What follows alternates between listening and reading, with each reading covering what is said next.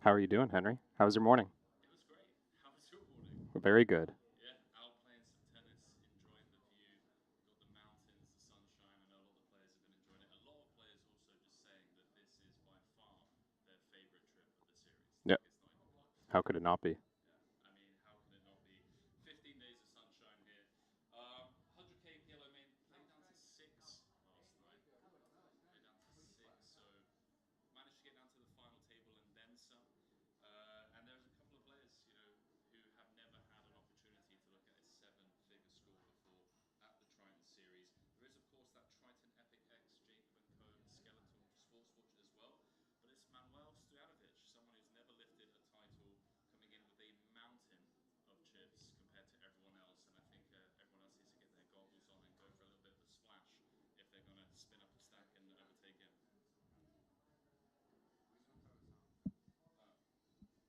You don't have sound. Oh. Oh, I think we got you. Okay. All right. Well, how's your day going? Still great. It's going great. We're here in Montenegro. We The viewers can hear you now, I believe. Are we just we're gonna roll that back? We're going to roll it back. Let's take it back to the top. Reset Welcome the back. tape. Day 15 of the 100K PLO main event.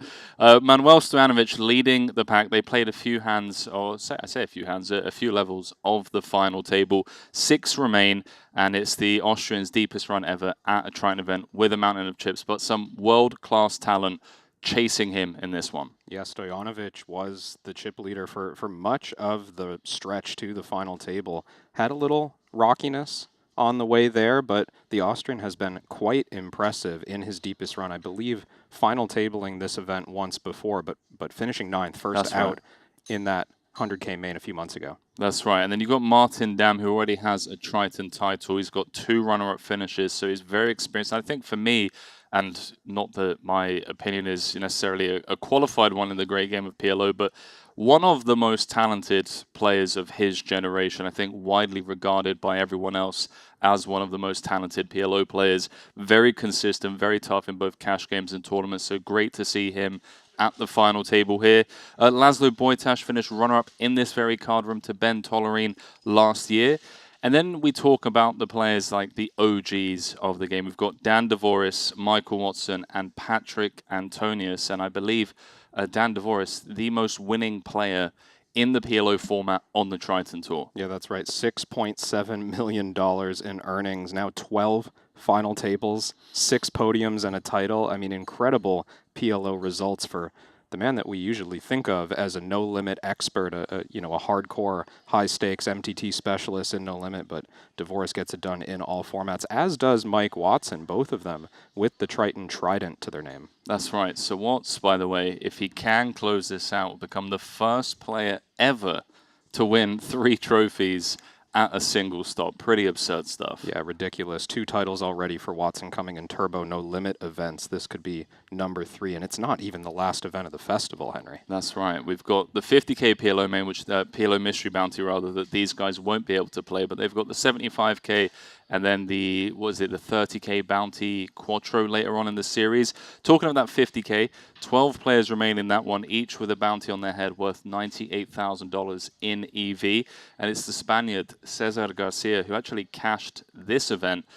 He's leading the pack, but it's stacked. You've got the likes of Ben Tollerine, Jason Kuhn, Stephen Chidwick, all still in the mix. That's a fun one. I'm excited for when we get into that. 13 envelopes available to those remaining players. There's a 250K envelope that can be drawn, 350K envelopes, 375K, and 550K, as well as a 0 but draw again.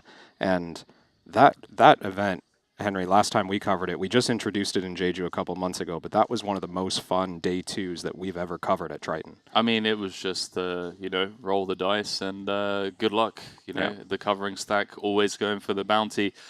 Fantasy, you players at home still have time to enter a team into event number 16, the 50K PLO Mystery Bounty. The cutoff is at 3 p.m., so around 2 hours or so for the fans around the world.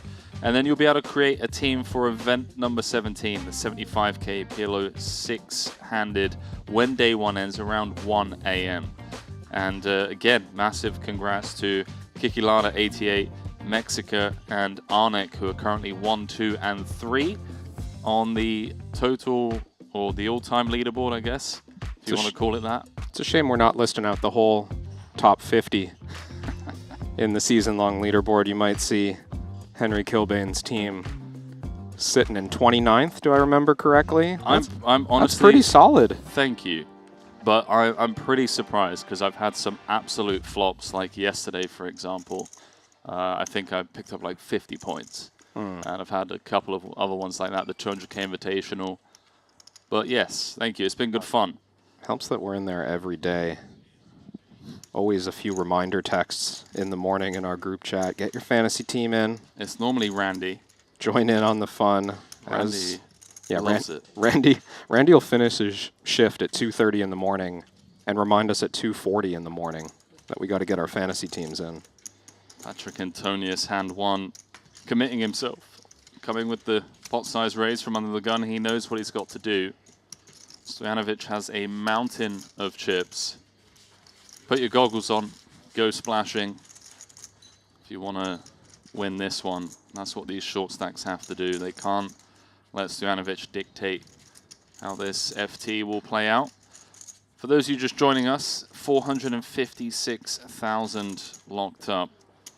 2 million and change for the win. We've got some of the most talented PLO players in the world at this final table, including this young man from Denmark, Martin Dam.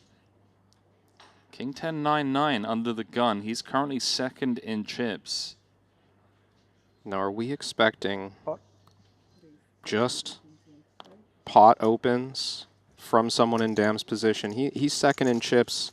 Maybe too shallow to play the limping game to try and minimize the damage, because even if he were to limp and Stojanovic raised pre, there'd still just be 2 times pot to play going to a flop. So maybe Dam just wants to play very tight and only pot opens. Yeah, I agree. Defer to him in this one. He's come with the pot size open. I think they're very heavy ICM right now. Stojanovic will pill out the small Queen, Jack, 8-7 double. These hands could collide on certain board textures. Somehow not overlapping except for straight connectivity. Hearts and clubs for Stojanovic. Diamonds and spades for Martin. Clubs do show up, but it's a paired board. Ace, king, king. Yeah, Martin flopping trip kings. Has an aces range advantage, an ace-king advantage. He's just going to fire out here.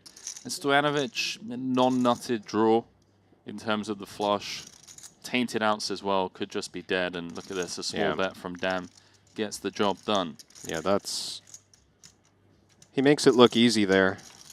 Relatively high connection to the flop, but he's against a very strong under-the-gun opening range. Ace, king, king, not the board you want to draw on.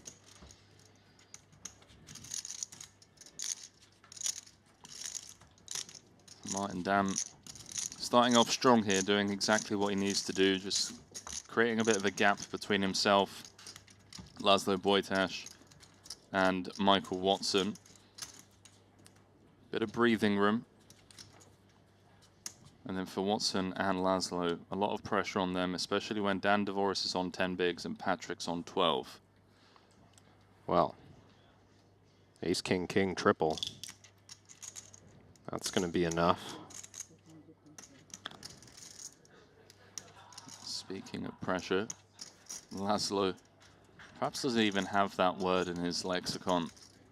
The man is known for playing the highest stakes games in the world. We're talking about pot sizes bigger than first prize in this one. Not that he would turn his nose up at 2 million. Martin covers in the big. Yeah, you know Laszlo wants a title here. No PLO trophies to his name at Triton. Longtime PLO specialist. As is Martin Dam.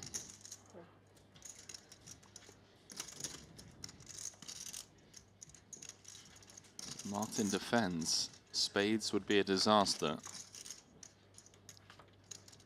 It comes ace, Queen 7.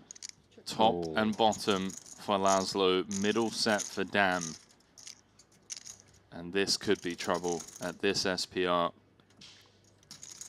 Yeah, a lot of times when you're under pressure, you make a pretty decent hand. Players just prioritize denying equity, and there's a pot-sized bet from Boitas. Committing choice. Just unavoidable now. Yeah, sure, in Dam's shoes, sometimes you're up against top set. But Dam's played this game long enough to know that this is going in. You have to ask for it all. And good luck. 81% equity. It doesn't get much better than this. Ace or a king needed for the Hungarian as you see him shake his head.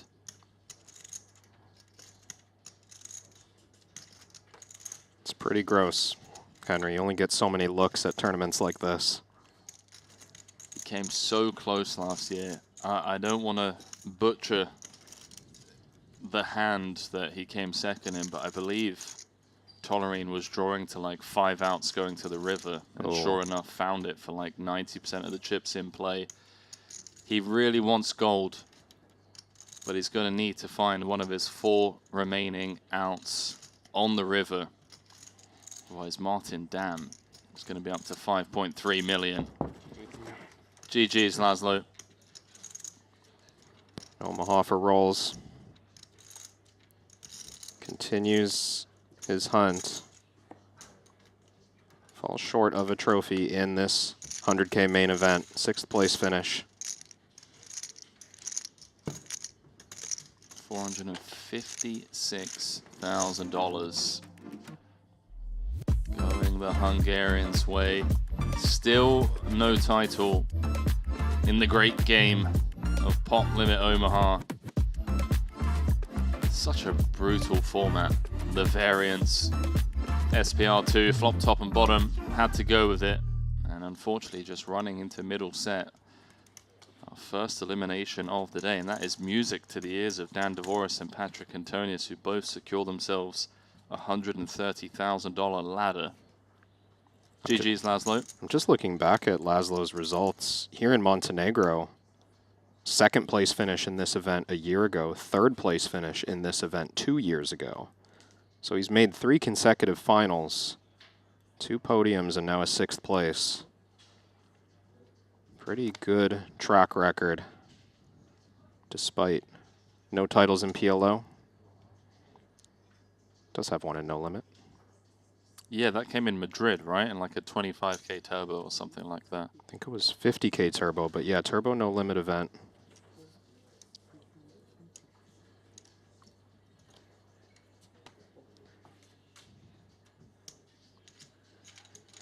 Stojanovic adds to his chip lead, picking up the blinds and antes.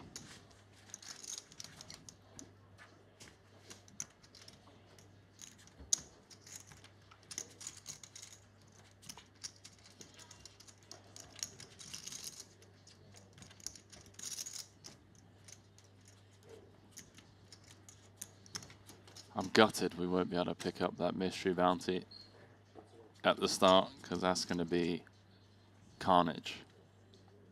Yeah, we will pick it up after this event concludes, but by then, good number of wild pots will likely have concluded. You can always follow the action in the Triton Poker Plus app. Open up that 50K mystery bounty on the side if you want to sweat a few more tables in addition to this main event final on your stream. We have a brief moment to give a shout out to all the viewers around the world who have been so loyal with their support over the last 15 days. Get your BLTs in the chat as always. Kevin and I will be keeping an eye on YouTube as Stojanovic opens here. Non-pot size open. As Dvoris gets to defend. 9s and deuces. Dvoris is Our current short stack. Well, he's not going to put any more in on this board. Let us know who you're rooting for, of course. See a lot of people rooting for Patrick. See Henry saying, go Martin Dam. Got Win saying Imber, best player left by a mile. He is widely regarded as one of the best of his generation. As is this young man, Manuel Stojanovic, the Austrian. Had the pleasure of playing some friendly high-stakes cash games with him. It was, I say friendly. Friendly for him? No, friendly in the sense that it was like a... No one had like headphones and hoodies on. It was like a private event, and gotcha. You know, we were still there to win money, of course, but we were splashing around. Yeah. He enjoyed my antics at least, probably because I was all in every other hand. That'll help. Yeah. I said Dvoris wasn't going to put any more in on this board. He does keep checking, but he's got a heart and 2 9 blockers. Thought maybe after the Stojanovic check back, he'd consider some bluffs, and maybe he will on a blank river.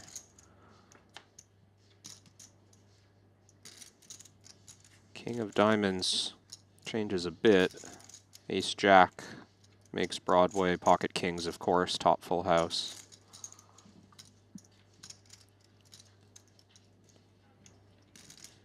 Do it, Dan. It's a tempting one. You know you're not winning. Maybe a chance to get ahead of some of the other short stacks by bluffing at this pot. I just think Stojanovic has every full house, every nut flush combo. Like as played at this SPR in position. You see Dan grimacing at that one as Stojanovic is up to 8 million.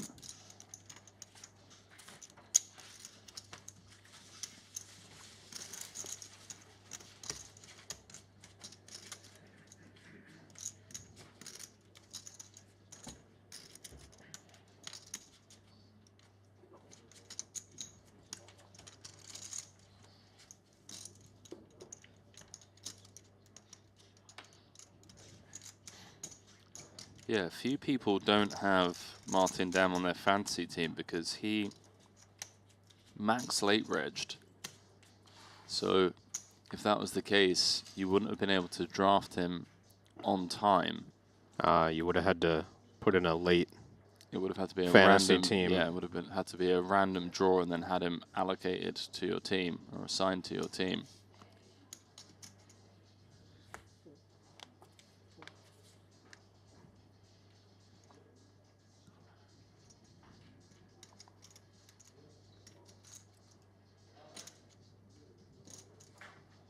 Watson, double suited on the button.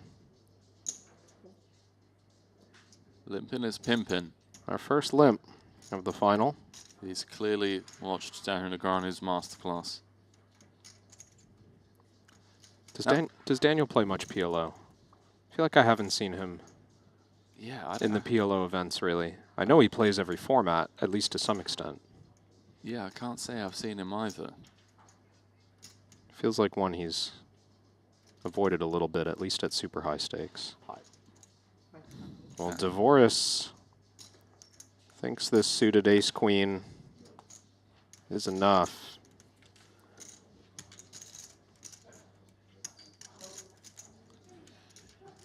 Sharing a couple cards with Watson. He's going to take a flop with quarter pot behind. Dan Dvoris very likely at risk.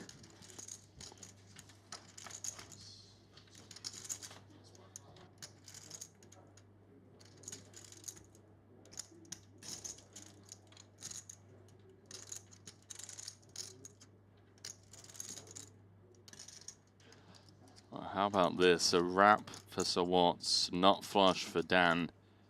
I think at this SPR, I mean, Watts knows that, you know, decent amount of the time, Dan doesn't have a flush, and he's drawing live against everything else.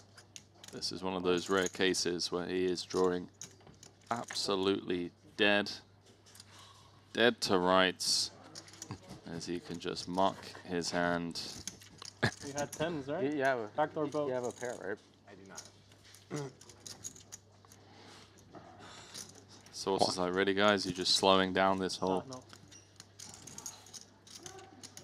Imagine questioning a 7-time champion about mucking his hand.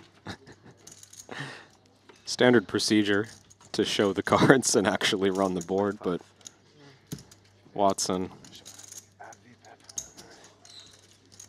adding a little flair to losing that pot. I heard him muttering about maybe making a bad limp in the first place. Failed to get punished for making a bad defense. Probably that. This line? No, this one. This one. Wait, my defense? No, mine. Oh. Your hand is obviously good. Take note, ladies and gents. I love hearing those little, you know, fly on the wall conversations.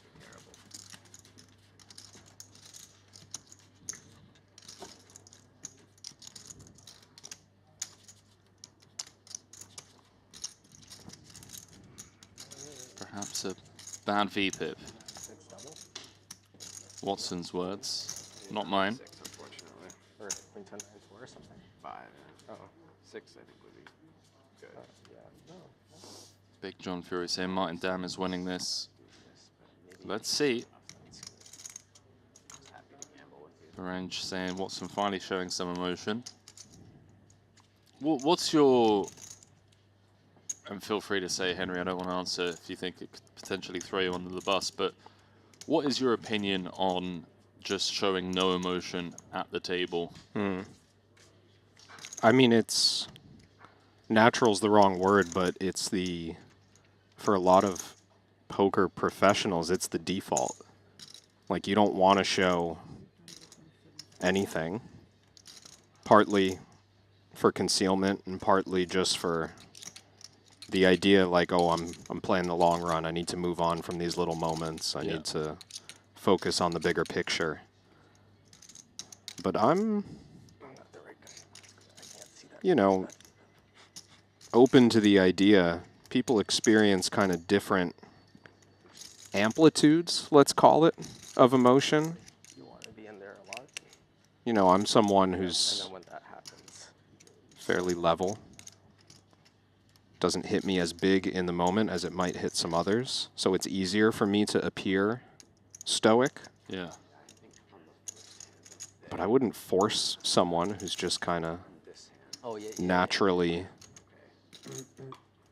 emotive, you know, to suppress it. That could be damaging in a different way. It was a very Swiss answer. Just, Very Switzerland of you. I mean, what's the hot take on this topic? Well, I mean, let's get the viewers involved in the conversation. I think for the general public, right, when they look at the high stakes poker world, you see comments online and comments in the chat about how robotic they are and how emotionless they are, and it's like, hey, dude, look, you just won $1 million, you know, show some emotion. Yeah. But then when you speak to the super pros, you know, the players playing at the highest level, their counter argument to that is, one, they're not here to entertain, it's their job. Like, Yeah. they're here to grind out a living. But two, I think, like you very correctly said, if you let the emotions in the moment get you too excitable or get you too down, that could potentially distract you from playing your A game in future spots, right? Yeah, I think players appearing emotionless after a big victory, for example, is a byproduct of the effort they're putting in to have high quality mental game at all other moments, right? You can't like numb yourself to the swings of high stakes poker and also express pure joy when you win. You're kind of there's a trade-off there. You're choosing to suppress the pure joy, Yeah. so that you can also suppress the rage or the disappointment right? And continue making decisions during a very emotionally hectic game.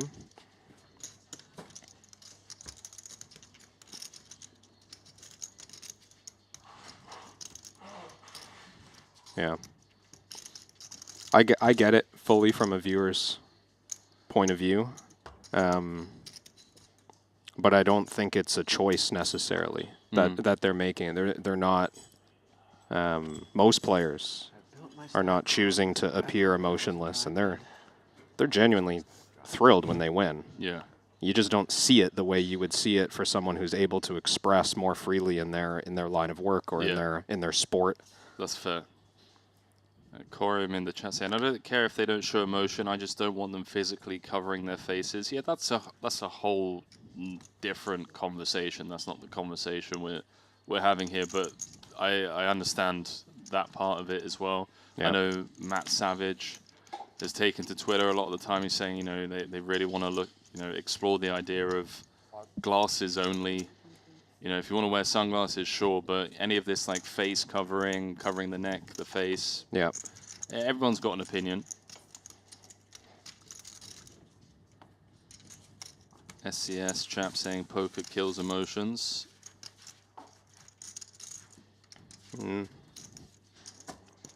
Certain approaches to being great at poker kill emotions, perhaps.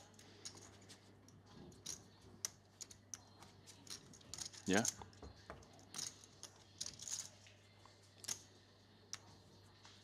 But it's true. Like in what other sport do you spend 95% of the time concealing how you're feeling I would say as a strategy?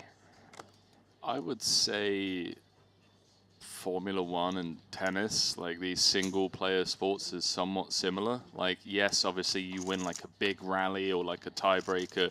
Yeah. You'll see Djokovic absolutely erupt. But then very quickly it's back to, oh, like we're playing the next set now. I need to like dial back in as we'll jump into this because so what's with aces, this is going in pre. There is no two ways about it. Stojanovic with a monster ace king jack 5 double. And so what's obviously with the blades, shortest stack, he's going to run it. Dan's going to get out of there. You can actually see Dvoris against these two hands would have the most equity due to shared cards. Good luck, lads. This is for Watson's tournament life to get back into this. To get back up to 20 plus big blinds.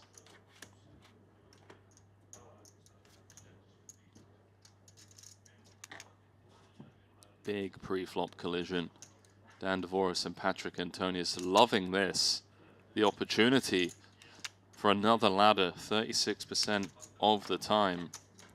They will ladder as it's come King 5-4.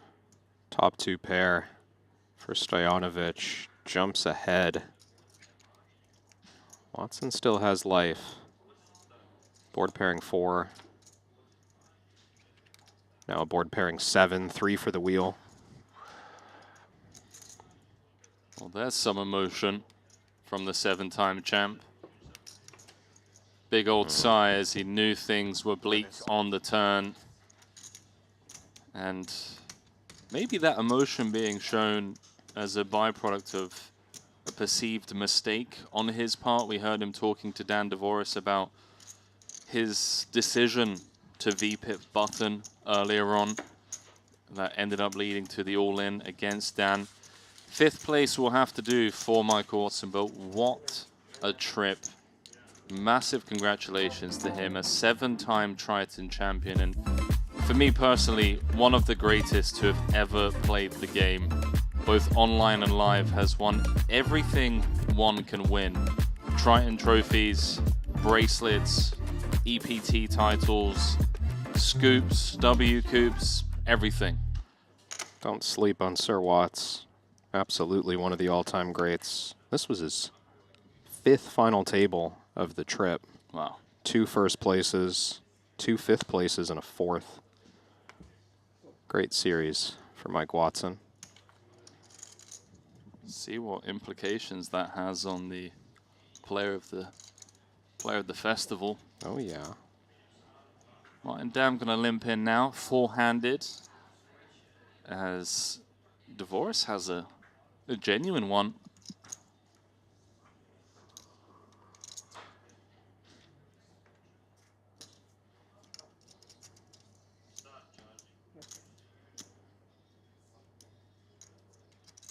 Branch saying, tell that to John McEnroe.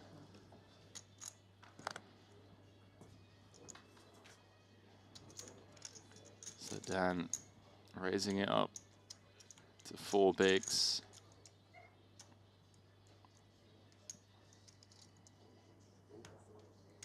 Strong looking raise from Dvorak, out of position with Antonius on a short stack.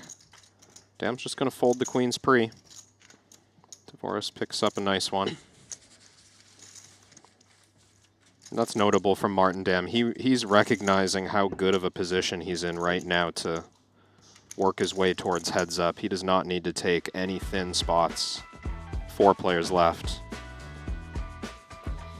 Guys, it's almost the end of the series, so if you've missed it, well, GG's. But what I would recommend is downloading the Triton Poker Plus app and just playing around with fantasy for the last couple of days, because once Jeju comes round, we're going to have a more refined product, the leaderboards, the rewards, everything. It's been an absolute blast. It's been the talk of the series from us in the booth, from the players at the tables and the people around the world. Get involved. You can draft your fantasy team for another hour and a half today.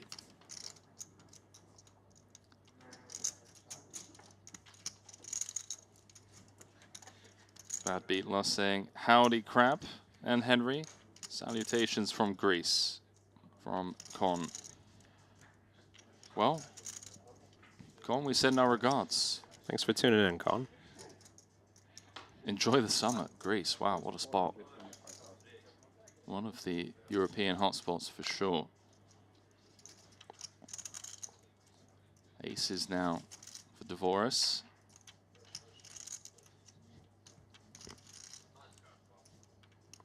Antonius is big blind here. Shortest stack. Oh, and he's got a little something.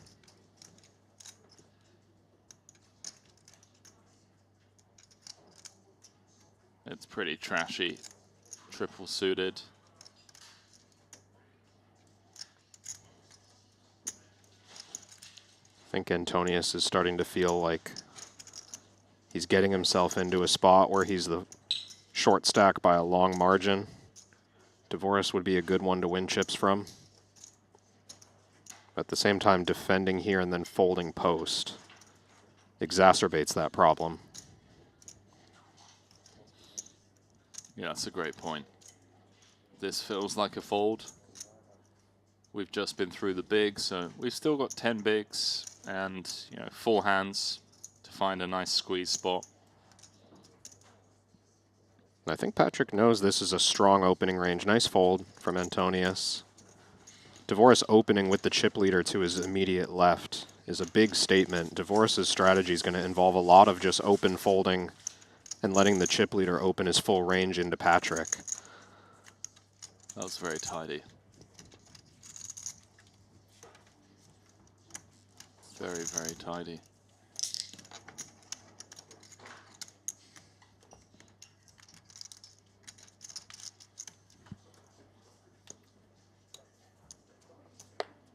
So some players that actually cashed to this event, Cesar Garcia and Matthias Eibinger, are through to day 2 of that PLO 50K mystery bounty.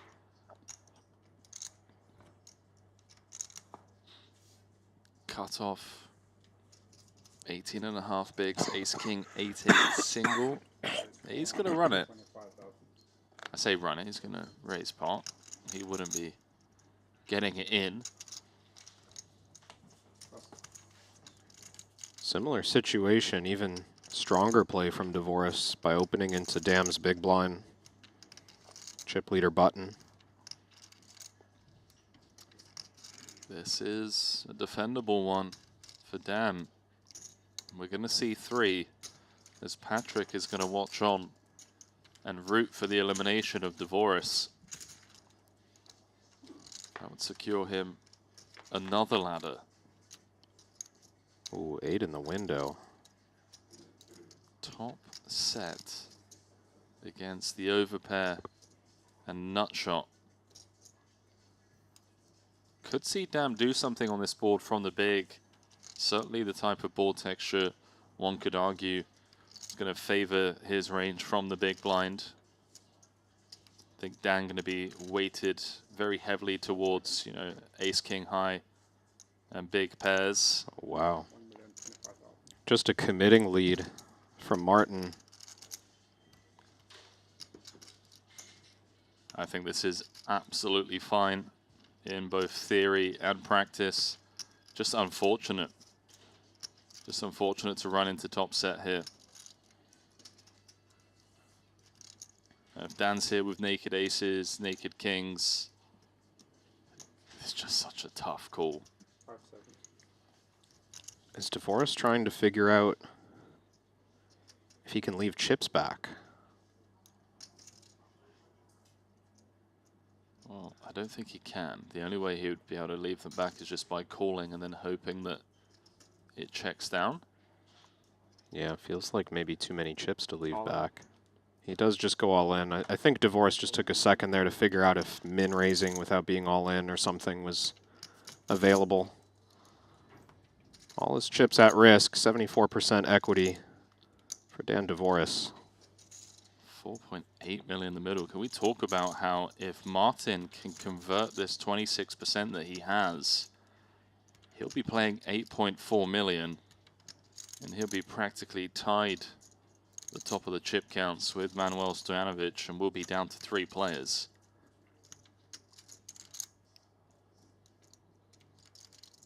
Huge pot for Dan DeForest. The ace on the turn. Changes nothing. Queen or a 7 needed for Martin Dam. Doesn't find it. And what a start to the day for this man. Up to second in chips. Did Dan come in 6 of 6? Yeah, he was short, Henry. 10 big blinds, I think, That's right. to start the day. 1,900,000. Dan DeForest, winningest PLO player on the Triton Tour, making a run at this main event.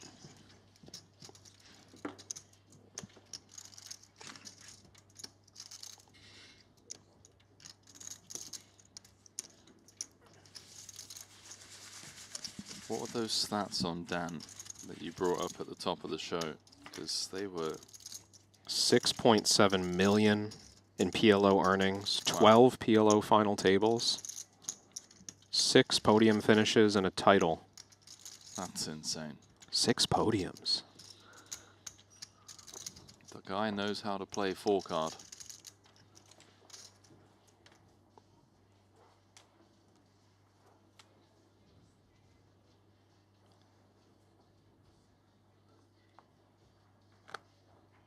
Now don't forget, still got time to register in the fancy leaderboard. The overall leaderboard of the festival will have 10 prizes. 350,000. First, we'll get Triton cap, hoodie, sweatpants, t-shirt, and ambassador signed card deck. Second, we'll get a Triton cap, hoodie, sweatpants, t-shirt, and ambassador. Sorry, cap, hoodie, sweatpants, and ambassador signed card deck. Third, we'll get a Triton cap, hoodie, and ambassador signed card deck. Fourth, we'll get a Triton t-shirt and an ambassador signed card deck. And then fifth until 10th, we'll get an ambassador signed card deck. So you're saying there's a chance for me, K-Ram, to sneak into the top 10.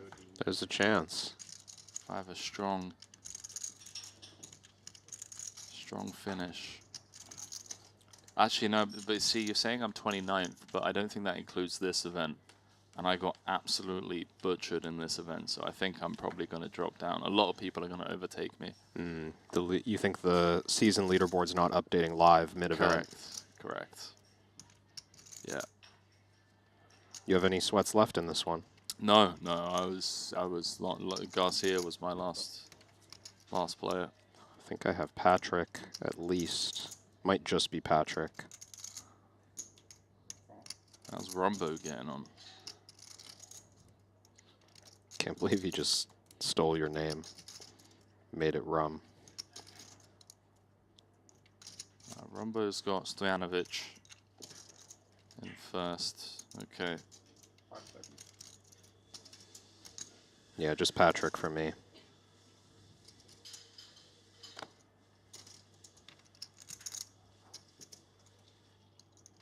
Yeah, Nano's got Patrick as well.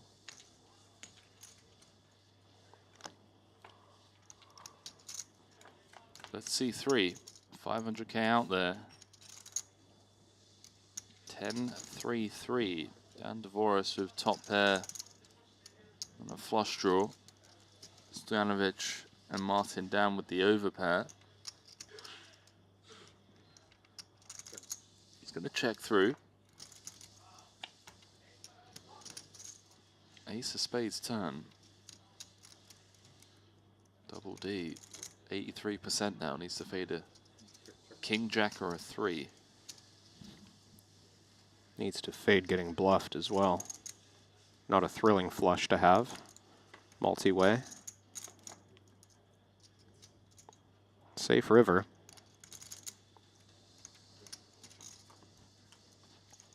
At this point, I'm not expecting anyone to bluff at it. Stojanovic acting before Martin. Martin with no blockers in his hand.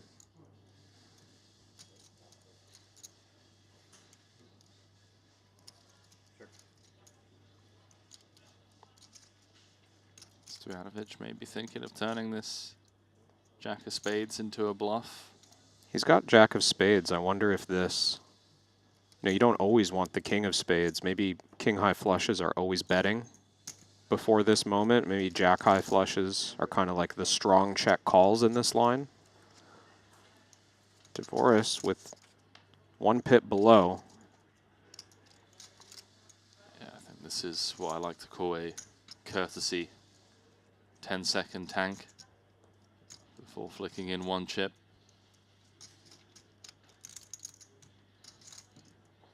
There we go. Good read on the 1 chip. It's the 1 chip when you know there's a high likelihood of seeing the pot returned to you, you know? Yeah, not necessary to put out all the chips. Right. You're just like, all right, I'm not going to waste my time. I put 1 out because I know the pot's coming my way. A lot of the time. Strong insights. Do you disagree? Henry Kilbane in the booth. No, I just never thought about it. I think it makes sense. He could have gone with verbal call as well. Yeah, but then you look like a mug when you do get shown the queen high flush and you then having to like count it out. Whereas at least you know you've invested. I don't know, splitting hairs here, but you were right. You don't have to explain your intuition. we got some BLTs coming through. Shout out to everyone keeping us company from around the world. We've got David Shepard saying, morning mates, drinking a hot coffee with some milk from Sarasota, Florida at 7:39 a.m. Good morning to you. Beautiful Sarasota. Just someone saying, unless Henry signs the card deck, then what's the point of winning? You, sir, have a place in my heart. Thank you. I will relay that feedback to the Triton team, and they will laugh me out of the meeting room. But maybe one day we get a commentator signed deck of cards. We could at least see what it auctions for. Test out the market, see what the demand's like. Wildcard poker with the joke of the day saying, my parents got divorced in 1990. That was strong. Well done. That was really strong.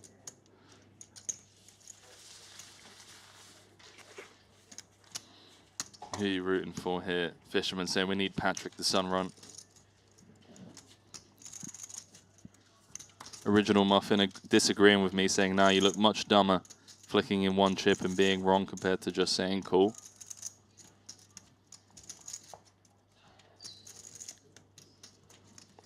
Don't forget, with verbal call, you can just angle them after and say you said fold. Did you see? I'm not condoning this behavior, by the way. Did you Go on. see that APT hand? Heads up. Yes. Holy smokes, bro. That was I don't know. incredible. I don't know if that's genius, if that's an angle, like what do you want to call it? But if you haven't seen that, head on over to the APT's Instagram because that is one of the most insane hands I've ever seen. It's like a 7-minute video, and you need to watch every minute of it. It's all gold. Patrick Antonius taking the spot for his final 5.5 bigs, and well, he is flipping as Stojanovic has 4 live cards.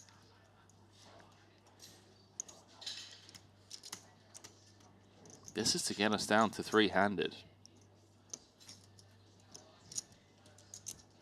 As close to a flip as it can get in the great game.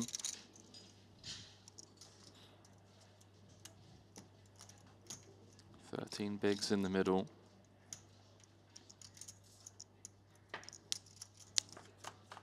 Let's see 3, dealer. It's an ace-high flop. It's never easy. Gut shot for Stojanovic, an 8 would do it.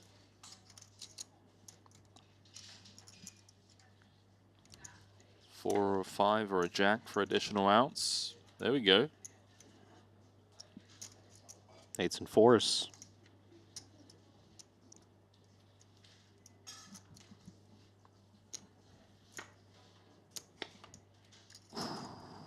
Breathe, Patrick. Breathe. Doesn't look like a winner, but it is.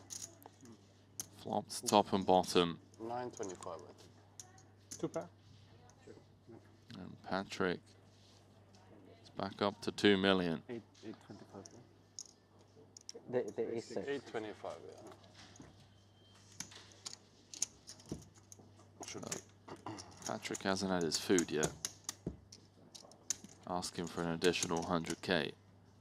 Stojanovic with the eagle eye. Excuse me, Hard mate. to believe I won a hand. Even the dealer can't believe it.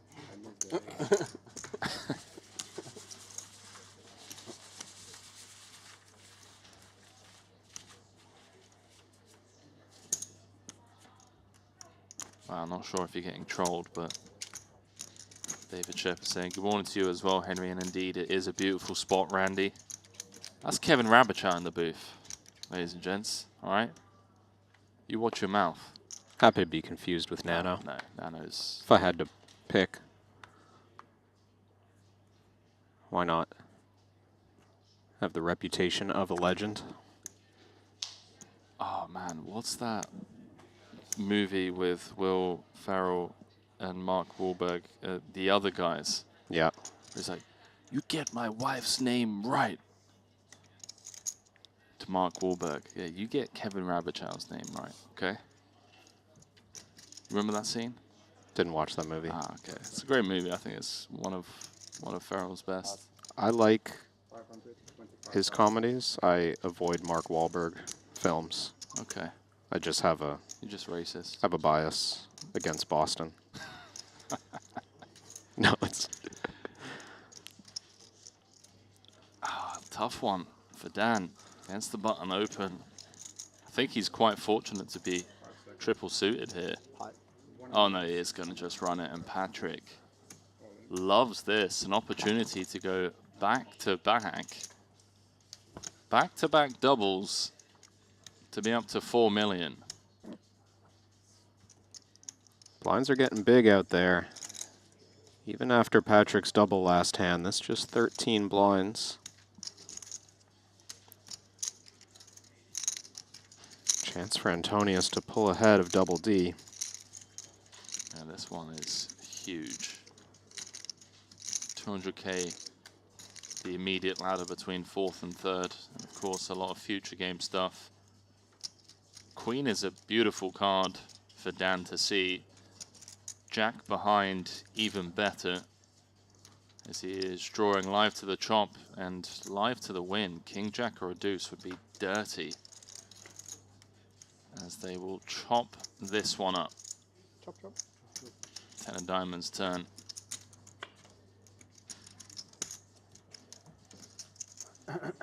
Feels unfair. Does. Patrick has 2 straights. Both players with Broadway. Yeah, but Dan has... well, yeah, you're right. I was going to say Dan has Broadway and a pair. But Patrick has 2 straights and a pair.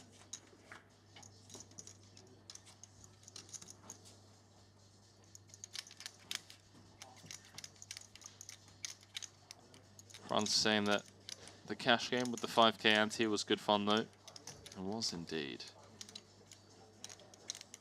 Yeah, I do love coming to Montenegro. Molding Kid saying, why even bother dealing the river if they're 100% chopping up? Well, just in case, you know, there's a joker in there. Yeah, players love to joke these days when they're drawing dead that they're sweating the same card to come out on the river as came out on the flop. Find out it's a foul deck. It's their only hope. Have you ever seen that? I remember seeing something a couple of years ago at WSOP. But Yeah, I wasn't there, but I saw the images circulating of someone having whatever it was, Queen of Spades in their hand when there was the Queen of Spades on board. right. And it got to showdown. It does happen once in a while. Sometimes you get a marked card and they come back to swap it out. Maybe they swap it out with the wrong card by mistake. So you end up playing with 51 cards and 1 card duplicated. Good luck solving that. Stojanovic. Queen 10, 6, 6 double. Oh, look at this. He's going to just try and lean on Martin Dam, who's now playing sub 20.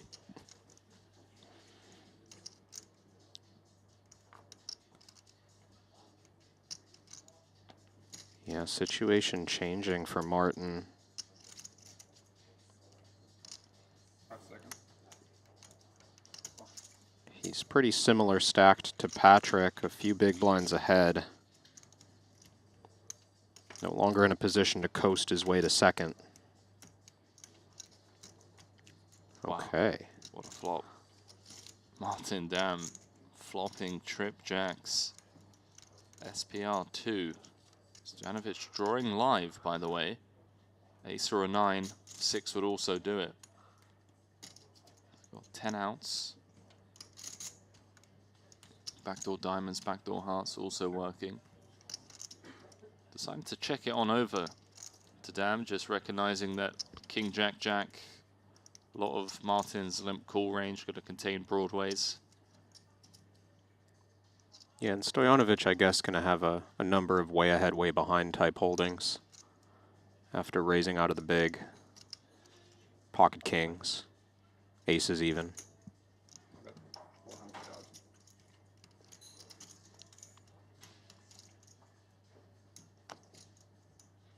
Yeah, Stojanovic not even going to go chasing. Yeah, he's concerned that he's drawing dead, at least some of the time. So hang on, Poker Bras in the chat saying WSOP first day yesterday, they had a hand ranking card on the flop.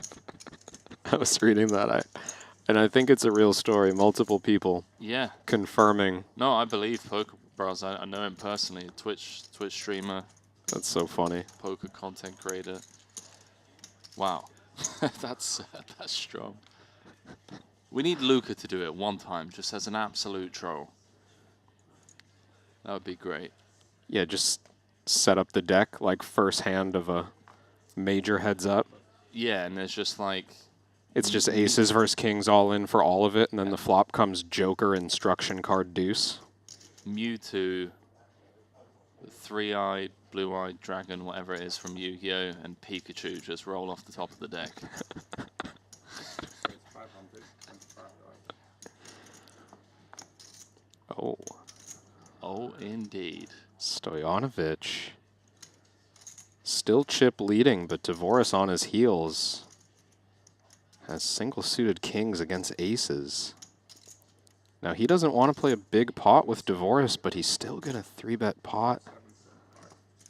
Oh, Patrick hates to see it. He would have loved to have seen a flop there.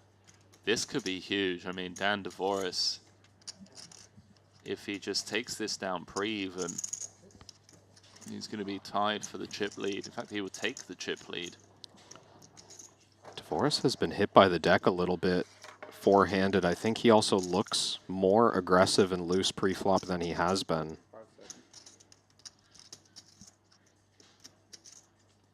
We're just clicking pot here, 100%. There's 2.5 out there, which is half of our stack. So even when we do get folds, you know, just we take the chip lead, we increase our stack by 50%. And I remember seeing a very similar spot, the main event final table that Ellis Parsonen won. And he managed to get away from this exact setup. In fact, Ellis managed to get away from ace, king, king. Yeah, I was going to say, with no ace in his hand, Stojanovic must recognize how common aces are for Dvoris here. How much? 5,200,000. 5.2. Yes. Where's the 5,325. Stick that. 5 seconds. Stojanovic needs to just lock back in. It's been a frustrating start to this final table. Things just not really going his way. So much play left, though. Stojanovic could fold and still have 42 big blinds. Still have position on Dvoris. It's not a bad situation for him. If he thinks this is even close, I think the tournament structure dictates that he gets away from it. Not only is it close, but like even if Dan doesn't have aces, small clip at the time, he's just ripping this in with like an ace king X rundown type hand double suited. That's still going to have so much equity against our hand. Might even still be a favorite equity wise against these kings.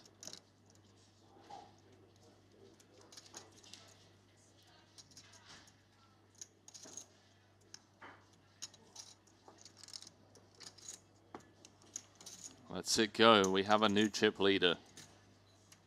And why am I not surprised to see that it's the most winning PLO player in Triton history, Dan Dvoris. Nice fold from Stojanovic. Didn't let the moment get the better of him. He's still in a very good spot, even though he slid from a dominant chip lead.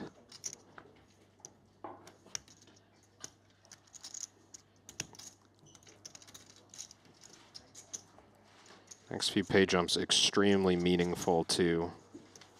200K jump from 4th to 3rd, and nearly a $500,000 jump from 3rd to 2nd. That's the really big one that I have my eye on. If you're Stojanovic, healthy 2nd place stack, you do not want to compromise your chance of locking up 1.4 million. Oh, thanks. Do you think St. Patrick earns money just to order food? Peter Shack, St. Patrick got the menu, we're good. Yeah, he's back. He is back. He was a couple of cards away from doubling up to north of 4 million. One of the healthiest guys on tour.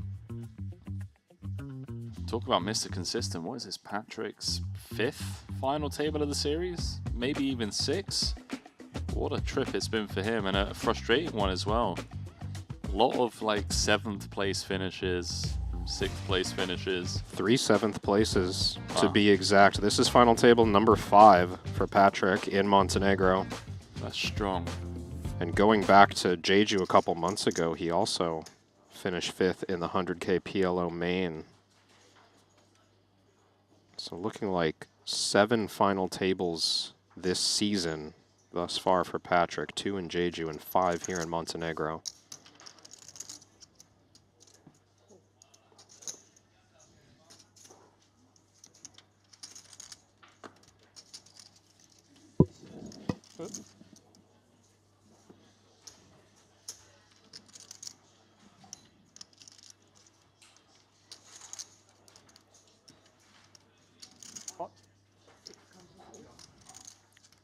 Martin Dam gonna raise pot from the small, and he's likely to just take this one down. Stojanovic, Queen Jack 9-7 single with a couple of gaps could very well be dominated, but in position, he's gonna make the call and try and send Martin Dam to the shadow realm.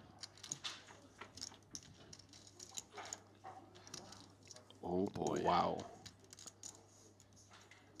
That's Oh boy! very big draw for Stojanovic, and Martin Dam has it covered. Wow! How does this not go in? And I'm trying to think of Stojanovic's outs. Jack, Queen, 6, 7. Showing he's only got 21%. The hearts are no good. Yeah. So I think it is just two, and they're blocked as well, right? So 2 queens, 2 jacks. Whoa. Good luck, boys. This is one of the biggest pots of the day. Martin Dam getting it in great shape. Oh, just 1 jack, because the heart's not in their hand. Yeah, and then he would need to fade as well. So Oh, boy. only 8 outs for Stojanovic. Doesn't get much worse than this. Could be turned dead. And he is. Martin with the nod of approval. He's up to 8 million and he's going to take the chip lead. And Stojanovic is down to 2.5. These chip leads are so fragile. Playing relatively short average. Stojanovic just on the wrong end of what feel like a couple of medium pots. And he goes from overwhelming chip lead to barely ahead of Patrick. 3rd out of 4.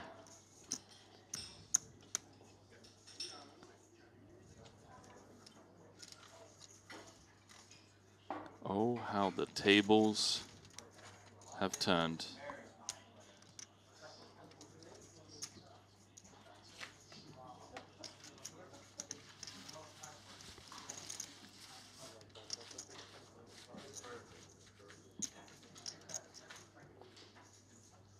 Martin Dam is your new chip leader.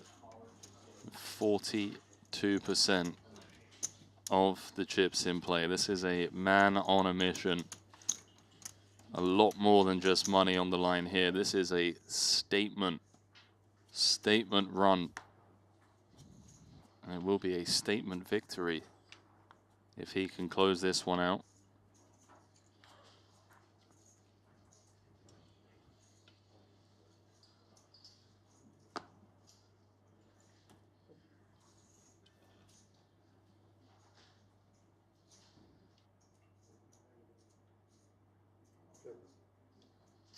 King Jack, Jack 4 with a suit. Can now lean as the chip leader if he wants to. And there it is. Now he can just apply pressure and he knows it. Patrick short. Manuel's now sub 20.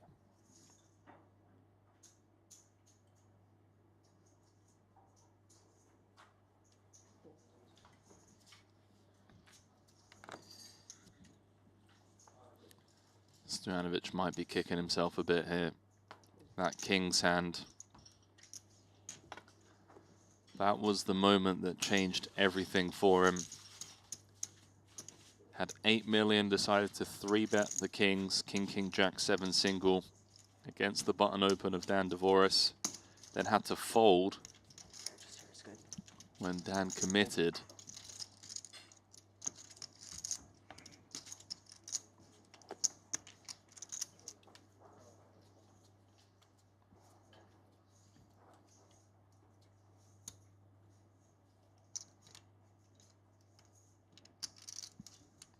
Let's see if this young man can close it out.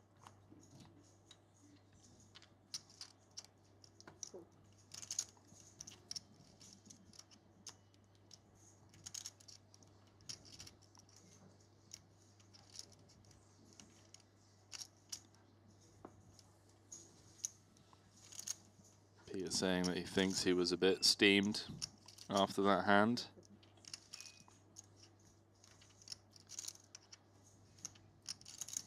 Dan's not happy, has to fold a button. Does open the door for a collision, but Stojanovic with Queen 8, 6-4 rainbow, and Patrick will welcome the walk. 12 bigs. He'll take it.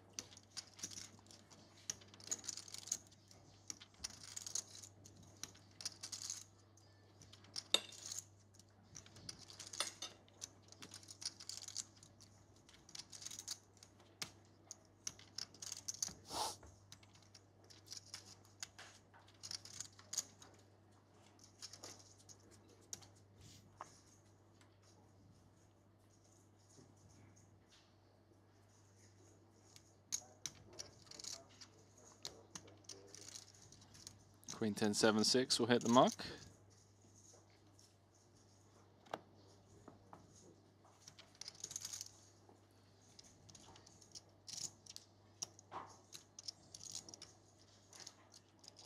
What about Queen 9, 8, 5 for Patrick? Is he going to try and limp in?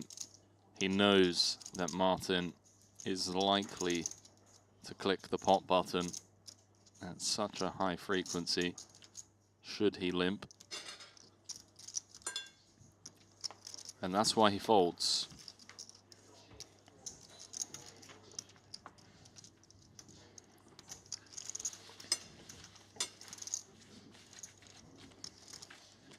Sure looks like pot was coming.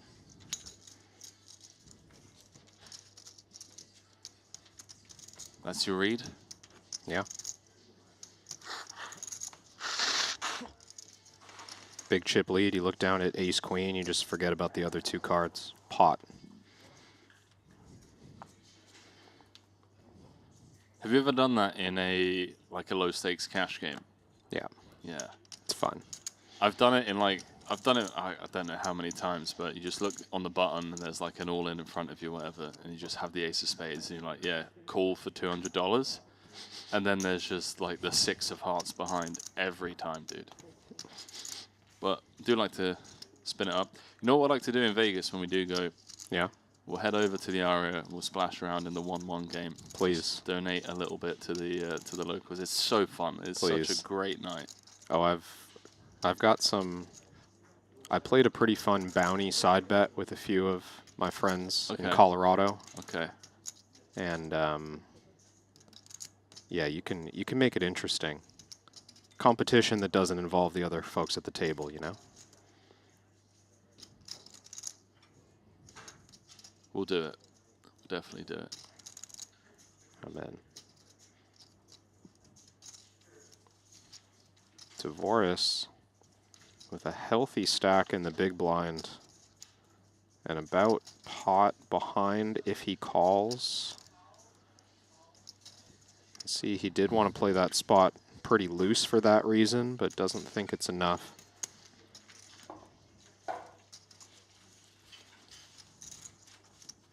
Just someone saying, who is Henry's favorite co-commentator? That's like asking a mother who her favorite child is. Come on. Stop it.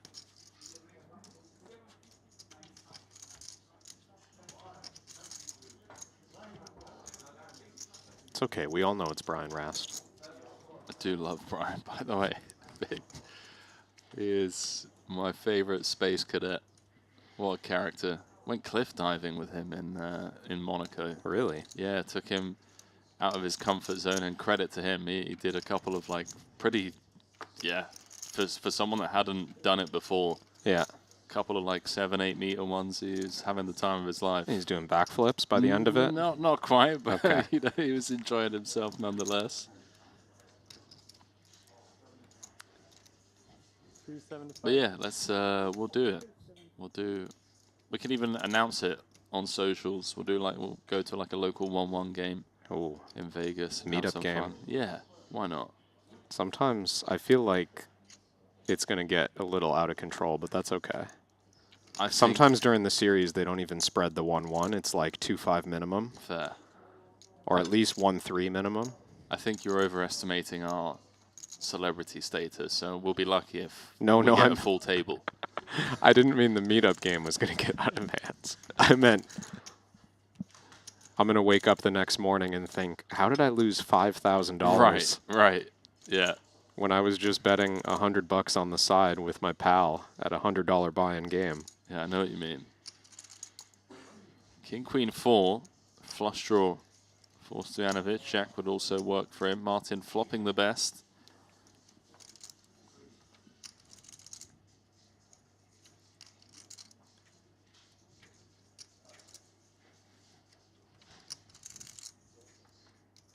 Even just the threat of putting stacks in can sometimes be enough.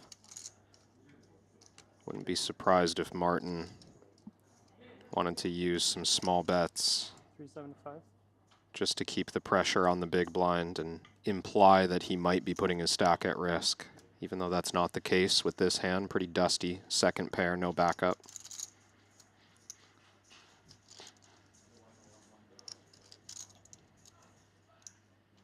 Gets immediately hard for Stojanovic when you're covered and there's another short stack at the table. He's got 3 diamonds. He's not drawing to the nuts. I think it's just a fold. I mean, how do we chase this?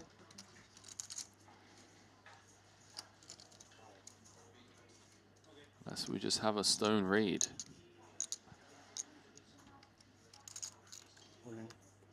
Wow. Manuel just goes for it and That's gangster. takes it down on the flop. That is big pot poker. Power jam from Stojanovic, just had enough of it. He could have been very dead there. Credit to him. Yeah, and if my aunt had wheels, Kevin, should be a bicycle. Okay, coulda, shoulda, woulda. Stojanovic taking it down. Is that a saying? I mean, you know what the real saying is, but we're trying to keep it somewhat PG friendly. It's a good one. That was tough. Stojanovic has proven on multiple occasions through this tournament, not just today, that he is pretty fearless in this game.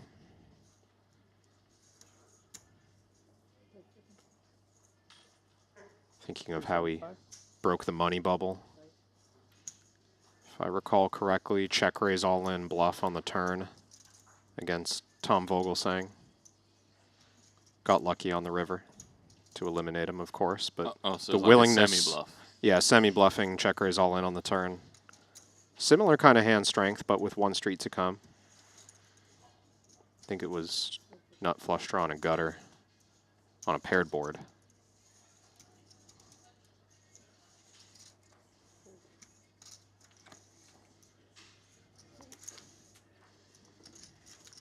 So now Antonius, even more clearly the shortest stack, facing a raise non-pot from the chip leader. Is this enough for him? It's definitely a situation where he can play a lot looser in the big blind than he could a few orbits ago.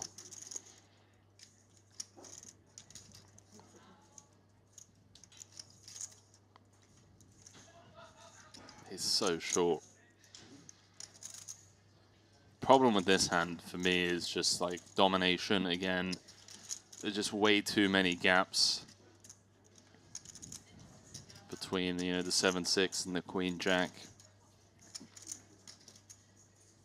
It's like, what flops are you happy stacking off? Yeah, good fold. I think a lot of people look at this and they think, okay, well, I'm getting like such a good price and I have the right equity.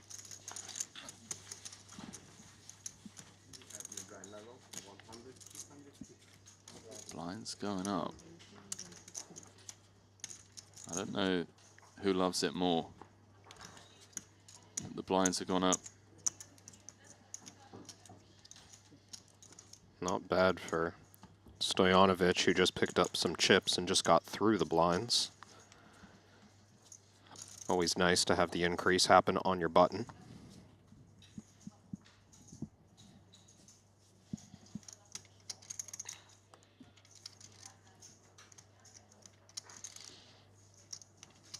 Curious to see how Dvorak plays this hand with Martin Dam in the big blind.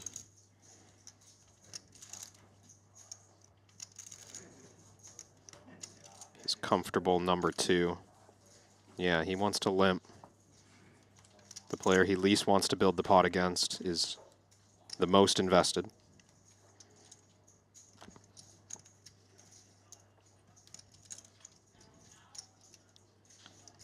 Patrick is aware that Divorce's limp does not necessarily mean he's weak given who's in the big. That's right. Oh my word. Whoa. Top set and a flush draw against bottom set. Patrick's got top pair and a gut shot, backdoor hearts, 800K in the middle. Does Patrick have enough hand to just lead and Martin sandwich between with bottom set? Wow. Oh my. This could be huge. Very important for Martin not to misstep here and inflate the pot against Divorce. Dan can't believe this. Top set flush draw, 80% 3 ways. If Dam clicks the pot button, it'll be the first misstep of the final table for him. He's just going to make the call. Executed to perfection so far.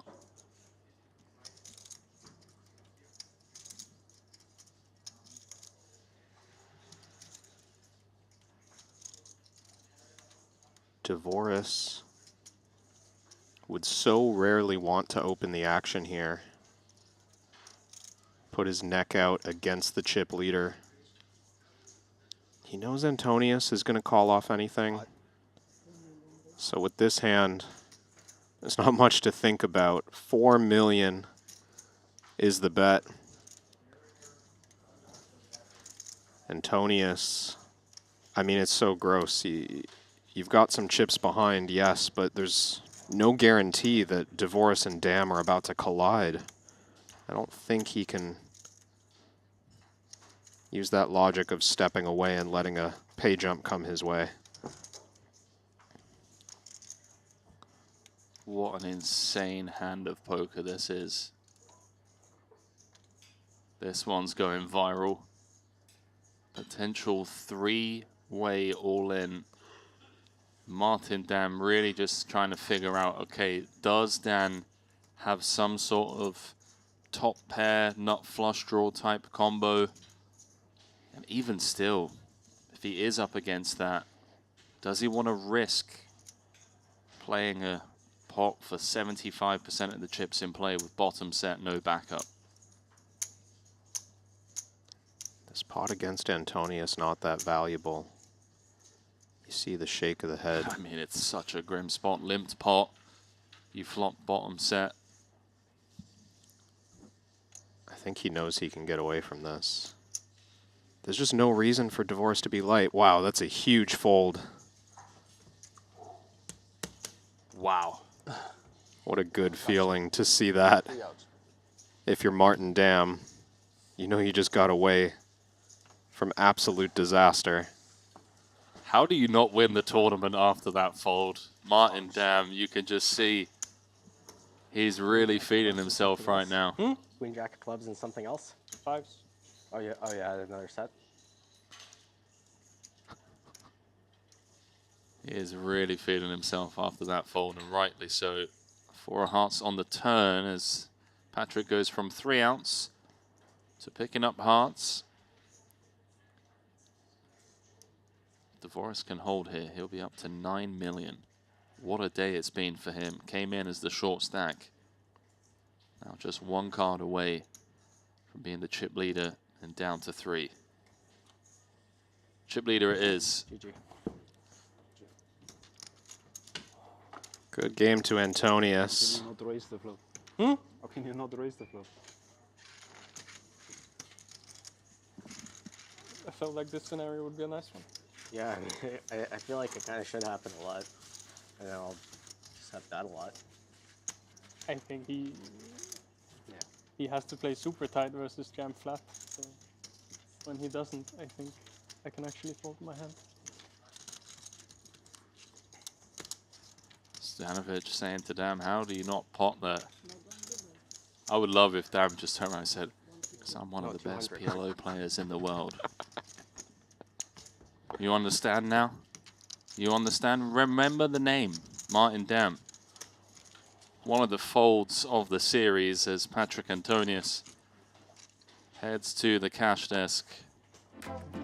4th place finish for him, 700,000 and change. And in an interview with producer Lee Davey and the crew, Patrick was saying just how important it is in these 6-figure buy-ins to do well. Not to necessarily throw shade on like the 25Ks, but in the grand scheme of things, if you're running and cashing well in the lower buy-ins, but then you're just bricking out in the 6-figure buy-ins that we have at Triton, it can become very, very costly. So congrats to him on another incredible run.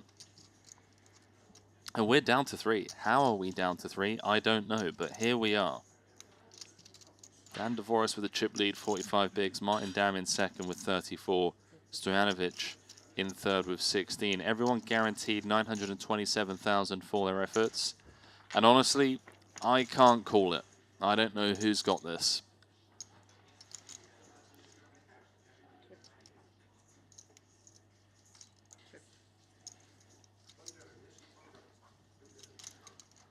Well, Dvorak has this flop for now, but Stojanovic doing the betting with top set.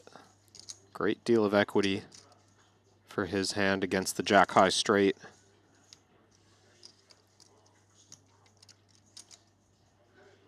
Martin's got a little something here. 2 queens, gutter, backdoor flush draw. Does he want to turn this hand into a bluff? I mean, could potentially activate here. Ooh. This will be interesting. Don't think Dvorak can do a whole lot here in between 2 players. Agreed. Bad straight, no redraw to speak of. Yes, he has the best hand right now, but this is the kind of hand you need to get away from in PLO.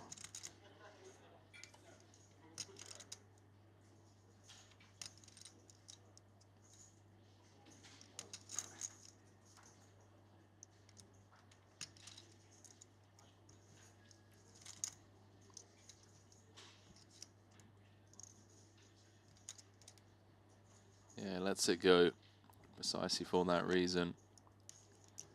Now, what about Stojanovic?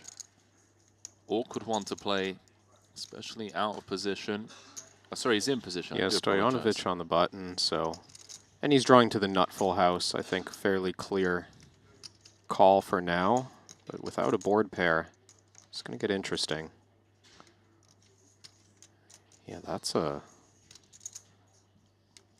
tough one to navigate. Dam's still with the best straight blockers.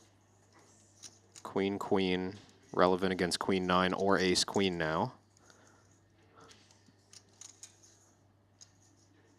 Question I am asking myself, if I'm in Stojanovic's shoes, is how often do I feel naked queen 9 is check raising flop? Yeah. And then how would queen 9 respond to this type of turn? Because we need Martin to be completing from the small with a hand like ace queen 9, you know, 3 of the 4 cards. That's pretty damn strong already.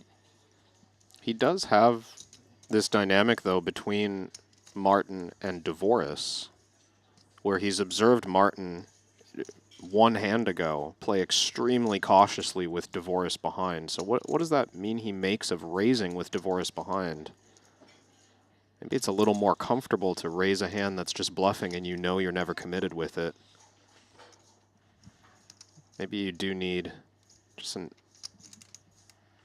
absolute monster value hand to be okay opening the door to playing a big pot with double D. Stojanovic with the green light now. Let's try and deny some equity. Or just check back. I mean, When you get snapped off, you're pretty cooked. Goes check, check. And he boats up on the river.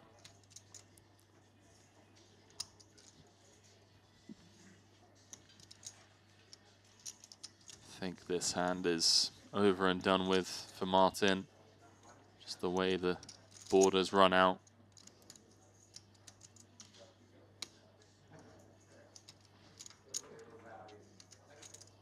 Don't forget, ladies and gents, you got 30 minutes left to enter that 50K fantasy draw.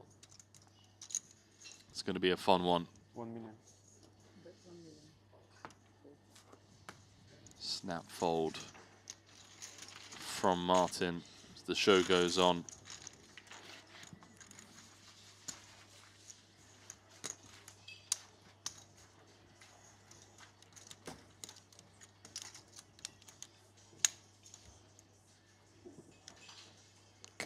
That 50K mystery bounty is underway. You can follow the updates tab in the Triton Poker Plus app to catch some fun ones. There was a pretty classic mystery bounty hand already. Tell me.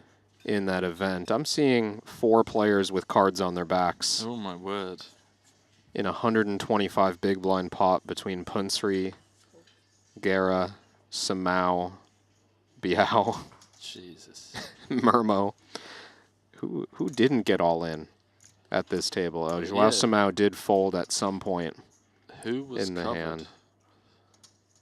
Well, Espen Murmo, certainly, as he was eliminated during this hand. Lautaro Guerra, the winner of that bounty, as I read it. 6. Oh wow, yeah, Punat and Ding losing small. Oh, actually, I'm mistaken. Lautaro started covered by everyone in that hand, so he had no access to bounties. It was Espen That's on the right. mid stack who busted. That's right. Yeah, and by a byproduct of that, Punsri and Ding kind of breaking even on the hand. And Lautaro with the 4x. Got lucky, as you need to do in that format. What's up? You think that was a split bounty situation? Rare. Believe you are right. Then Richard Greiko, ace ace king 4, no good against queen jack 8-8. He's out in 11th. Jason Kuhn just doubled up. Garcia going bounty hunting for a second time with jack 7 4-3. That's going to be a fun one. Head on over to the Triton Poker Plus app and sweat that.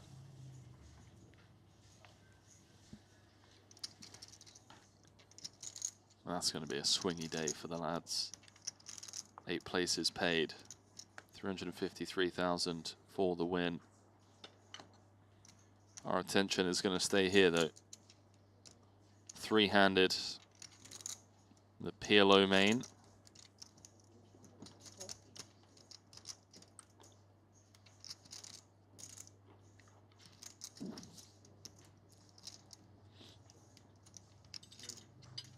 I believe that's 2 of Alex's gone already. Not that I'm celebrating prematurely, but In today's fantasy. yeah, in the 50K. Yeah, Nano's got 3 left. He had both Richard and Espen. He had Espen in his booster and Richard as his captain. Oh, you So know what GG's, Nanny. I think Nano. I also had Espen as my booster. Let's have a look. Yeah, you're down to 3 players as well. You Oh had both my. Espen and Richard. Wow, showers. Here I thought I was picking a clever team that wouldn't overlap with the popular picks, and I guess Randy and Alex had the same idea. Pay up, boys. I am going to celebrate.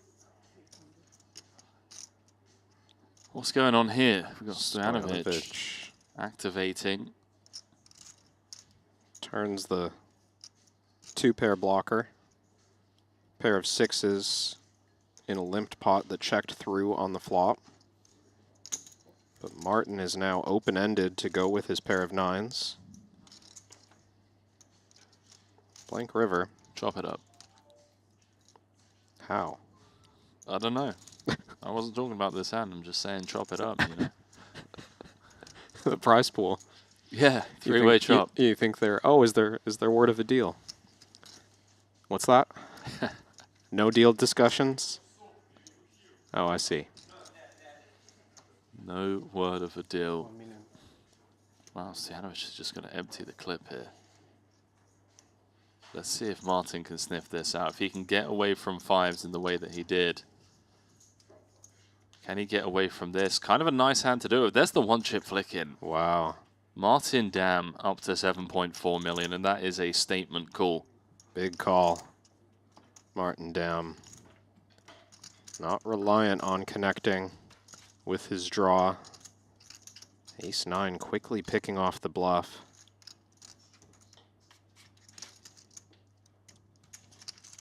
That's never a good feeling. It was such a quick call as well. You set up a bluff. He's got ace-6. Puts out a pot-sized bet. Thank you. Bro's just in there with the one chip flick in. Ace-9, how's your day going?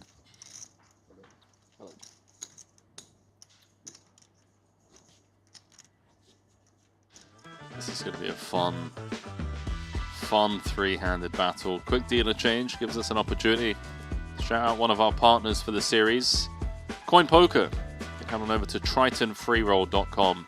Use code TRITON when you sign up to be in with a chance to win a 25k package for the Triton Super High Roller Series. Get involved, ladies and gents. I want you at home, wherever you are listening from, to come up to me in the hallway in Jeju and say, Henry, I entered that free roll. I used code Triton and I won a 25k seat. Here I am.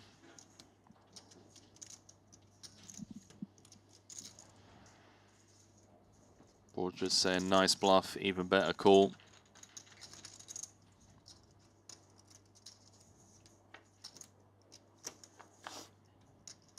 All three of these guys have played so well today.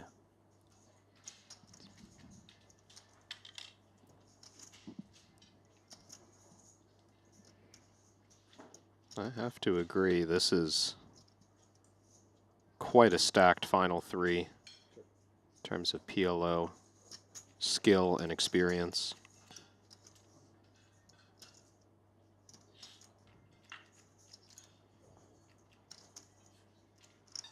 Chips heavily in favor of these two involved in the pot, so I would expect similar levels of risk avoidance. I mean, we saw Martin Dam folding a flopped set for 30 blinds against Dvoris. That was just pretty to sick. put into context how snug they feel they need to play against each other. And Dvoris didn't even think anything of it. He was like, oh, you had a set? That's cute. Yeah, I mean... Why'd it take you so long to fold? I wonder. I do wonder. And I wonder if it could have ever have played out any other way. I mean, if Dvoris just calls, turns 4 of hearts, Patrick's going for it, one would assume. Or maybe Patrick just checks. He would start checking, I think, That because would make sense. hoping the two of them are incentivized to check down versus each other. Yeah, so maybe Patrick checks. Yeah, there's definitely an alternate universe where Dvoris just flats, we see the clean turn, it goes check, check, Dvoris pots, and maybe then on the two-tone turn texture, Dam gets stacked. I don't know. I feel like Dam played it perfect by not inflating with Dvoris live behind. And Dvoris just happened to have like the one or one of the only hands that has so much equity that he was willing to play for all of it.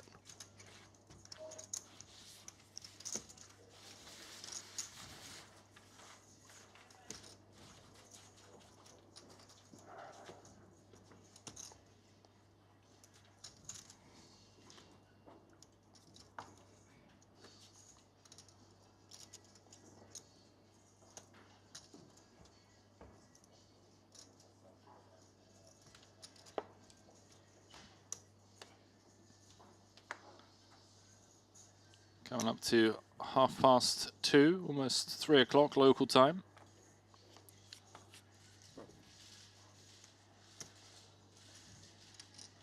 There's no whereabouts in the world you're all watching from.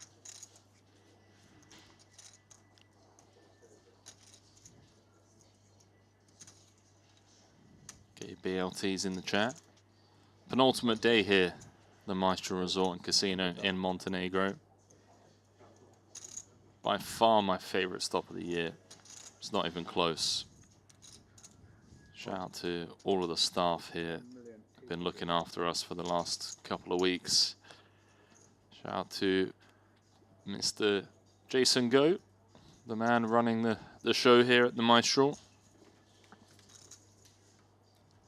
Incredible host.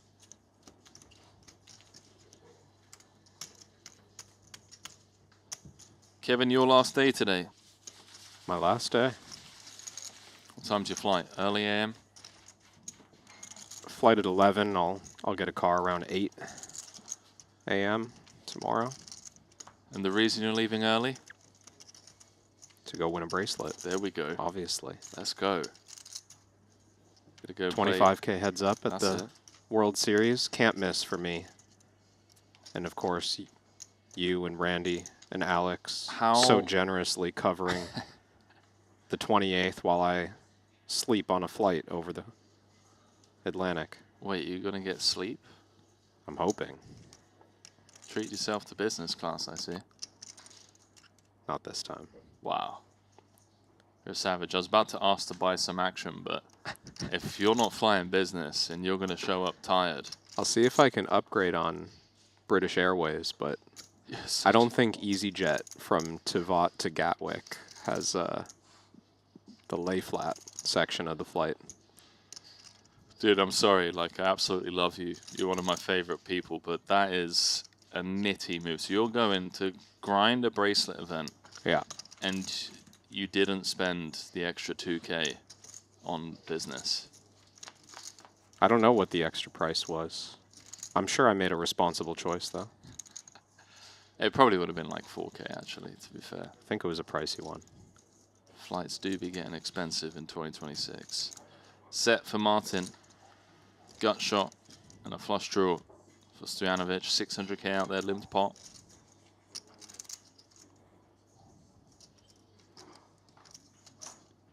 How many runners do you think they're going to get in that bracelet event? I'm hoping the full 128. 2 starting days, 64 max each day. 128. All right. How much up top do you think? Well, that would be in the past. It's been about 500K for first So in 20. a 64 player field. So if they max it out, then double that. Oh, you think they're going to pay a third of the prize pool to the winner? Could be, yeah. All right. Give me 2%. Booked. Booked. Lock it up. I'll take the 2 ball. Can't not have a bit of my man Crab-a-chow in that format. Best of luck, mate. Thank you. Be rooting for you. As Martin's picked up a flush draw to go along with his set. 1.1 out there.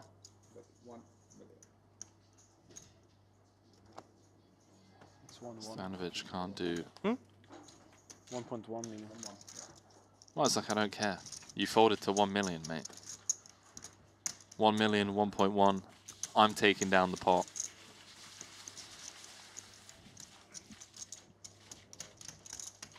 Right, add it to the sheet, Kev. How much do you owe me now? That's probably a good. That's probably a good idea to physically write this down. We have a bad track record. No, hang on. I have a bad track record Thank you. with you, and somehow only with you. I I think we am very hesitant to say, but I think it's safe to say that my only forgotten debts, perhaps ever, have been paying you back. I think it's because we just very nonchalantly, you know, right, you pick up the groceries, that kind of stuff. I'll pay for the hotel, blah, blah. And yeah, it's easy to lose track of things. But, you know, we live and we learn. Yeah, now we write it down. We write it down. There we go. And then And now I'm definitely going to know because you're going to win a milli.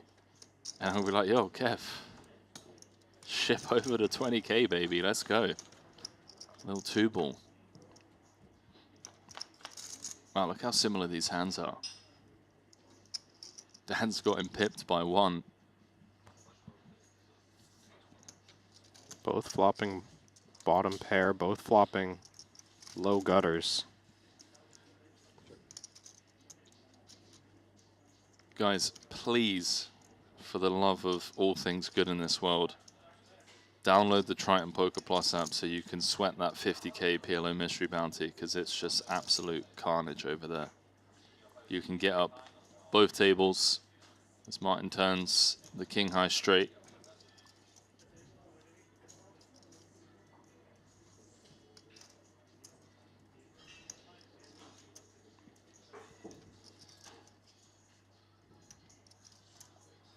Just watching a 2 million chip pot play out at big blind 25K. Tollerine's all in for his tournament life.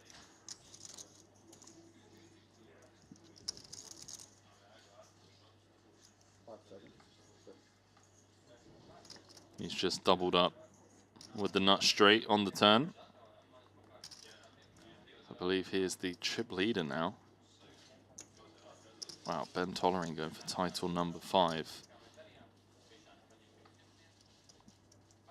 As is this man, Dan Dvoris. A win here today. He would join the 5-time champion club. He would leapfrog Danny Tang and Mikita Baziakowski into 4th in the Triton all-time money list if he closes this out.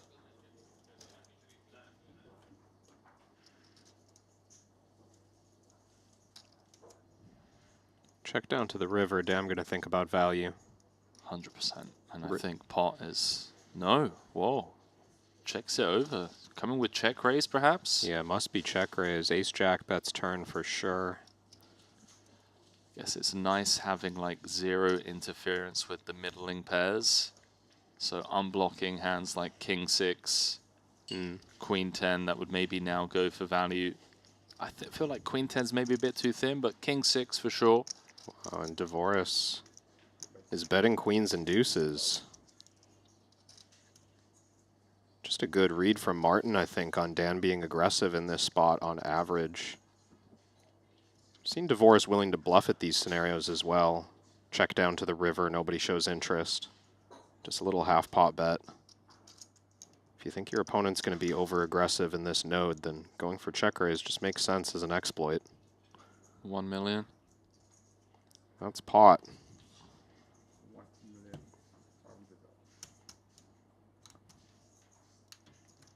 And Dan's going to show it with better hands here, I think, as played, including Jack 9. Martin's up to 9 million.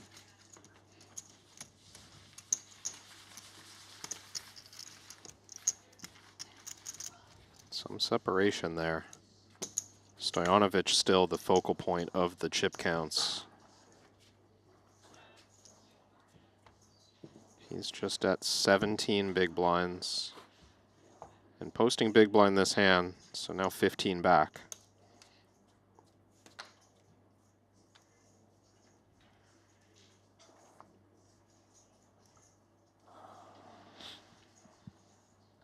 I'm going to have to watch back the top of the show where I forgot to turn my mic on. Yeah, that's going to be fun.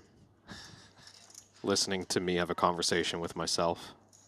Not even that many words. You were saying like 80% of the lead-in to the show, as you should, but I guess only I was hearing you. I was like, I can hear an echo. Why can I hear myself echo?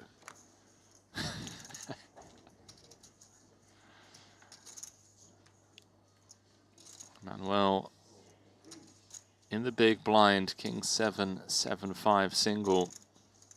Looks like he's going to defend.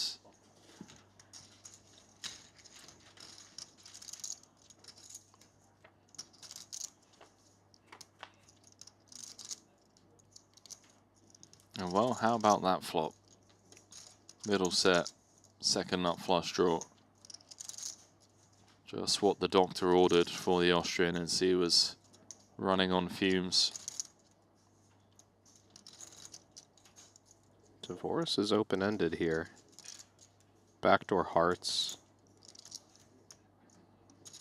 With the chip lead and your opponent under pressure, blind versus blind. Does he think this is enough? I'm not sure, man. When we get it in, we're just cooked. Yeah, I like check. Feels a little bit too thin at SPR. Or 1.8. Nice slowdown from Dvoris. It's easy to take that idea too far, you know? As clearly I had visions of taking that idea too far. Just got your opponent under so much pressure.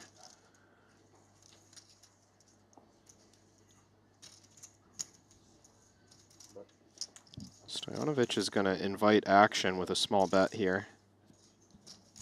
30% pot.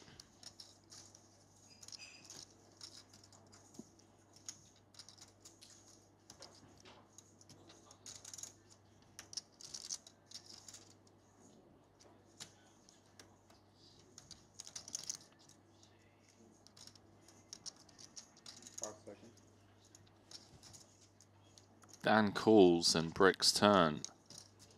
Stacked pot ratio will be less than 1. So it is uncomfortable.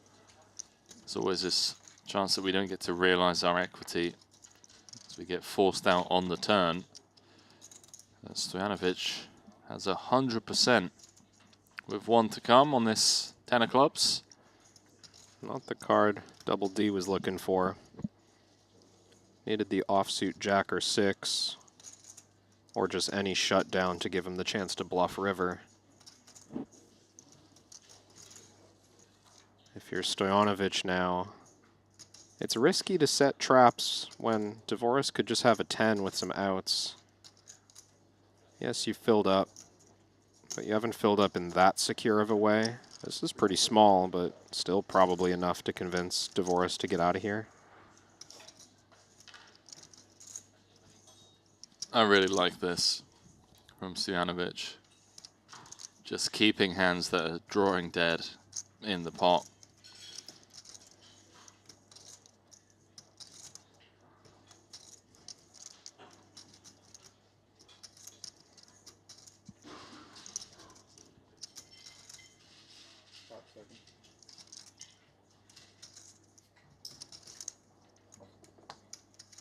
It's back up to 4.4 million. We got a 3-handed battle on our hands. So much on the line here. Dan Dvoris looking for title number 5, looking to move up to 4th on the Triton all-time money list.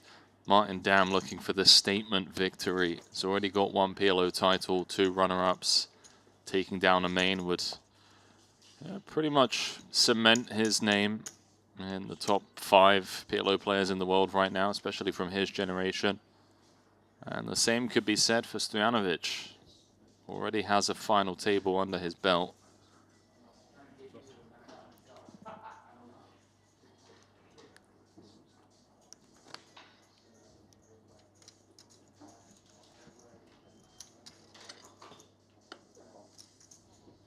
Jason Kuhn's all in the PLO Mystery Bounty. Keep me posted for my fantasy, please. He just holds. Holds against Ben Tollerine. Kuhn's up to 1.4 million, up to 2nd in chips. Let's go. Martin's got a double gut shot. And the Queen of Spades in hand. And position as well.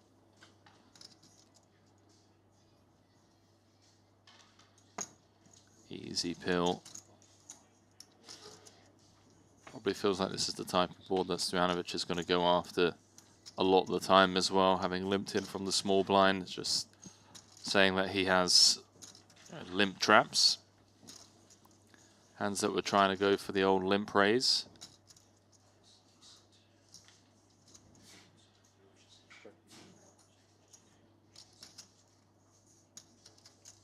Now he checks it over. Chance for Martin to start blasting. He'll see a river instead. 2 gutters. Bricking. But with spades completing. I know it says 100% for Stojanovic. I have a feeling he's going to lose this pot. I agree. Mandatory bluff now, unpaired, queen of spades in hand. Gun to his head. He's pulling the trigger here.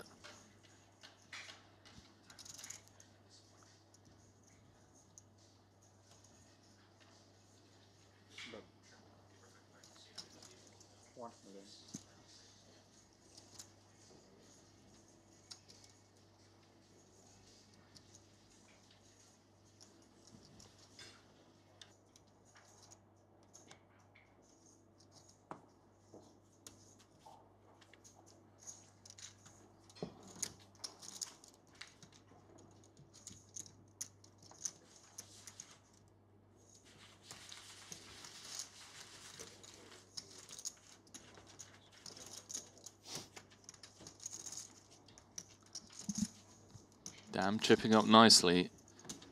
Guys, you got 10 minutes left, by the way. Top right-hand corner of your screens. Get involved. Build your team. Get your head in the game. Get in the game. Triton Poker Fantasy. It's the talk of the town. Absolute game changer. So fun. It's been so fun just sweating along at the end of the day, like seeing who's done what, who's bagged chip lead.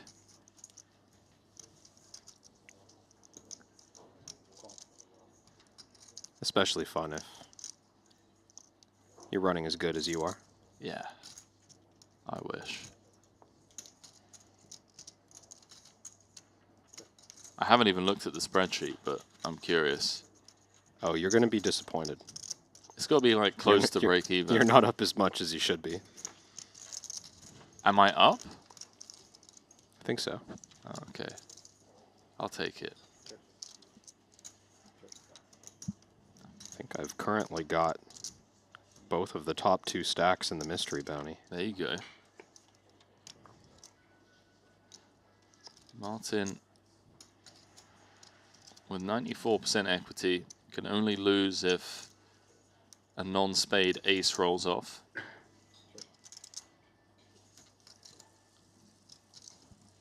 Stojanovic is drawing dead.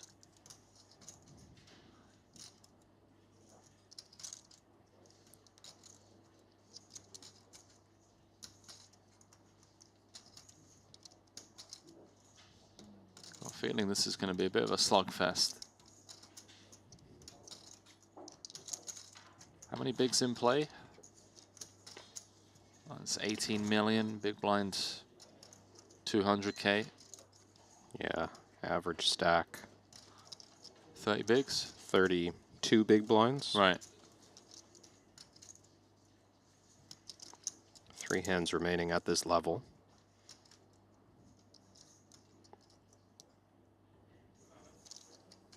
Martin rivering the flush.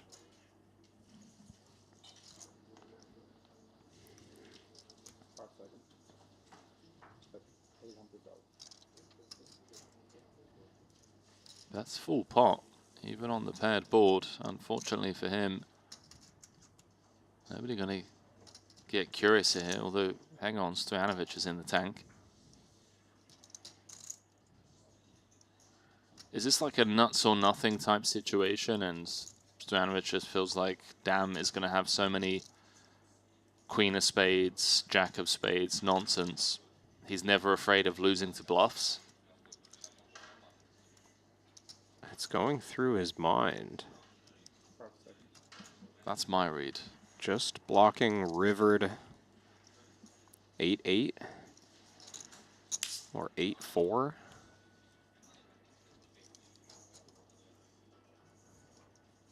Zero spades. We've talked about the benefit of maybe having a low spade in your hand in these situations to allow Martin to have bluffs, but block some flushes. Stojanovic stays patient. That's interesting to see a world-class player like Stojanovic in the tank there. That didn't feel like posturing. That felt genuine and Yeah. just giving Dam credit for just having like Queen of Spades, nothing. Jack of Spades, nothing. Just pretty painful if you call there and you find out it's Queen of Spades with the 8. And they've just got you out kicked.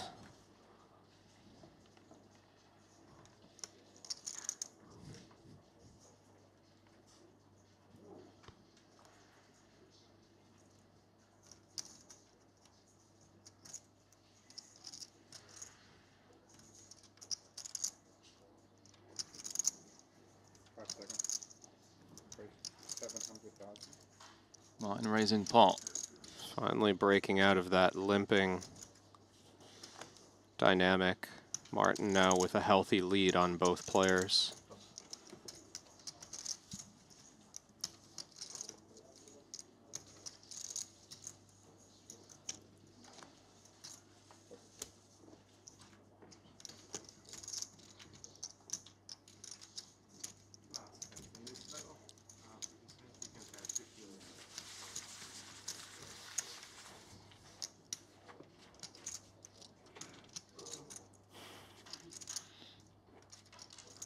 Coming up on our first break of the day, we got down to 3-handed pretty damn fast. It was Laszlo Wojtas, I want to say hand number 4, hand number 5, top and bottom against middle set. He was out the door in 6th. Then it was Sir Watts not too long after, getting unfortunate with aces against this man's ace, king, jack 5. Came king 5-4. The rest, they say, is history. Then it was just Patrick Antonius short stacked. Had a couple of opportunities to get back into it, but ultimately falling short. His top pair and a gut shot running into top set. And now we're at 3. We've got the most winning PLO player on the Triton Tour, Dan Dvoris. We've got 2 of the younger generation crushers in Martin Dam and Manuel Stojanovic. Stojanovic looking for his first title, Martin looking for number 2. Who have you got, Kev? What stands out to you so far? Hard not to back fellow Canadian, Dan Dvoris, for me. He's really, on one hand, been running good. Always like that. Always like to see a guy who's getting dealt aces every couple of hands. That's a good sign. That's a good strategy. But also just the tournament awareness. You know, I really like his odds of making it to heads up, and then once he's there, he's got the PLO savvy to get it done. But I'm just trying not to go chalk with Martin Dam. He's got almost half the chips. He's got half the chips. He made an incredible fold. He's made a couple of heroic bluffs as well. How about this man? Stojanovic came in as the chip leader. He's been at a main event FT before, as you can see. They are stepping away, de-miking. So we are going to be going on break. All 3 are 500k richer than they were at the start of the day. We came back with 6 players and everyone was guaranteed 456,000. They're now guaranteed 927,000, but the difference between 3rd and 1st is the better part of $1.1 million, as we are now in the podium place payouts. As we welcome you back to the break desk, Kevin Rabichal alongside myself, Henry Kilbane. We're going to be on the call all the way down to a champion. I'll be honest with you, I can't call it. On the one hand, you've got Dam, heroic fold, heroic bluffs. You've got Dan Dvoris on the spin up, and like you said, he has the experience.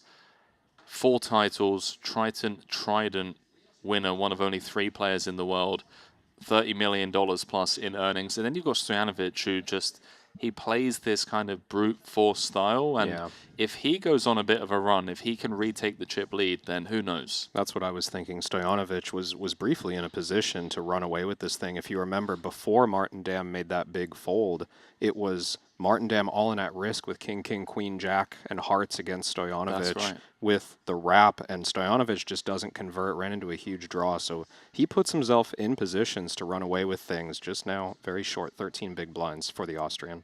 And lastly, just some more fantasy love. It has been the talk of the series. We've been having our side bets between the commentators. The players have been absolutely loving it. Head on over to the Triton Poker Plus app. We're going to be refining the product in between now and Jeju. We're going to be coming up with new fun ways to, more prizes. The leaderboard's going to get bigger and better. So if you haven't already, do check it out. You've still got time. We've got a couple more events coming up this series. There's the QR code in the top right-hand corner of your screens. Good luck to all of you. As we're throwing it to a break, 15 minutes. We'll see you very shortly. CoinPoker and Triton are teaming up to give anyone a chance to win a $25,000 seat to the next Triton SHRS Series in Jeju. All you have to do is sign up to CoinPoker using code Triton, play the qualifiers, and the winner is gonna win an all-expenses-paid trip and a $25,000 buy-in for the next Triton SHRS Series. Hopefully, I see you in September.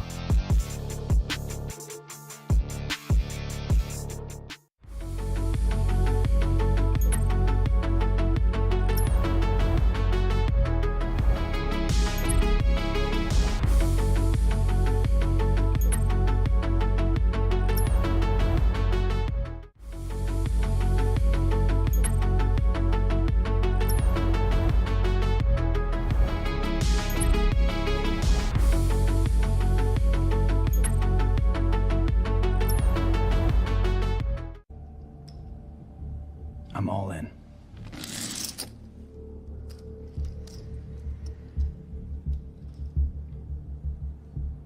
Call.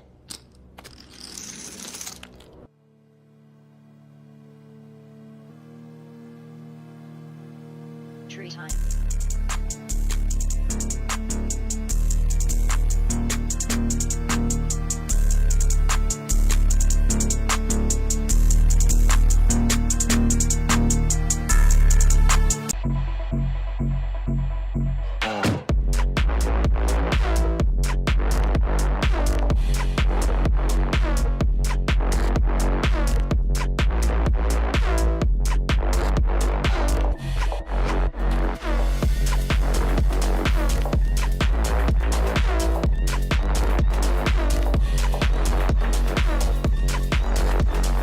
Five years ago, we changed Hold'em. Now it is PLO's turn. Study any spot, any flop, turn, or river. We've got them all. Set your own custom sizings, all solved in seconds. Practice against GTO with instant feedback, powered by GTO Wizard AI. Early bird pricing is live. Try it free at gtowizard.com.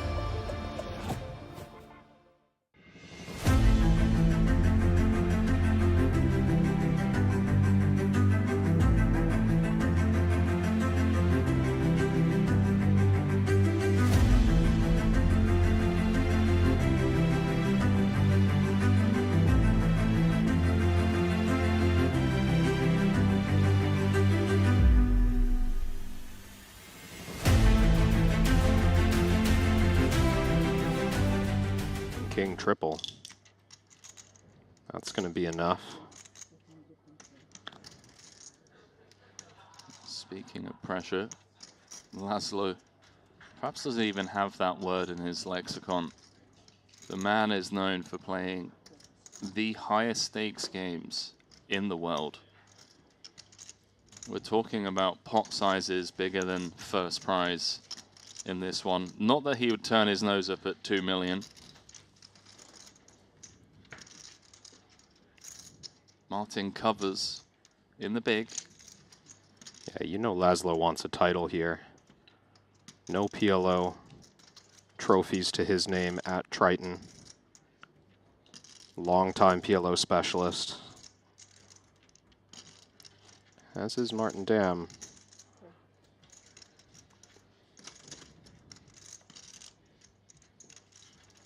Martin defends. Spades would be a disaster.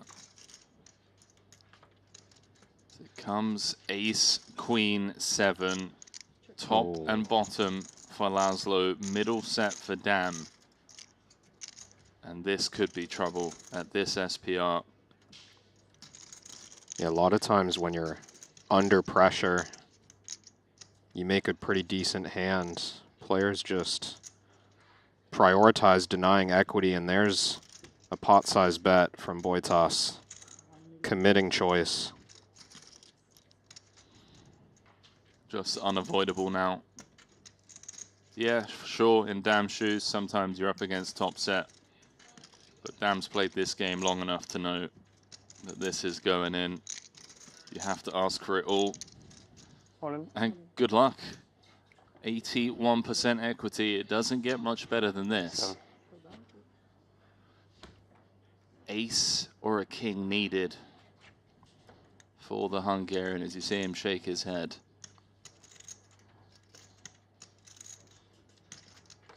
It's pretty gross, Henry. You only get so many looks at tournaments like this.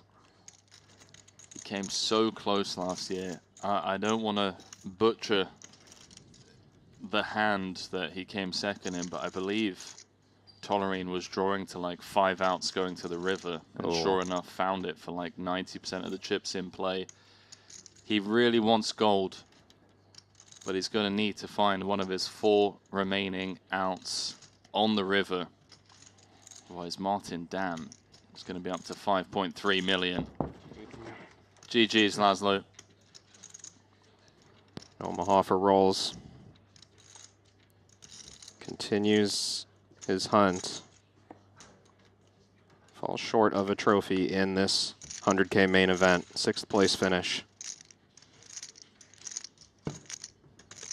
$456,000 going the Hungarians' way. Still no title in the great game of Pot Limit Omaha. Such a brutal format.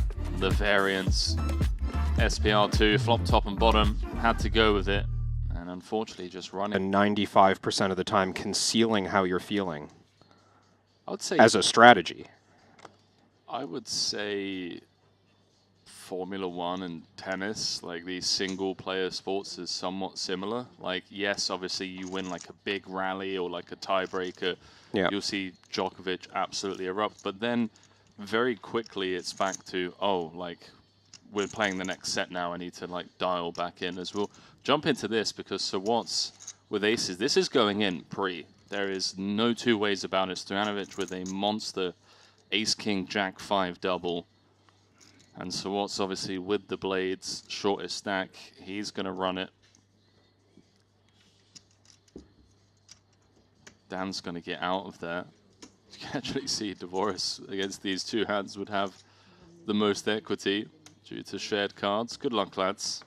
This is for Watson's tournament life to get back into this. To get back up to 20 plus big blinds.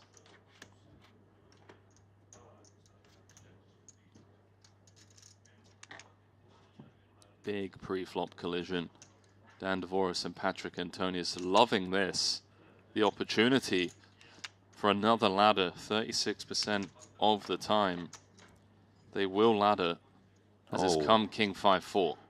Top 2 pair for Stojanovic. Jumps ahead. Watson still has life. Board pairing 4. Now board pairing 7, 3 for the wheel. Well, there's some emotion from the 7-time champ.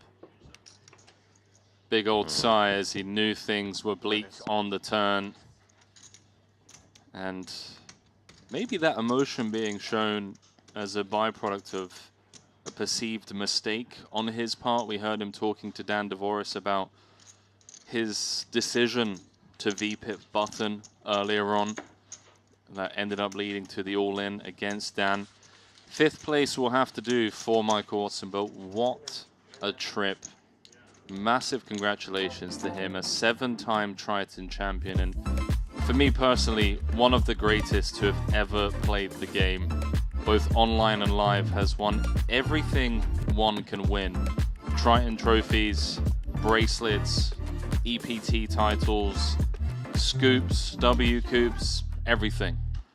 Holy smokes, bro. That was incredible. I don't know if that's genius, if that's an angle, like what do you want to call it? But if you haven't seen that, head on over to the APT's Instagram, because that is one of the most insane hands I've ever seen. It's like a 7-minute video, and you need to watch every minute of it. It's all gold.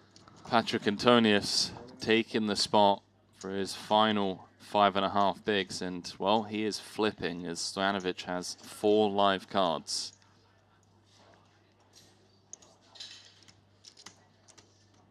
This is to get us down to 3-handed. As close to a flip as it can get in the great game.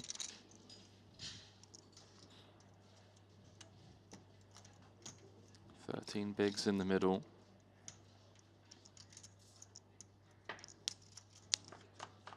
Let's see 3, dealer. It's an ace-high flop. It's never easy. Gut shot for Stojanovic, and 8 would do it.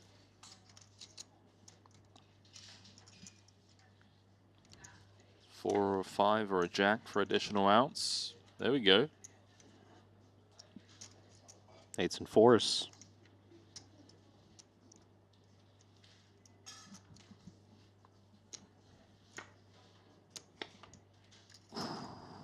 Breathe, Patrick. Breathe. Doesn't look like a winner, but it is. Flops top and bottom. 925, I think. 2 pair. And Why not? Have the reputation of a legend. oh man, what's that movie with Will Ferrell and Mark Wahlberg, the other guys? Yeah. It's like, you get my wife's name right. To Mark Wahlberg. Yeah, you get Kevin Rabachow's name right, okay? Remember that scene? Didn't watch that movie. Ah, okay. It's a great movie. I think it's one of Ferrell's best. I like his comedies. I avoid Mark Wahlberg films. Okay. I just have a You're just racist. bias against Boston. No, it's Tough one for Dan. Against the button open. I think he's quite fortunate to be triple suited here.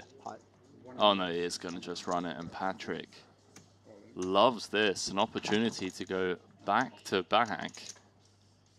Back to back doubles to be up to 4 million. blinds are getting big out there. Even after Patrick's double last hand, that's just 13 blinds. Chance for Antonius to pull ahead of Double D.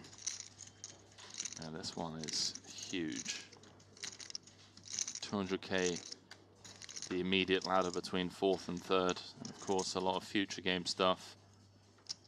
Queen is a beautiful card for Dan to see.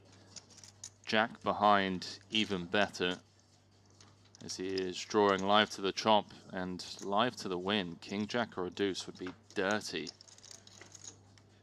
as they will chop this one up. Chop, chop. 10 of diamonds turn.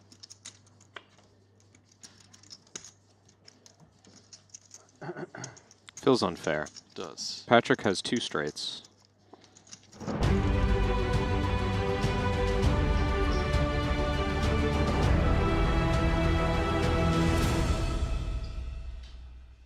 Continuing coverage of the 100K PLO main event here on the penultimate day of the Triton Super High Roller Series as we continue in 2026 to celebrate a decade dealt in gold. Kevin Rabichow alongside myself, Henry Kilbane, and it didn't take us long, Kev, to get down to 3 players, but we've been here for a while now. Yeah, some exciting back and forth between former chip leader Stojanovic, now chip leader Martin Dam. At one point, I think briefly tied or slightly chip leading Dan Dvoris. 3 excellent PLO players fighting in 3-handed play in the main event, and 30 big blind average still, you know, Yeah. a lot of chips to play. A lot of chips to play, so much on the line, not just money, of course, but I think for all 3 of these guys, you know, taking down a Triton main event, that's something else. For Dan Dvoris, if he can win this outright, he will leapfrog Badziakowski and Danny Tang on the Triton all-time money list. He would pick up his 5th title. For Martin Dam, he has made it heads up 3 times. He's got 1 trophy, 2 runner-up finishes. I think for him, it's more like just a statement victory if he can close this out. He's already widely regarded as one of the best in the world right now. And then the same could be said for Stojanovic, right? Again, another one of these younger generation talents that just wants a trophy. Yeah, absolutely. I want to add to Dan Dvoris, the storyline for him if he wins this. Also on the worldwide all-time Canadian money list, he would pull within $5 million of Daniel Negreanu. He's sat at the top of that for as long as I can remember. But Dvoris, of course, one of the best Canadian poker players of all time and deserves to be there. Now, just quickly, they're down to the final table of the 50K PLO Mystery Bounty. I've got it up on my Triton Poker Plus app. It's the Spaniard Cesar Garcia with the chip lead in 4 bounties so far. Ibinga's in second, Jao Samao, Ben Tollerin, Lataro Guerra, and Punat Punsri. We'll talk more about that, obviously, as the show goes on. But Ibinger and Punsri looking for title number 7. Ben Tollerin looking for number 5. Garcia looking for his first. Jao Samao and Lataro looking for their second. So best of luck to those guys, as our attention is here, 3-handed in the main. You'd love to see it. 927,000 the current payout. 2 million and change for first. What a day of poker we have here.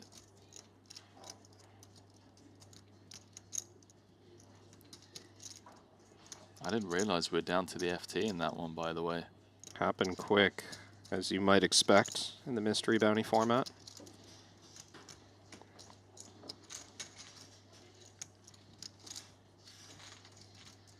So Nano's drawing dead. No players left. You love to see it. I'll tell you what else you love to see. If you're Martin Dam, the nut flush. Dan Dvoris has top 2, and he could be in trouble here. There's 1.7 out there. This one was raised from Dam out of the small blind. Chip leader applying pressure with his ace-king. 450. Yeah, 450. Small bet to start things off. Quarter pot. I don't see how Dan can fold just yet. Don't think there's much merit in raising. I mean, yeah, okay, maybe you fold out some like King Jack 9 hands that have equity against your top 2. But I like calling in position.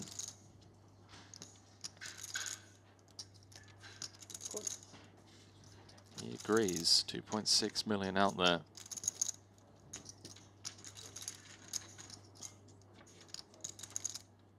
Oh wow, word. 10 of hearts on the turn. Dan Dvoris with the 100% check mark, and more importantly, Martin Dam has value. This could be a huge turning point in this battle. Dvoris finding one of his 4 outs. Martin still with a very strong hand, blind versus blind. Playing relatively short stacked. He checks. He knows it's tough to bet 3 streets and get called down once the board pairs. Wants to give Dvoris the chance to bluff. Some of his queen with a straight draw. Maybe wrap with king of clubs.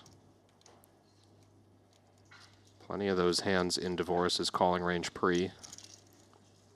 Well, if Dvoris goes on to win this tournament, that is, this one's going to make the highlight reel as one of the key hands that have helped him on his path to victory. Obviously a long old ways to go, but still, this one could be crucial. Goes 800k. What's that? Less than third pot, about 30%.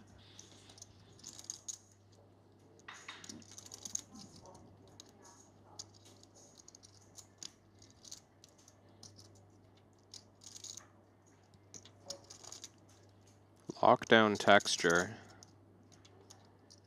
Even though it's a small bet,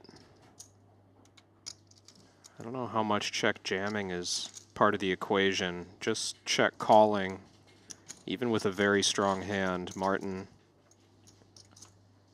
doesn't expect much to change, although King of Clubs comes on the river. Kind of funny one.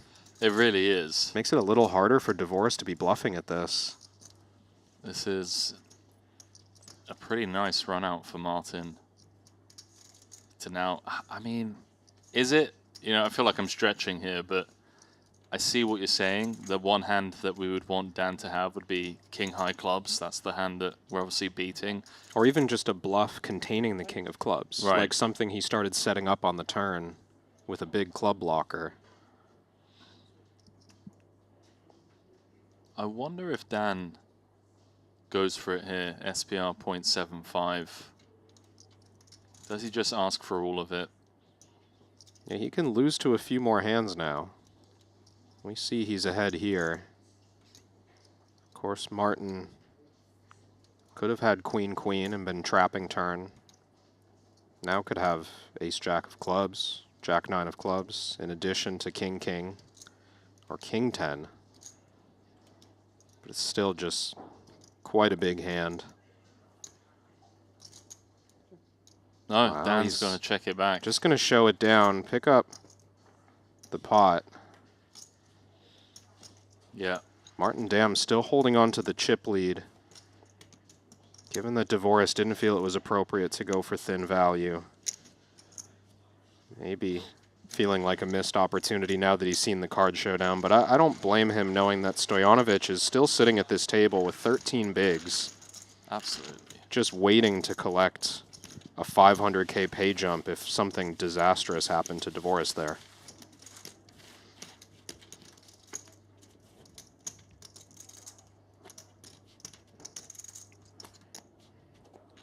Tournament structure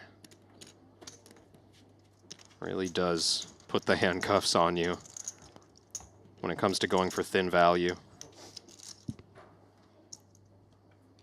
Normally doesn't feel thin. Full house versus nut flush. Yeah, I think that is just the worst river in the deck 125, right? Yeah. for Dan. Losing to two combos of straight flush, losing to King 10, Queens, Kings. Yeah. I think it's fine. But yeah, you obviously, when you get shown the nut flush, then you're like, God damn, left some meat on the bone.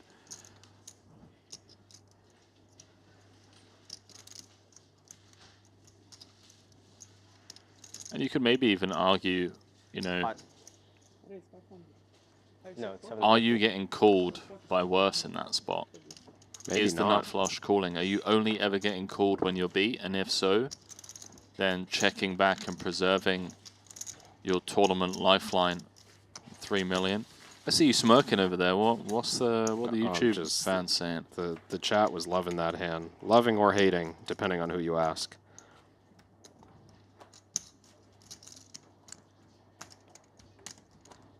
Just the polarity is what I was chuckling at. I mean, I love it. The overlap of, Jesus, you can't check that back, and literally nothing to get value from. There we go. Let us know how you really feel. No, I love it. That's why we love the game. Everyone's got an opinion. Some opinions are worth more than others. But we'll never know. Or maybe we do with solvers, I guess. Yeah, but Run it. run the solve.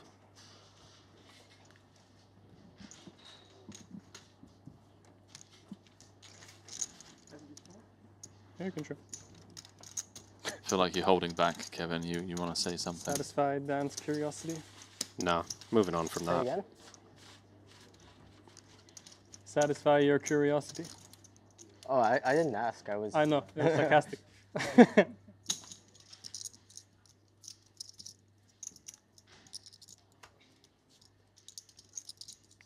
The blinds are eating up Stojanovic at this moment.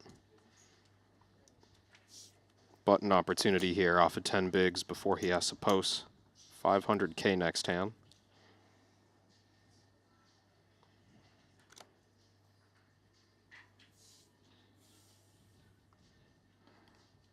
That's 75K PLO starting on later today, 5 o'clock local time. We might actually have to go on a bit of a break.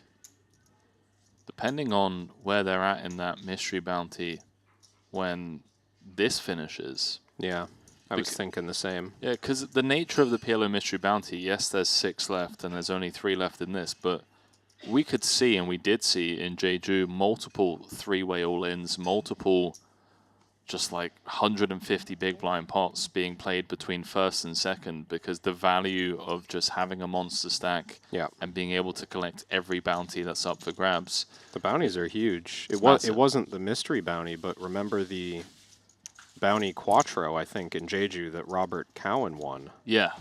The final table was over in 6 hands. Yeah. It was. They just went. They went to FT. He played every single pot. He eliminated every single player. That's right. And we left in about 20 minutes. I remember. Yeah, I remember. He texted me afterwards, and he was said. I said I had put a post out. You know, about like some of the best feelings in poker, and he responded, "How about drilling that 7 on the turn?" Where he, I think he showered Michael Watson and Jason Kuhn in the same hand, or something like that. Yeah, it was like a double gut shot. That's against everything, against the world. That's right. Jason had somehow had top set. I think it was Lautaro and Jason. But anyways, yeah, it was a quick one. Martin's got Jack 10, 9, 8. Beautiful looking hand, 1 suit. Manuel just picked up the blinds. Did he just? He said no. He said pot. Oh, he's pushing his stack out, Henry. It's not all in. It's not all out. It's a little less because he's got. Should have 2.9, right? Oh wow, yeah, he would have less than a big blind back. Should be 150 behind. 27.50, right? Wow, Dan's just Yeah, it absolutely. should be 150 back. He's just so locked in. Quick math. This could be huge. I mean, Call. I'm just going to make the call. It's got 43% equity, 5.9 million in the middle. Martin not asking for the last of it. Let's go. Stojanovic with some life. The poker lawyer saying Stojanovic is a stone cold killer. No fear, love watching him play, would love to watch him play. No limit hold'em. Well, 7 is a terrible card. Wow, what a flop for Martin. Top pair and a wrap. Stojanovic blocking that wrap. Now it's interesting. I mean, I really don't know what the right move is here. Are we supposed to leave Stojanovic on 150K? Yeah, even if Martin thinks he's going to win this one, the problem is Manuel is so short that he's going to be forced all in next hand regardless.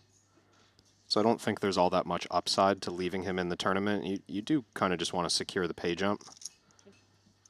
So if you feel like you're way ahead, wow, you'd put him in, but Martin just whiffs that draw. Oh my word. The 10 show down. Martin didn't think his hand was good enough How do I miss? to eliminate Stojanovic. Can you believe it?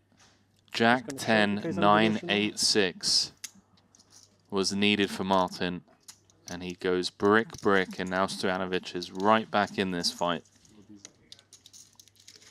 And they're practically tied. It's somewhat of a silly one with the one chip back. Put him in versus don't. Give me the explain it to me like I'm 5. 30-second rundown on why they leave the one chip back. For the viewers out there that maybe are a bit confused as to why we see. Well, it should be clear from Stoyanovic's point of view, right? If there's any chance that he doesn't have the best hand at showdown, let's say those 10s just check down against, I don't know, jacks with nothing else, then he gets to stay in the tournament and try and spin it up. Okay. So the benefit is clear for him. The benefit on Martin's side potentially is that even if he wins the pot, being three-handed with a massive chip lead gives him some future value to run the show against Dvoris until Stojanovic is officially eliminated.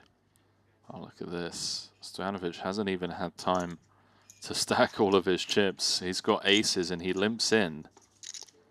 Martin quickly checking back. King Jack 6-3. And well, he's actually a favorite with 2 cards to come. Any King Jack 6-3-4. Give him the best hand.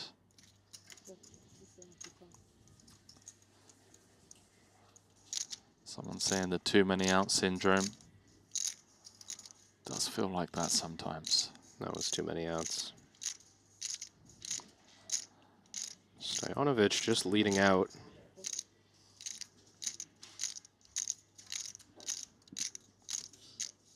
$1.5 million out there.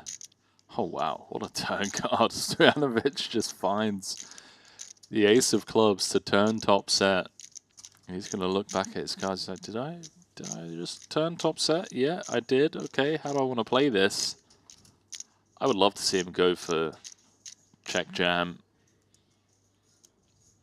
There is always that fear of just letting a free card peel off and... Yeah. Not asking for pot. Still too much for Martin's hand. Yes.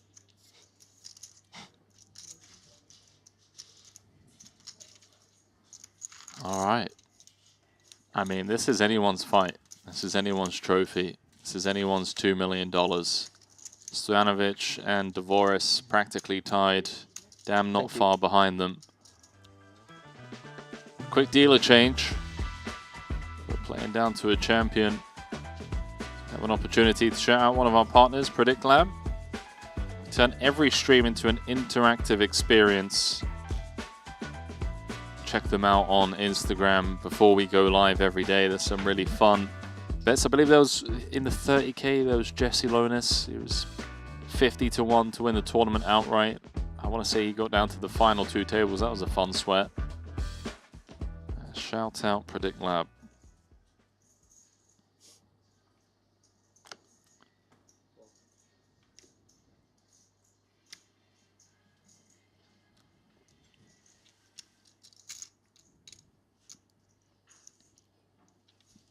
How is Martin now the short stack?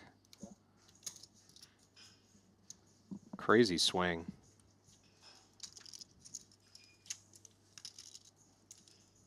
You know who else has got a crazy swing? Shohei Ohtani. Aaron Judge. Usyk. Arguably the greatest boxer in my lifetime. Oh, that kind of swing. I was going Tiger Woods next. I see, he's got a great swing. You were listing baseball players? Yeah. Yeah? Is that how disconnected you are from baseball, that you don't know Aaron Judge or Shohei Ohtani? I know Shohei Ohtani, and the only reason I know him is because... The gambling scandal? Oh, wait, what? Okay, never mind. Well, we're going there. I didn't know there was some gambling scandal, but no. It wasn't him. It was his translator. Did he reach the finals just now that happened a few months ago? Probably. Yeah, Right. he must have. Who? His team, His team, right? the Dodgers. That's right. Because I remember the first couple of games, people on social media going crazy because he wasn't playing that well, and they were like, "What's happened to this guy? Like, he must be cheating, or there must be some betting or whatever going on." 1.2 in the middle here, some betting going on the flop. Damn, taking a little stab. Devoris with top 2 going nowhere, of course, just setting the trap.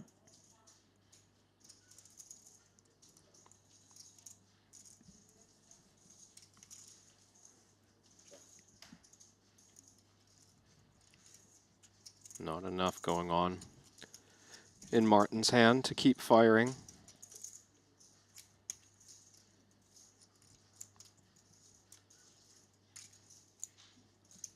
DeVoris plays these spots so cautiously on average, knowing that if he opens the door for a check raise, he runs the risk of playing the big one. Wants to check behind, see river, play with more visibility, and a smaller pot size, so that stacks cannot be put at risk unless he would like them to be.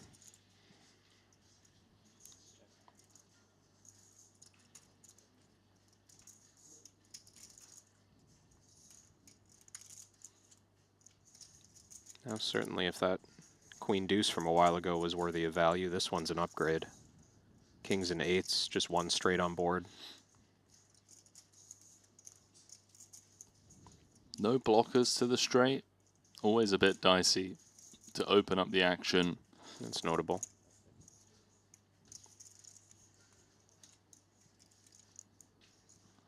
Not going to stop him from firing out a bet. Half pot. Damn, quickly folding.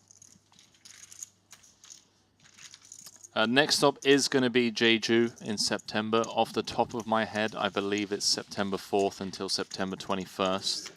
And then we have about a 6-week break before going back to Cyprus. Cyprus, November 4th for Triton 1, and then High Roller Series starting on the 15th. Again, if I'm not mistaken. But the best place to check all of this out is by following us on socials, Triton Poker Series on Instagram, Twitter, or heading over to our website. Don't use me as a source of truth. You can rely on Triton for that. See some love in the chat for your baseball friend. Yeah, must be either a couple of Japanese fans, a couple of baseball fans. Either way. I mean, he's incredible. I'm a pretty big baseball fan already, but baseball was pretty boring until Shohei showed up on the scene. That's how I feel about Ben Tollerine. It's like, yeah, poker was great, but what made it next level was B-Tech just showing up and hitting people with the 4x pot jam for all of it in 2-card. And everyone was like, what's going on? Showed up, won a title. His first stop. Could win a title in the 50K. Let me... Oh, maybe I've jinxed it. Hold on. You got updates in the mystery bounty. Let's have a look. 6 left. Final table's just started. Garcia in first. Ibiger in second. Jalsamal third. Lataro fourth. Ben Tollerine in fifth. And Punat Punsri currently in 6th place. You can check that out on the Triton Poker Plus app. I do wonder if there is anyone that watches the stream that is yet to download the app. I feel like you'd have to be absolutely mental. Maybe our new viewers. Don't forget, our audience is growing. Not everyone's been here since the start. What have we got going on here? Bottom pair and a gut shot to the nuts versus a little straight flush draw as Stojanovic comes out firing.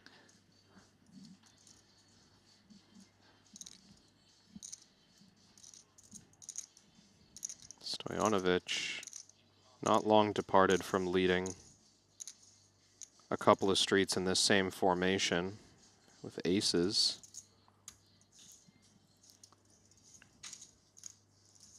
Now taking a semi and bluffing spot. Funny turn card. It is a funny turn card. Manuel improves in showdown value and shuts down the bluff. How does Martin feel about this? It's a tough one. Tough one to fire out on. Never dead though.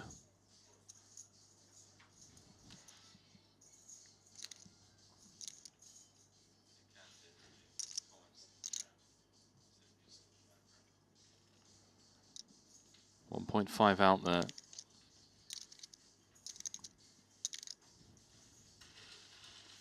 This is a nice find. Did kind of look like Stojanovic was giving this one up. I think it's pretty hard to balance that lead out of position and then quickly check the board pair. Not so much concern.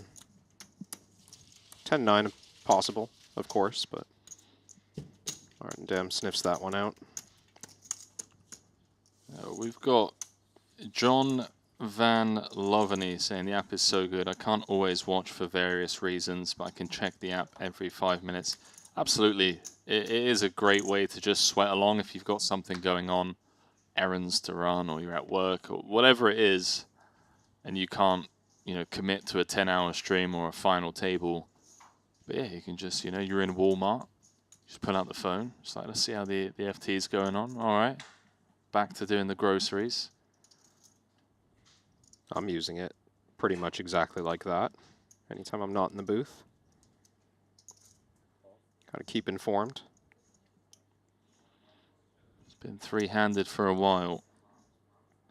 The only opportunity we actually had, I believe, to get down to heads up was not too long ago. It was Martin Dam's Jack 10 9-8 against Stojanovic's Ace 10 10-4. The 10's held. 750 in the middle here. Dan with top and bottom. Martin with bottom too. We all know what the action card is. The old 6 of clubs. That would be something. But for now, not as much hand as it looks like. If you're new to PLO. And in particular, three-handed tournament PLO with a 500K pay jump next up. What's 500K between friends? $500,000. Ooh. Well, not an action card for Martin Dam. He's 0% to win this pot, but Dvoris makes the second nut full house. You know, it's certainly a card you could see Dam maybe attack across turn and river. Set up a big bluff with removal to those full houses. Yeah. Always reaching. Interesting that it's small for now. Martin Dam not immediately claiming to have the nuts.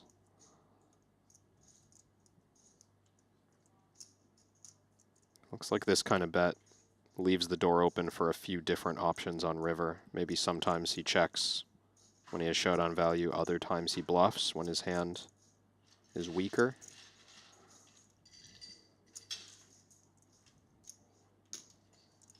Dan, of course, in position, just going to call. Doesn't need to do anything. Jack of spades. Oh, you know what, mate? Oh, This could get really spicy. This I could know go the vision bet, you're having. 3-bet, jam, or something crazy. It feels like Martin has a checking hand on the river, though. That's true. I thought you were thinking check raise potentially. Check raise, I feel like, is definitely on the table. I like where your head's at. Martin is going to see this, I think, as a lot of draws missing wide pre-flop range spot. But then couldn't you argue for the same reasons, then he would just come with check call if he just believes? He might play it as check call. Jack 10 can beat those bluffs.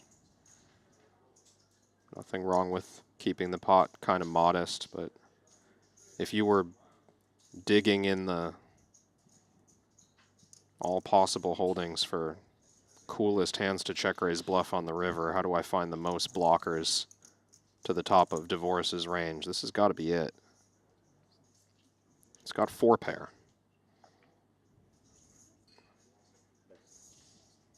So Dvoris betting 675 into 1-250. Sticking with his half pot river game plan. Trying to represent thinner value than what he has. Maybe invite some check raises. I mean, he's not thrilled to get check raised. His hand can be worse. To ace jack or ace 8. Yeah, he's not sat here with the nuts, but let's see how Dan feels. Options to just check call, beating the draws that you mentioned, or do we just turn our hand into a bluff? Try and really put the pressure on naked trip aces. Pot. Oh boy. Full pot. We'll put the chips in. Dvoris knows he's got a decision.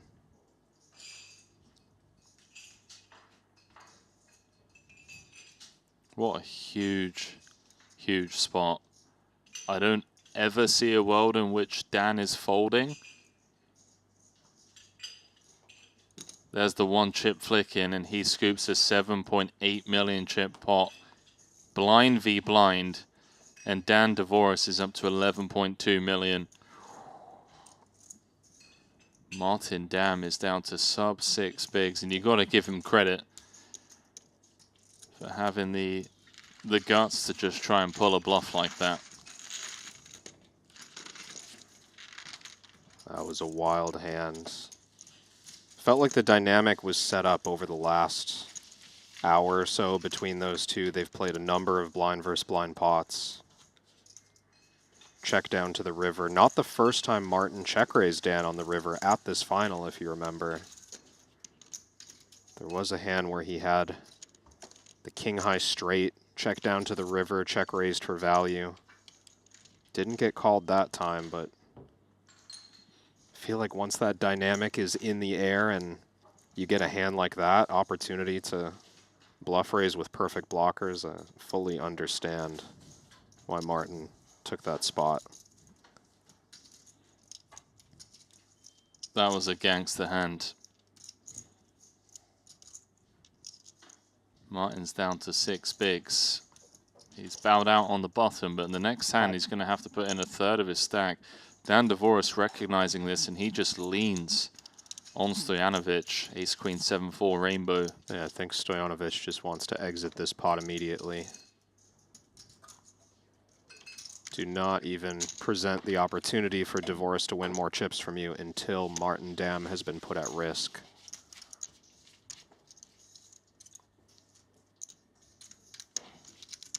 Zeri saying he invited him in with that nice 650k bet. Yeah, baited him for sure. Also, Martin just had a hand that he felt like wants to check pot.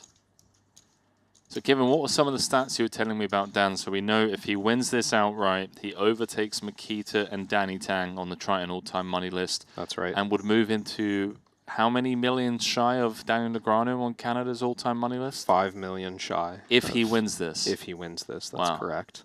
Wow. Impressive stuff. Become a 5-time champion as well.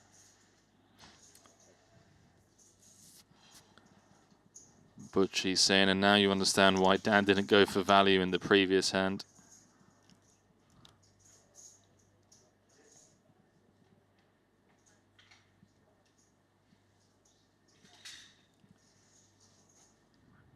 Gross one for Stojanovic in the small. Yeah, just going to give Martin a walk. Yeah, funny sort of situation. You normally get to leverage a lot of pressure on the short stack, but Dam has so few chips compared to the rest of the field. He's kind of looking to gamble. So Stojanovic not wanting to give him free chips.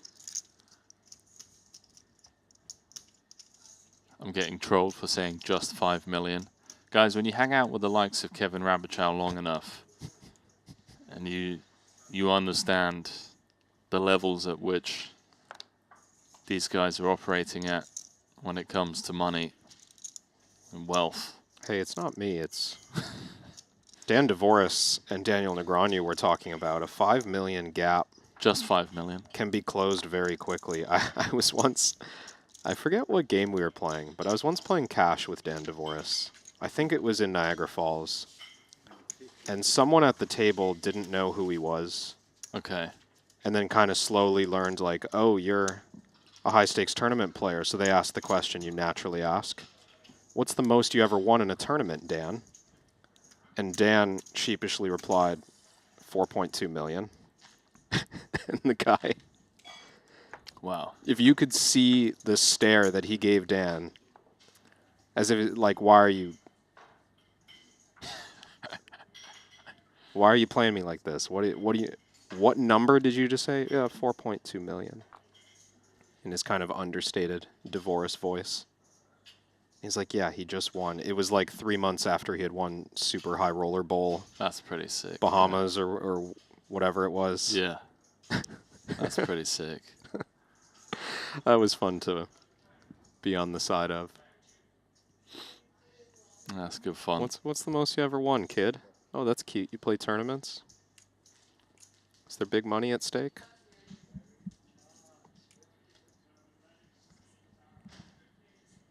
And the thing is that gap is likely to be closed very quickly due to the fact that, you know, D-Negs isn't out here playing 100Ks. So, okay, yeah, World Series for sure, but... Yeah, he's going to rack up numbers at World Series or just in Vegas in general, but Dvoris is traveling to where all the big numbers are paid out.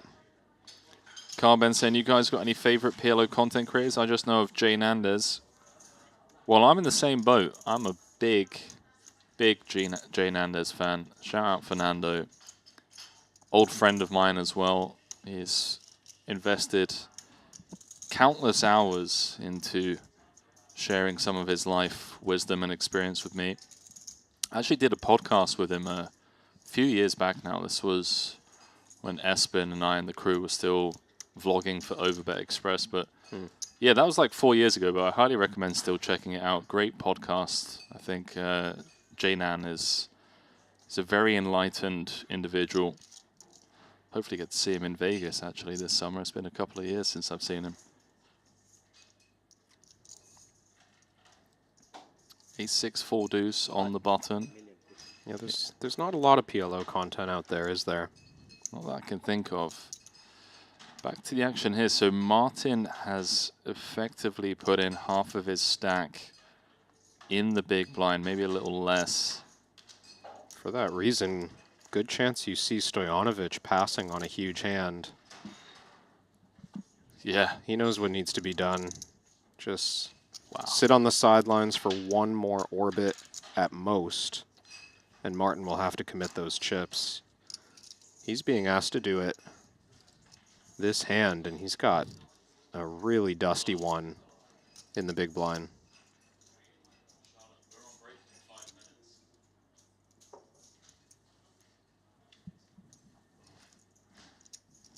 So gross for Martin. You can see he's actually equity favorite. Gross for Stojanovic as well. Having to fold that hand. Martin just trying to run some back of napkin math. It's tough because he's so short that if he folds this, finds a double within the next two hands, he's just back in this spot 3 hands from now. It's going to repeat itself, but he still is willing to take that risk, wait for a stronger opportunity. And you know who loves that?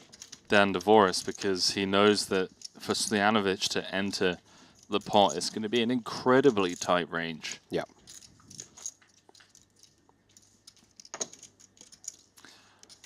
Right, 50K. Let's have a little look. Look ski.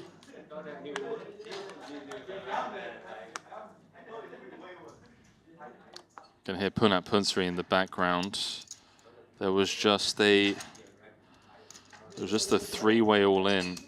Oh, there was several three-way all-ins actually. I think we're likely to see Martin Dam at risk. He's committing with pocket nines. Dvoris is double suited.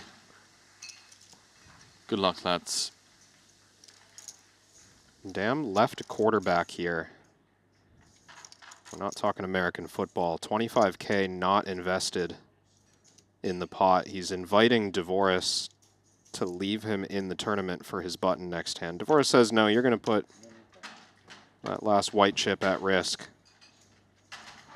Have a chance at heading into heads up. Martin. Say again? Black or red? Like correct? Black and red. Oh, black and red. Yeah. Martin looking to just hold.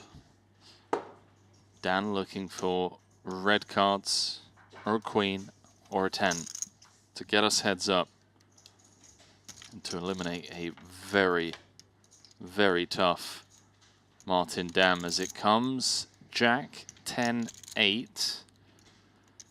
Dvoris with bottom 2. Martin with Queen an of open-ender. 9. Queen of diamonds is fair. I love how Stojanovic is just like, no, 9. Like, he wants the ladder. How about the 6 of diamonds? That removes some of Martin's outs. Pretty terrible turn card, actually. Doesn't get much worse than that as he goes for the D mic. 5 outs once for one of the best PLO players of this generation. Can Martin Dam find it? No, he can't. GG. Another incredible run for the young Danish player at the Triton Super High Roller Series. Already has 1 title to his name and 2 runner-up finishes. He will pick up another podium place finish here as he will head to collect $927,000 for his efforts. Such an incredibly talented young man. I'm sure it won't be long until we see Martin Dam lifting number 2, number 3, number 4, dare I say number 5 in a few years' time. But for now, a near $1 million cash will have to do. Kevin, do you think he would have done anything differently if you gave him the same hands? He just, you know, had that savage hero fold, savage bluff. Played a couple of the most interesting hands of the final table. Honestly, that pocket 5s fold to Dvoris, giving him the opportunity to be in the chip lead and to take a shot at his second title, but also that bluff, running into the full house of Dvoris. I don't know, I think he's going to look back at those and think, I executed on a pretty high level today, and Dvoris just got dealt the better cards. I think so as well. It's one of those ones where, you know, you end up going to collect third place money and maybe you kick yourself in the moment, but when he reviews the final table, reviews the way he played, I think an incredible performance and just unfortunate, you know, in that bluff spot with the hand that he had blocking all of the full houses. You know, how often do you actually run into a calling hand there? Yeah, I agree. And you want to be the type of player, you know, you're talking about him doing this for kind of reputation, for pride, securing his spot as one of the best PLO players. He's not going to be able to sleep at night if he doesn't take the spots he believes in, right? So you look at that spot, you want to be among the best, you're going to take it and see what happens. Absolutely. Now, both players guaranteed a 7-figure payday now that we are heads up, and I want to bring the attention of the viewers to the current head-to-head stats because it is a David versus Goliath type of setup. We've got Dan Dvoris with 212 total events versus Stojanovic's 9. We've got 30.6 million in Triton earnings for Dan Dvorak versus Stojanovic's 388,000. We've got 71 cashes versus 2. We've got 4 titles versus 0. We've got 15 top 3 finishes versus 0. Dan Dvorak, an absolute beast in the high stakes arena, but he's up against a very competent Manuel Stojanovic. Yeah, and I have to say, I think that matters. I mean, the pressure of the situation, I think, is going to feel relieved a little bit for Stojanovic now that he's made it through 3-handed play. And just knowing how good of a PLO player he is, playing heads up is not going to be a challenge in the way where he won't know how to navigate technically. I think relieving a little bit of that pressure is going to make a big difference. And I don't know, I don't mind his chances as the specialist. Dan Dvorak, of course, with all of the experience on the stage, but you might deal him a situation where Stojanovic finds a clever exploit, knowing the ins and outs of PLO. Well, let's get ready to rumble. 48 bigs, plays 17. Got a $600,000 heads-up match here. We've got the 4-time champion, one of only 3 players to have won a Triton trophy in 3 different disciplines. Dan Dvorak, a Triton Trident champion, looking for a main event as well. And then you've got Stojanovic, the Austrian, one of the PLO specialists. They'll be battling here. I'm just quickly looking over on the Triton Poker Plus app. They're down to 4. There's been some crazy hands, as you would expect. There was a huge 3-way all-in where Ibinger with Ace King Queen Queen held for 121 big blind pot. Wow. There was another 3-way all-in where Punat Punsri managed to hold as well, and they're down to 4. As Ben Tollerine out in 6th, and then Lautaro Guerra out in 5th. Current chip leader is Ibinger with a huge chip lead. He's got 155 big blinds. Cesar Garcia has 42. Jao Samau has 28, and Punat Punsri has 11. And just as I say that, by the way, Punat Punsri is all in. I'll keep you posted. Stojanovic folded post-flop in the first hand of heads up. Saw that one briefly, a limped pot, Ace King King. Now limping the button. 14 big blinds effective.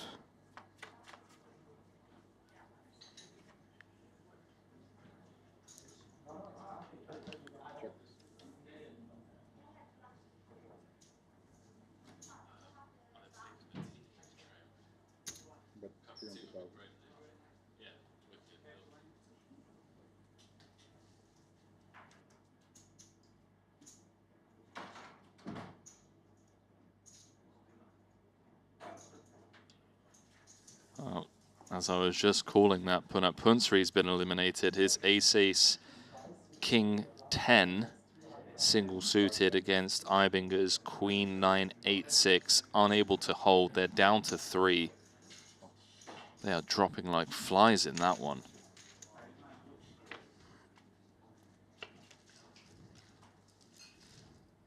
What do we have for bounty distribution? Anyone picking up the best of the draw so far?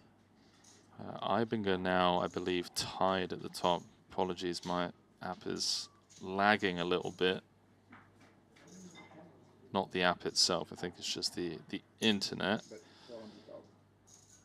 Yeah, you've really asked me at the worst time. The worst time. You just closed the tournament page, didn't you? That's on me. And now it's just, you know, it's like, oh, you're live on air and you want to know the answer to this. Ibinger's got 4, Garcia has 4, Punat Punsri, who's now out, the only other player with a bounty, Jao Samau, currently bountyless, but could win 3 if he can eliminate both Cesar and Ibinger and then win his own bounty. Wow, so only 3 players with any pulls at the bounty. 4 and 4. Look at that trophy. The main event trophy, man. It is special. That's massive. Looks like it's about 100 pounds of gold. It's the type of trophy where you get to the airport and they're like, yeah, sir, that's going to cost you an extra $200. And you're like, yeah, no worries. Do you know what that came with? That came with a $2 million check. And then you just, yeah, no problem. And you take your luggage on the tray, you open it up. There's $2 million in cash in the luggage. Like, You sir, just throw a strap at them. we're going to need you to come in the back room. Take it from here. Need to have a word with you in the back room.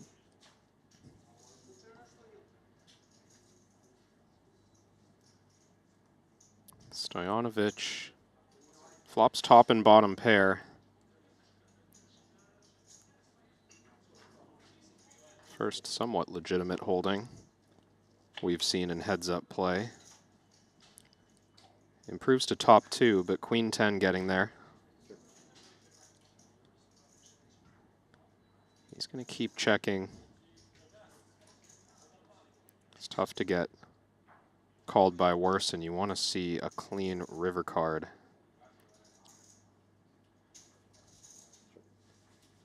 Thought Dvoris might open the action on the turn. That 10 of spades was an attractive card.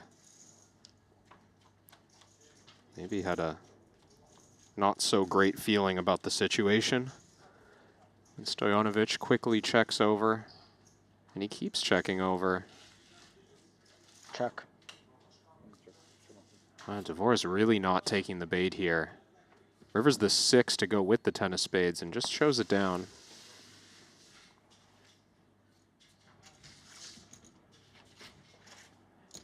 Well, good news for us, Crab, is in that 50K PLO mystery bounty, our little fantasy draft we got going against our fellow commentators, they are both drawing dead. Nice. You and I are drawing live. I've got Joao Simão, right? That's right. You've got Simão as your captain. I've got Ibinger. Oh, so we're 3 left and head-to-head. You and I, yeah. Nice. It would be a huge swing as well, because if your guy wins it and Ibinger comes third, then you win on points and you win the extra bonus as well. And then same goes for me. If Ibinger wins it, then I win outright and get the winner's bonus. Could be a fun one. I like it. Feeling good. Let us know, ladies and gents, who do you think is going to close this one out?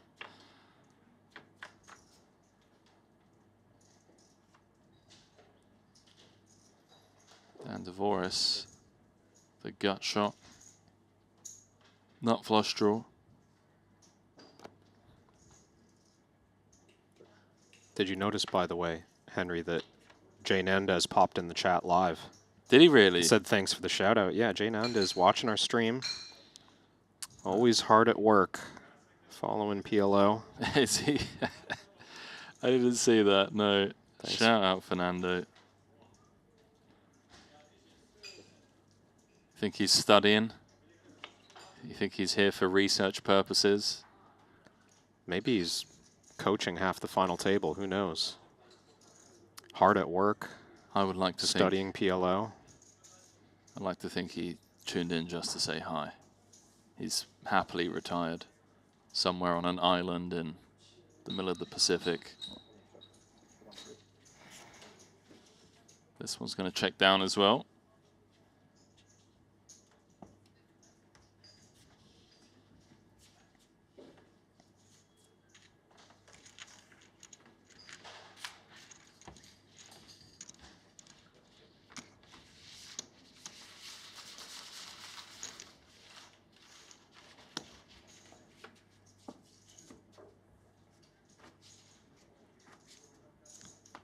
Martin Dam in the chat as well, I believe.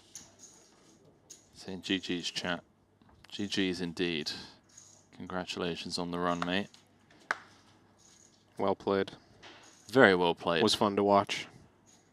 I really mean it when I say I think, you know, we're a few years removed from talking about Martin Dam, the 3-time, 4-time champion. I mean, the results he's posted in such a short time frame. Yeah. What is that? That's two runner-ups, a first and now a third. That's strong.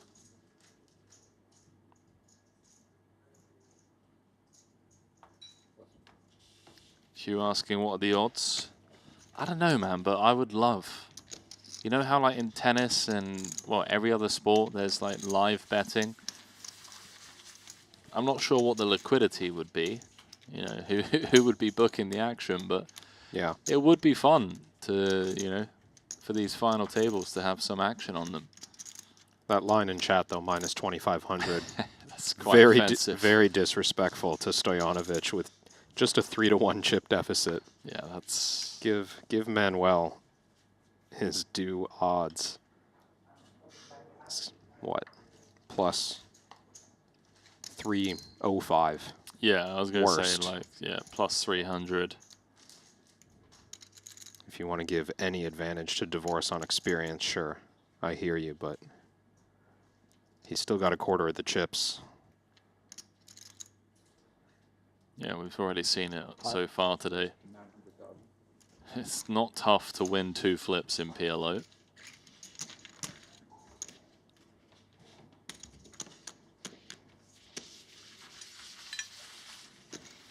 C14 saying, how did you guys end up as commentators, by the way? Seems like a good job. You guys are cool and get to watch poker most days, right? It is a great gig. What It a really is. what a life. Watch poker, talk about poker, Yeah. hang around poker events. And then play poker when we're not talking about poker. It's a great job. It really is. And yeah, I mean, in terms of how to get into it, I feel like for me, just very lucky, met the right people at the right time and took every opportunity to get on the mic that I could. And I would advise the same if you've got, you know, a local casino. A lot of places nowadays, you know, streaming like their local tournaments and whatnot. Yeah, there's a lot of demand. There is, yeah. There's a lot of opportunities. We have quite a boom still in the poker content space I would say so. happening. I would say so. Yeah, absolutely. We got a flop here. Second nut straight and a flush draw for Stojanovic. Middle pair gut shot and a superior flush draw for Dan. Could see some chips going in. Checks through. That card might just slow things down.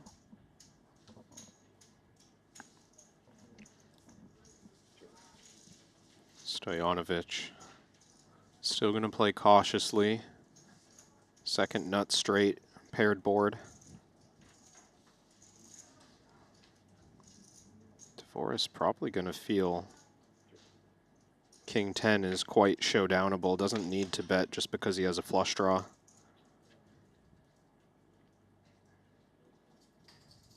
Now on this run out. I like half pot, maybe even greedier. Yeah, seems important for Stojanovic to bet. He doesn't block any of the 2-pair, 3 of a kind that Divorce could get here with. He just goes pot. Trying to get paid. Divorce is going to check down much stronger hands than this. Still a valid bluff catcher. I don't know. I think he'd want to interact with the board more.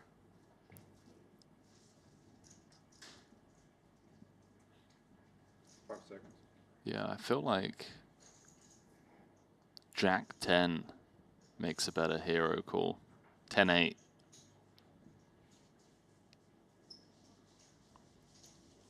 How thin would Stojanovic go here? I mean, if he's going for Jack 8, you could say he's also going to be value betting 8-6.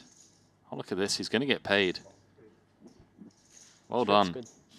Yeah, nice find. Well done. A couple of people calling us fish in the chat. Not quite, but saying you can't bet on the final table. It would invite corruption by the players. I mean, I see what you're saying, and I'm not disagreeing, but couldn't you make that argument for every sport? And again, calling poker a sport, a very, you know, it's a different conversation, but you could say that on tennis, you could say that in anything, like any sport, there's an opportunity for corruption, right? Yeah, I think I've heard this discussion in other sports as well. The big challenges come up when you're offering these micro bets for big money. So like live props on a single thing happening. Like we don't want 100K on the line for Divorce folding his next button. This would just be so easy to influence the action, right? Very problematic, I would agree. Right. But just to bet on the guy to win the thing outright, kind of tough, because he has so much incentive to win the thing. I mean, he's there at the table. He wins a bunch of money. So, yeah. And also it depends on like the liquidity of the market as well. So just making sure that the amount that one can win from betting on the outcome of like the winner, for example, would be capped at, you know, $5,000, $10,000. Yeah, you don't want it to start to compete with the actual prizes. Yeah. Final table started yesterday. That is right. Played down to late last night, and then we've been live today for the better part of 3 hours. And C14 saying, I mean, I'm in Australia and it's a bit difficult, but I'd like to play some global tournaments. Have either of you guys placed high in tournaments before? Well, my co-pilot, Kevin Rabichow, we've got Alex Livingston, both of them just elite tournament players. Livingston with a couple of bracelets. Randy and myself, I mean, Randy's very happily retired, used to be a cash game crusher. Don't believe he played that many tournaments. And then me, forget about it. All right, don't ask. Divorce. Just going to show down the jacks. Oh, try to show down the jacks, rather. Stojanovic has a little connectivity that seems to be encouraging him to bluff at this. 4 of clubs, bottom pair.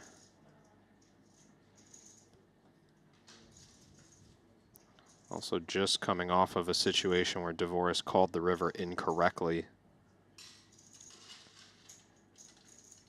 Does feel in those moments like you're a little more likely to get the fold next time.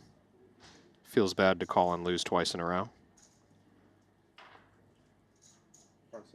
What about calling and being right? That feels great.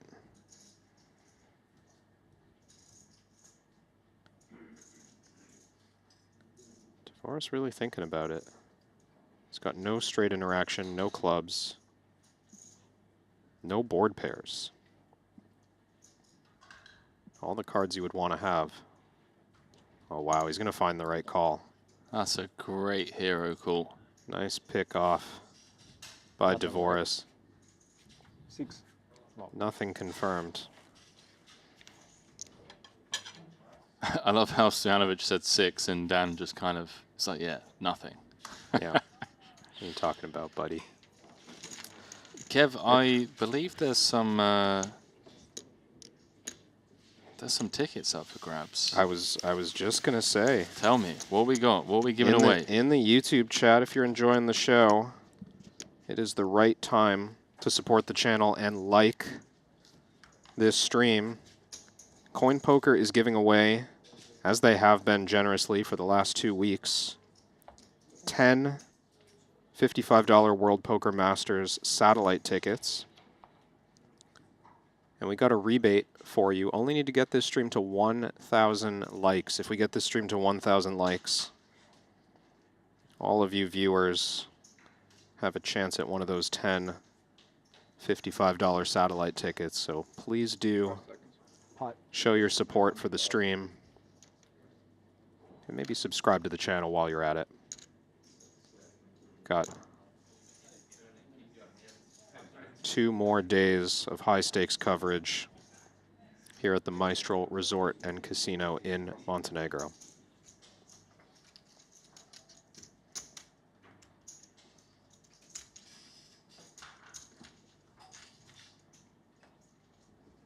Back to this hand. Divorce raising his button with Ace-Jack 9-3. Stojanovic defends and outflops him, top and bottom pair. There are other ways in which Dan can win this hand, other than improving. bluff potential with the ace of diamonds.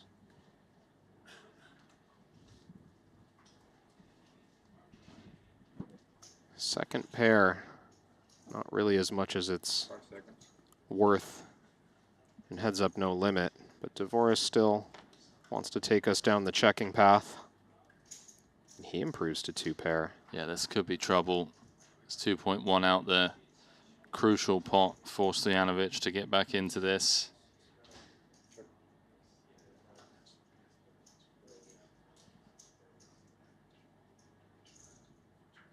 Still unlikely to see betting on the turn with multiple straights coming in. Diamond flush draw still out. Neither player has interaction with those. It's generally the focus of early street play.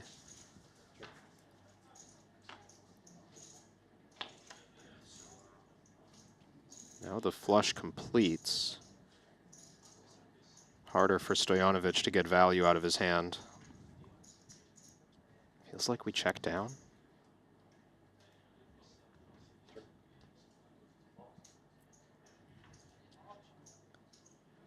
Dvorak has made some thin value bets in position previously. But even with the ace of diamonds, this is a heads-up pot. You could be up against any old flush. Check. That's a key one. Queen 6. Stojanovic didn't win that one. He would have been down to around 11 bigs. But as it stands, back up to 19 big blinds.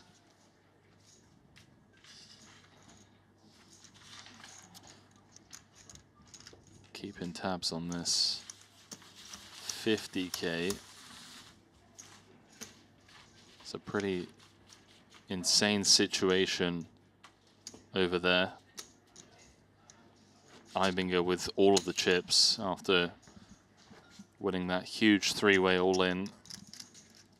They're down to 3. João Simão in second, Cesar Garcia in third. Ibinger looking for his 3rd PLO title and 7th overall if he can close this out.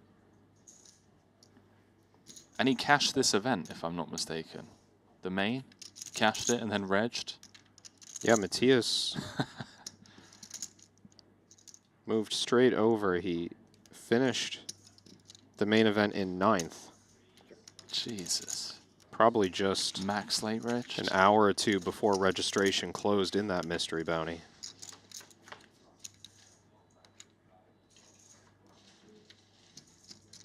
I don't want to hear it anymore. I don't want to hear people calling Ibinger, you know, a 2-card specialist. Because if he closes that out, that means he's going to have 3 titles in PLO, including a main, and 4 titles in No Limit Hold'em, including a main. He's got a 2nd place in PLO as well. Was that this trip? In Jeju. In Jeju. He went, in back-to-back events, he went 2nd in the mystery bounty and then 1st in the main. So it was reversed. That's right. In Jeju. That's right. And that was the only heads up he's ever lost at Triton, if I'm not mistaken. Wow. In any format, you're saying? In any format. Yeah, because at the time he was 5 for 5 in heads up. Nice. That was his first loss, and then not even 48 hours removed, he then shipped the main. Stojanovic with the 100% check mark on the turn.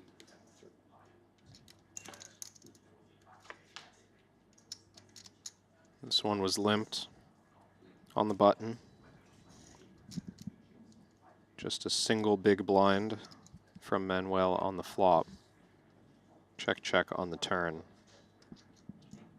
Dvorak has a club, has 2 7s. Very, very little shot on value. This looks like a bluff that's not going to work.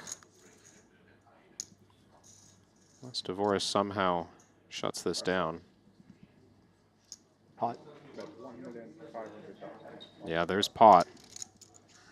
That's not going to work.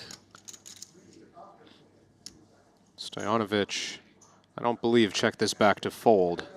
Just strengthening the checking range. This is what I like to call a courtesy tank. Respectful tank. Before flicking in the 1 chip. You might hear a little snicker out of Dvoris once the cards show down. Like, what were you scared of? Okay, now I'm getting worried, Henry. No, no. Don't worry. He's just prolonging the respectful tank. That's all. Are you sure? I'm pretty sure. Okay. One chip flick in. 4.5 million chip pot. And all of a sudden, we have a real heads-up battle on our hands. It was a 3-1 chip lead for Dan coming in. It's now 11 million to 8 million.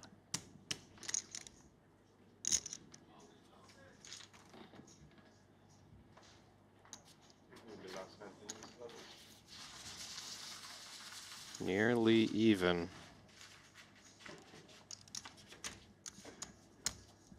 Don't think that's going to shake Dvoris, though. He even gains a little bit of information, potentially, from that pot. I think blinds went up on me last time. I think when we were three-handed, blinds went up on me first.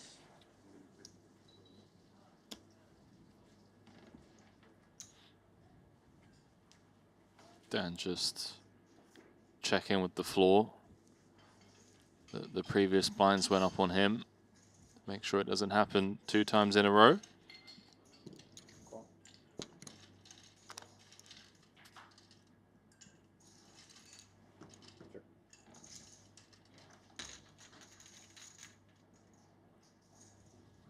Limp pot this time. What's it going to take, chat? What do you think? Is it going to be a massive cooler? Is it going to be a massive bluff followed by a hero call? Or is it just going to be an all-in pre-flop situation? Let us know your thoughts in the chat. Let us know who you're rooting for. This one really does feel like it's anyone's game as the flop goes check, check. In classic Dvoris fashion. Flopping 3 of a kind. Check it back. Is that a thing? Is that his thing? He's checked back a lot of, you know, strong-looking hands. Not the nuts, but strong-looking hands. Paid off beautifully in that pot against Martin Dam, where he checked back top and bottom and turns the full house. Not continuing to trap on the King of Spades turn. When I came, it was 11 pence remaining, and we lost the play. So, sorry, you think that this thing, what, we have one less hand than you're supposed to? Sorry, No, I'm saying blinds can't go up on me twice in a row, right? I think they did when when we were. we are on 3-handed or less, then they can. Oh, then they can. Yeah, Okay. yeah, because Sure. Shout out to Sonny, our tournament director, just coming over and confirming once you are down to 3, it can, especially given that we lost the player. That makes sense. It'd be hard to... Well, first of all, in heads up, you're always posting the blinds, every hand. So there's no way to avoid it in heads up specifically. You could swap if it's the big blind or the small blind, though. But I think that makes sense not to continue monitoring it once you're down to 3-handed. This is a big blind level increase from 150k, 300k to 200,000, 400,000. Stojanovic had kind of just fought his way back into this, and now he's sub 20 again.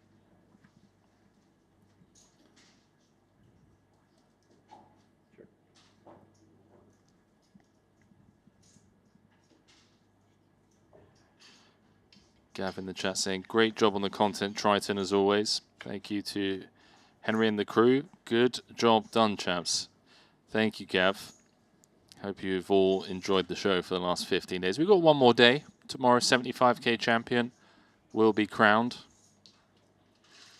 And then we'll be taking the summer off. We'll be back in Jeju. I wish I could show all of you just how much goes on here behind the scenes to make Triton and these streams a reality. Massive shout out to the SHRS crew. Massive shout out to Luca and all of his team, Kate and the VIP team. It's just an incredible setup here. It takes a small army. It really does.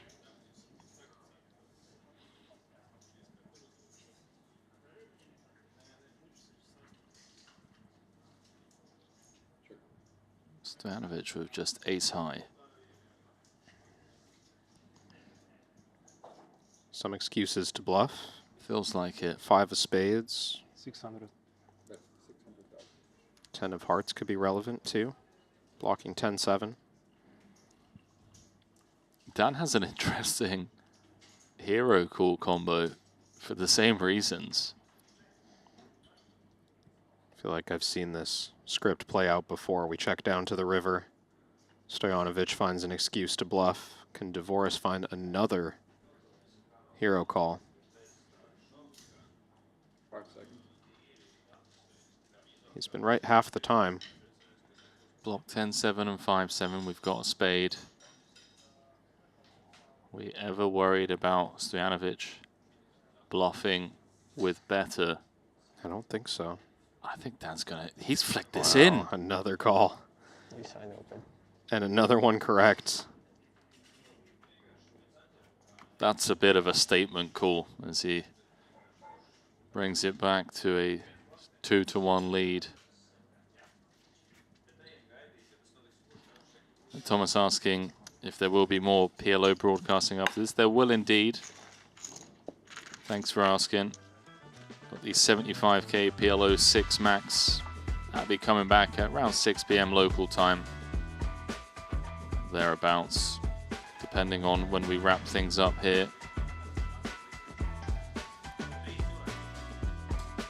Still keeping an eye on that 50K mystery bounty. No major pots since you last updated us, but Joao Samao found a double. Matthias Eibinger still way out in front, 3-handed play.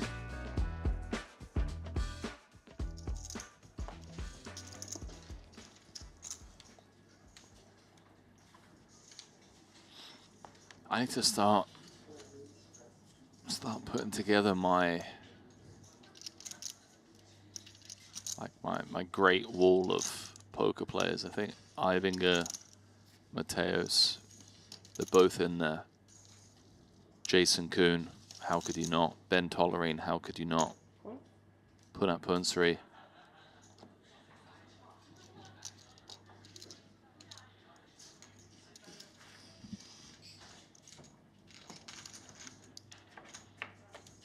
Producer Lee Davies getting emotional in our headset about how it feels like it's a bit of a changing of the guard.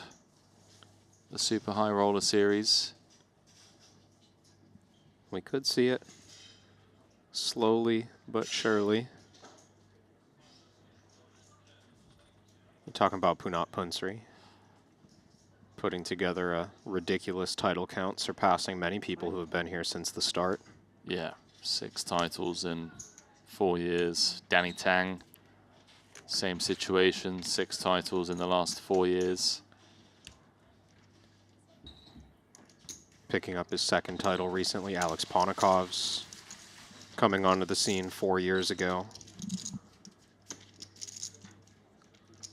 Way up there in terms of earnings. Yeah, top 10 for me. All right, I'll go out on the record. Why not? Mateos, Eibinger, Punsri, Tang, Jakun, Watson, Dan Dvoris, Stephen Chidwick, Bryn Kenny, Mikita Baziakuski. Fairly balanced. A bit leaning towards the legends, which I appreciate and understand. Who did I miss? Did you say Ike? Ooh. God damn it. Sleeping on Ike Haxton. I mean, who do I replace from that top 10 with Ike? That's a tough list to replace. Don't think I heard Fedor on your list, but many times retired, the German. Perhaps took himself out of the conversation. Did I not say fade? Ah, see now. Yeah. Did I miss that? Can I You say said my Matthias. top 15? You did say Matthias.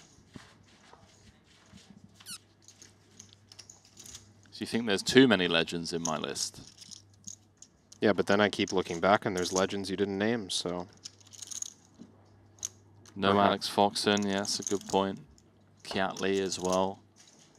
Number 2 on Malaysia's all-time money list. Sleeping on Phil Ivey. Hard to do. It is, yeah. It's tough when people don't show up to Triton, you know. I'm just moving my way through the all-time money list of Triton to find the people you haven't named. Ace 5-4 for Dan.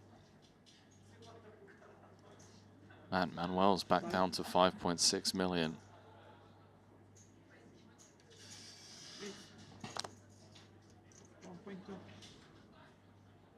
Stojanovic with a double-suited hand. And perhaps a sneaking suspicion that this is a very strong button raise.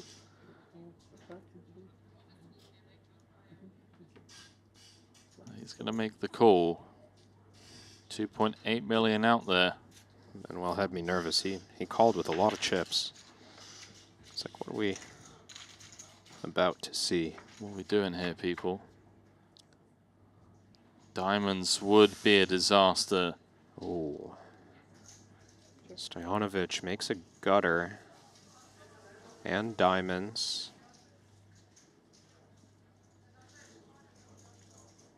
I mean, there is a world in which this is it. SPR less than 2. You remember Manuel put himself at risk against Martin Dam. 13 big blinds effective, I want to say, with a jack-high flush draw, triple suited. Not shy to put the money in the pot on a marginal draw. Dvorak setting him up for a similar situation, about a pot raise behind. I don't know, the king-high board.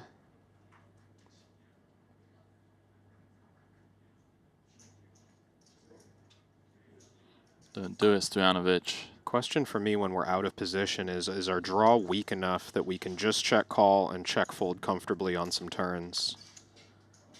And if you can't decide that your hand is weak enough on enough turn cards, then sure, maybe it makes sense to commit. Stojanovic can certainly get away on this one.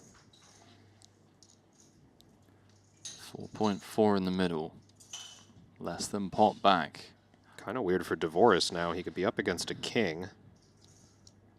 How much in the middle? And he covers diamonds.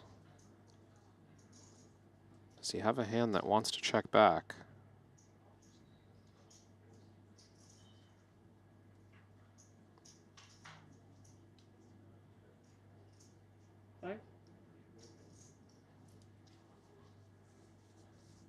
He is going to check back. 9 of clubs river. Fortunate run out for Stojanovic. Had a diamond rolled off. I don't want to say he would have been over, but would have lost some more chips. He could still lose chips here. Yeah, are we not so sure that with 10 high nothing and the ability to rep a king, Manuel isn't going to take a stab at this pot? How big would he want to go with those hands? He doesn't have any card sharing with full houses, which would be the obvious all-in combos. Maybe he wants to block bet. Leave himself some money behind to fight another day. Full shutdown. 10 high out of position. Takes a lot of discipline not to bluff in some way.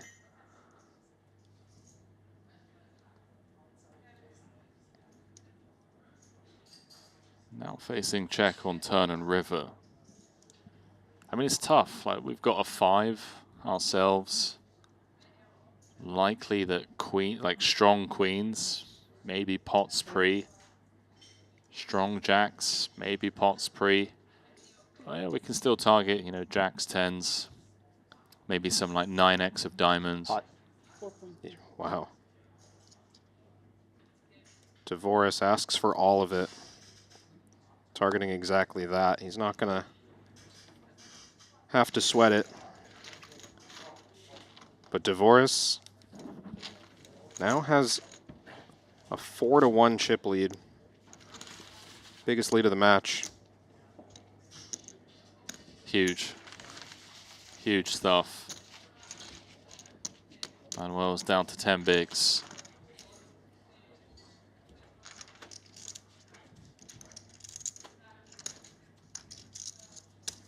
What an incredible day of poker. Coming up to 4 hours of play at this final table. That's what they're playing for. The Triton main event trophy and that epic Triton and Jacob & Co. Epic X Sports Watch. Stanovic has a hand that could pot here. Pot he does.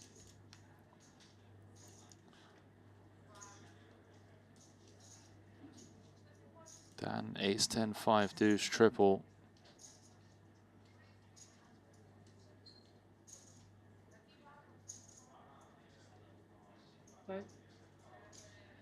He's just going to defend. Hearts ends it. Couple of hearts on the board. And all the money's going to be going in. Just pot back for Stanovic.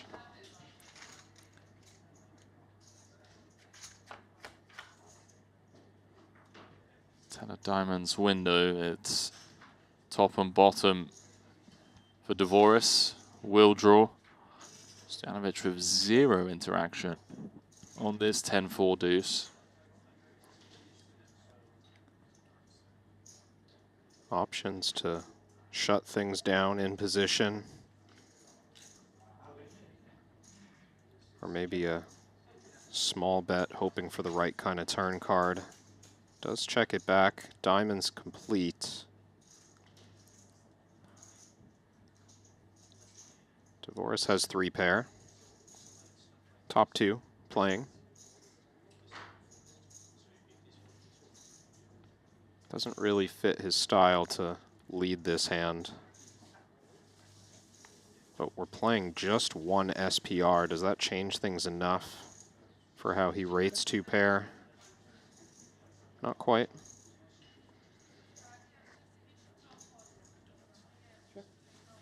This one's going to check all the way down to the river. Stanovic going runner, 2 pair. Could cost him some money here. I think Dvoris could find value with top, well, no longer top 2, top and 3rd pair. I think so. 4 diamonds making it quite hard to be up against a flush. There's just a number of different straight combinations is my concern. 8-6, 6-3, ace-3. Dvoris is reaching smaller sizing.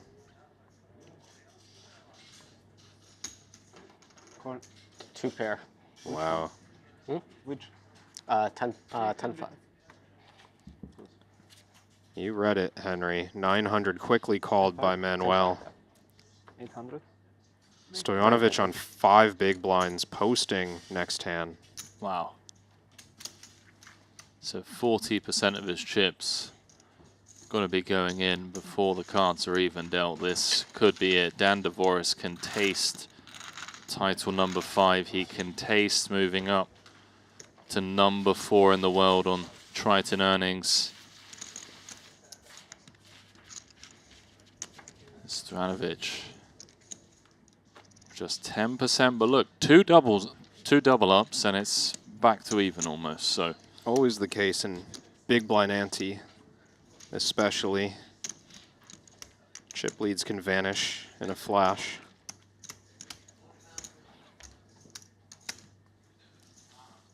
Sure does look comfortable though.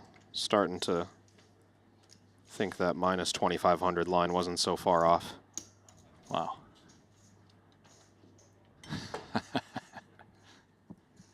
That was a brutal line. It was.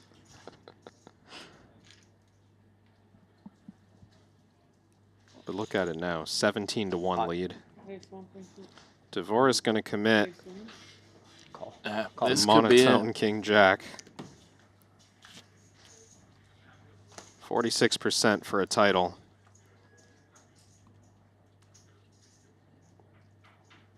%46% for title number 5.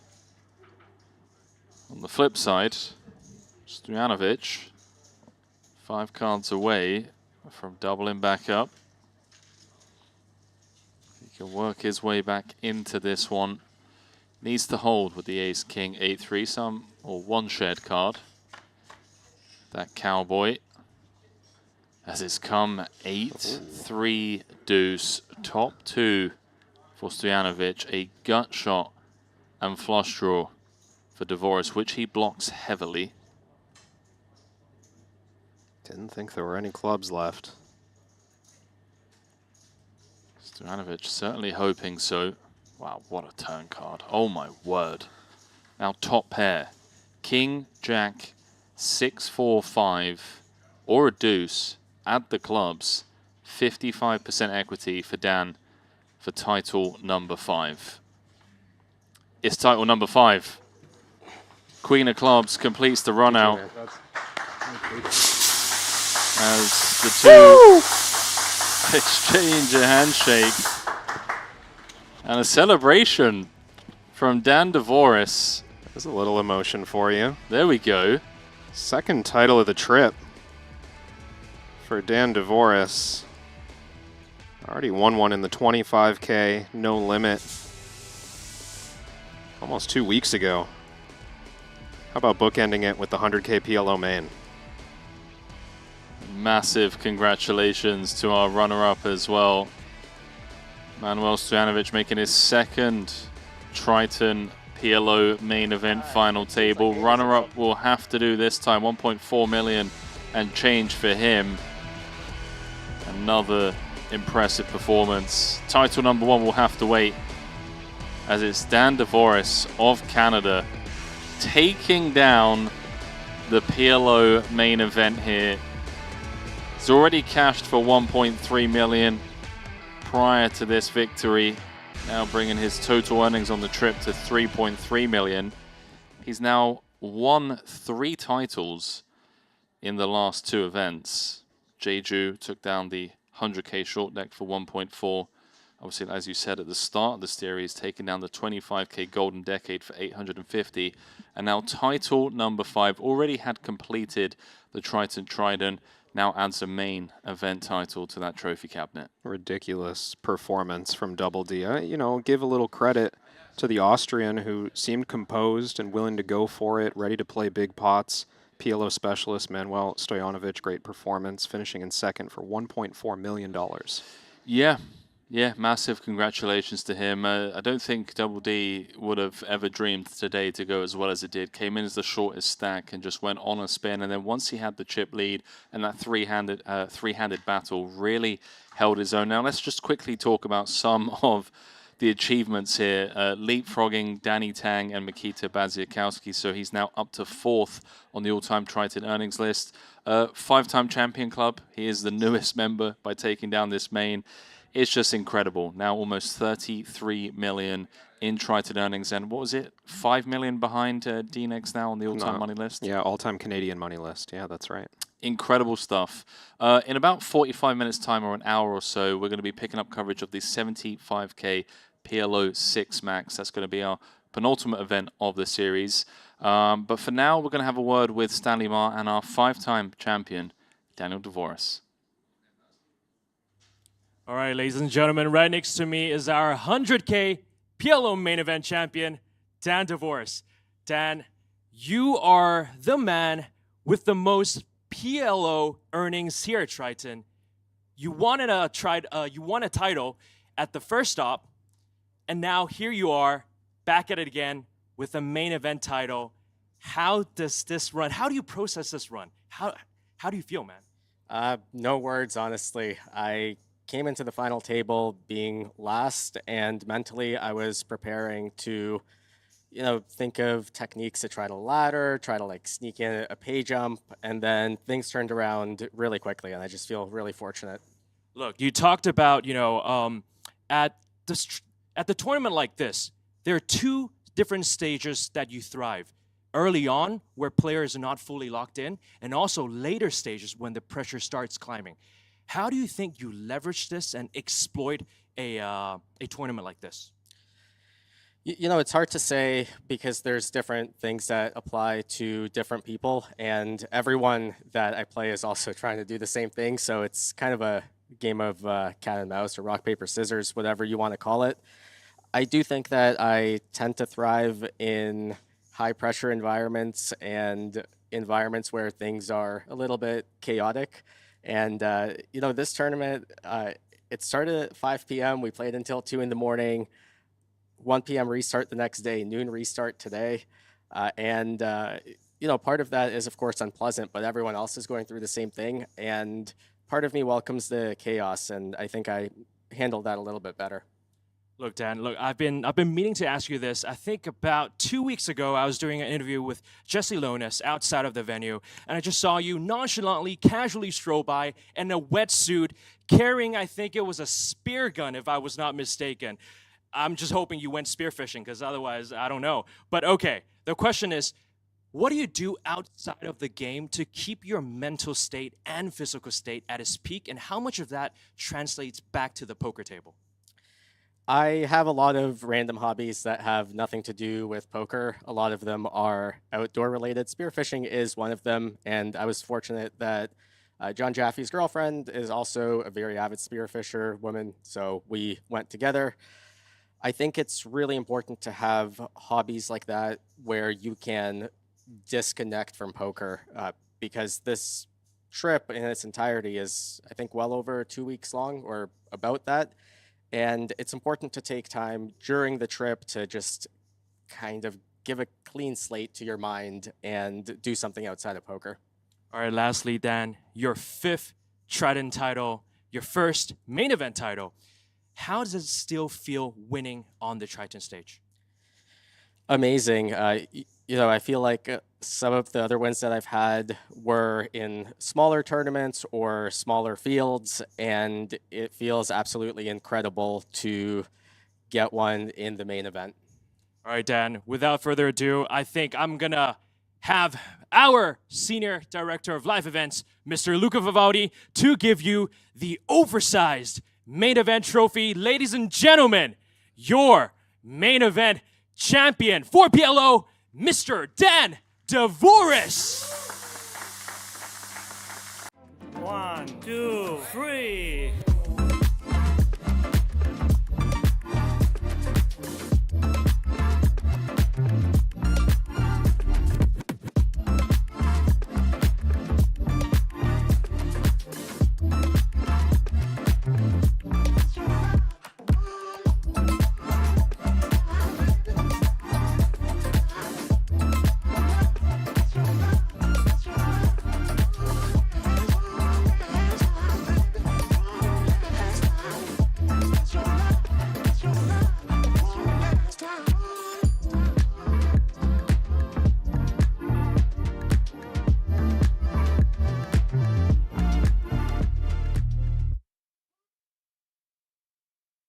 CoinPoker and Triton are teaming up to give anyone a chance to win a $25,000 seat to the next Triton SHRS Series in Jeju. All you have to do is sign up to CoinPoker using code Triton, play the qualifiers, and the winner is gonna win an all expenses paid trip and a $25,000 buy-in for the next Triton SHRS Series. Hopefully, I see you in September.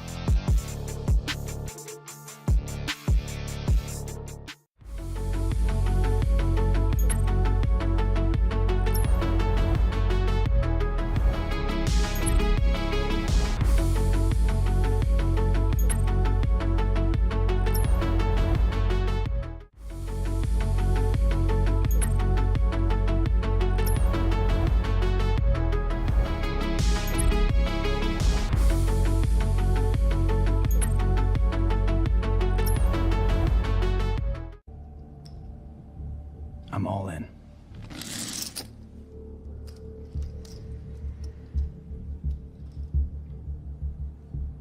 Call.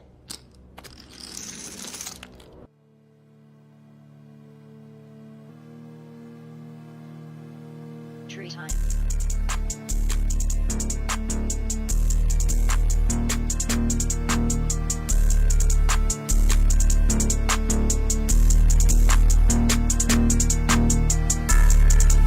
Most trading happens at a desk. Yours doesn't have to. Jupiter Mobile is the best crypto app ever built.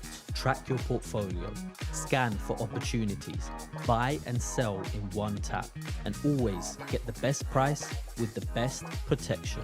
Whether you're at the table or between hands, your crypto's always in your pocket and always working for you.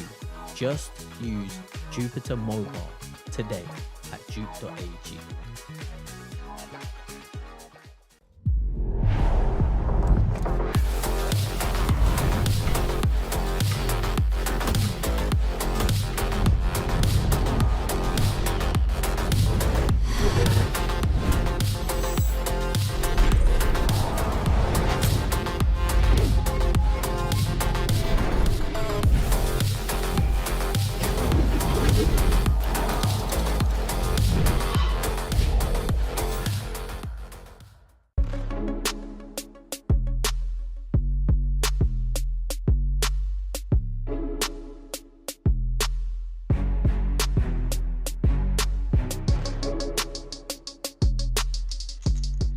Going to be enough. Speaking of pressure, Laszlo perhaps doesn't even have that word in his lexicon. The man is known for playing the highest stakes games in the world. We're talking about pot sizes bigger than first prize in this one. Not that he would turn his nose up at 2 million. Martin covers in the big. Yeah, you know Laszlo wants a title here. No PLO trophies to his name at Triton. Longtime PLO specialist. As is Martin Dam.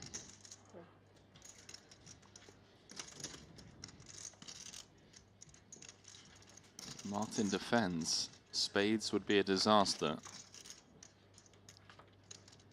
Comes ace, queen, 7, top and bottom for Laszlo, middle set for Dam. And this could be trouble at this SPR. Yeah, a lot of times when you're under pressure, you make a pretty decent hand. Players just prioritize denying equity, and there's a pot size bet from Boitas. Committing choice. Just unavoidable now. Yeah, sure, in Dam's shoes, sometimes you're up against top set. But Dam's played this game long enough to know that this is going in. You have to ask for it all. And good luck. 81% equity. It doesn't get much better than this. Ace or a king needed for the Hungarian, as you see him shake his head.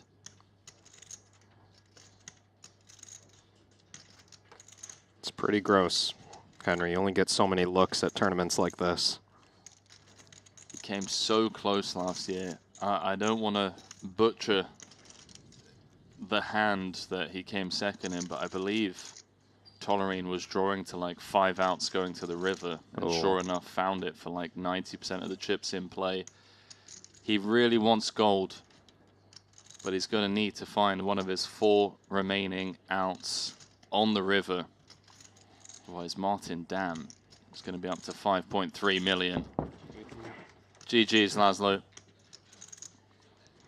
Omaha rolls.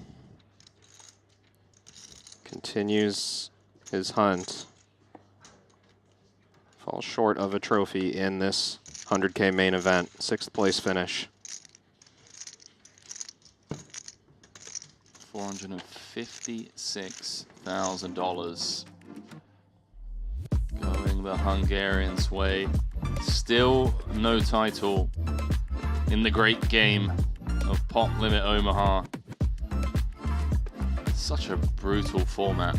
The variants, SPR2, flop, top and bottom, had to go with it. And unfortunately just running to be carnage.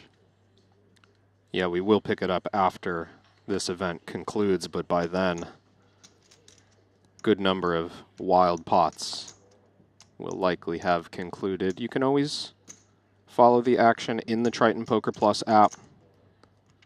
Open up that 50K mystery bounty on the side if you want to sweat a few more tables in addition to this main event final on your stream. We have a brief moment to give a shout out to all the viewers around the world who have been so loyal with their support over the last 15 days. Get your BLTs in the chat as always. Kevin and I will be keeping an eye on YouTube as Stojanovic opens here. Non-pot size open. As Dvoris gets to defend. Nines and deuces. Dvoris is our current short stack. Well, he's not going to put any more in on this board. Let us know who you're rooting for, of course. See a lot of people rooting for Patrick. See Henry saying, go Martin Dam. Got Win saying Imber, best player left by a mile. He is widely regarded as one of the best of his generation. As is this young man, Manuel Stojanovic, the Austrian. Had the pleasure of playing some friendly high-stakes cash games with him. It was, I say friendly. Friendly for him? No, friendly in the sense that it was like a... No one had like headphones and hoodies on. It was like a private event. And gotcha. You know, we were still there to win money, of course, but we were splashing around. Yeah. He enjoyed my antics at least, probably because I was all in every other hand. That'll help. Yeah. I said Dvoris wasn't going to put any more in on this board. He does keep checking, but he's got a heart and 2 9 blockers. Thought maybe after the Stojanovic check back, he'd consider some bluffs, and maybe he will on a blank river.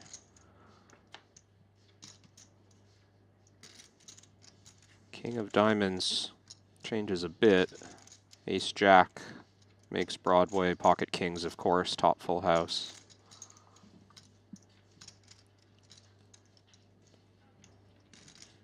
Do it, Dan. It's a tempting one. You know you're not winning. Maybe a chance to get ahead of some of the other short stacks by bluffing at this pot. I just think Stojanovic has every full house, every nut flush combo. Like as played at this SPR in position. You see Dan grimacing at that one as Stojanovic is up to 8 million. You wouldn't have been able to draft him on time. You would have had to put in a late It would have had to be a fantasy random team. Yeah, it would have had to be a random draw and then had him allocated to your team or assigned to your team.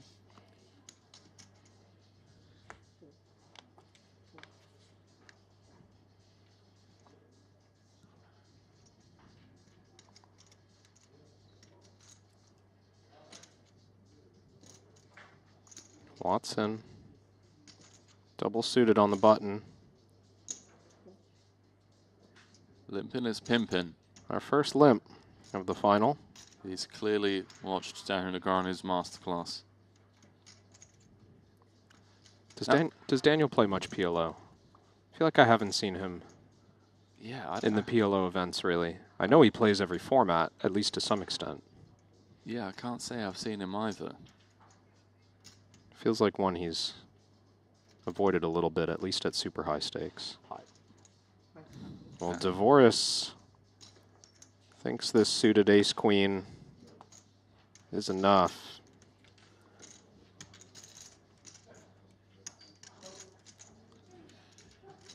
Sharing a couple cards with Watson. He's going to take a flop with quarter pot behind. Dan Dvorak very likely at risk.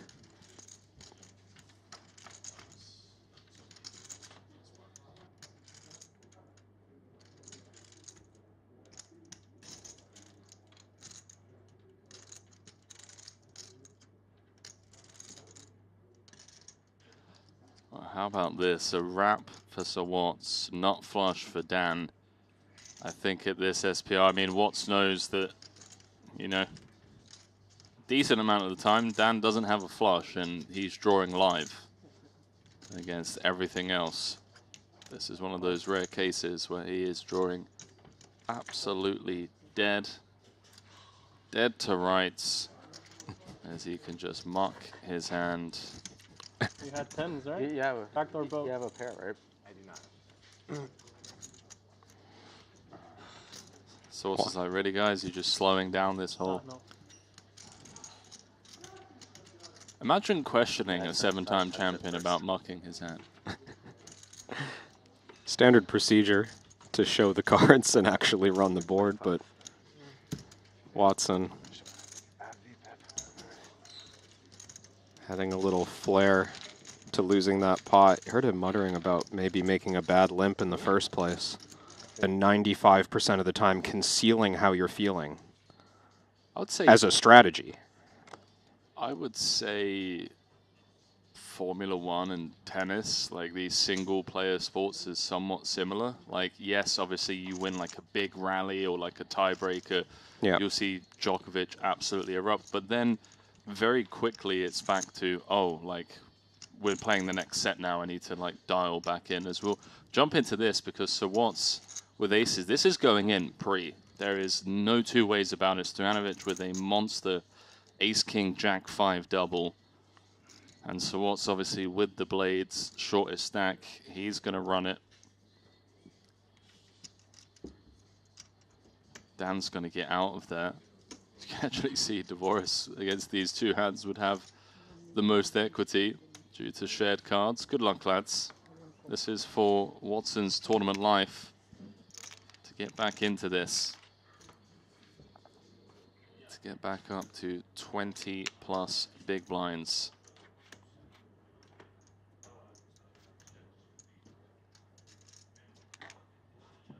Big pre-flop collision. Dan Dvorak and Patrick Antonius loving this. The opportunity for another ladder. 36% of the time they will ladder as it's come king 5-4. Top 2 pair for Stojanovic. Jumps ahead. Watson still has life. Board pairing 4. Now a board pairing 7, 3 for the wheel. Well, there's some emotion from the 7-time champ. Big old sigh as he knew things were bleak on the turn. And maybe that emotion being shown as a byproduct of a perceived mistake on his part. We heard him talking to Dan Dvorak about his decision to VPIP button earlier on. That ended up leading to the all-in against Dan. 5th place will have to do for Michael Watson, but what a trip. Massive congratulations to him, a 7-time Triton champion, and for me personally, one of the greatest to have ever played the game, both online and live. Has won everything one can win. Triton trophies, bracelets, EPT titles, scoops, W coops, everything. Garcia and Matthias Eibinger are through to day 2 of that PLO 50K mystery bounty.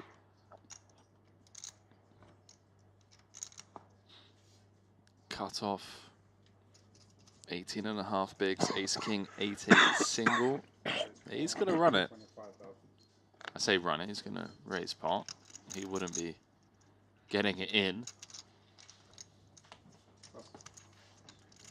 Similar situation, even stronger play from Dvorak by opening into Dam's big blind. Chip leader button.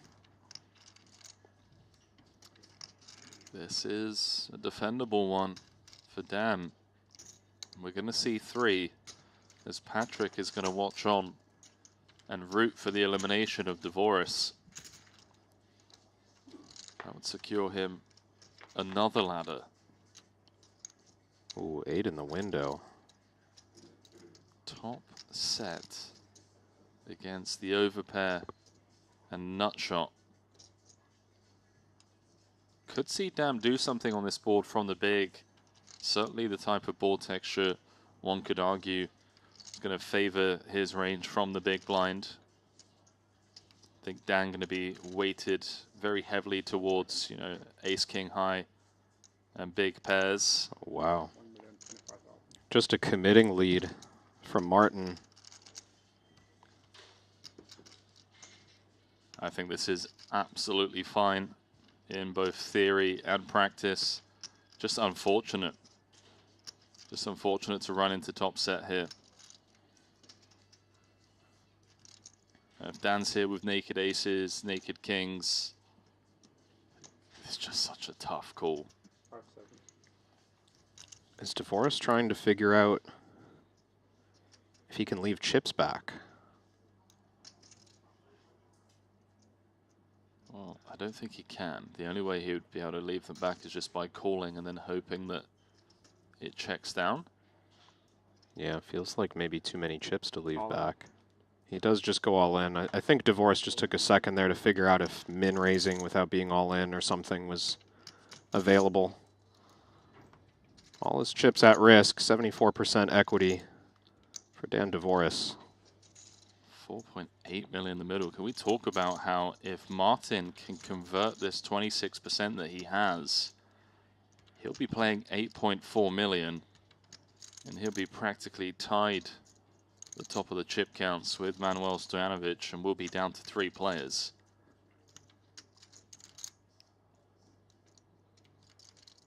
Huge pot for Dan Dvoris. The ace on the turn. Changes nothing. Queen or a 7 needed for Martin Dam. Doesn't find it. And what a start to the day for this man. Up to second in chips. Did Dan come in 6 of 6? Correct. Correct. Yeah. You have any sweats left in this one? No, no. Garcia was my last player. I think I have Patrick at least. Might just be Patrick. How's Rumbo getting on?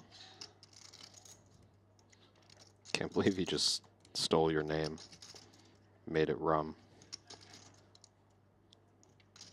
Rumbo's got Stojanovic in first. Okay.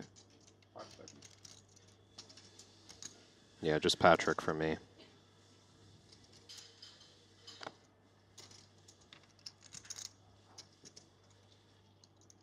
Yeah, Nano's got Patrick as well.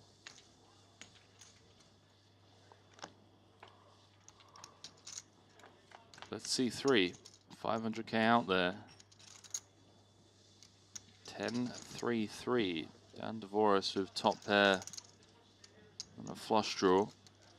Stojanovic and Martin down with the overpair. He's going to check through. Ace of spades turn. Double D. 83% now. Needs to fade a king, jack, or a 3.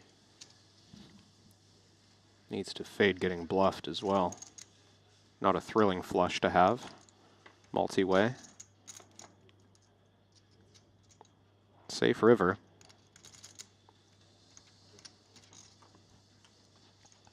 At this point, I'm not expecting anyone to bluff at it. Stojanovic acting before Martin. Martin with no blockers in his hand.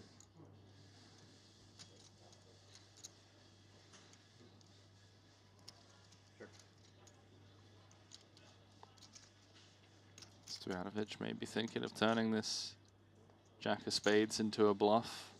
He's got jack of spades. I wonder if this You know, you don't always want the king of spades. Maybe king high flushes are always betting before this moment. Maybe jack high flushes are kind of like the strong check calls in this line. Dvoris with 1 pip below.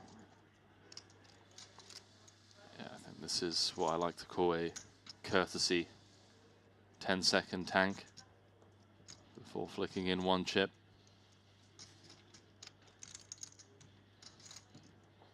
There we go. Good read on the 1 chip. It's the 1 chip when you know there's a high likelihood of seeing the pot returned to you, you know? Yeah, not necessary to put out all the chips. Right. You're just like, all right, I'm not going to waste my time. I put 1 out because I know the pot's coming my way. A lot. Holy smokes, bro. That was incredible. I don't know if that's genius, if that's an angle, like, what do you want to call it? But if you haven't seen that, head on over to the APT's Instagram, because that is one of the most insane hands I've ever seen. It's like a 7-minute video, and you need to watch every minute of it. It's all gold. Patrick Antonius taking the spot for his final 5.5 bigs, and, well, he is flipping as Stojanovic has 4 live cards.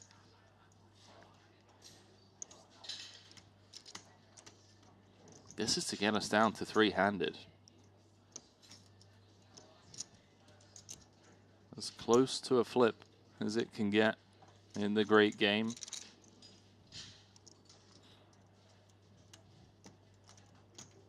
$13 bigs in the middle.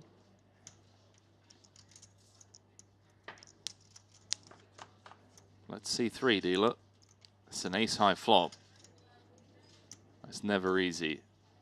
Gut shot for Stojanovic, an 8 would do it.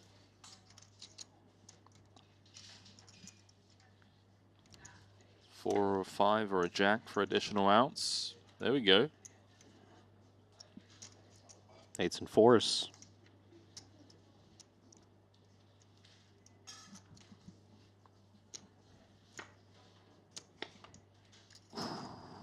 Breathe, Patrick.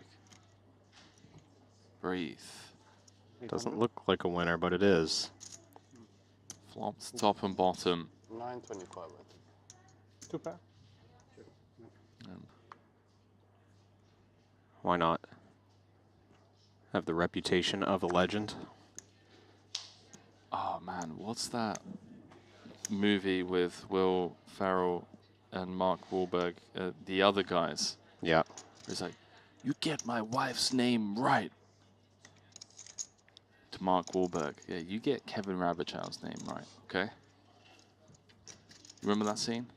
Didn't watch that movie. Ah, okay. It's a great movie. I think it's one of Ferrell's best. I like his comedies. I avoid Mark Wahlberg films. Okay. I just have a... You're just racist. I have a bias against Boston. No, it's... Tough one for Dan. Against the button open. I think he's quite fortunate to be triple suited here. Oh no, he is going to just run it, and Patrick loves this. An opportunity to go back to back. Back to back doubles to be up to 4 million. Blinds are getting big out there. Even after Patrick's double last hand, that's just 13 blinds. Chance for Antonius to pull ahead of Double D. And this one is huge. 200K, the immediate ladder between 4th and 3rd. And of course, a lot of future game stuff. Queen is a beautiful card for Dan to see.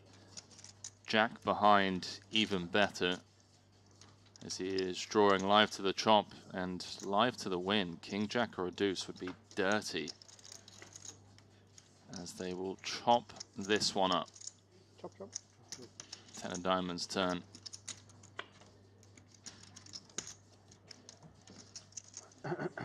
Feels unfair. Does. Patrick has 2 straights. Both players with Broadway. Yeah, but Dan has... well, yeah, you're right. I was going to say Dan has Broadway and a pair, but Patrick has 2 straights and a pair.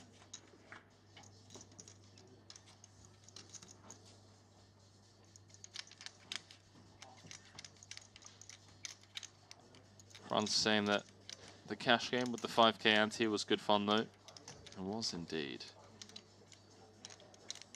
Yeah, I do love Montenegro.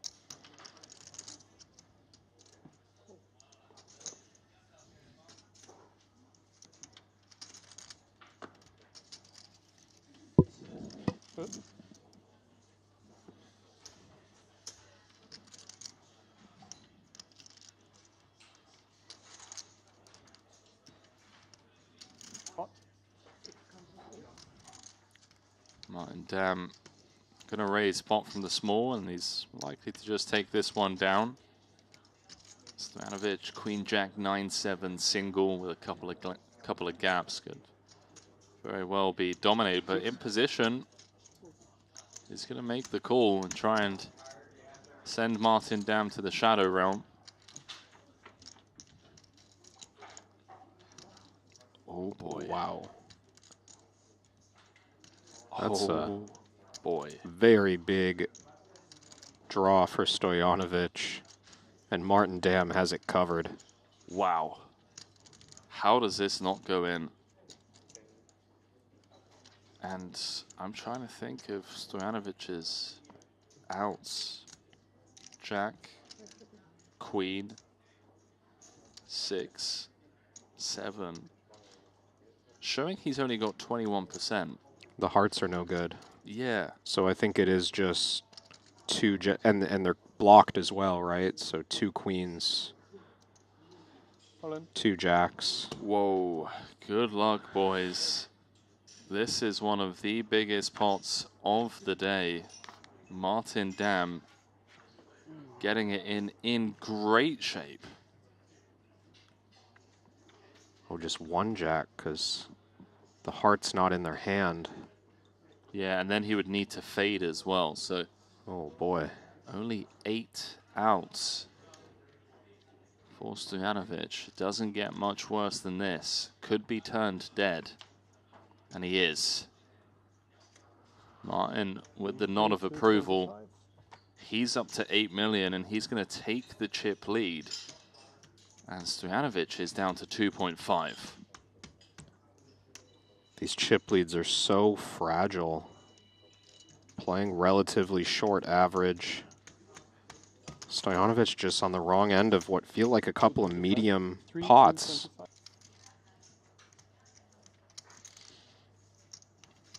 Curious to see how Dvoris plays this hand with Martin Dam in the big blind.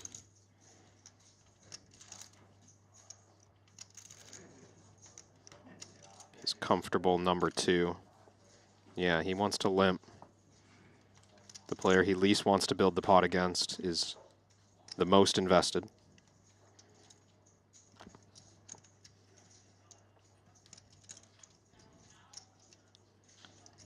Patrick is aware that Dvoris's limp does not necessarily mean he's weak given who's in the big.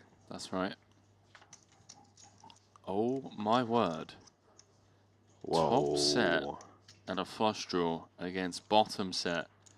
Patrick's got top pair and a gut shot, backdoor hearts, 800K in the middle. Does Patrick have enough hand to just lead and Martin sandwich between with bottom set? Wow. Oh my. This could be huge.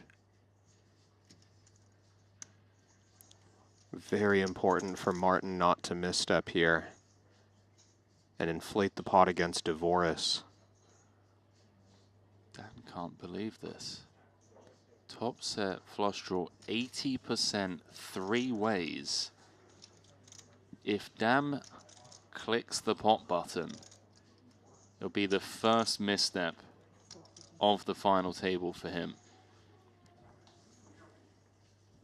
He's just going to make the call.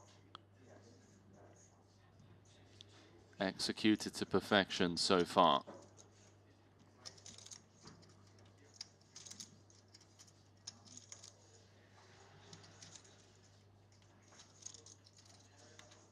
Dvoris would so rarely want to open the action here.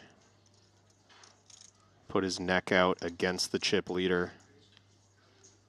He knows Antonius is going to call off anything. So with this hand, there's not much to think about. 4 million is the bet. Antonius, I mean, it's so gross. You've got some chips behind, yes, but there's no guarantee that Dvoris and Dam are about to collide. I don't think he can use that logic of stepping away and letting a pay jump come his way. What an insane hand of poker this is. This one's going viral. Potential three-way all-in. Martin Dam really just trying to figure out, okay, does Dan have some sort of top pair, nut flush draw type combo? And even still, if he is up against that, does he want to risk playing a pot for 75% of the chips in play with bottom set, no backup? This pot against Antonius not that valuable. You see the shake of the head. I mean, it's such a grim spot. Limped pot. You flop bottom set. I think he knows he can get away from this. There's just no reason for Dvoris to be light. Wow, that's a huge fold. Wow. What a good feeling to see that. If you're Martin Dam, you know you just got away from absolute disaster. How do you not win the tournament after that fold? Martin Dam, you can just see he's really feeling himself right now. Queen Jack of clubs and something else. Fives. Oh yeah, another set. He is really feeling himself after that fold, and rightly so. 4 of hearts on the turn as Patrick goes from 3 ounce to picking up hearts. Dvoris can hold here. He'll be up to 9 million. What a day it's been for him. Came in as the short stack. Now just 1 card away from being the chip leader and down to 3. Chip leader it is. GG. Good game to Antonius. How can you not raise the flop? How can you not raise the flop? I felt like this scenario would be a nice one. Yeah, I feel like it kind of should happen a lot, and then I'll just have that a lot. I think he has to play super tight versus jam flat. So when he doesn't, I think I can actually fold my hand. Stanovic saying to Dam, how do you not pot that? I would love if Dam just turned around and said, because I'm one of the best PLO players in the world. You understand now? You understand? Remember the name, Martin Dam. One of the folds of Brew, Patrick was saying just how important it is in these 6-figure buy-ins to do well.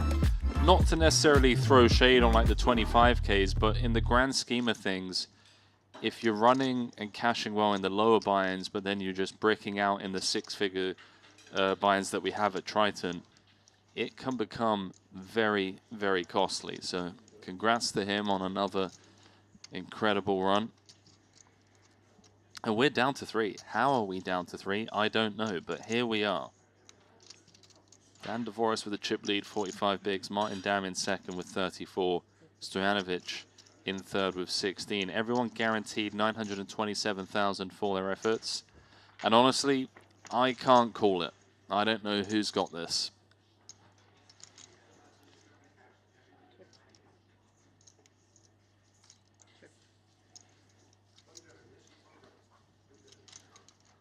Well, Dvoris has this flop for now, but Stojanovic doing the betting with top set.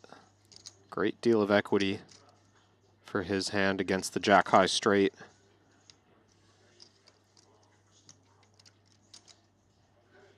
Martin's got a little something here. 2 queens, gutter, backdoor flush draw. Does he want to turn this hand into a bluff? I mean, could potentially activate here. Ooh. This will be interesting. Don't think Devoris can do a whole lot here in between two players. Agreed. Bad straight, no redraw to speak of. Yes, he has the best hand right now, but this is the kind of hand you need to get away from in PLO.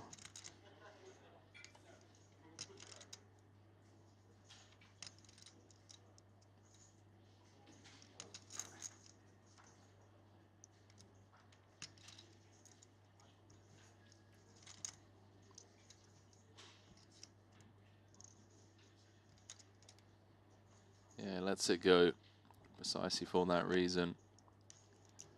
Now, what about Stojanovic? Awkward one to play, especially out of position. Oh, sorry, he's in position. Yeah, Stojanovic on the button, so... And he's drawing to the nut full house. I think fairly clear call for now, but without a board pair, it's going to get interesting. Yeah, that's a tough one to navigate. Dam's still with the best straight blockers. Queen, queen, relevant against queen 9 or ace queen now. Question I am asking myself, if I'm in Stojanovic's shoes, is how often do I feel naked queen 9 is check raising flop? Yeah. And then how would queen 9 respond to this type of turn? Because we need Martin to be completing from the small with a hand like ace queen 9, you know, 3 of the 4 cards. That's pretty damn strong already. He does have this dynamic, though, between Martin and Devoris, where he's observed Martin one hand ago play extremely cautiously with Devoris behind. So what does that mean he makes of raising with Devoris behind? Maybe it's a little more comfortable to raise a hand that's just bluffing and you know you're never committed with it. Maybe you do need just an absolute monster.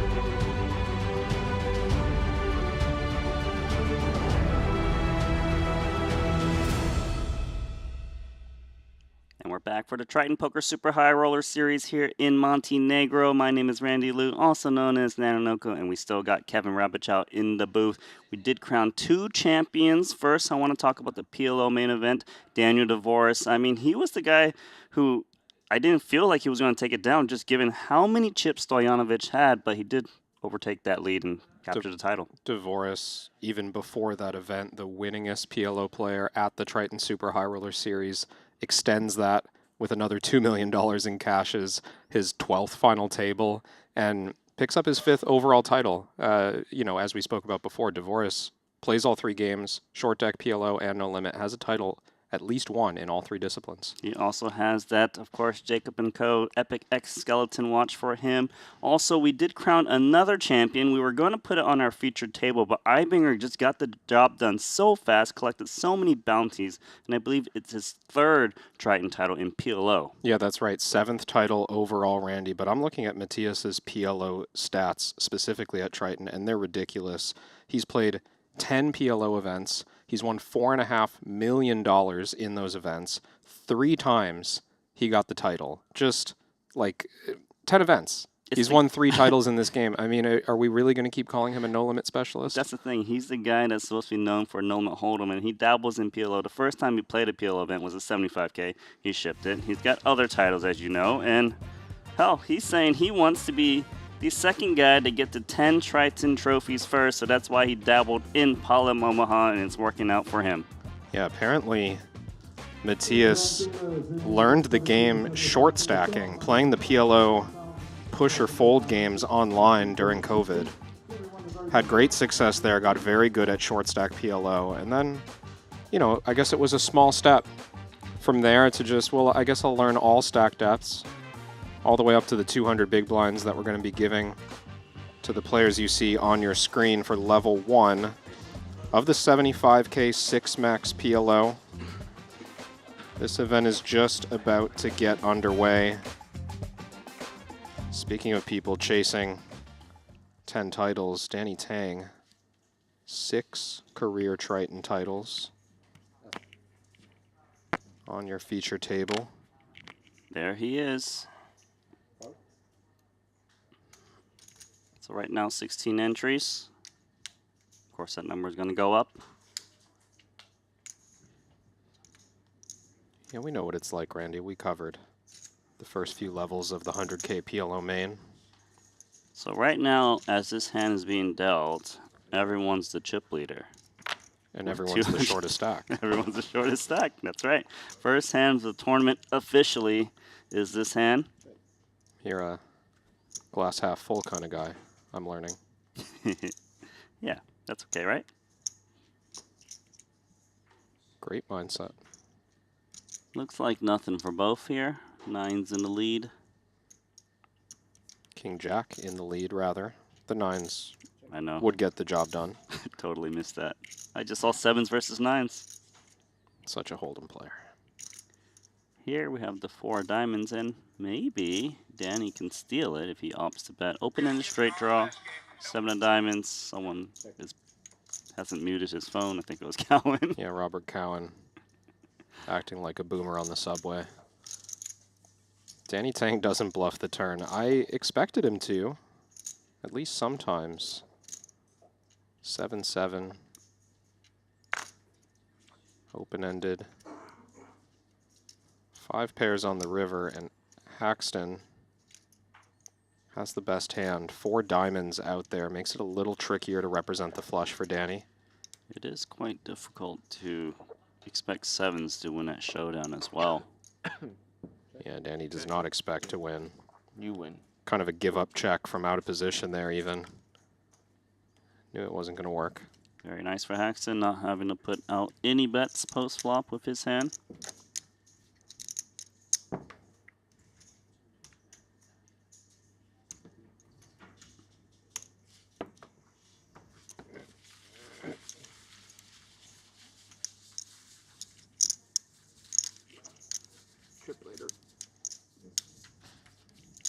Haxton's a chip leader? Is that what he just said? So he understands our humor. Ike's made some funny observations at the table. Guess who's the short stack? Danny Tang. Oh no. Important pot. Level 1, 200 big blinds deep. Last place.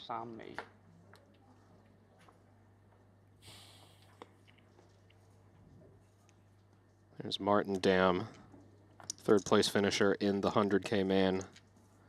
Played a couple of incredible pots down the stretch that did not go his way. At some point, it felt like he was going to take down the tournament. He had over half the chips, 3-handed. Got pretty unlucky. Ran a bluff that did not get through. Yeah, I believe he had like the 3 pair. Got called. I would call it 4 pair. 4 pair. True. I believe it was ace, ace, jack, 8, 6, and he had jack, 8, 6 in his hand. So you count the 2 aces on the board? Yeah, of course. There we go. Pre-flop raise from Danny.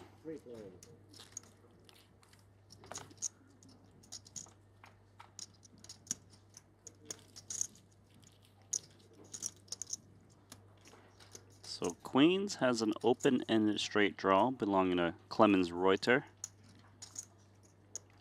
Not much going on for Ike. He's got a wheel gut shot and backdoor spades. Danny's got the overpair with a pair of 9s. Maybe can make 9s and 8s.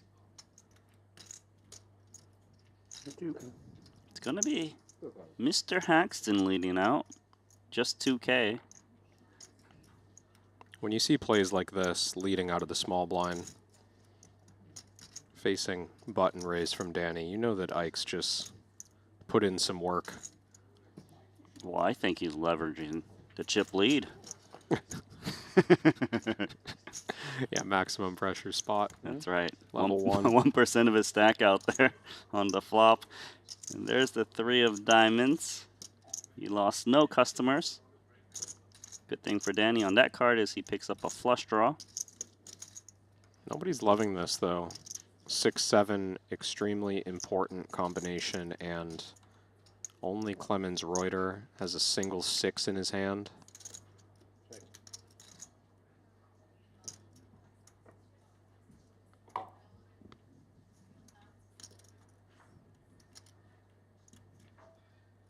Seems very difficult for anyone to try to bluff given their hand. But bluffing won't be necessary if you're Danny Tang in this pot. He's backdoored his way into a flush. 9-8 of diamonds playing.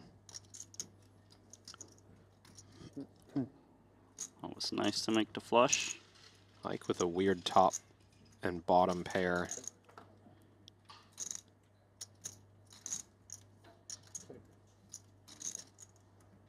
See if Danny wants to value bet. It's a pretty weak flush.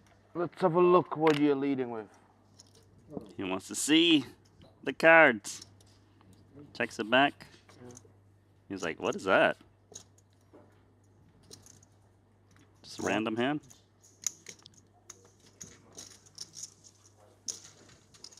I like that from Danny. Being honest in his intent there. Yeah, maybe I could value bet this, but if I check, I get to see Ike's cards, and he did something interesting this hand. Sorry. So fierce.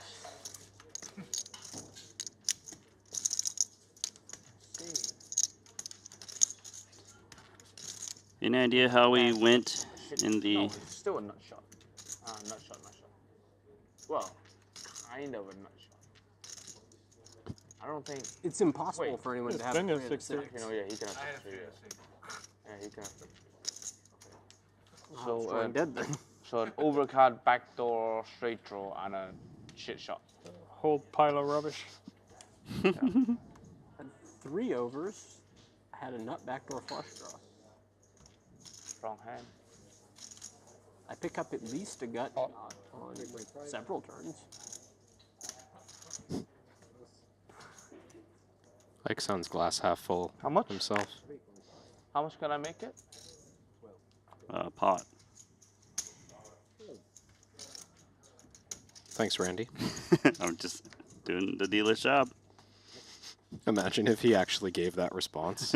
How quickly he'd be sent out of the room. You could make it pot. Looks like we're gonna have a 3-bet pot. Don't play this deep for so long. So exciting. No restrictions. Deep stack PLO. Re-entry open. Yes. 10 high board, couple of hearts, and Jones with just a gutter. Almost no connection to this flop for either player. Danny's ahead with King Jack high. I already checked. Yeah, somehow Did he King check? Jack high is good. Hard to know. Huh? Did I check? No. I checked.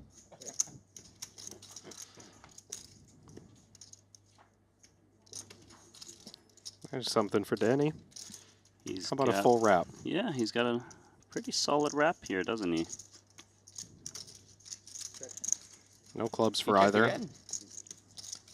Jones with a double gutter now. The weird kind. Check again. Jack again. Danny's in a fun mood right now. It's chilling.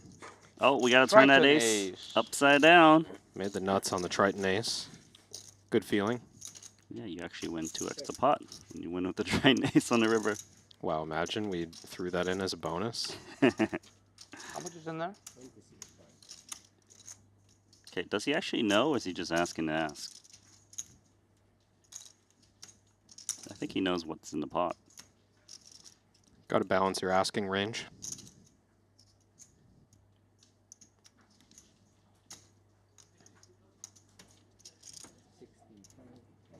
Okay, win it.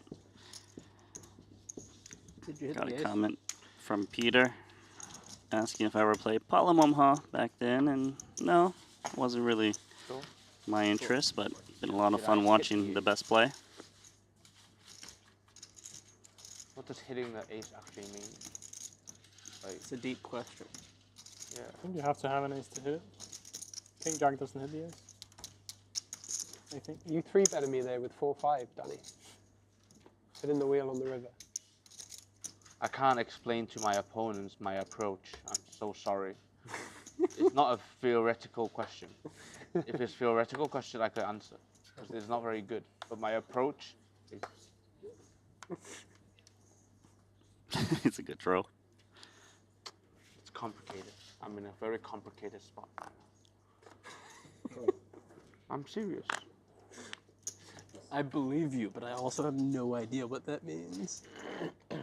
Because of the change of events, of things occurred around me, it's changed my approach.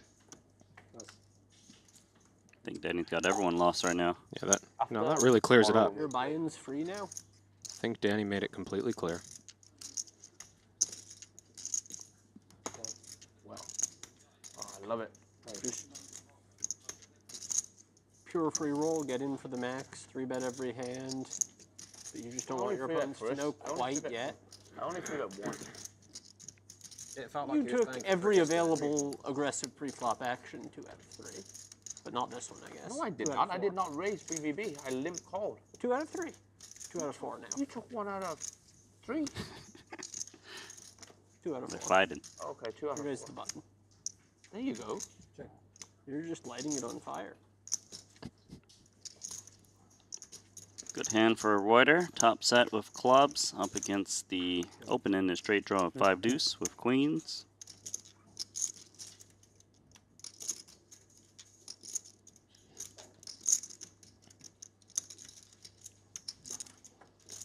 No respect for Martin Dam's 4 overcards. No need. Backdoor straight draw, backdoor spades. He's just gonna do a fold when he gets over to him. Yeah, once Clemens gets involved. He's thinking about putting in a raise. Sometimes we see sets not raise on flops like this because it's hard to play turns and rivers and a lot of murky stuff, but he's holding clubs, so he doesn't mind it. Yeah, he covers some of those ugly turn cards.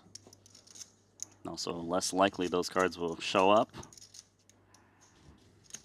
He doesn't want to hit a flush, he wants to hit a boat.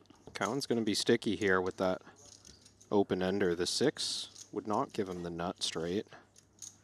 So clubs come in for Reuter. It's not his favorite card, but he does go from a set to a flush. Clemens would have been much happier with a 10, a jack, something like that. That wasn't a club at least.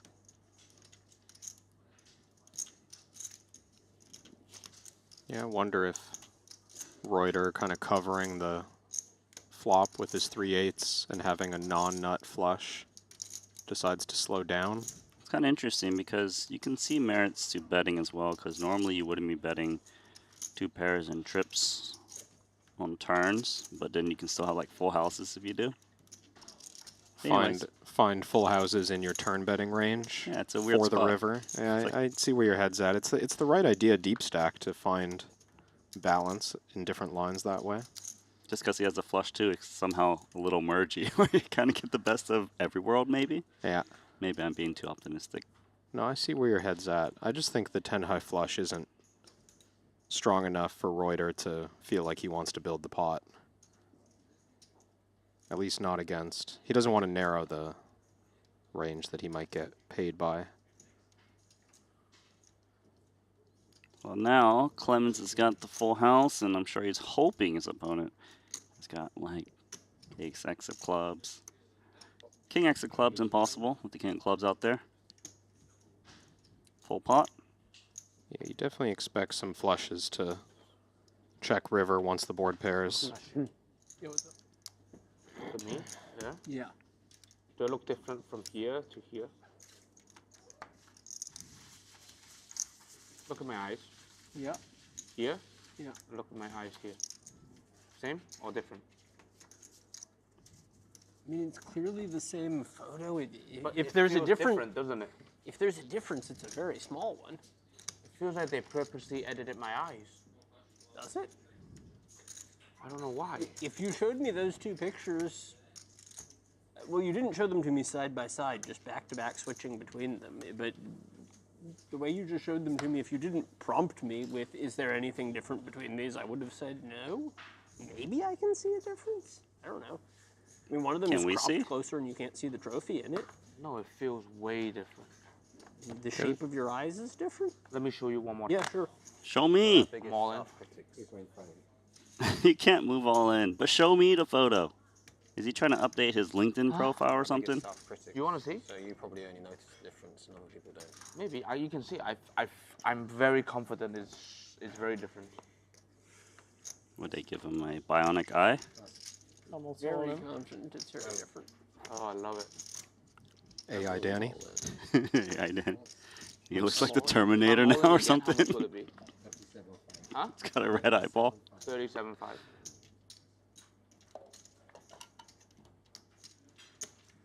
He's smiling.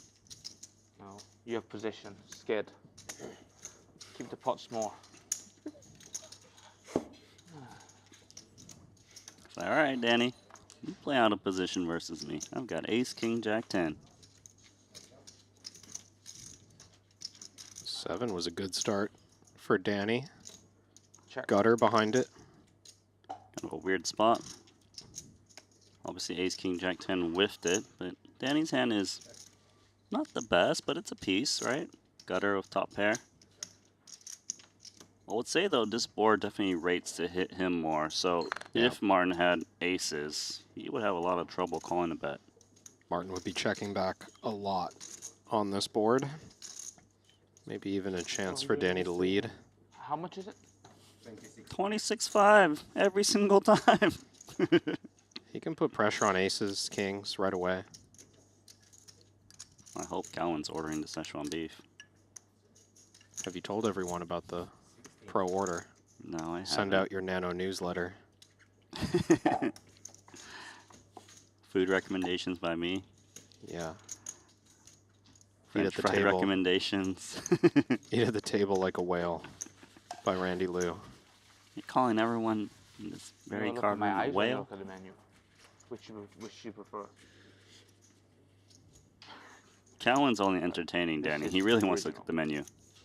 Right. Right? Original. This is someone who tagged me. They definitely done something to my face, right? I mean, Come on. I want to see. where's the original? Original. Scroll up. Scroll up, and that's original.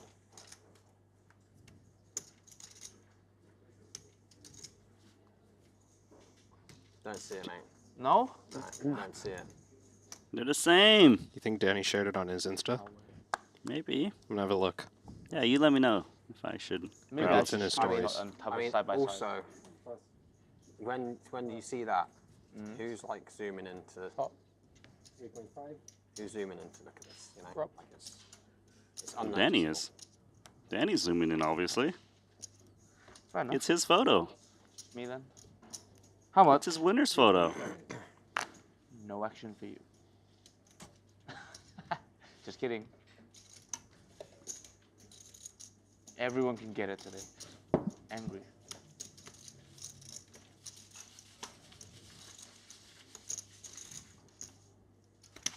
I'm only seeing one story on Danny's Instagram, and it's just him looking down at 5, 6, 7, 8 double suited with some Triton chips at the table. The 8-3? Live look at Danny in yesterday's PLO. No. No. Why then? I don't want to say it on the microphone. I could try like. I could mouth it to you. Could be a mime. Mr. Mime. Just say it in Cantonese. I speak Cantonese. I don't. I don't think Martin does either. But with AI these days, we can translate it so quickly. That's what I should have had. Maybe Cowan's ordering 5 pieces of toast, like Laszlo the other day. Very specific number that never got delivered.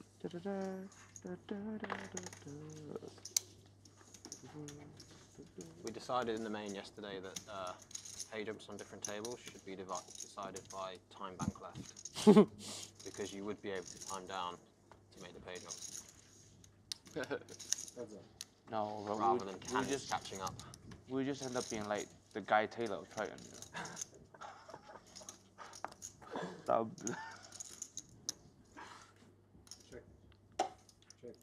Kind of a cool idea, to be honest. Incentivize playing faster as well.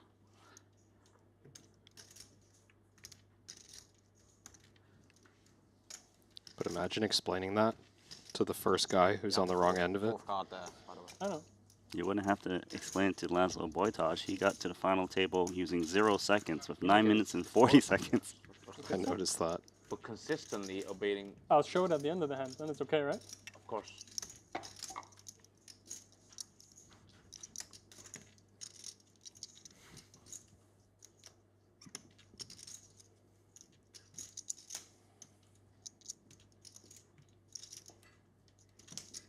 So it's a single raise pot in this one.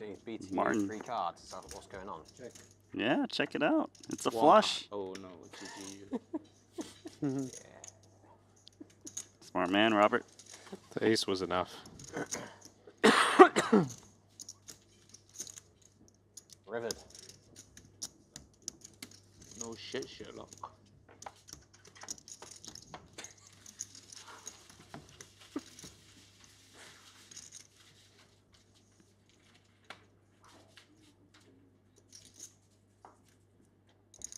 I didn't. I know. You know what I said? No, I have no idea. That's why I'm I don't even know what you're talking about. Never mind what you said about it. But don't say it out loud, please. I was really, you know. Did my best, Danny.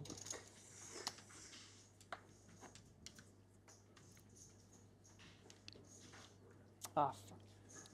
I accidentally scanned all 4. It's no surprise Danny's in a great mood. He won the No Limit Hold'em main event. $3.5 million. But not his only score that was quite meaningful here. Montenegro, second in the 30K for 628, and plenty of other cashes. Danny's been having quite the festival. Feels like a comeback tour. I am a little sad he's not wearing his new Jacob & Co. Epic X Skeleton watch, though. Perhaps he wants to keep it in mint condition. Yeah, imagine the resale market That was on that collectible 20 years from now. Doesn't make That's something you never sell. Yeah. I think he left. He said he was going to go today. Everything has a price, Randy. Last night I thought he said he was leaving today. Wow. I'm fairly certain I saw him. He's Mr. PLO Triton, you know? At the cafe outside. I think you checked it. 10 minutes before I came up here to play. Oh. What are they talking about? I think he's probably going to be here just a little bit late. Who's late? I missed it. Mr. PLO Triton. Matthias, maybe. Maybe. Is he in the mix? No, he's not in the mix just yet. Well, let the man enjoy his trophy. He might be analyzing the photo he's taking with his trophy if his eyeballs are a different color like Danny. Although he wears sunglasses, so you wouldn't be able to know. Maybe they AI swapped out the color of his suit. You know how you can take out like colors when you edit photographs? So Yeah. you remove all of the orange. What happens if you remove all the orange and he's wearing orange? What does it turn into? What is a colorless color? It's invisible. These are the ultimate questions, Randy. He just disappears. His head is just floating there now. Been there in a long time.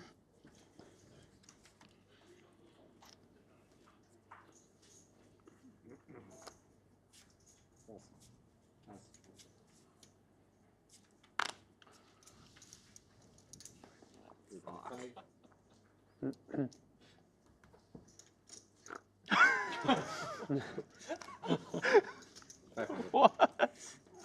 What?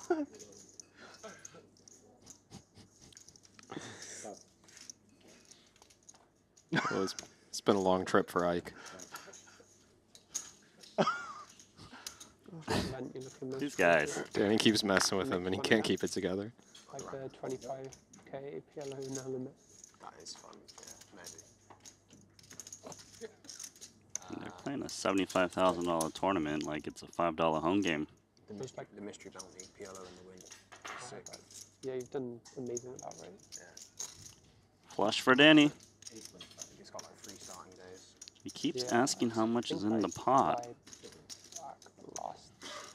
Balance. He's starting to tilt me. Balance, Randy. Maybe he's just decided to ask every time it's his decision. If I was the dealer, I would just tell him the pot before he asks. Would you be mad if he asked how much is in the pot and then he checked? Would tilt me. Super turbo knockout. There's a super. Thank you.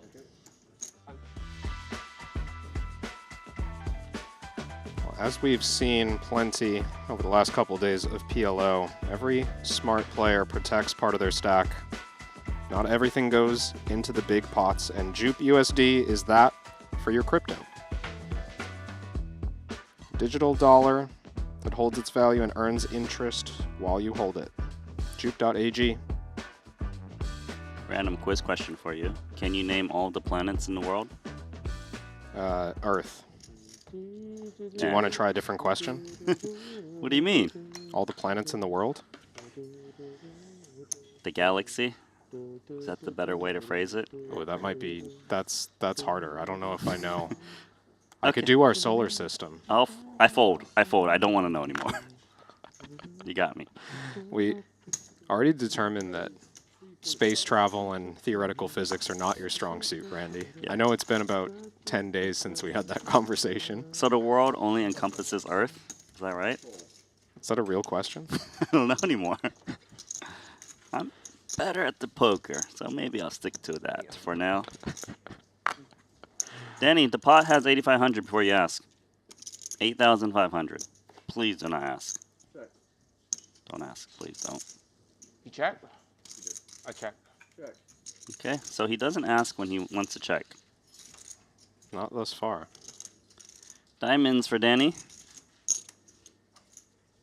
Trip 5's even better for Jones. Chat saying R.I.P. Pluto. Poor Pluto. You pot? No longer a planet. Oh. How much?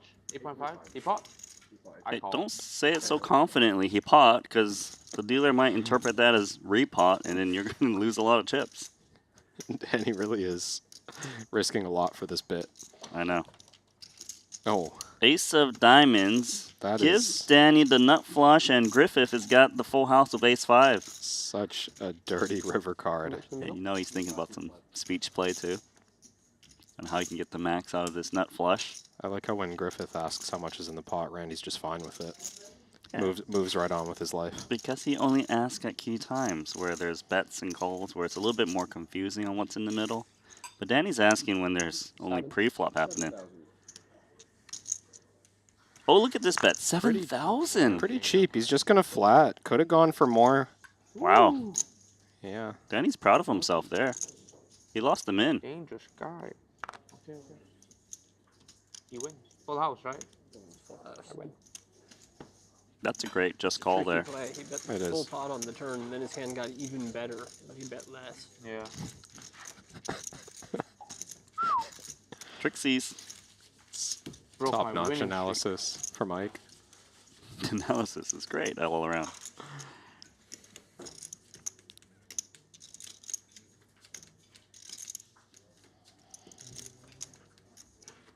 Got a question from Salmon in the chat. What do you think of No Limit Omaha? Well, I would like to change the word Omaha to Hold'em, and I would love it very much. Yeah, that's fair. Not big on No Limit Omaha. Sort of flawed structure for the game. See, Danny could just do that. 8.5. And if it was no limit, he would be all in, and that wouldn't be a very fun game. Boom, boom, shake, shake. Pick up the blinds and antes. You just wait until someone else gets aces and calls you as well, and we just play the side cards. Especially in tournament format, just imagine the pain you could inflict by 3-betting all in with any 4 cards. You've just always got 35+% equity. Huh? I thought it was on Martin.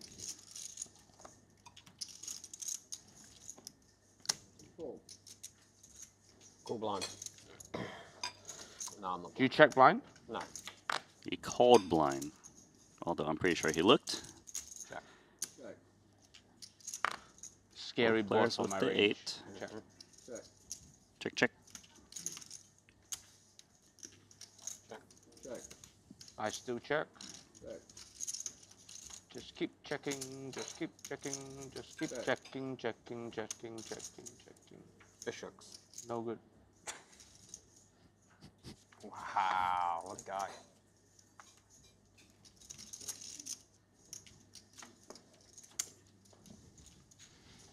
Maxon's quite amused by Danny right now. I think the players can feel that this is the last tournament of the series, or at least not counting the single-day turbo. The PLO crushers are thinking, what is the last time I got to hear Danny needle me throughout the whole tournament? It's just, it's got the atmosphere of players who have already, in their mind, flown home. It's weird because some of these guys have only shown up recently to play only Potlum Omaha. Yet they're kind of it's got not that energy where like, I'm kind of over it. It's not them who are losing it. Still, it's a $75,000 buy-in. And actually, at this buy-in level, it was Matthias Eibinger's very first PLO event that he won. What was it, 5 months ago, 6 months ago? Relatively recent. That Invitational Day 1. 3,000. Ricola salad, please. Ricola salad.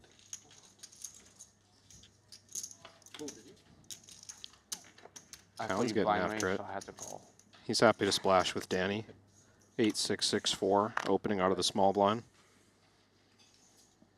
Guess you can never really go too wrong when you're so deep. Starting stack, bro. Sneaky. Starting stack. Check. Sneaky guy.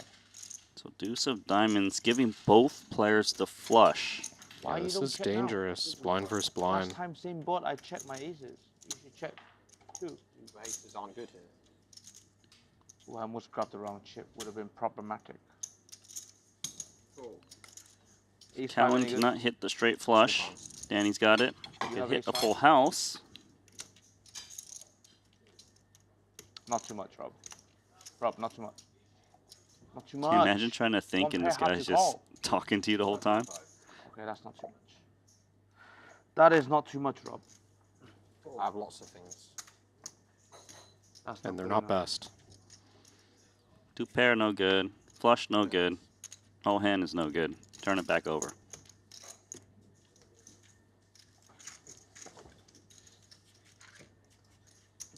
What garbage did you raise me with? What? Oh, yeah. Two pair only got shot straight flush draw. Yeah, but what were they pre-flop? 8 high. That's the man that pays Not a his pair. debt. Oh, did you? What pair was it? I had entirely forgotten. 4? No, it was not 4. 4 would have been a set. Sixes. Oh yeah, you dominated me. I have per 5. Yeah. Fair play. Fair enough. Was it weekend? You pointed it out. Do you think he actually forgot which card was paired? Maybe he did. Because Cowan's only been here 3 days. He doesn't have an excuse. Just every time he's mid-thought, Danny says something to him, so it breaks his train of thought. He is getting barraged with speech play. I know. For some players, you know, they can handle it quite well. Others can throw him for a curveball, I suppose. Danny gonna sit this hand out.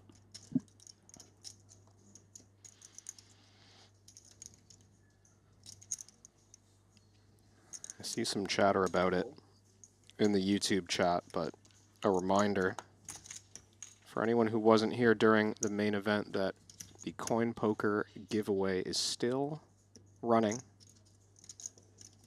If you like this stream, we need to get our like count up to 1,000 for CoinPoker to release those 10 $55 World Master satellite tickets. 5,000. So if you're watching along, get in on that giveaway opportunity.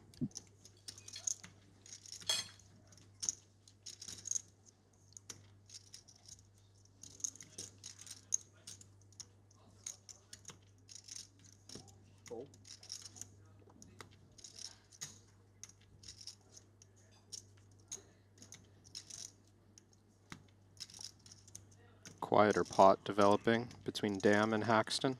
Because there's no Danny Tang involved.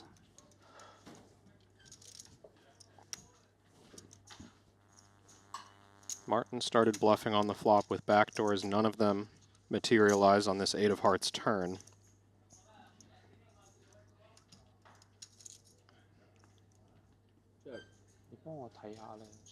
He'll give it up. 食麵嗰間嘢雙月喺台灣嚟，係喺台灣，即係台北邊個 terminal？ 我再考慮下決定究竟係早啲飛去定係遲啲飛。 All right, so Haxton, best hand, but pretty hard to go for value of just ace king. Yeah, I would say he's just gonna impossible. Tank and pretend he's got something strong, but doesn't want to value bet. 10-9 completed, ace-10 completed. Check.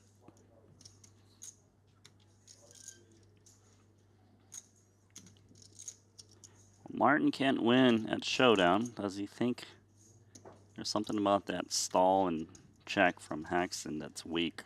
Looks like he's reading into it as weakness, and it seems like he's right. Yeah, this isn't easy for Ike, even at the half-pot price. You lose to a lot of stuff. Turn check back. Unlikely to be a full house, but possible. The turn check back implies that the 8 is not really in Martin's range, but more so the river straight. 10-9, ace-10. King-queen ever go for value here? Not sure. No, that seems thin. Aces? Too thin. Aces Yeah. makes sense, though.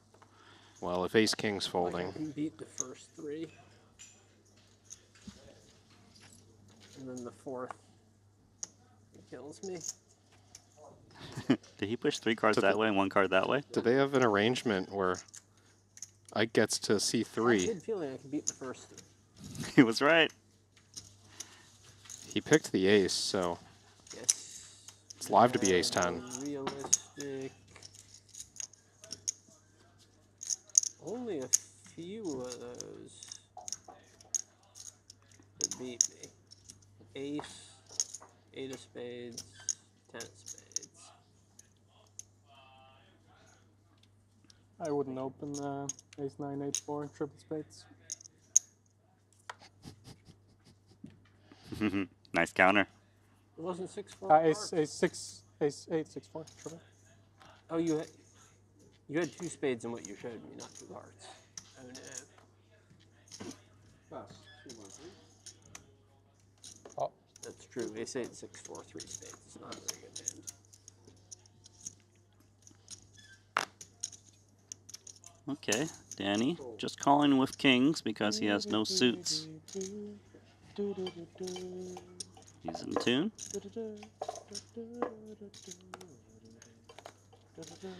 Shazam's having a problem figuring out what song it is at the moment. We need some lyrics. 8 of hearts is on the board, so you don't have that one. Ike's found himself a puzzle, That's really leaving like he's doing the crossword. It's not a level 10 puzzle. 10 of hearts, ace of diamonds. I didn't. We got a straight for Griffith Jones.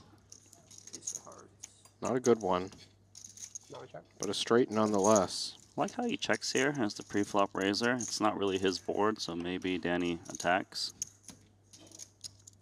King of clubs How much is is it? of some interest to Danny. Backdoor Broadway draw. 5,000. He does start betting. Maybe you can have all 4 of the 10s, actually. I can. It's good to know.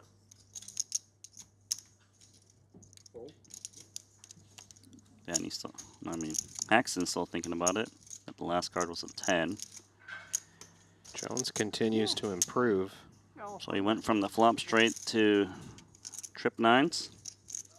Oh, when you say it like that, it's a downgrade. It is a demotion, isn't it? But he's really just added equity. With 1 more card, he can be promoted. Ace king. How much is it? 19.5. Thank you. Axton told, damn, he folded ace king now after questioning him for so long. Did feel like Haxton was just piecing together Martin's opening range with that puzzle. It's like the conversation left the hand itself. Danny's betting again. Yeah, I'm interested in this turn bet from Danny. I thought he'd be looking for different cards to keep firing on. You know, a club is a somewhat obvious one, or maybe a jack or a queen where he's blocking the nut straight and drawing to Broadway. Here he's just putting in half pot, near dead, needs a king. That is not it. So Griffith still has the straight as his best hand, 6-8. He does not have a full house. Doesn't work like that. Got to use two cards in the hole. Danny thinks he'll show down good sometimes. He checks. Straight, He's going to see he loses to multiple parts of this hand. You lose to everything.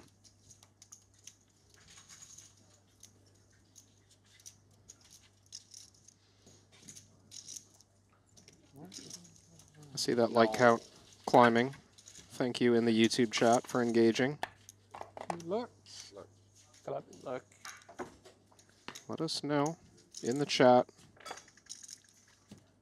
how you did in fantasy those last couple events. We closed out the main event and the mystery bounty, which means we closed out a couple of fantasy competitions. I know that Randy got killed in those, so I won't ask him. I did poorly. I lost out of respect. Out of our commentators' crew, I believe Henry Kilbane did the best on the mystery bounty portion. Is that right? I think you're right. When it came down to final three, me and him were live. I had Joao Samao. He had Matthias Eibinger. Also, he got the double. He got the winner. Yeah, he picked the winner and he got the most points. But I was live to do the same if Joao Samao had won it. Left one behind, yeah. And I would think, as Salty Ninja asks in the chat, that fantasy for this event will open at the conclusion of day one, as it has been for the last week or so. Once the day 2 field is set, you'll be able to enter your teams. Yeah, so it'll probably open like 7 to 8 hours, I would guess, roughly. Maybe longer. You have time to get it in anytime before the start of play on day 2.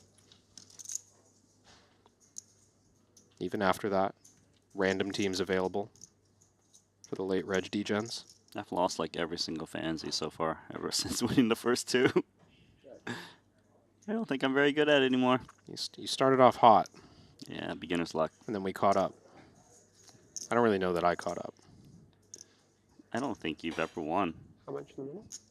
I only pick winners. Yeah. I never win points. You just pick the chip leader and hope it wins. It's a decent strategy. Like, minimize the losses. Alrighty. Anything happening here? No one with an ace. Haxton. Random gut shots they've got. Haxton opened pot on the button, and we've checked our way to here. He doesn't expect to get value or to bluff out a better hand on the turn. How about filling up on the river? He only had 7% going into the river. He just hits trips. He needed full house. Yeah, he needed the 9. Even on a 10, had he made the jack high straight, Jones would have made the ace high straight. Just the perfect card for him. He was like, oh, I'm probably just going to check this one down, and now he's hoping Griffith has got something to pay off with. And there are hands, right? There's flushes, there's the ace. A lot of passive action. I wouldn't rule out King Jack as a candidate. Up against a button range, Ike could have low cards. 13-5. Ike's having fun with it now. Chucks out 100,000. Yeah, it's too much, sir. You only actually have to check out one white chip. It would have done the same job.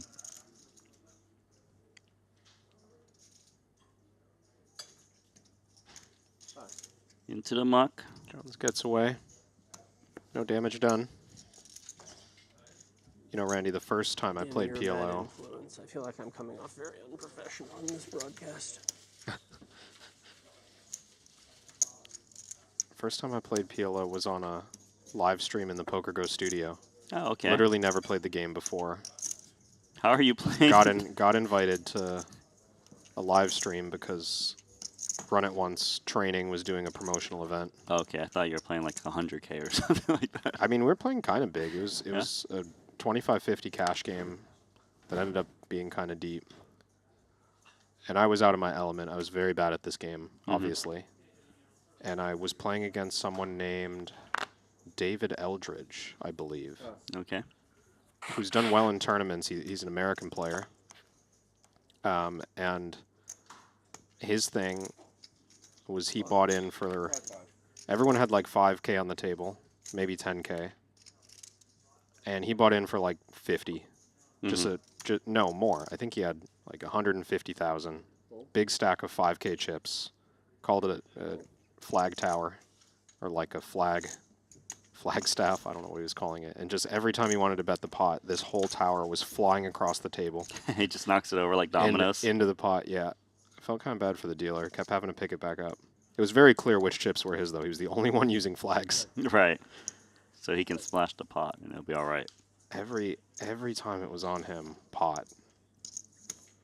And 100,000 just goes flying across the table. That's intimidating.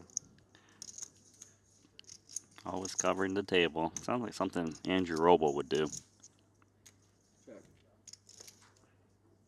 It's an image play. Check, check, check. Who's got the flush this time? It's actually two players. Griffith with the king, 4 of hearts. That's a pretty strong flush. And Haxton's got 10, 6 of hearts. And he actually still has a chance to win. If he can find that 7 of hearts. It's still in the deck somewhere. Just gotta look for it.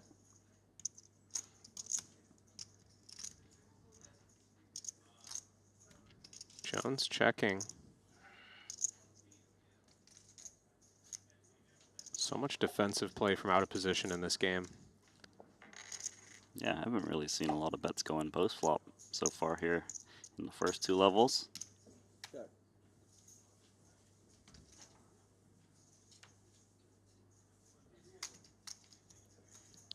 Well, continuing to check through. Certainly Jones feels he has the winner now. It's not unreasonable for him to have the bare ace of hearts or the bare king of hearts out of the small blind. 6,000. Not a big ask. 6,000 is gonna get paid off. Yeah. Certainly Ike gonna call.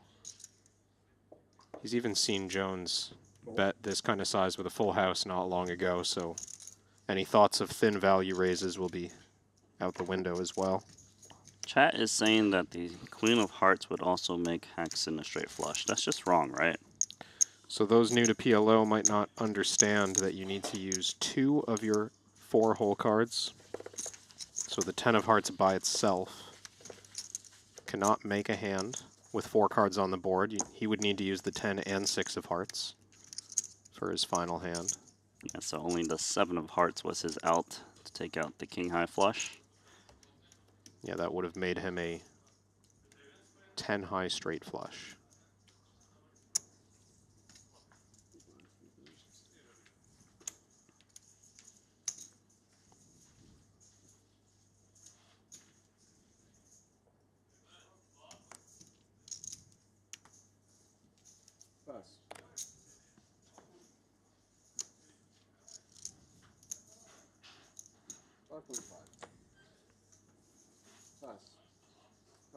Can it be 5.5? Sweet. Okay. Don't forget, these two actually played against one another in the Nolan Hold'em main event. Heads up. Clemens was That's right. a big lead in the heads up match, but ended up losing to Danny Tang. Chips? Yes. How would that work? 9.5. 9.5. Top pair of the rep. with a big hand here. Danny has king high hearts and ace king. Yeah, both players with top pair and nice draw. Can I always ask the dealer how much is in the pot?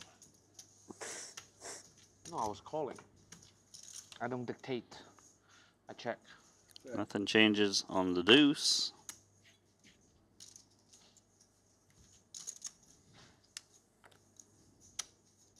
Given it's so blank, I wonder if Reuter takes a free one. Hard to fold out 2 pair. He also doesn't have a heart in his hand that blocks some of the flush draws. Might continue. Takes the freebie. So Danny with top 2 pair. Queen 10 shows up, so we're not sure how confident he's going to be in his hand. If it's worthy of a value bet or not. I check again. He thinks no. Maybe a block bet was an option at most. But since 10-9-8 is checking back the turn, you certainly think that Reuter will check back Queen 10. I win. So.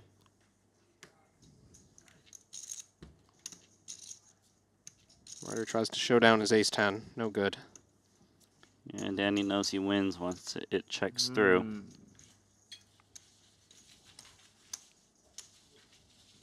I'm trying so hard to talk, to get one of the, I don't want to say the best players, because everyone has different opinion about this, but one of a very good player to join this tournament.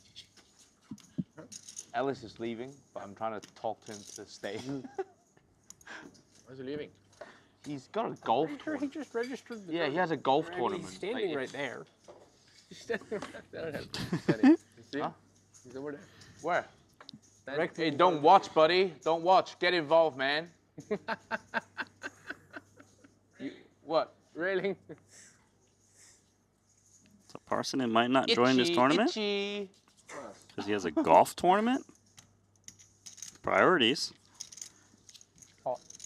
We think the buy-in to the golf tournament is to skip the 75K PLO. He's playing a $75,000 buy-in golf tournament, maybe.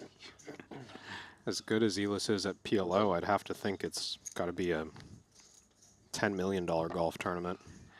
Yeah, he probably is not the favorite in that golf tournament, if I had to guess. If people are willing to pony up that much to play. True. But there's always a chance. You can always get lucky. Hole in one every shot, technically possible. Just not plausible. All right, what do we got here? A couple ace queens. Robert's hand looks all right. Still does on 10-6-4. He's got what? Open-ended with top 2 pair. Yeah, Cowan was drawing quite live against these 2 hands. Finds all the cards. Unfortunately, I don't think he'll get any action. Full pot, multi-way. He doesn't mind building the pot. Oh, he would love to. But it's going to stay where it is.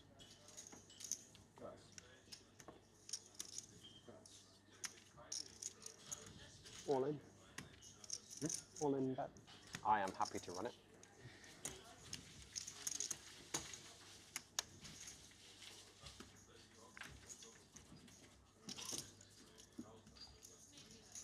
I'm only disappointed that I didn't free bet.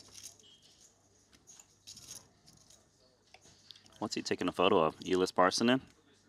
Yeah, which way do you think the camera's facing? Was that a selfie or a shot of the room? He was in landscape mode.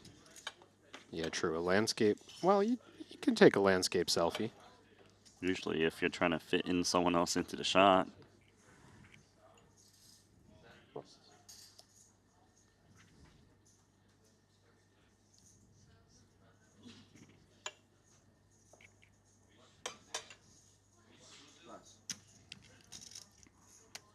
Cowan's chopping on some lunch as he opens up this hand. 55. Has this table agreed not to limp? We're just playing raises. I think so. Yeah, I think the limping's out the door. It's great for us. More big pots. Play for something. Ike will be passing. Tempting looking hand, but not so great multi-way.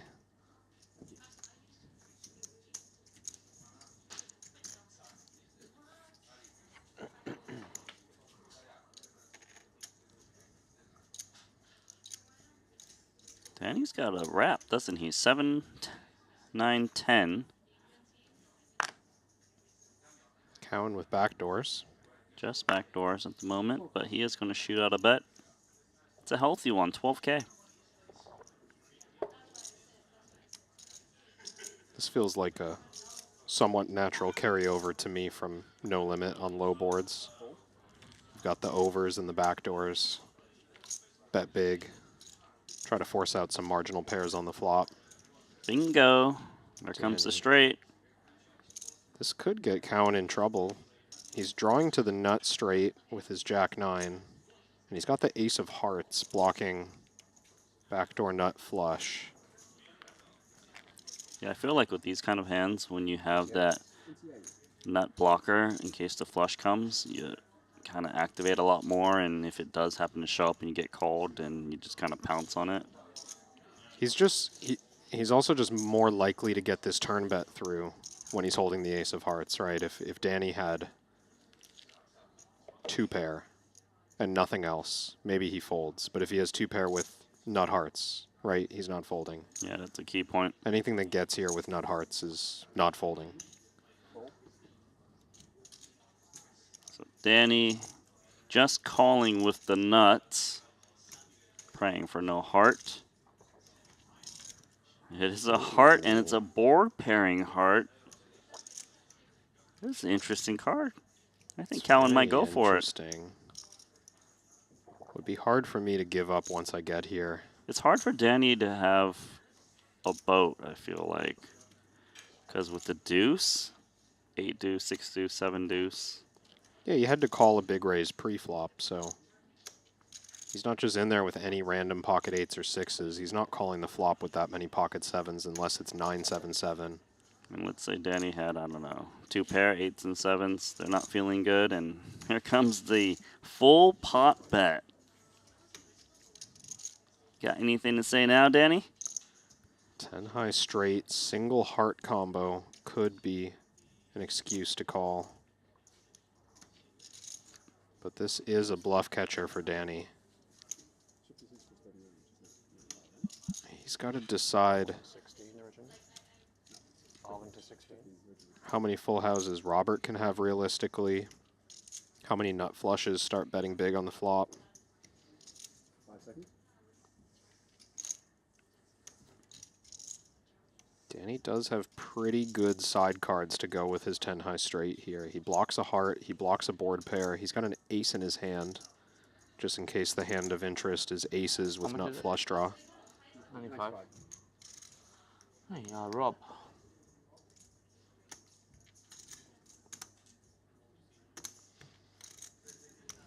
Pretty savage bluff here. It looks pretty credible, too. Cowan just set this up from the flop. Had a plan in mind for this exact type of run out.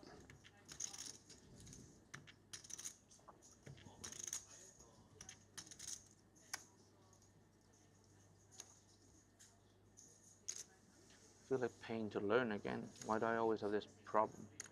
Should learn before I come in it. Oh, nope, nope. It looked like a side call was coming in. I think that was by design. You have that. It feels like you have that.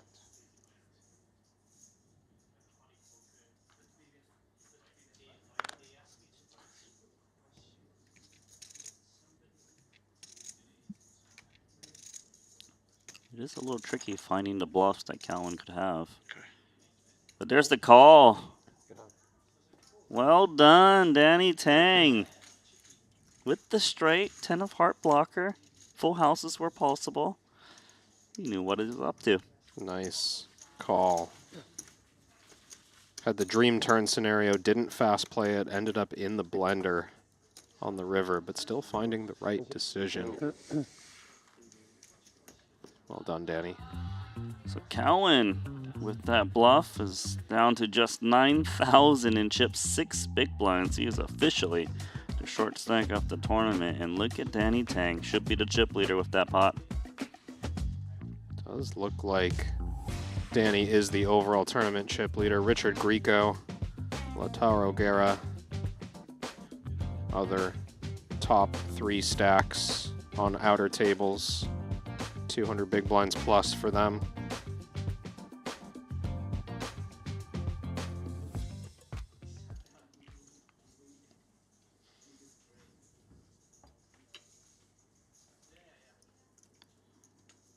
These guys that don't play Potluck Omaha regularly, like Danny, they really do know how to get it done, don't they? Well, if there's anything that clearly carries over from No Limit to PLO, it's card sense. You're playing a big bet game regardless. 3K. River still works the same. Cowan gonna have fun with his last 6 big blinds. He starts with a min raise. He makes it 3K.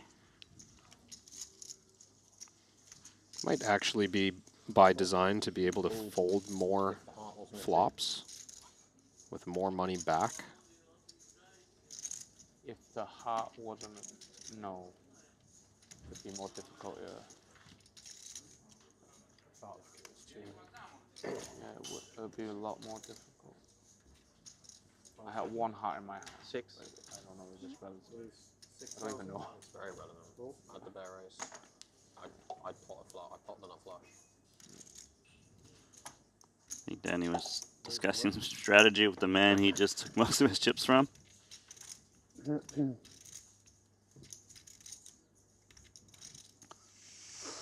Well, Cowan's got his last 9K in there. He is at risk. If he doesn't win this pot, he's going to have to rebuy into the $75,000 buy-in event, which is a 6 max tournament, I just noticed.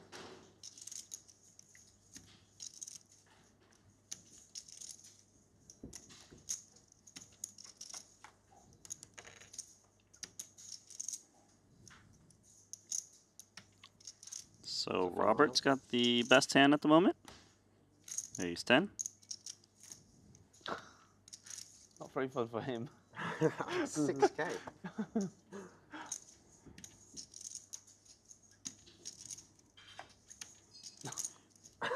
Jack of spades. Giving Cowan the ace high straight, but Reuter. Can you guys chop? Full house outs. Full house outs. 10 would be a chop. Big card. 10 would be a chop. For the greatest spin up. 4 clubs. Boom. Close. That So is bad. nothing for Clemens.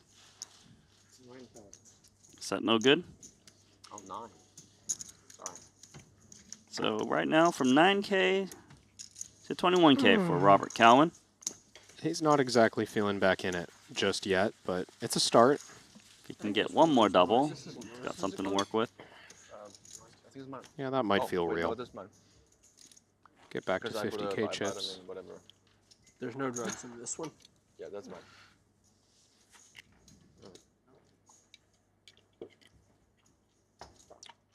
Nope. Not fucking leaving it.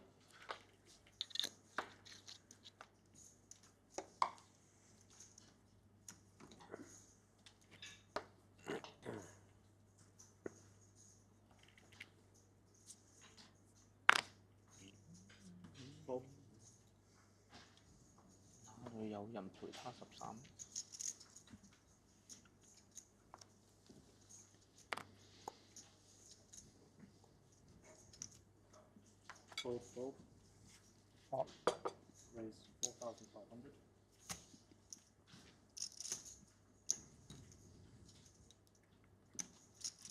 Cowan with 9s.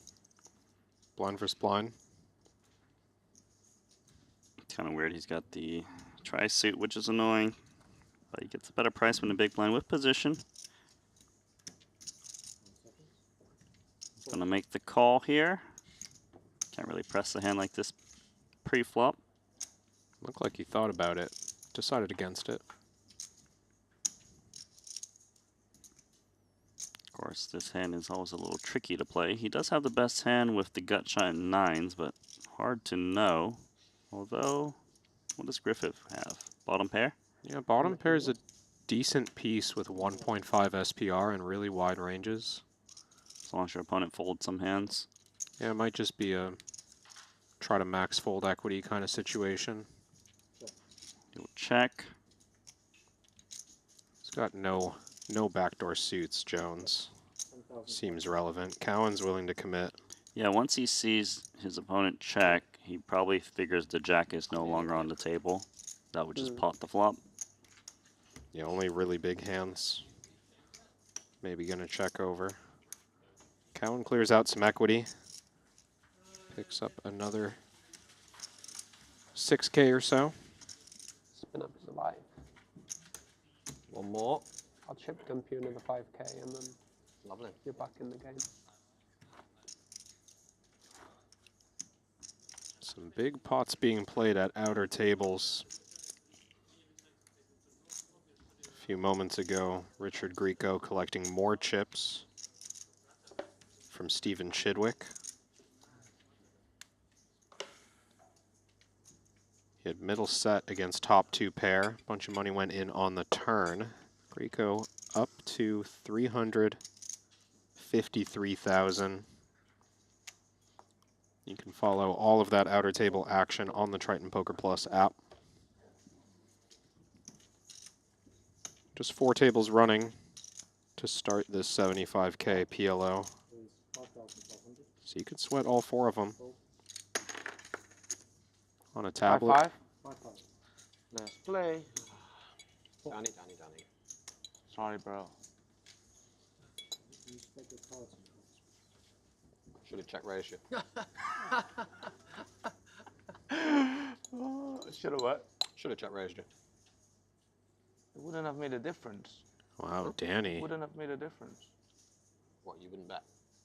I'll bet. And you call? When? On the river. Oh. Oh, no. Check. Oh, I mean. Sorry, I thought you meant on the flop.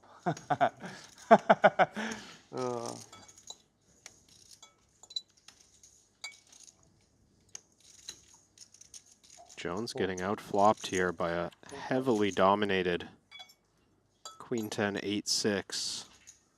Danny makes trips and a gutter. And Jones is betting. He's got a lot of connection himself. The overpair, the jack, and the ace of clubs for a nut flush blocker. Here comes the check raise. Yeah, Danny fast plays it. Jones has a lot of hand. Not so much immediate draw, just really big cards. Ace of clubs. He could hit a jack or a queen. That queen would be a huge win. And of course, the ace of clubs. Some firepower to have some bluffing opportunities. Makes the bet call. 6 of hearts is going to give Danny Tang the full house. What a day. Great turn card for Danny after check raising flop. There were a lot of ugly ones he could have seen. This is very comfortable. And now he's hoping that Griffith has the 8. Like an ace-8 or something like this. Curious to see how he sizes. He also doesn't mind if a club shows up now. Probably why he doesn't go full pot. Yeah. I had 28K in my mind. He goes 33. Close enough. Not quite pot, but you're still pretty clearly telling the story of like a strong 8, a full house.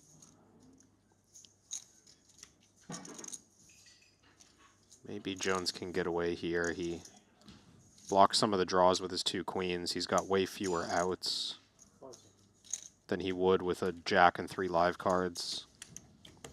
And that ace of clubs not as useful anymore. Adding to the chip lead is Danny.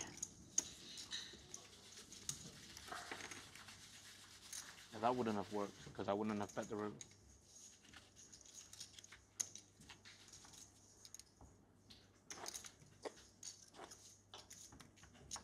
What an annoying heart to come. What an annoying heart. Cowan's still debriefing that triple barrel bluff with Danny. But who's asking the questions? The most important card. Robert. Otherwise, I wouldn't have pulled it up. I think first it was like, on a different heart do you fold? Like a non-board pair? Danny was like, well, that'd be harder. Didn't feel like Didn't give a clear answer. Then Cowan thought of check raising the river instead of potting the river. Sound like Danny's saying that wouldn't have worked. Yeah, he wouldn't value bet his hand on a board pair, 3 to a flush. Would have just gone check, check.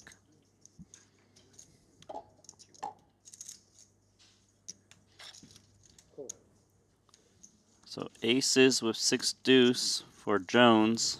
No suits for him. So he's looking for a ace on the flop or something clean, or maybe even 2 pair with 6s and deuces.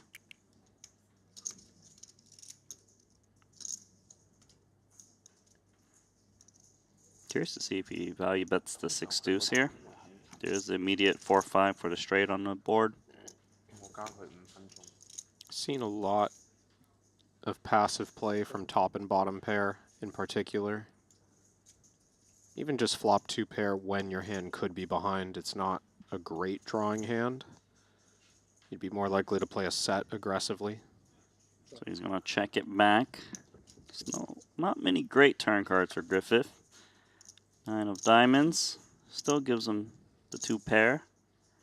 Yeah, it's pretty safe, but brings in a few draws. Ike has a gutter to the 10 high straight.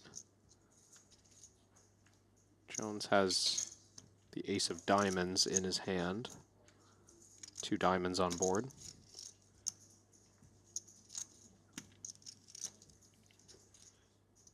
Check. Is Griffith gonna check once more or go for value now? 6s and deuces. Yeah, kind of an interesting spot. He doesn't interact with the straight draws, which are a fair bit of what Ike can check call with.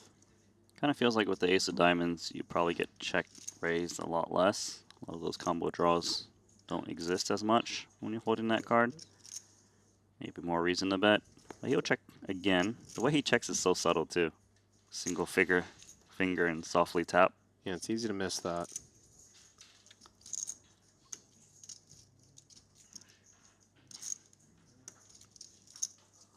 Ike might still think his 8s are a shred of showdown value. A sliver. Not much has changed about this board. It's also very hard to get a hand to fold with not much connectivity out there. No, I think he wants something weaker to bluff with. 6s and deuces, does it bet? When you bet this hand, you have to get called by 1 pair. I think it's more viable now to get value. I mean, a lone jack is a fairly strong hand. Ike would probably sigh and bluff catch these hands, and maybe even a 9. So there is the value bet of 8K. Not making it full pot because it's a bit scary. I don't think that's the one. And it's not the one.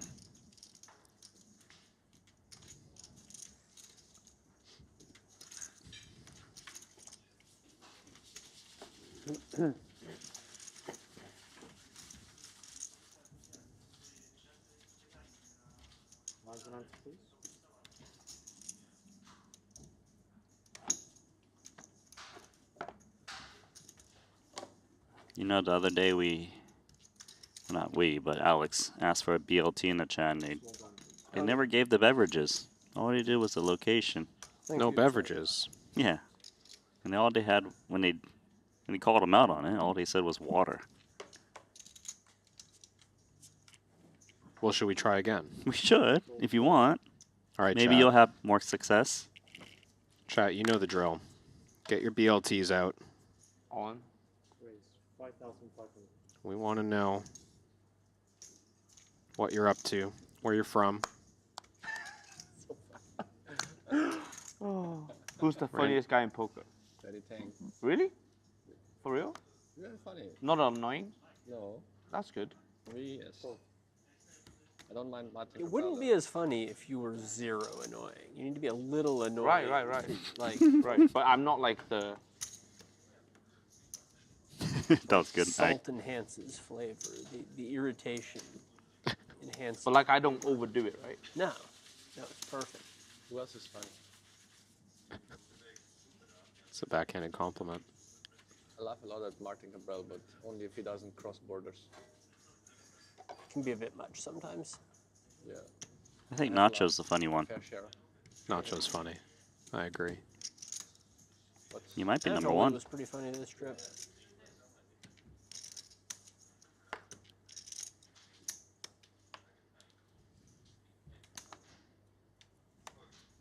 I used to be funny in school, but I lost my touch.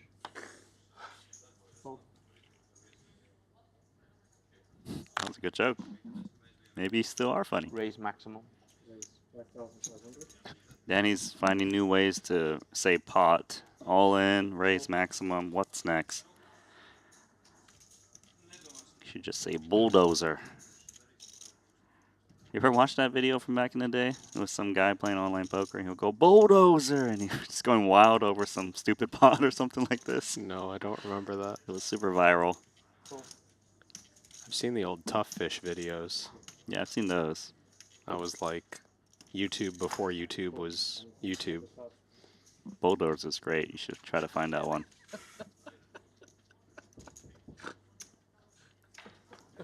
See some real BLTs. C4 in New York. 1250. Good afternoon. I gotta pause you for a second. I think we got a pot going on here. Have we flopped something? Oh, Clemens Reuter. Middle set, and look what Danny's got. He's got a wrap to the wheel. How much is that? Little something. How much is 1/3? I don't think How much the is dealer total? can ask that, right? Or tell you the answer, I mean. I agree. You see? Mike looks Did you annoyed. see what I did there? 18. Take away. It's 6. This is 6, right? You see? Take away 6. 1/3. You take. You see? Really? Take away 1/3. Clemens is like, let me focus. I have a set, buddy. It doesn't make sense for you, right? That's how I was taught in kindergarten. Really? That was really confusing for me, Danny.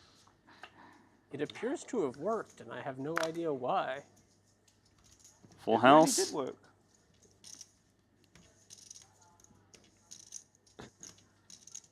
New American puzzle for Ike. education is falling behind.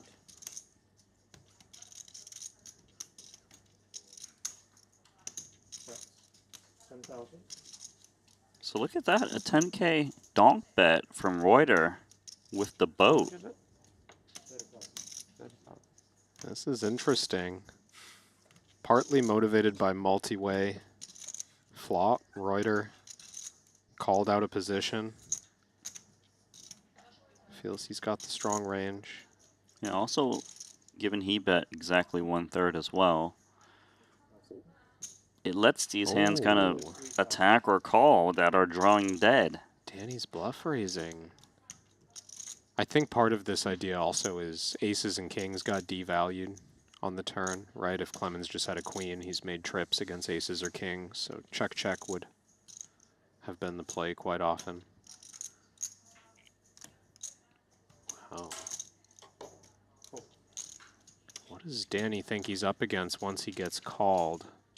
Well, at least a queen at this point.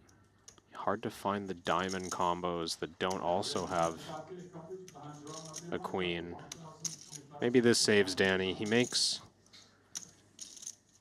top pair, top kicker. Beat some random combo draws. If he's just aiming to fold out stuff that missed diamonds. Surrender. Yeah, surrender. He doesn't even think he could ever win. As played with the white flag waved. Thought he was I asking got for to watch half back. that hand knowing 2 of Danny's cards. That was very exciting. Oh no! Then now you know how I play.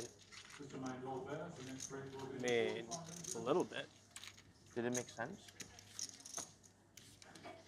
I couldn't work out what the other two were.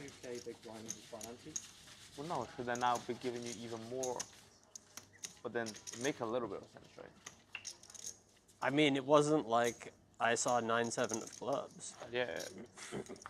It's not like outrageous. So 9-7 of clubs. No, that's not what I saw. I saw something No, that that was had the a other little two. bit more to do with the board than that. Straddle? Raise the blinds once more. Last I level would before the actually be break. okay to straddle if everyone agree, except of you for this round. Would everyone agree? No, I would be okay. And if we're not on TV, I'd be okay too.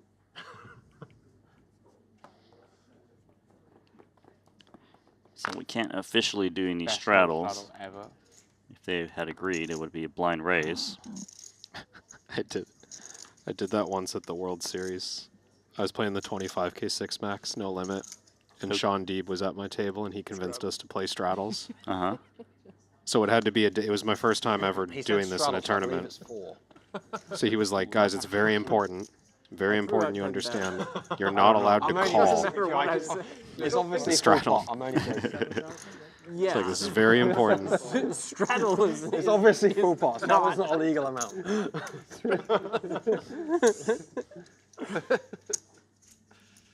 As the players clarify, it's 7K instead of 4K when Ike straddles and tosses out 2 blues.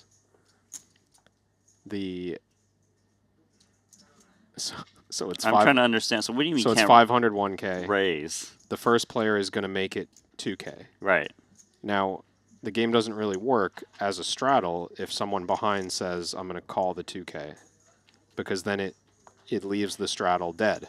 It's never going to get back to them. Yeah. Right? Because it's a raise. If you called the 2, we'd just head to a flop. The 2K player would never get to act. So the agreement for the orbit is you can only enter the pot by re-raising. Right. That's one of the rules. Very first hand of this orbit, Sean makes it 2K under the gun, folds to me in the small blind. My brain just goes blank. I call Jack 8 of spades. Got him. No, by me. He was mad, wasn't he? And he loses his mind. I've just done a He's third like, of you my angle shooter. Captain Rapichow. I just couldn't process it. I was like, yeah, I got it. No flatting. Understood. 100%. Looked down at Jack 8 of spades. I'm like, this looks like a call. I know, right?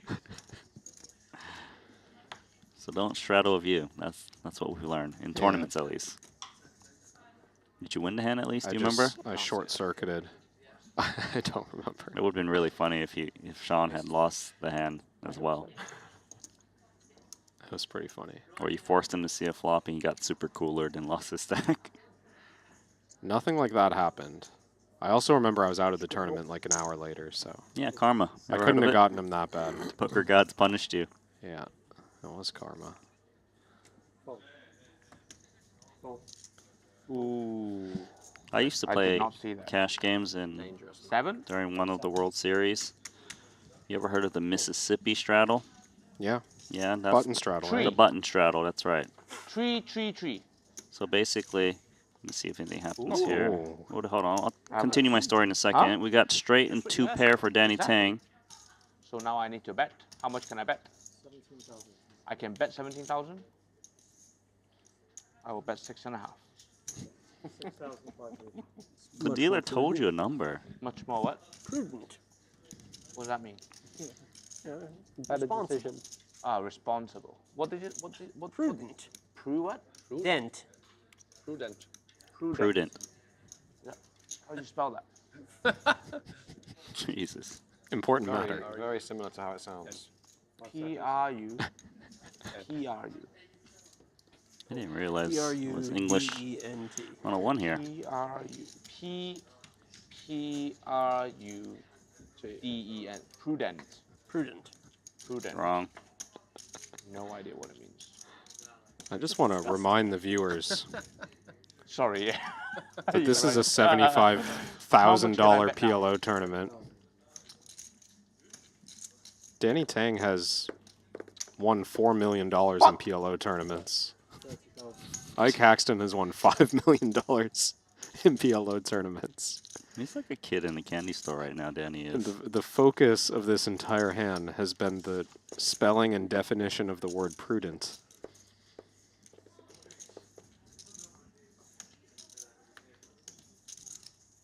Things getting serious now on the turn. Ike with just that double gutter perhaps can get away after Danny shows quite a bit of strength on this turn. This is the only prudent option.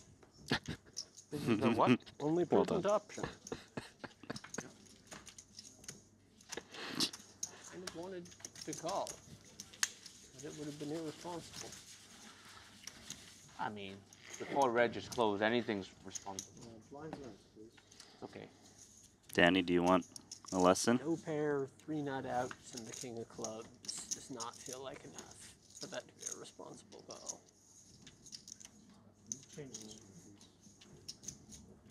Well, Danny, to be prudent means to act with careful, wise judgment, and foresight. Google is your friend.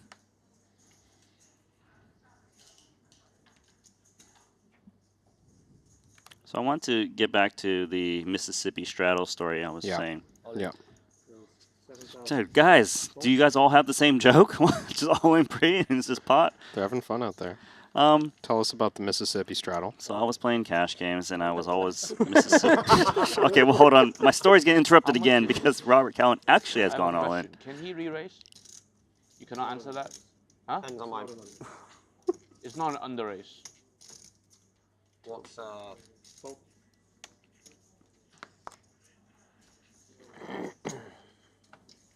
you can fold. Cool. Okay. Okay. Is Robert Cowan gonna double once more? His low point was 9,000 in chips. Can double here. He'll have 34K and 17 bigs. 14.5. 14.5? You don't look like a man who's about to pay. That's what you mean. I'll put it out there. So you,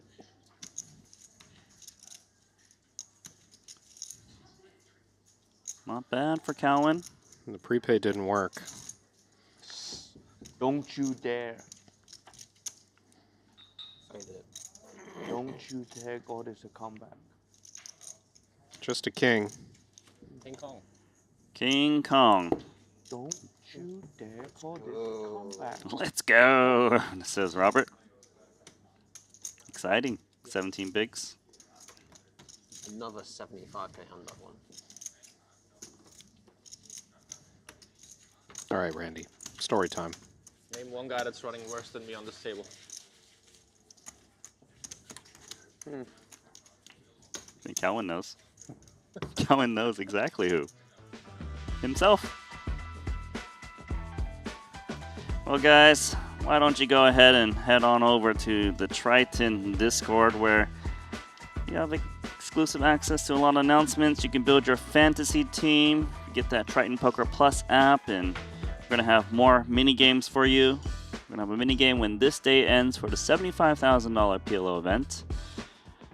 And some exclusive rewards, like some merch.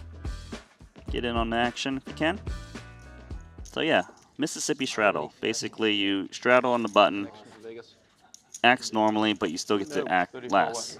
Yeah. Right? Even if the big blind acts. Like it starts from the small blind, or it'll jump over you and then come back to you. Yeah, I think that's how it works. Okay. I don't remember. I just know that you get to act last. Either way, yeah. Yep. Or maybe the small blind acts first. What about you? Anyhow, You trip Vegas? Yeah, I got a flight. I would defend my Mississippi straddle 100%. I think that is Just how because. from here on. Because you love the game. Yeah, I'm like 6 deuce off, so it doesn't matter. I'll 100%. And I'm playing against this guy. So he raises, whatever, I defend. And I flop a pair. I bet. He check raises, I call. I turn like 2 pair. He jams. I snap call him. And you know how you don't show your whole cards in cash games? Yeah. So he's like, you want to run it twice? And I say, I only want to run it once. I only run it once. Yeah. And he goes, okay, I've got a set. I'm dead silent because I thought I got this guy cooked. I've got like 6 deuce off. Yeah. I've got 2 pair. And then I river a full house, and he shows full house, and I show a bigger full house or whatever. Wow. And he was stunned.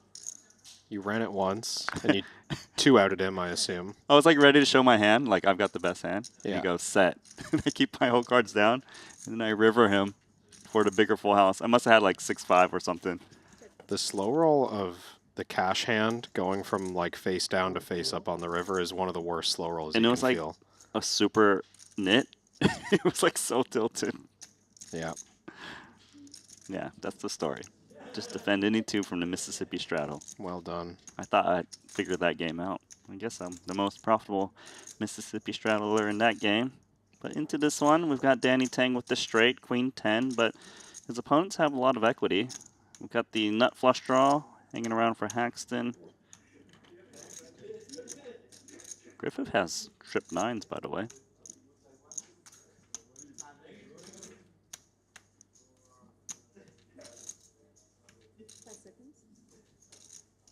Six.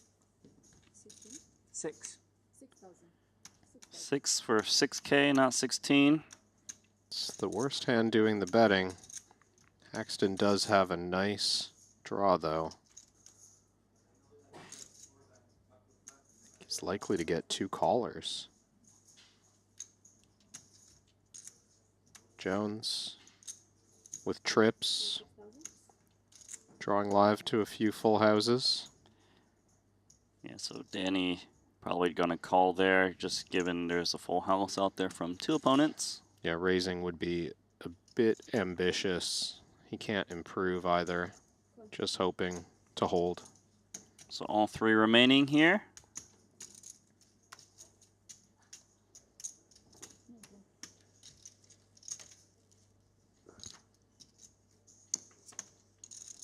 Five of diamonds. 2 players now making the flush. The nut version for Haxton.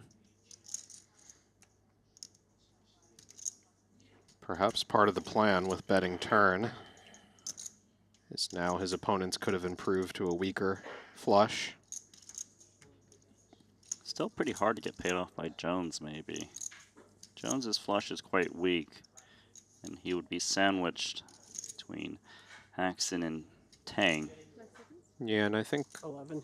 for that reason, you're going to see a small sizing. This is a quarter pot. To convince 1 or 2 players to pay off in multi-way.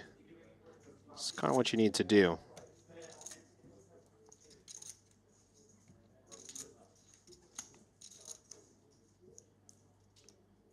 Is there ever a world where he turns his hand into a bluff? I don't know. It's just, maybe I'm just stretching here. Just because he's got like the key full house blocker with the 9.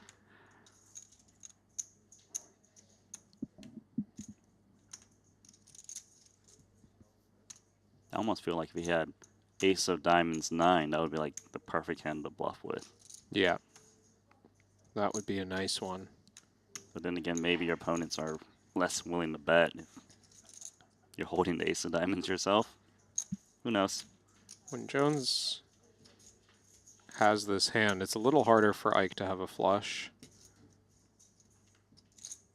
But it also just kind of feels like somebody's got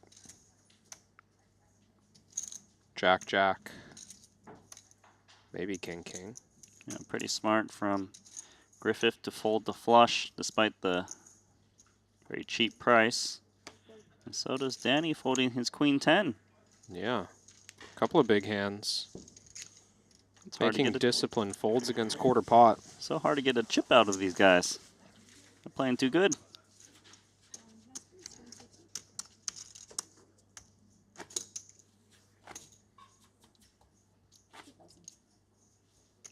Should have checked. Don't think you were getting paid either way, Ike. So is this the last level of commentary that you're going to do with me officially, or are you going to come back again?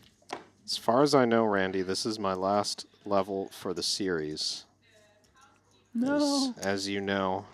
I'm getting sad, emotional. And perhaps some of the viewers know I'm catching a flight to Vegas tomorrow morning. Nice.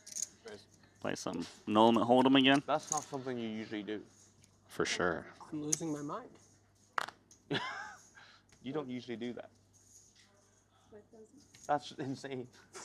Played poker with you for, I don't know, maybe 7 years now. And I've never heard you ask me this question.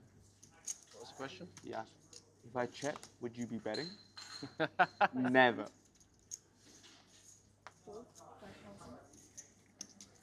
Well, Haxton's loosening up. Prince of Darkness has moved to the dark side. He's starting to ask silly live reg questions like, if I check, would you have bet? I know, right? Danny's heart warming a little bit. He's thinking, one of us. You're one of us now, Ike. He does warm the hearts of players with his banter. Calvin was the pre-flop raiser. He's got the best hand, and he's going to keep moving up in chips slowly but surely. From 9K now has 42,000. And if he can keep going upstairs, eventually he'll have half of a starting stack. Starting stack was 200,000 chips.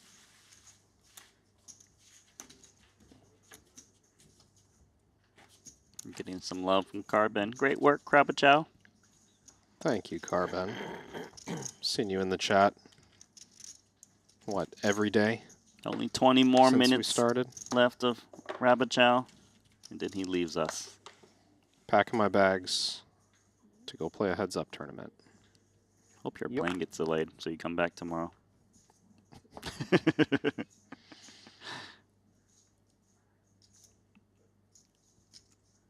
I would come pick up a shift. Yeah? That seems fair. If I get stuck in Montenegro for another day. You'll come back? Nice. Yeah. So I'll see you tomorrow. See you tomorrow. I'll make sure your car never picks you up and you can't get a hold of any taxis. Wow. Okay, this guy. Now I'm feeling a little unsafe. You're going to have to walk. It'll take you a while, but... Am I being kidnapped? No, I'm just saying.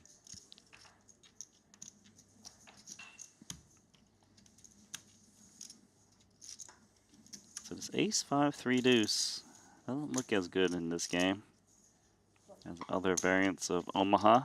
Not playing PLO 8.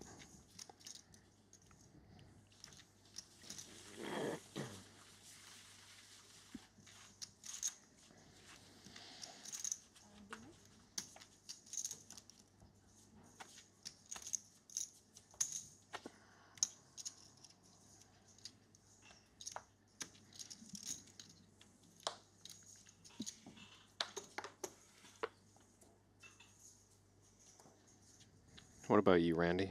It's been a long series. You head back to Melbourne in 2 days. I was thinking about visiting my family, actually, on the way home over in the USA. Oh, do you fly through LA or San Fran? Just so much closer from here. Yeah. You know what I mean? LA, they don't live in LA. Well, I just know California, so I'm thinking of major airports. There's two halves of LA. I mean, not LA, of California. Man, geography is bad. Two halves of California. Yeah, northern and southern. And your family is northern California. Last time I checked, yes. Okay. What do we call it? Sacktown? Only if you're from Sacktown can you say that. Otherwise, like, is it derogatory unless you're from there? I didn't mean to offend Sacramentonians. Sacramentonians? We're from the 916. Didn't mean to offend any 916ers. To be fair, I don't really like Sacramento. Wow. I don't. Just the whole city? Yeah, don't really like it. Just throwing the whole city under the bus? Quite bottom tier. Oh for my. California. Why is it always me? It's such a good question. Paxton's having the time of his life. With Danny at the party. There's something wrong with your box. Yeah. This is just classic day 15 at a Triton Super High Roller Series. To be fair for those two, they've been here since day one of Montenegro, right? Yeah. At least one person who's played since the start has lost their mind by now.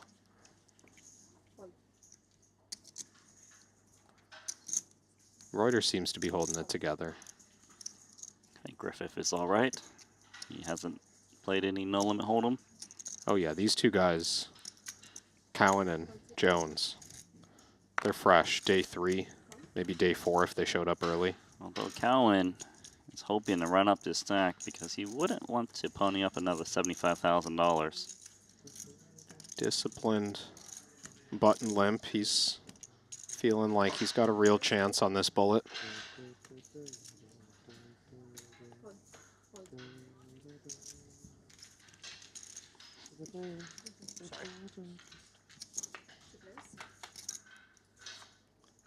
Set of 7s for Cowan, and it's a raised pot, so good chance. He just gets the double against the top pair, top kicker. I guess he just leads spot. Seems like enough to run it. All in. Call. Okay, now the spin up is very real. Massive flop. You're dead. GG, guys. Yeah. Don't you dare call this the greatest comeback of all time. From 9,000 to 78. 4, I think, is what I need. Jack. 4. A red 4. Yeah. 6 of clubs is over 29. for Haxton. But don't you have the maximum outs with Jack? Yes. Yeah, but you can't be greedy. When you're on like 2%, it's okay. Maybe less. 4. I think 4 was what I needed. Okay. Now we can play. Now you can. I was worried you were trapping me.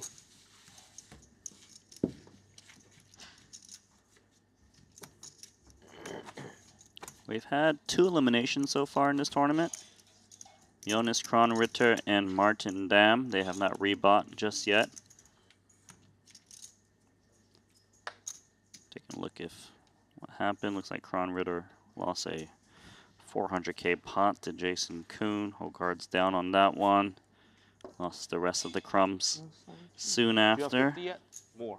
After I Martin got Dam. 78, mate. Wow. We are flying. Wow. Martin played a 4-bet pot for pretty much his whole Wow. stack.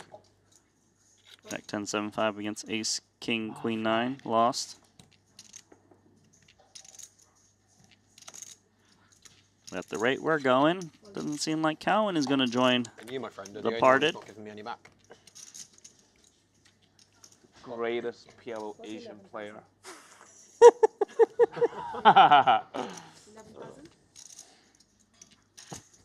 To be fair. Greatest Yeah, it's Asian a PLO player. Long list. Danny trying to enter an Is there? exclusive I club. don't know about the PLO world. I actually would I think argue there's that a Spanish Chinese guy, right? That's really good. Or pretty good. He's good. I don't know who they're referring to, but you know who's really good? That's Asian that plays PLO? Yeah, Joe Chuen. that's the one, yeah. That's amazing results. Good shout. Yeah, I'm just gonna fold. He didn't come out to this series. No, Success. doesn't seem like it. Success. Success? One player down. Oh.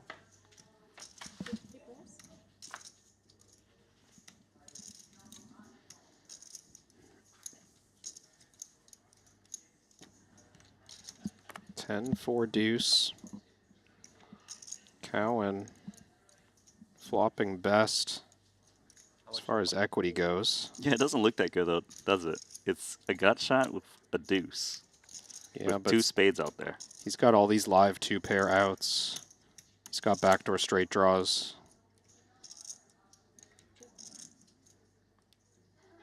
Meanwhile, the other 2 are playing mostly their 1 pair. Jones with pocket jacks.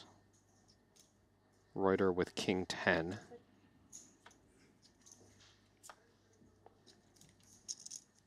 So no one picks up a flush draw. No one picks up 2 pair of the ace. No one picks up a straight or a straight draw. So this is just a Same blank seas. that makes Jones's pocket jacks the equity favorite. yeah, pretty much the same. But Oh, I was slightly off. Cowan improved. He has a wheel gutter now. the 3? 5 deuce. Yeah, but the 3 would make him a straight with 6-5. Oh, no? he already had the 3. Yeah. Yeah. No no- outs. No outs literally picked up. Nothing's changed, but everyone thinks This card changes a lot. Clemens Reuter. Clemens bluffing at it for Very that reason. sad turn card, that is. Beautiful Wow. turn card. Did it go check round flop? Yes.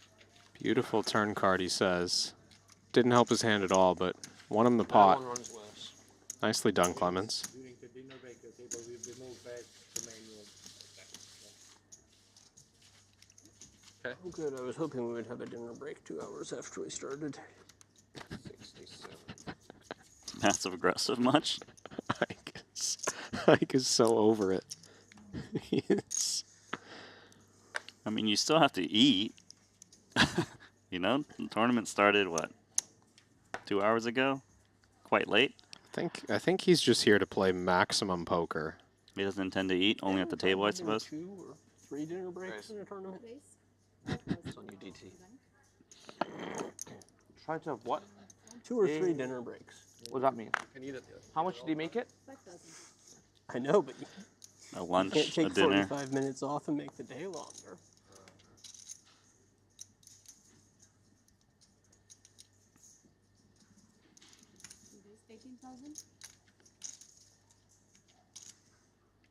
Trying to give it you back, like you said. Thank you very much. You want to spread my cards? Yes. Yes, here. I shouldn't look at his cards. Kill it. What was it? I didn't actually touch them. You can consult the cameras. I just did weird Or things with kill my that hands hand, near them. unless I flop well.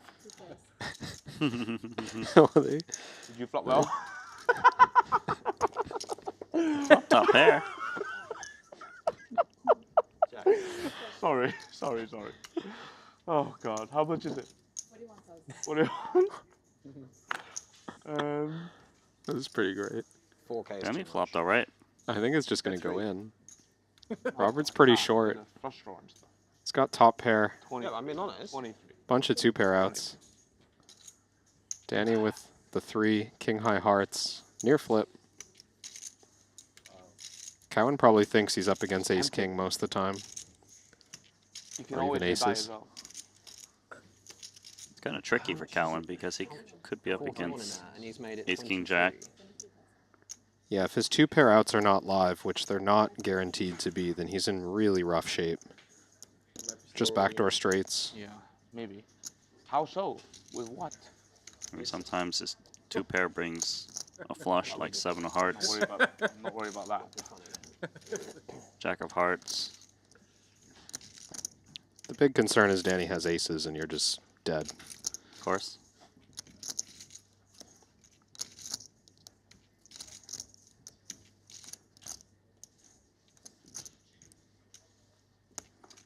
He is gonna push it in, and No. if Cowan You're in can fact- hold once you're more, in fact in front. he's gonna have 139K. When you said that, if we were shape, then I thought, oh God, I'm actually getting into aces. Reverse slow roll. I have the backdoor clubs as well. Do you see that? Do you see that? He sees it now. Ooh. 9 of clubs. Okay. Oh, yeah, but you don't need those. Should we That's take the problem. Should we take a deuce? Deuce, I win, no? Deuce a diamond. Oh yeah, you do, yeah. What? Let's not take a deuce. Be Alright, careful. We'll take the backdoor straight. You don't even have a boat draw, right? Too many outs, I think. 10 is All a right, see ya. fantastic card. So the 4 of diamonds, and Cowan's got 139,000 chips. He had 9,000. 39. How did Cowan Sorry. fade that run out? Okay, it's too much, huh? You gotta try and get a cheap one. It's a good trick. 49. 49. Jeez. Alright, Expensive. let's go. Very good That's for not Cowan. Back. Super sad. He's You're actually back. I'm certainly capable of doing it. You're so back. Very threatening stack now. I won't be treating him like a short stack anymore.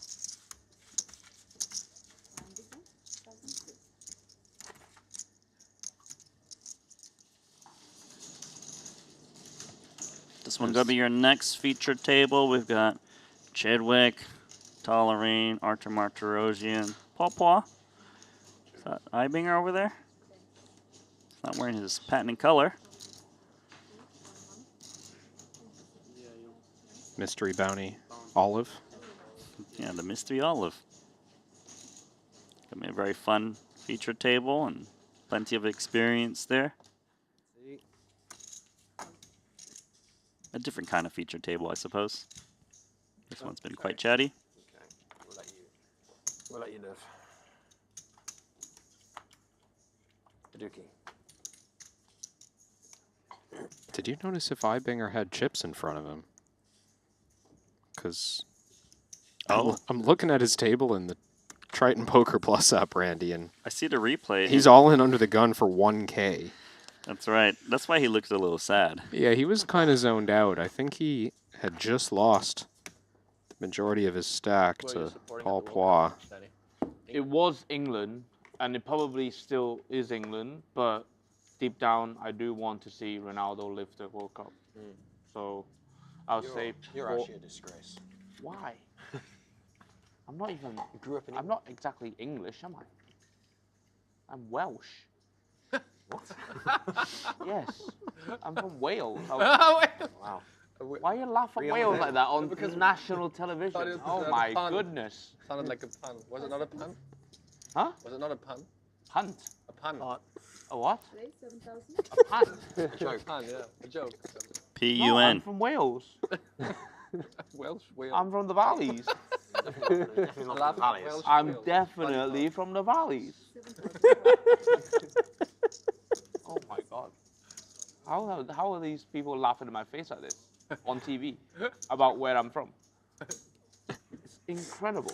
So he actually is Welsh. It did sound, in Clement's defense, it did sound Google like it. another I'm troll. from Wales.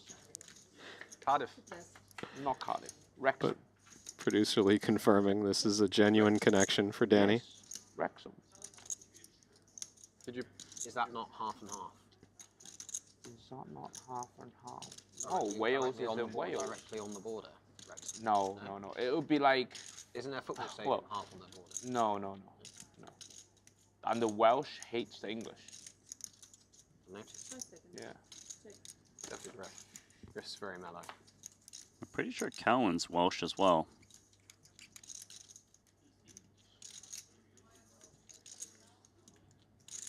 How much is it? 17,000.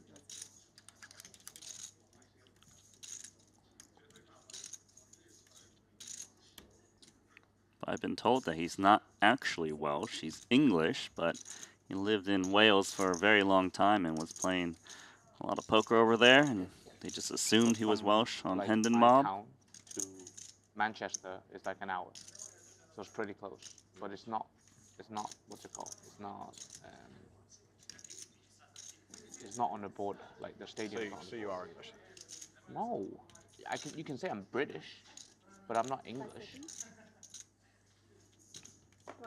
I honestly don't know all the differences between English and Of course, British. why would I lie about being Welsh? 3 Welsh people on this table. It is a weird thing to make up. There's like no reason to lie about being Welsh. It's not wrong. So 3 Welsh people. If the audience could see We're growing. Producer Lee's reaction to Randy just continuing to disrespect British culture.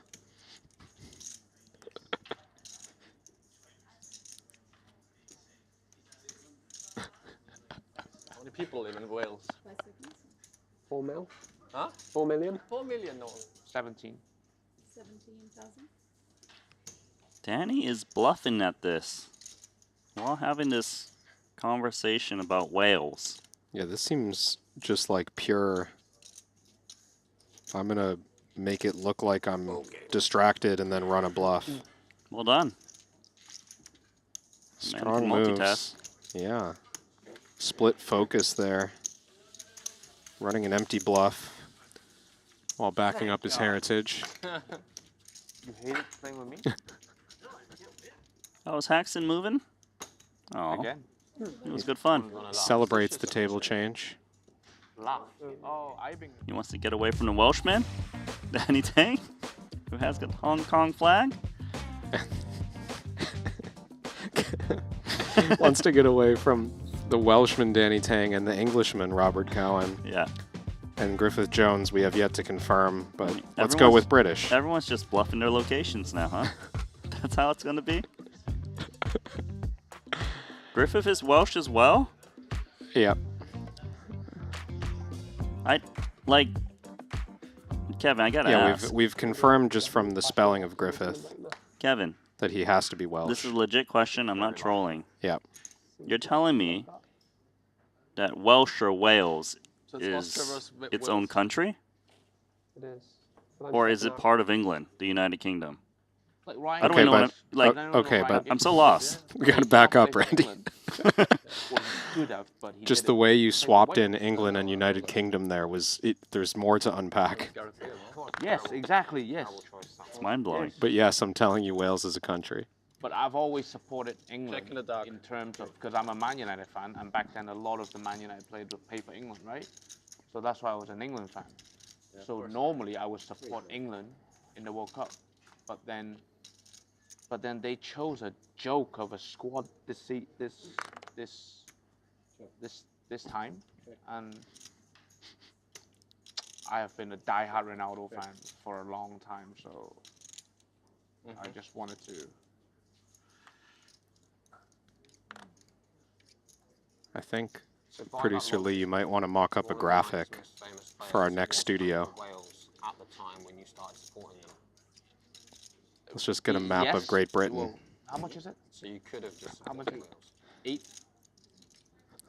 I could just what? You could have just supported Wales. Wales win. I do support Wales too. I do. Yeah, I do support Wales too. We never made it in. They don't usually get to like global major competitions. Didn't they make it to the European? So if when they're there, I support them. Or even. But when they're not there, I support England. S4C. Does Hong Kong have an own team? Hong Kong does have a well, it's not a national football team. No. It's not national, is it? Because wait, is it national? Yeah, that's the question. Are they a nation? They're not a nation, so it's not national. So, but Hong Kong, there's a Hong Kong They're team. not part of FIFA. Hong Kong can get to the World Cup if they were good enough. Oh, okay. There's such a thing, you know. But they're never good enough. So our producer sent me a I whole mean, China's not good enough. bio about It doesn't make sense. China England has or so whatever many you people, call it. They cannot find 11 guys to play football. And I'm just mind blown because I stopped reading when I read this line that Look at the Netherlands. Scotland So good. is its own country. So good. I mean, not And I'm just calling bollocks on that. How small is Neville? Is it really? in terms of Oh size. no, Is it Randy. really? Just, we need to. No, I'm serious. I'm oblivious to all this. It's crazy to me. We've lost a quarter of our audience in the last 10 We minutes. lost all our Randy. English audience, apparently. Or maybe our Welsh audience.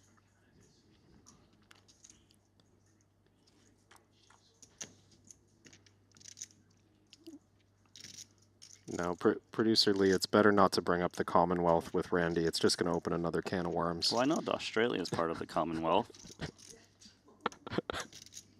I only know that because It's there's the first thing you know. The most famous bank in Melbourne is the Commonwealth Bank, so that's the only reason I know that. It's yeah, it's eye-opening, this conversation. I'm glad. We've all learned something on this stream. None of it had to do with PLO, but we've all learned something. Yeah, I completely have lost all the action. What's going on? Do we still have hands to talk about? Queen 9 has clubs. This is a big matchup. Top 2 pair, which is 3 pair now. King 10-7. Open-ended for Reuter. 6 makes it straight for him. So Reuter opened blind versus blind and came with a half-pot continuation bet.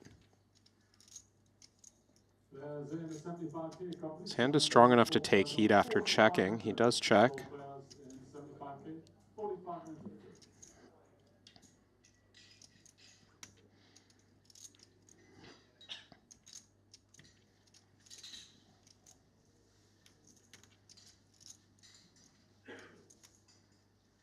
Let's build that pot, Griffith.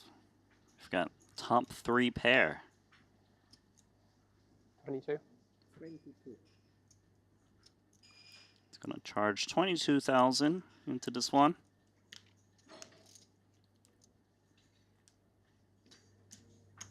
Does seem like check call is available with this much equity, not just against this hand. Overall, Reuter usually has outs.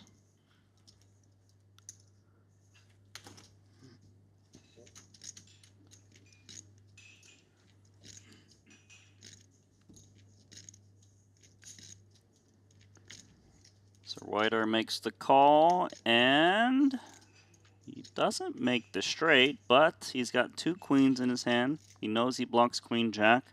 That Griffith would be willing to put a lot of chips in there, and there's a chance we actually see him lead and activate here. Leading is the only way for Reuter to have a chance at winning this pot. I think if he checks, it just goes check, check. But completely unpaired to the board, does Reuter recognize that he's up against a lot of 2-pair, maybe a set that he could put pressure on? And some of those 2 pairs are the king 10-7. They don't like seeing the ace. No. Bigger 2 pairs show up. Jones' specific hand would hate facing a lead. He's got no jack or queen. No interaction with queen jack. And it's not like it's easy for Reuter to have 2 queens here. He's not going to check call the turn with just naked queen, queen. He needs other stuff to go with it. Does look like the lead is coming. Let's see if Jones has a cape hiding under that scarf. Can he find the hero call? He could reconstruct that scarf into a cape.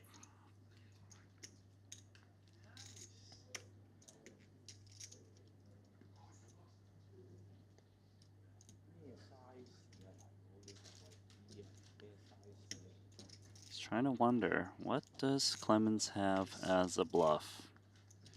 Pretty much this. Queens with some backup. And he is going to fold the best hand. Well done, Clemens Reuter. Really nicely executed pot. Reuter knows his stuff. Oh, he showed some cards. He showed the queen, queen.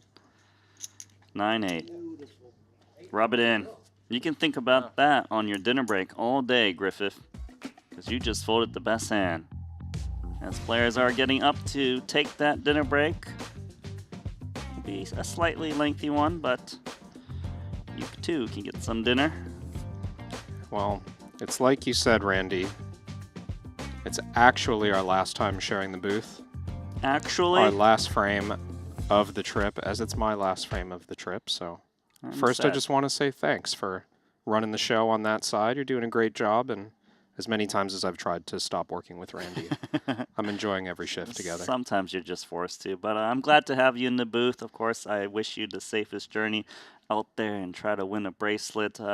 But we do still continue our coverage here at the Triton Montenegro. We've got tonight and also tomorrow our very last day of coverage. So we'll continue in about 40 minutes. Players are going to go on a dinner break. I'm going to go on a dinner break, and we'll see you with Alex Livingston after we come back. CoinPoker and Triton are teaming up to give anyone a chance to win a $25,000 seat to the next Triton SHRS Series in Jeju. All you have to do is sign up to CoinPoker using code Triton, play the qualifiers, and the winner is gonna win an all expenses paid trip and a $25,000 buy-in for the next Triton SHRS Series. Hopefully, I see you in September.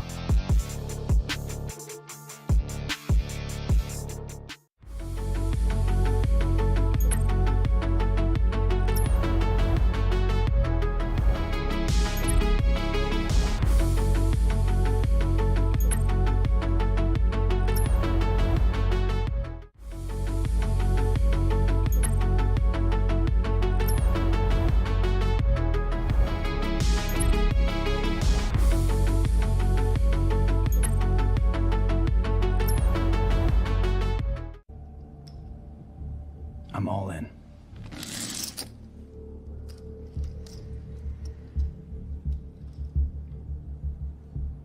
Call.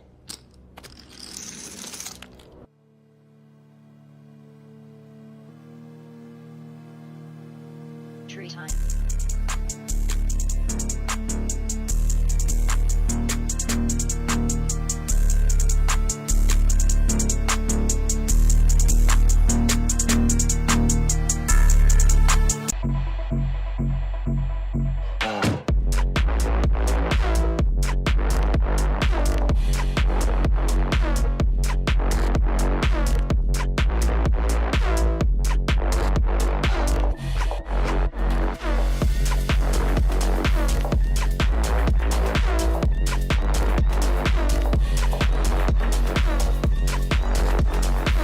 5 years ago, we changed Hold'em.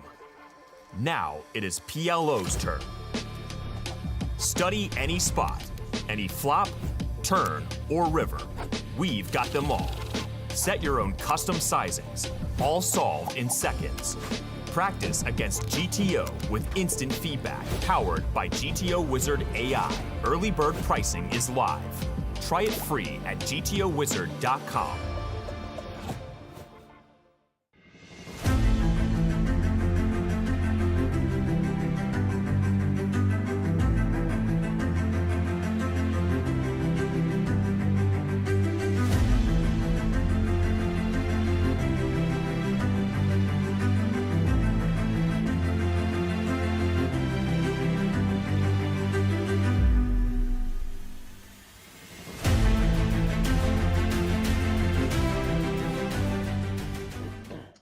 Of a change of events, of things occurred around me, it's changed my approach. I think Danny's got everyone lost right now. Yeah, that really clears it up. Your buy-in's free now? I think Danny made it completely clear. Well, I love it. Just pure free roll, get in for the max, 3-bet every hand. But you just don't want your opponents to know quite yet. I only 3-bet one. It felt You like he was took playing every aggressive available aggressive pre-flop action 2 out of 3. But not this one, I guess. No, I did 2 out not. of I 4. did not raise BVB. I limp called. 2 out of 3. 2 out of 4 now. You took 1 out of 3. 2 out of 4. They're fighting. Okay, 2 out of 4. Raise the button. There you go. You're just lighting it on fire.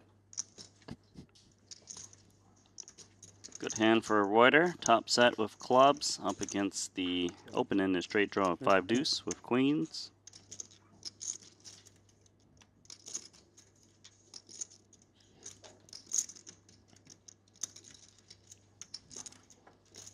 No respect for Martin Dam's 4 overcards. No need. Backdoor straight draw, backdoor spades. He's just gonna do a fold when he gets over to him. Yeah, once Clemens gets involved. He's thinking about putting in a raise. Sometimes we see sets not raise on flops like this because it's hard to play turns and rivers on a lot of murky stuff, but he's holding clubs, so he doesn't mind it. Yeah, he covers some of those ugly turn cards. Also, less likely those cards will show up. He doesn't want to hit a flush, he wants to hit a boat. Cowan's going to be sticky here with that open-ender. The 6 would not give him the nut straight. So clubs come in for Reuter. It's not his favorite card, but he does go from a set to a flush. Clemens would have been much happier with a 10, a jack, something like that. That wasn't a club at least.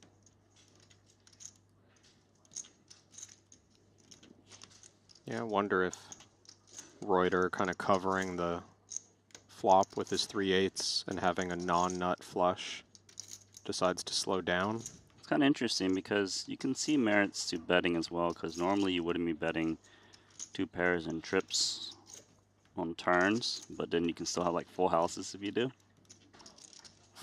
Find full houses in your turn betting range. Yeah, it's a weird for spot. the river. Yeah, It's I see where your head's at. It's the right idea deep stack to find balance in different lines that way. Just because he has a flush too, it's somehow a little mergy, where you kind of get the best of every world, maybe. Yeah. Maybe I'm being too optimistic. No, I see where your head's at. I just think the 10 high flush isn't strong enough for Reuter to feel like he wants to build the pot. At least not against. He doesn't want to narrow the range that he might get paid by. Well, now Clemens has got the full house, and I'm sure he's hoping his opponent has got like ace X of clubs. King X of clubs, impossible with the king of clubs out there. Full pot. Yeah, you definitely expect some flushes to check river once the board pairs. To me, yeah? Yeah. Do I look different from here to here?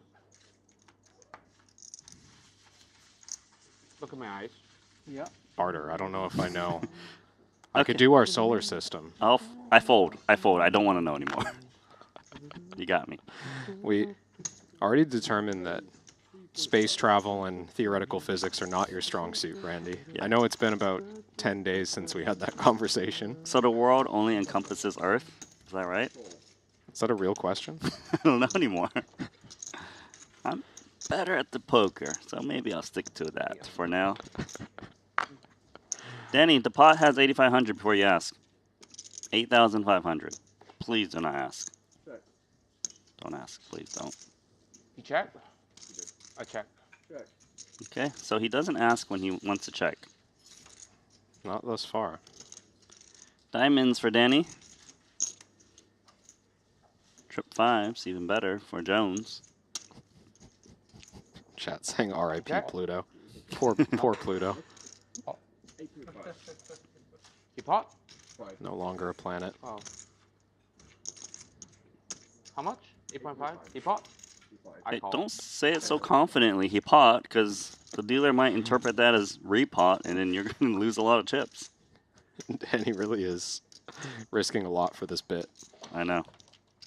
Oh. Ace of diamonds gives is Danny the nut flush, and Griffith has got the full house of ace 5. Such a dirty river card. Yeah, you know he's thinking about some speech play, too. And how he can get the max out of this nut flush. I like how when Griffith asks how much is in the pot, Randy's just fine with it. Yeah. Moves right on with his life. Because he only asks at key times, where there's bets and calls, where it's a little bit more confusing on what's in the middle. But Danny's asking when there's only pre-flop happening. Oh, look at this bet. 7,000. Pretty cheap. He's just going to flat. Could have gone for more. Wow. Yeah. Danny's proud of himself there. He lost them in. Dangerous guy. Okay. He wins. Full house, right? Full house. I win. That's a great just call there. Play. He bet It full is. pot on the turn, and then his hand got even better, but he bet less. Yeah. Ace 6, Ace 8, 6, 4. Triple. Oh, you had 2 spades in what you showed me, not 2 hearts. Oh no. Oh. That's true. Ace 8, 6, 4, 3 spades. It's not a very good hand.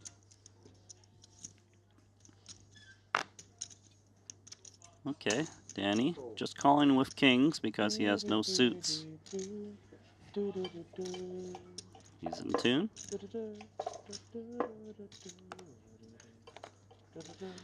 Shazam's having a problem figuring out what song it is at the moment. We need some lyrics.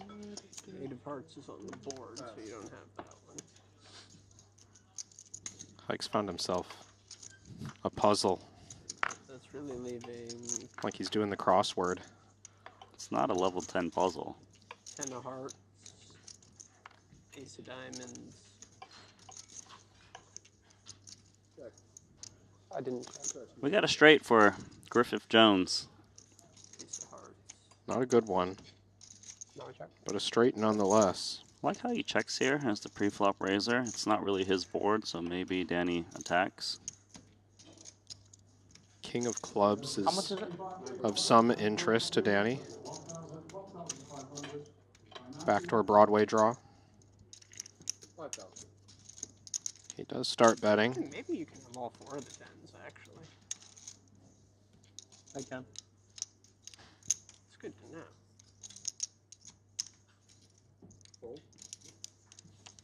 Danny's still, Paxton's still thinking about it. But the last card was a 10. Jones continues to improve.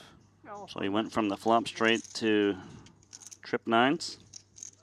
Oh, when you say it like that, it's a downgrade. It is a demotion, isn't it? But he's really just added equity. With one more card, he can be promoted. How much is it? 19.5. Thank you. Paxton told Damn he folded ace king now after questioning him for so long. Did feel like Haxton was just piecing together Martin's opening range with that puzzle. It's like the conversation left the hand itself. Danny's betting again. Yeah, I'm interested in this turn bet from Danny. I thought he'd be looking for different cards to keep firing on. You know, a club is a somewhat obvious one, or maybe a a jack or a queen where he's blocking the nut straight and drawing to Broadway. Here he's just putting in half pot, near dead, needs a king. That is not it. So Griffith still has the straight as his best hand, 6-8. He does not have a full house. Doesn't work like that. Got to use two cards in the hole. Danny thinks he'll show down good sometimes. He checks. He's going to see he loses to multiple parts of this hand. You lose to everything.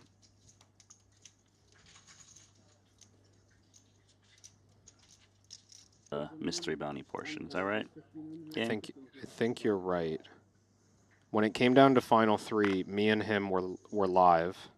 I had Joao Samau, he had Matthias Eibinger. Also, he got the double. He got the winner. Yeah, he picked the winner and he got the most points. But I was live to do the same if Joao Samau had won it. Left one behind, yeah. And I would think, as Salty Ninja asks in the chat, that fantasy for this event will open at the conclusion of day one, as it has been for the last week or so. Once the day 2 field is set, you'll be able to enter your teams. Yeah, so it'll probably open like 7 to 8 hours, I would guess, roughly. Maybe longer. You have time to get it in anytime before the start of play on day 2. Even after that, random teams available for the late reg degens. I've lost like every single fantasy so far, ever since winning the first 2. I don't think I'm very good at it anymore. You started off hot. Yeah, beginner's luck. And then we caught up. I don't really know that I caught up. I don't think you've ever won. How much in the middle? I only pick winners. Yeah. I never win points. You just pick the chip leader and hope it wins. It's a decent strategy. Like, minimize the losses. Alrighty. Anything happening here? No one with an ace. Haxton. Random gut shots they've got. Haxton opened pot on the button, and we've checked our way to here. He doesn't expect to get value or to bluff out a better hand on the turn. How about filling up on the river? He only had 7% going into the river. He just hits trips. He needed full house. Yeah, he needed the 9. Even on a 10, had he made the jack high straight, Jones would have made the ace high straight. Just the perfect card for him. He was like, oh, I'm probably just going to check this one down, and now he's hoping Griffith has got something to pay off with. And there are hands, right? There's flushes, there's the ace. A lot of passive action. I wouldn't rule out King Jack as a candidate. Up against a button range, Ike could have low cards. 13-5. Ike's having fun with it now. Chucks out 100,000. Yeah, it's too much, sir. You only actually have to check out one white chip. It would have done the same job.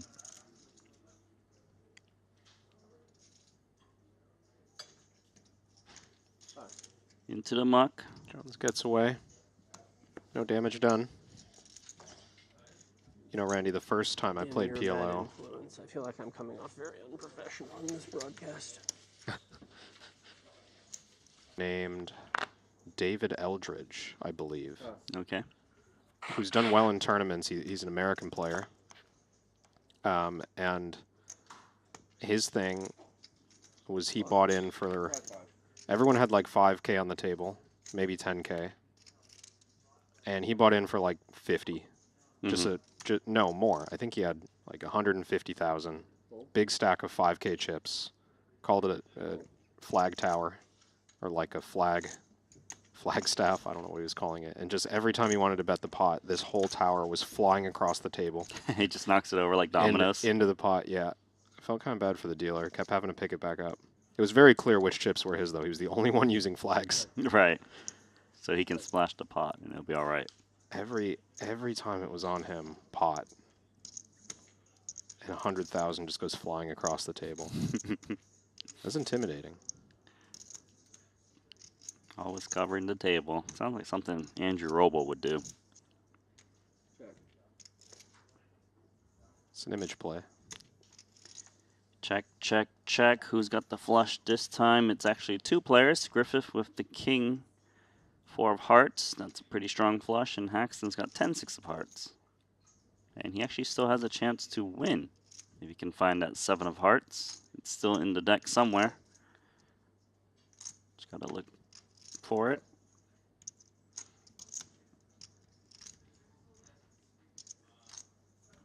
Jones checking. So much defensive play from out of position in this game. Yeah, I haven't really seen a lot of bets go in post-flop so far here in the first 2 levels. Well,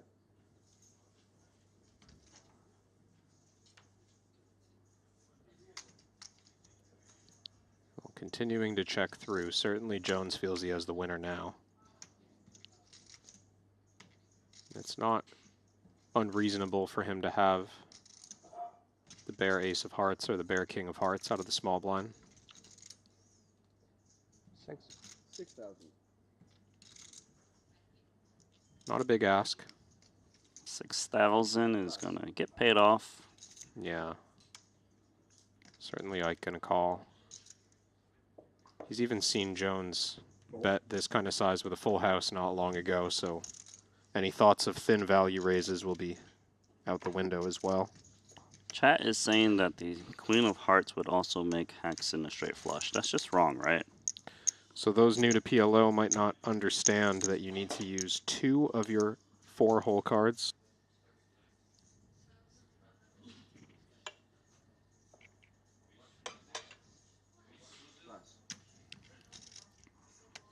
Calvin's chopping on some lunch as he opens up this hand. 55. Has this table agreed not to limp? We're just playing raises. I think so. Yeah, I think the limping's out the door. It's great for us. More big pots. Play for something. Ike will be passing. Tempting looking hand, but not so great multi-way.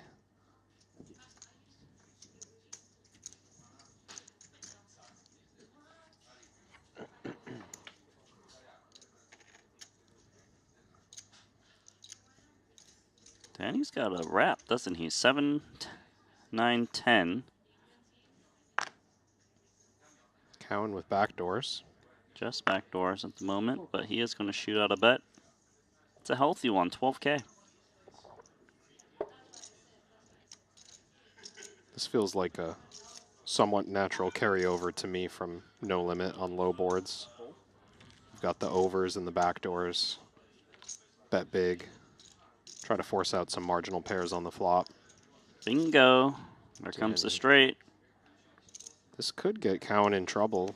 He's drawing to the nut straight with his Jack-9. And he's got the ace of hearts blocking backdoor nut flush. Yeah, I feel like with these kind of hands, when you have that nut blocker, in case the flush comes, you kind of activate a lot more, and if it does happen to show up and you get called, then you just kind of pounce on it. He's also just more likely to get this turn bet through when he's holding the ace of hearts, right? If Danny had 2 pair and nothing else, maybe he folds. But if he has 2 pair with nut hearts, right, he's not folding. Yeah, that's a key point. Anything that gets here with nut hearts is not folding. So Danny just calling with the nuts, praying for no heart. It is a heart, and it's a board pairing heart. This is an interesting card. I think Cowan might go for it. Would be hard for me to give up once I get here. It's hard for Danny to have a boat, I feel like. Because with the deuce, 8 deuce, 6 deuce, 7 deuce. Yeah, you had to call a big raise pre-flop, so he's not just in there with any random pocket 8s or 6s. He's not calling the flop with that many pocket 7s unless it's 9, 7, 7. And let's say Danny had, I don't know, 2 pair, 8s and 7s. They're not feeling good, and here comes the full pot bet. Got anything to say now, Danny? 10 high straight, single heart combo could be an excuse to call. But this is a bluff catcher for Danny. He's got to decide 16 originally. 12 into 16. how many full houses Robert can have realistically. How many nut flushes start betting big on the flop. 5 seconds. Danny does have pretty good side cards to go with his 10 high straight here. He blocks a heart, he blocks a board pair, he's got an ace in his hand, just in case the hand of interest is aces with nut flush draw. 95. Hey, Rob.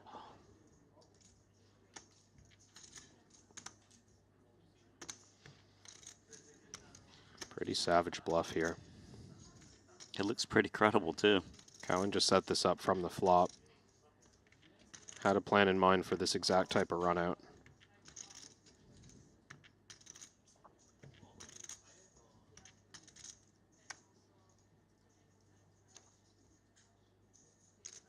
I feel like paying to learn again. Why do I always have this problem? Should learn before I come in it. Oh, nope. It looked like a side call was coming in. I think that was by design. You have that. It feels like you have that.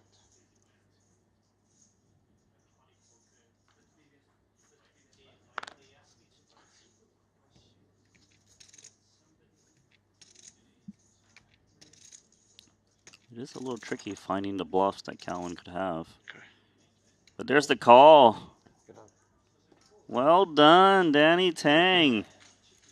With the straight, 10 of heart blocker. Full houses were possible.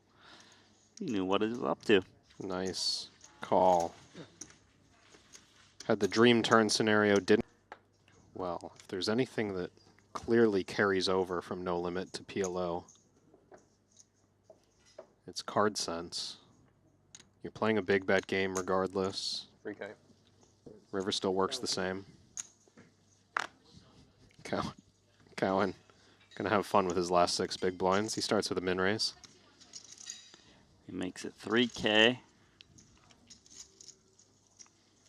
Might actually be by design to be able to fold more flops with more money back. If the heart wasn't no, it'd be more difficult. Yeah, it would be a lot more difficult. I had 1 heart in my hand. 6. I don't know, it's just relative. I don't even know. It's very relevant. At the bear raise, I'd pot a flop. I pot the nut flush. I think Danny was discussing some strategy with the man he just took most of his chips from.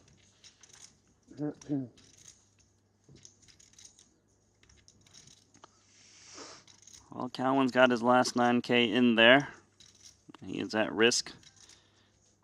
If he doesn't win this pot, he's going to have to rebuy into the $75,000 buy-in event, which is a 6-max tournament, I just noticed.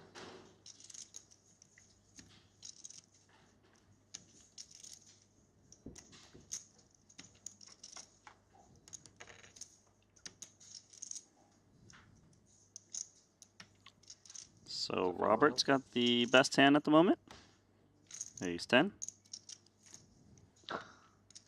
Not very fun for him. 6K.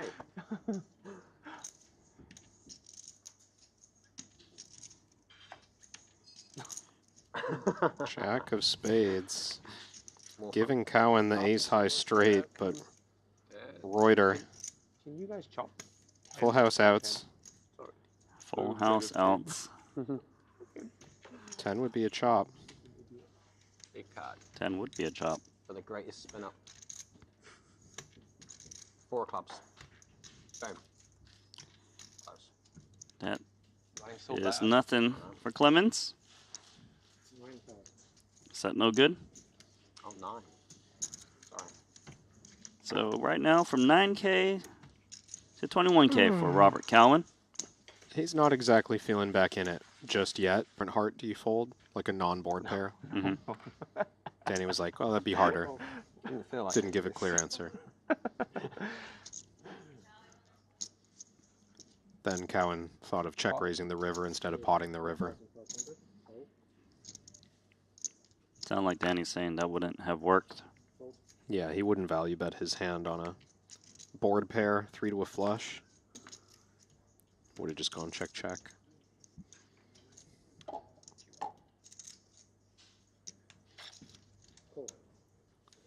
So aces with 6 deuce for Jones. No suits for him. So he's looking for a ace on the flop or something clean, or maybe even 2 pair with 6s and deuces.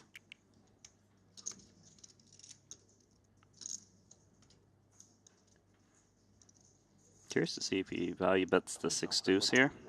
There's the immediate 4-5 for the straight on the board. Seen a lot of passive play from top and bottom pair in particular. Even just flop 2 pair when your hand could be behind, it's not a great drawing hand. You'd be more likely to play a set aggressively.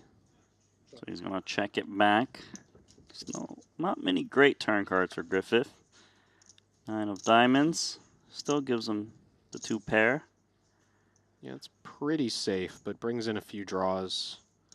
Ike has a gutter to the 10 high straight. Jones has the ace of diamonds in his hand. 2 diamonds on board.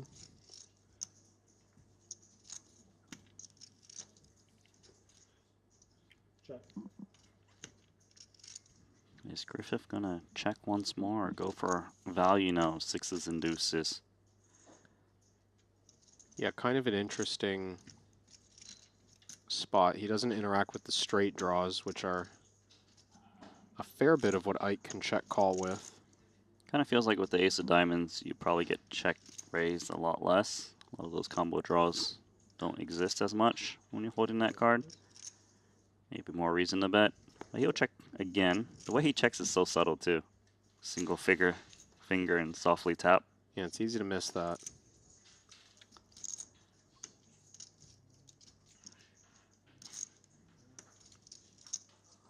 Ike might still think his 8s are a shred of showdown value. A sliver.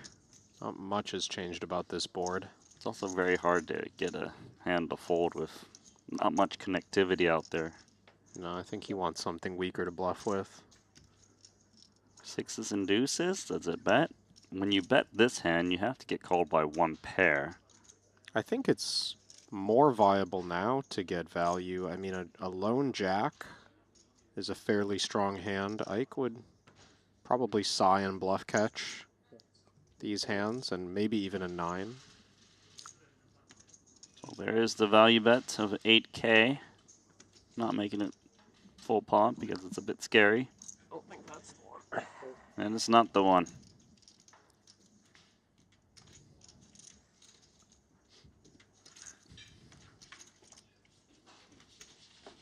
That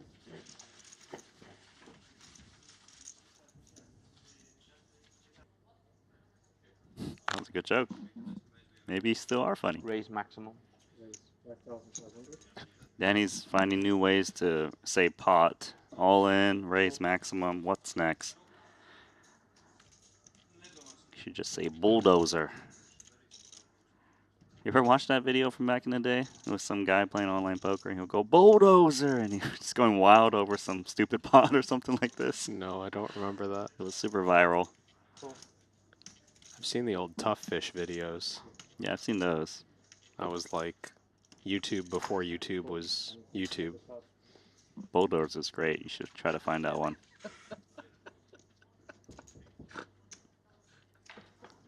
See some real BLTs.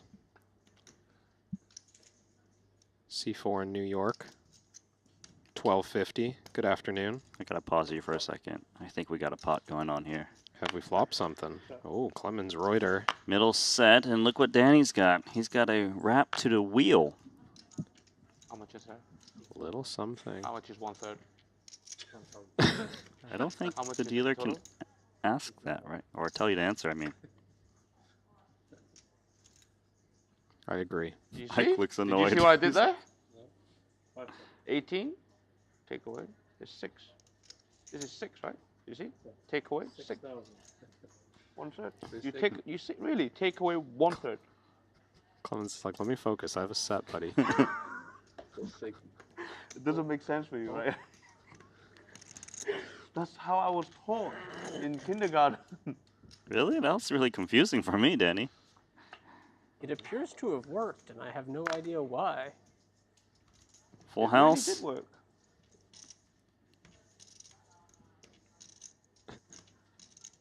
New puzzle for Ike. Education is falling behind.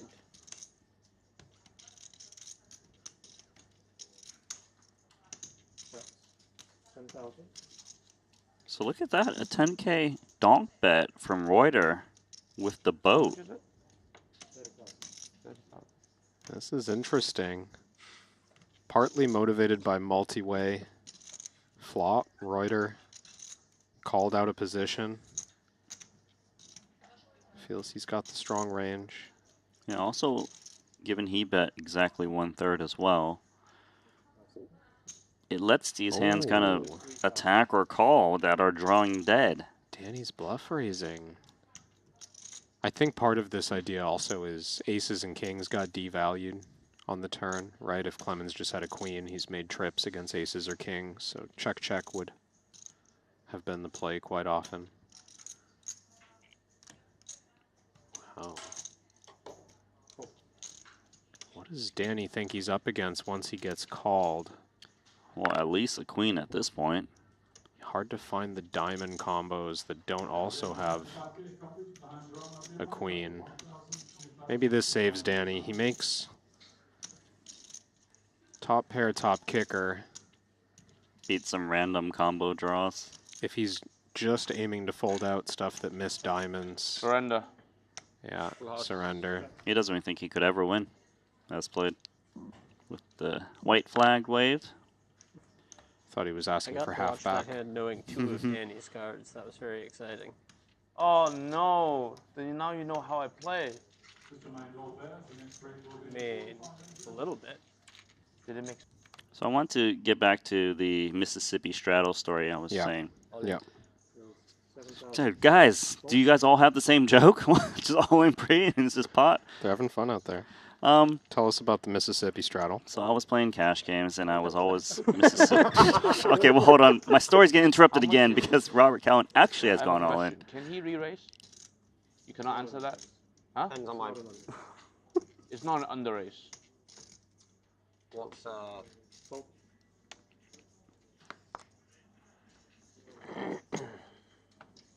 you can fold.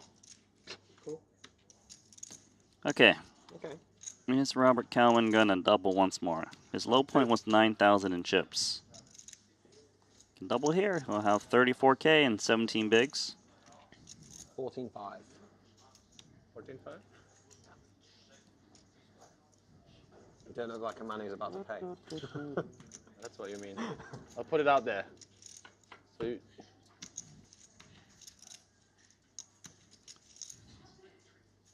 Not bad for Cowan. The prepay didn't work. Don't you dare. So he did it. Don't you dare go this a comeback. Just a king. King Kong. King Kong.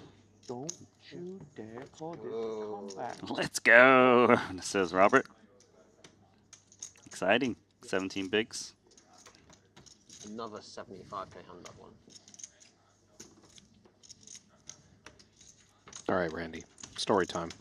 Name one guy that's running worse than me on this table. It's played since the start. Has lost their mind by now.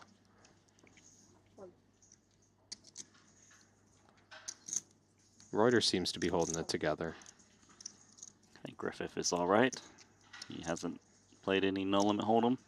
Oh yeah, these two guys, Cowan and Jones, they're fresh. Day 3, maybe day 4 if they showed up early. Although Cowan is hoping to run up this stack because he wouldn't want to pony up another $75,000. Disciplined, button limp. He's feeling like he's got a real chance on this bullet.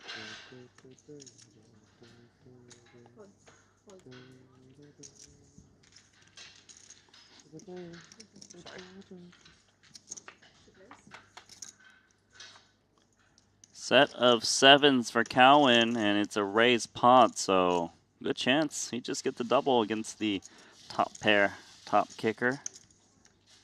I guess he just leads spot. Seems like enough to run it.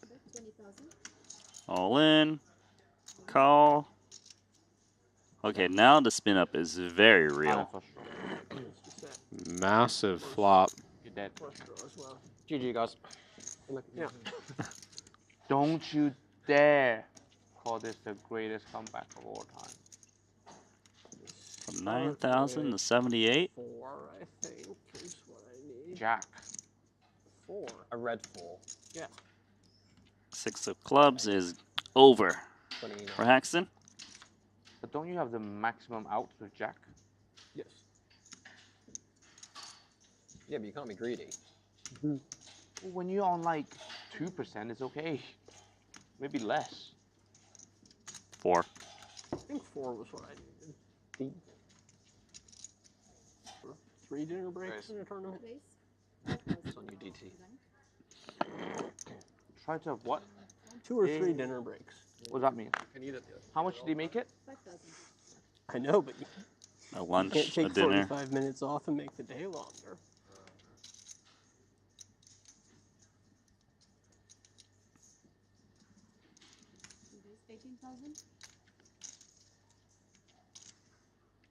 Trying to give it you back, like you said. Thank you very much. You want to spread my cards? Yes. Yes, here. I shouldn't look at his cards. Kill it. What was it? I didn't actually touch them. You can consult the cameras. I just did weird Or things with kill my that hands hand, near them. unless I flop well. Did you flop well? Top pair.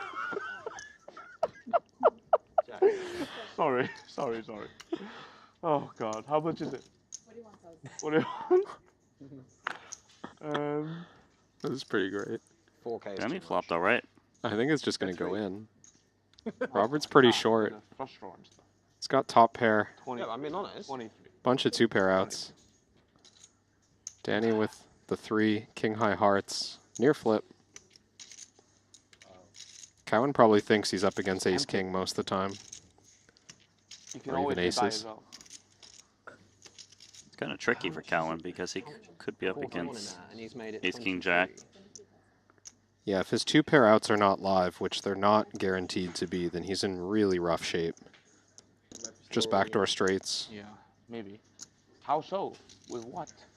I mean, sometimes this 2-pair brings a flush like 7 of hearts, I'm not worried about that. jack of hearts.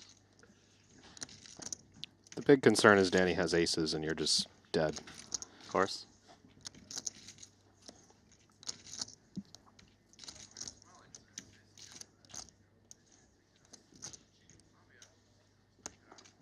He is gonna push it in, and No. if Cowan You're in can fact- hold once more.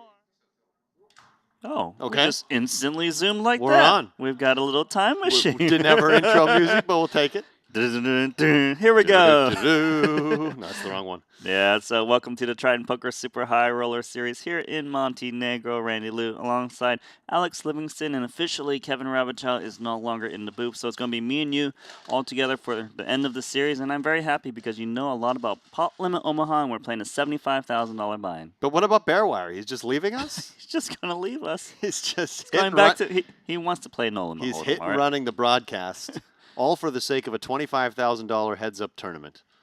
But he did give us a small little free roll, so it's okay. We'll allow him. It'll be okay. So 3x that buy-in from 25 to 75K is what we're working with. We did crown 2 champions earlier.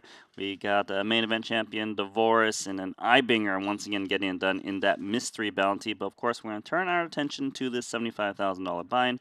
We have 21 entries so far, 17 remaining. I'm sure some players will be rebuying into this tournament, but this featured table is quite stacked. It was going to have Ibinger. He lost his stack on the very last hand, his 1,000 chips. So we got Artur Martirosian, we've got Steven Chidwick, Ben Tollery, and Paul Paul. What a lineup. Absolutely. In a stacked field, I noticed Jason Kuhn at the top of the overall leaderboard, 531,000 with a healthy chip lead, looking for title number 13. And I'm always I always enjoy watching Artur Martirosyan play poker, whether it's Hold'em or PLO, because he fights for every small pot. I actually played tennis with him this morning. Did you? And sort of a similar thing on the tennis court where he fights for every point. Well, that's how he plays cards. He fights for every pot. So it'd be fun to watch him scrapping and battling against these other three. But did you beat him?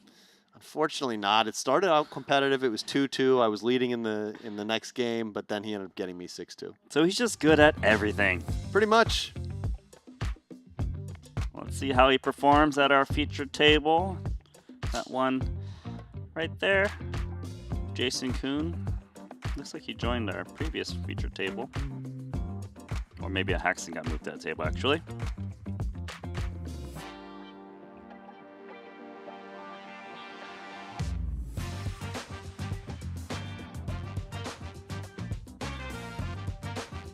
Daniel DeVoris.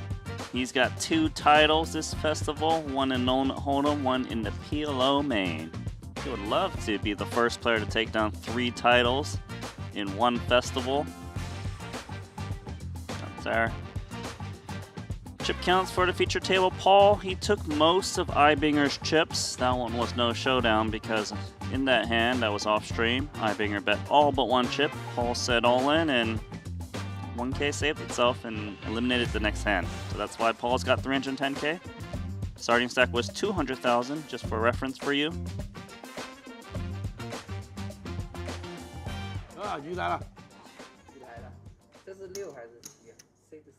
Wang Ye plays PLO. Is Wang Ye getting moved over to this table? Is this a late reg, maybe? Oh, has to be. I'm sorry. We get a fresh stack. 200K, I assume. Oh, okay. Big fan of Wang Ye. He brought a different type of energy to that cash game. He is absolutely a battler. No fear whatsoever. It was a lot of fun to watch, and he was even gambling in that little Baccarat game, the side game. That's the first time I've ever seen it, where players are basically betting on 2 of the 3 flop cards, and if their number is higher than their opponent. That's right, yeah. A game that Roble, is he the one that introduced it to the crew? I feel like they introduced it to Roble, and then Roble initiated at least in terms of that game. Now he's running with it. So nice to see Wang Ye in the field. It's quite the table composition here. Ben Tollerine's short on chips, but such a talented PLO player. Could easily see him work his way back into the mix. And because I'm just arriving today and you've been here already for at least 1 frame. 1 frame, is that right? 2 hours, that's right. 2 hours, yeah. So you've already familiarized yourself with the audience, but I'm just getting here. So guys, hit me with your BLTs. Let me know where you're tuning in from. You know what the BLT stands for, of course. Ace, King, Jack, Jack for Tollerine. I just want to know the beverage of choice. Raise 8,500. He is unsuited. He is suited with aces. Yeah, interesting to see what Tollerine does facing the 3-bet from Paul, because it is going to be a very aces and kings heavy range when Paul 3-bets here. Of course, Ben blocks both of those hands. But I don't know that Paul is going to be the type to have like the ace-8, 7-5 double-suited type hands in his 3-betting range. I don't think so either. So Tollerine just may feel he's too dominated here. Then again, he's put in a decent chunk of his stack already. Basically playing pocket jacks. He's getting out. I think he figures Poit to maybe be more towards that aces kings heavy end of the things and not have as many of the rundowns that he'd be doing well against. 不用摊开。就是啊，不是，就叠起来，他读得到吗？ He asking if the card on top of each other can the scan work? Can. 啊，不用摊开。 No need to spread. 放了。你试看嘛，他不会，他会叫他跟他讲的嘛。啊。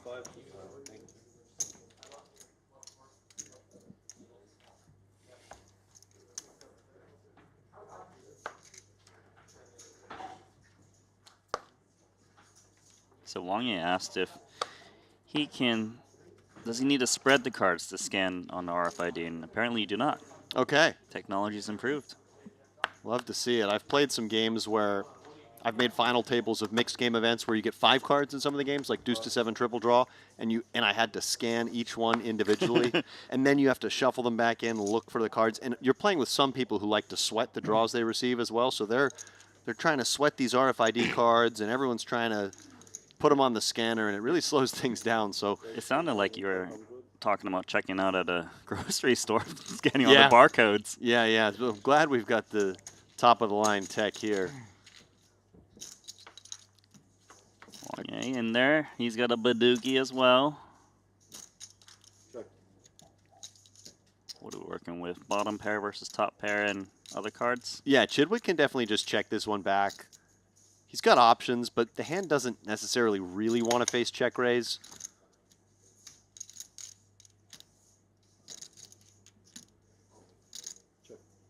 I like the check.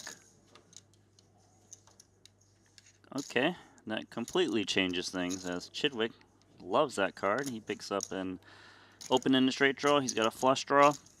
Yeah, now I don't mind betting as Chidwick. You can also just continue to check, but he has so many outs that even if he gets check raised, it's not a big deal to bet and call the raise.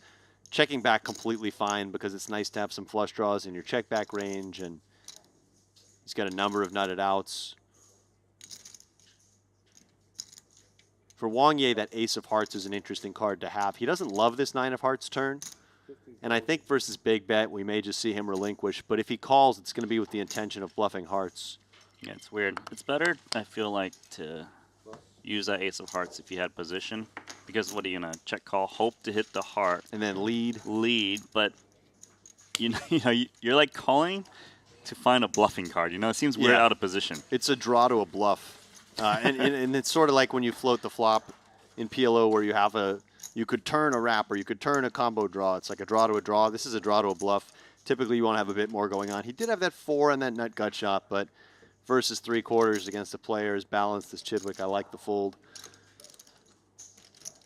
What about the BLT from Lauren Hudson? You like that one? I was just about to shout that out. Lauren Hudson, shout out to you having a coffee with brandy in Hudson Valley, New York, at 2:30 in the afternoon, making deviled eggs and banana bread muffins for a barbecue later. First of all, I love the detail in your description. And second of all, I don't know why you didn't invite me to this party, because I'd be there, not here, if I knew about this. You would fly out, right? Oh, man. I love me some deviled eggs and some banana bread. Coffee with brandy.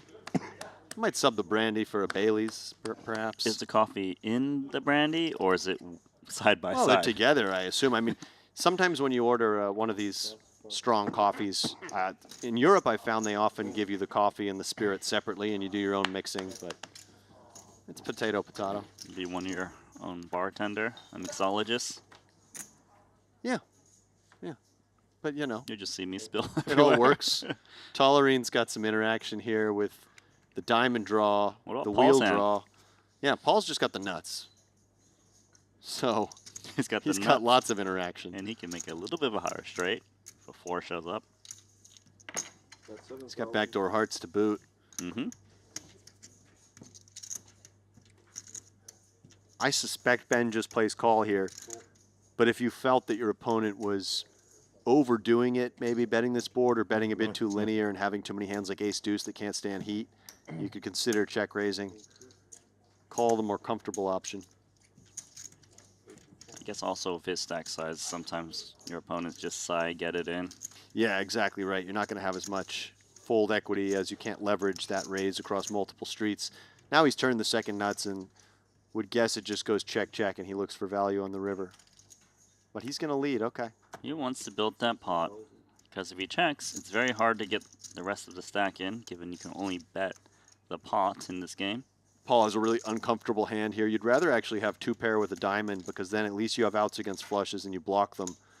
But with the naked straight with no diamond in hand and no ability to fill up, I think we just look to fold this one. And it feels so painful to fold a flop straight. It does, but the problem is against the value range you draw dead, and it's just going to be hard to get any more information on rivers. Nice from Paul. Laughs and folds. Yeah, well done for Paul. Ben was hoping Paul had a hand like a set. It would have called a bet, but wouldn't have bet itself. I think it's also good awareness to realize that if he was to call there, he's gonna have to call the river as well. Most players, if they're bluffing there on the turn, they're gonna follow through for the last 31. Exactly right.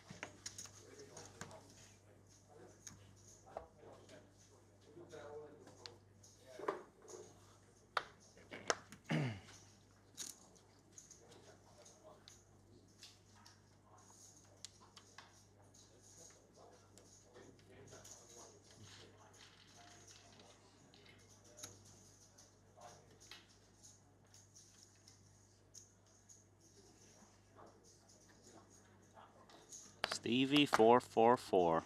Man, I forgot about that screen name for some reason. I battled against him a little bit back in the day. Poker Stars, 8-game mix. Some tournaments, of course.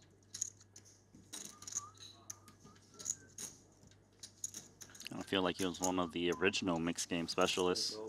For sure he was. I'm digging this sweater that Paul's wearing. Would you call it teal, aquamarine? What kind Aquamarine's pretty nice. Aquamarine? I like that. How much is pot? How much is pot? I would say this is the opposite of music to Ben's ears. He's opened with jacks again, and for the second time, he's faced a Paul Poit 3-bet, and this version of jacks also unappetizing, similarly dominated by aces and kings. And not double suited. Twice against you.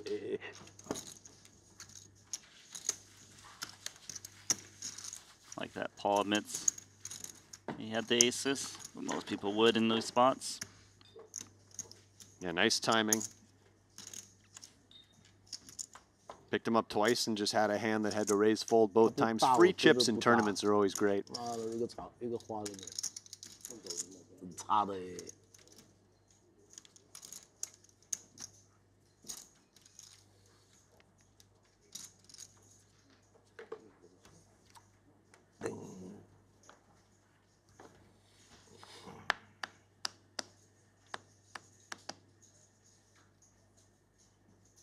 So 24 entries so far, but registration open into day 2. What's the final number going to be? I'm not really good at these things, but I kind of assume that in terms of unique entries, most players are in for 1.5 bullets. Is that a good guess? Yeah, I think so.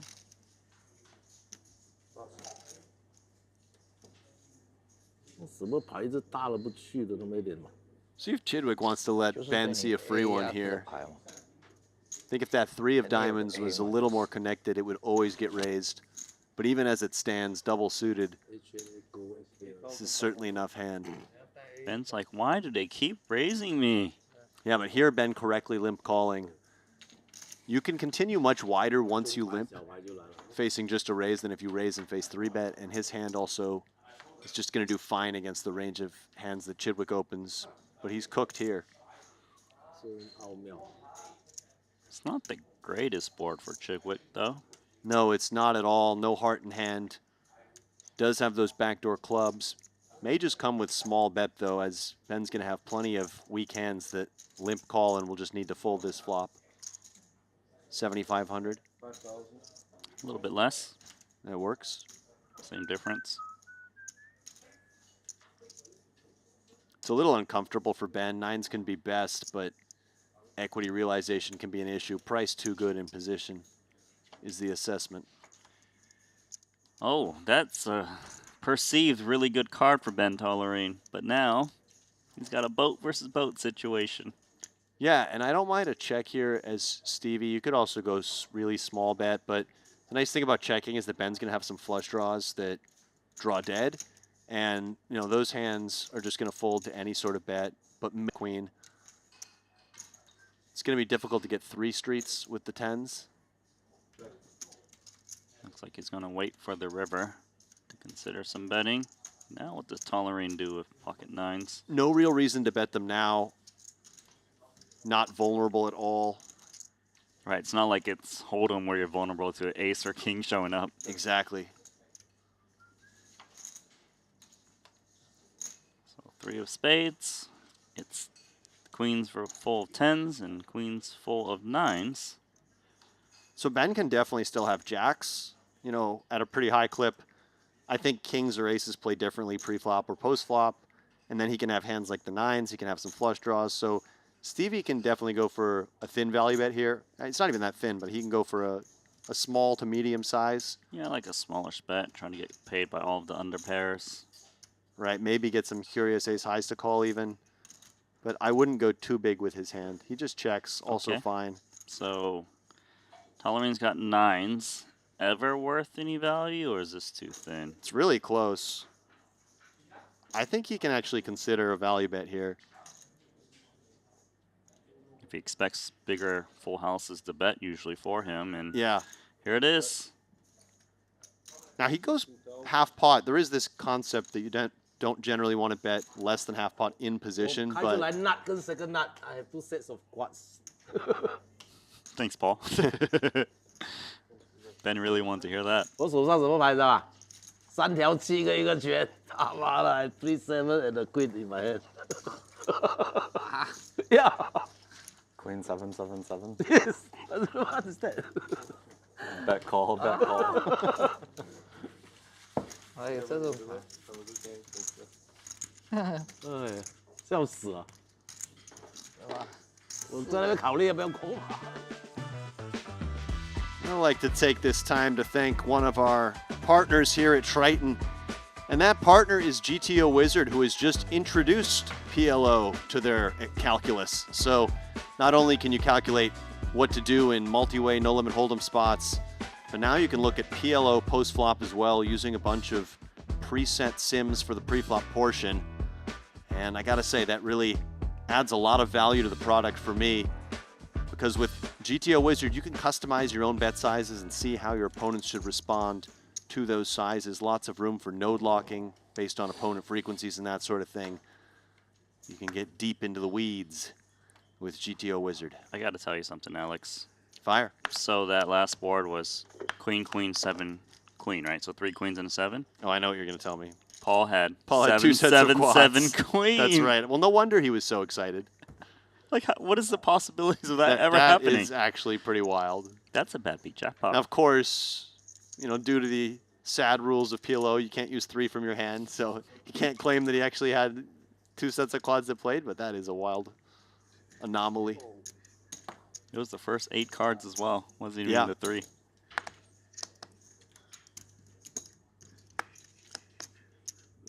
So Chidwick's got a hand that in some formats would fold out of the small blind, but with that big blind ante in there, we have to get a little bit more sticky. And he thinks the 10-10 4 deuce double is good enough versus the aggressive Wang Ye. Chidwick has 2 backdoor flush draws. He has an open-ended straight draw, and of course the 10s. He's got the best hand in terms of equity as well. Yeah, Chidwick best here, but still very difficult to think you can get value here, as Wang Ye can be checking back some bigger overpairs. Having said that, some hands like naked queens and naked kings can potentially just fold right here if you bet big enough.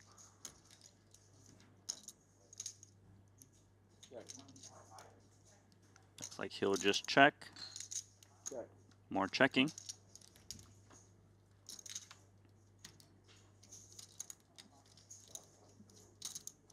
Guess this river card doesn't really change too much. Yeah, I'd keep checking Stevie's hand at this point.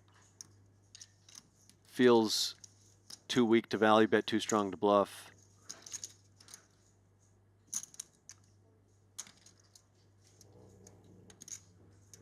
Let's see what Wang Ye's game plan will be if it gets checked over to him, which it does. Wang Ye can consider bluffing. He's checked it down to this point and just has 4s, which will be towards the bottom of the hands he can have with this line. But Stevie will be happy to win that one.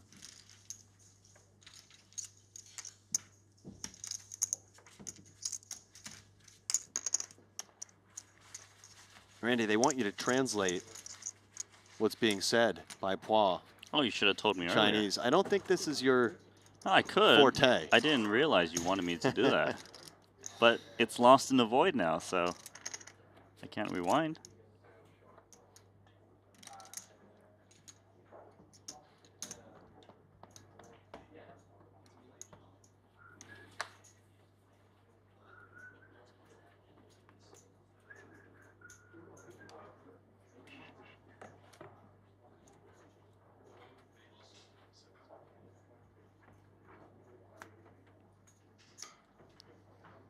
Ben's getting shorter and shorter. Stack, that is. I hope he's not shrinking. He's a little too young for that. His arms are getting bigger and bigger every time I see him. Now, Paul's got an interesting decision with this ace-jack-jack-7 try against the Ben hijack pot. Paul's going to go for it here. He doesn't have aces this time. No, and Ben's probably wondering, is this guy picking on me? What's going on here? Ben is not going to fold this time. He's got too much of his stack invested. 4-card rundown. I think Wang Ye needs to just get out of the way here, just given how he's going to be dominated by both ranges, but particularly Paul's. What he's doing the math on is if he calls, there's no way Ben can reopen the action, which is correct. So he could just call and hope to realize his equity in a bit of a protected pot situation. Not totally unreasonable. Yeah, looks like he's going to do that. He wants Yeah. to gamble a bit. I think it's actually, you know, the more I think about it with Ben not being able to reopen the action, this is pretty close. If it's close, he wants the VPIP. Oh, yeah. That's his style. So, right now we've got a dry side pot. Ben's actually not quite all in yet either. I realize. He's just got just a tiny bit behind, and look how well Wang Ye has flopped. Tollerine's got top 2 pair and a nut flush draw. I would check Wang Ye's hand because at a minimum, even if you want to raise, you can allow Ben to bet that 2,500 and get something out of Pua At least before the you spring the 2,500? trap. Yeah, maybe he was concerned it was just going to check through.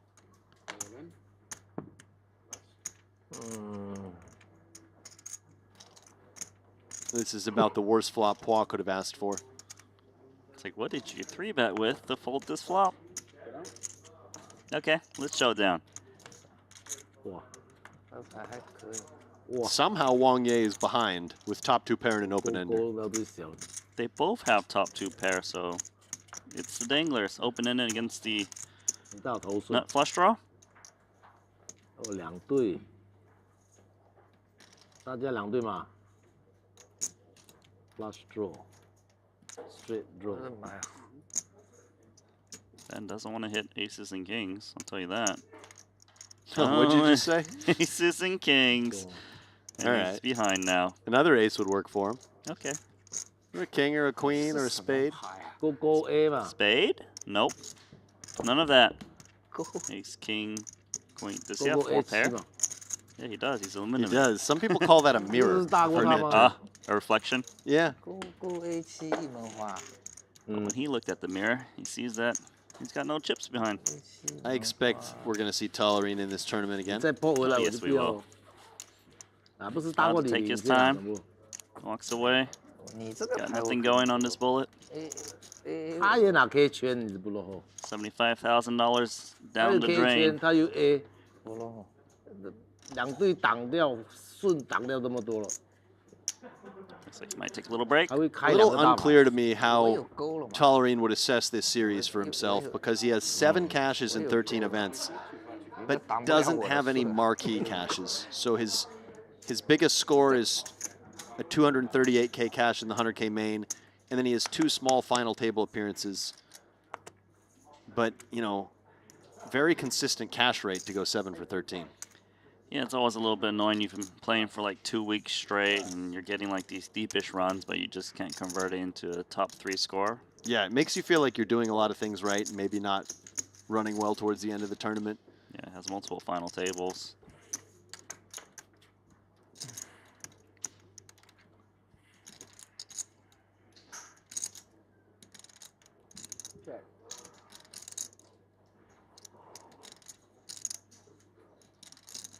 It's gonna be a monotone board where neither player has a spade.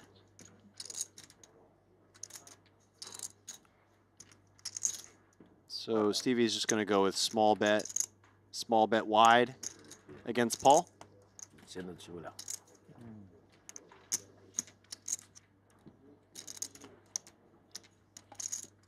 Players have different strategies on monotone boards.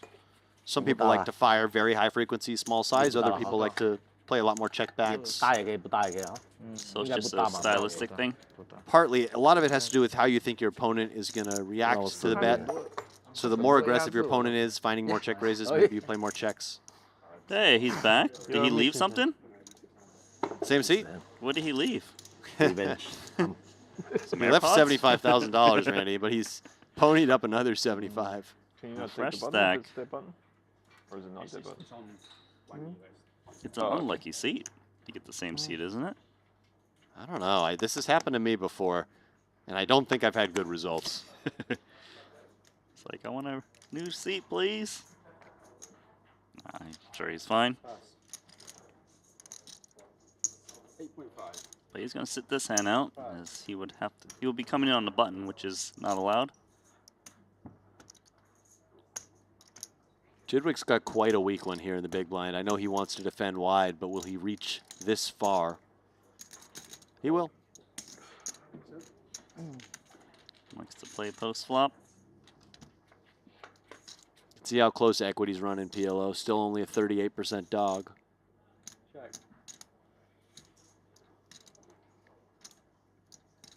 Wang has the best hand, but he doesn't really have much. He's going to come out swinging.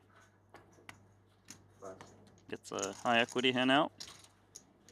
Turbo fold from the Englishman. I believe this is the first time I personally have witnessed Wang play Pot Lim Omaha. Same here. So I don't know if he plays some PLO cash games or if he's just splashing around. I mean, no limit hold'em's his forte, but I know sometimes behind closed doors they dabble in Pot Lim Omaha. Yeah. And it's not small still. And we don't know how this trip's going for Wang Ye in the private cash games that have been happening behind the scenes. He might be big winner and just, you know, wanting to ride his luck a little bit. Maybe chase a Triton trophy. Or who knows? Perhaps he's been hitting the solver streets and he might be some figured out the game. Omaha god that we don't know about. Exactly right. He did play the 100K PLO and the 50K PLO mystery bounty, so Okay. he's been splashing this series so far. Of course, he got third place in the 100K main event. Did he end up down in the cash game we were watching the other day? I think he did, right? He was down, yeah. He started out big winner, bled some back, probably had the highest VPIP or close to it. It would have been nice to see those stats, but apparently they were requested to not have them for that particular But affair. it was very fun to watch. So top two for Ben Tollerine on his second bullet.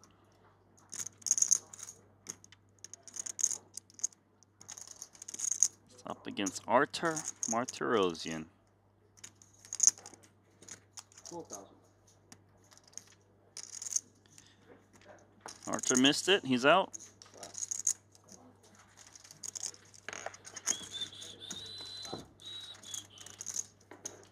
Certainly not the easiest of fields.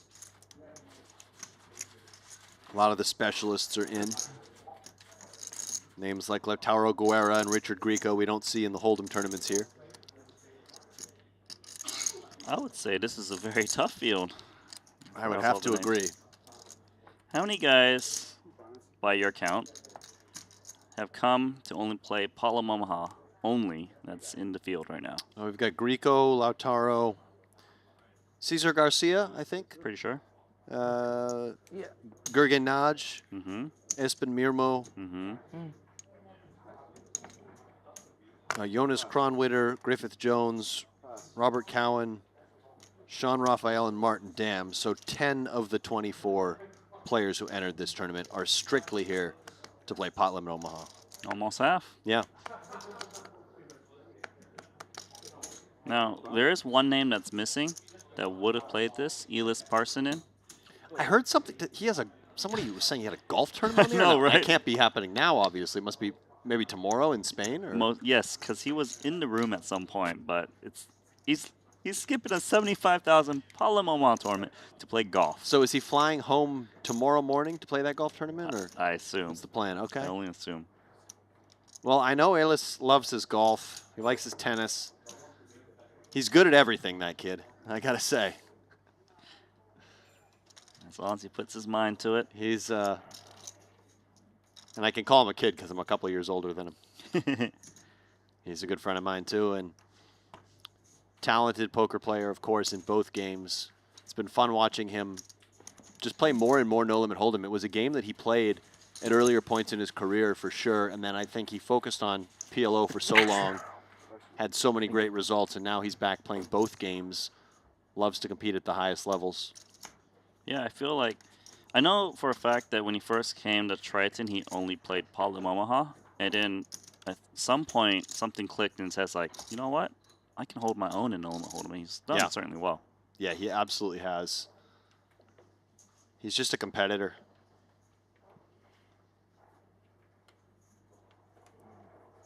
I think the next break thing is wrong. How can be 4 levels? Too bad Rui Cal's not in this tournament. Love that guy. He used to play Paul and Omaha only. 340 That would be a nice addition. Enjoyed watching him but bantering next in break that cash in game. 1.5 hours. We've been playing half an hour? Yes. 1 level more already. Here is 3 level next break. No, 2 more levels. It was 40 minutes. It's 10 minutes, 10 plus 2. 对的，对的。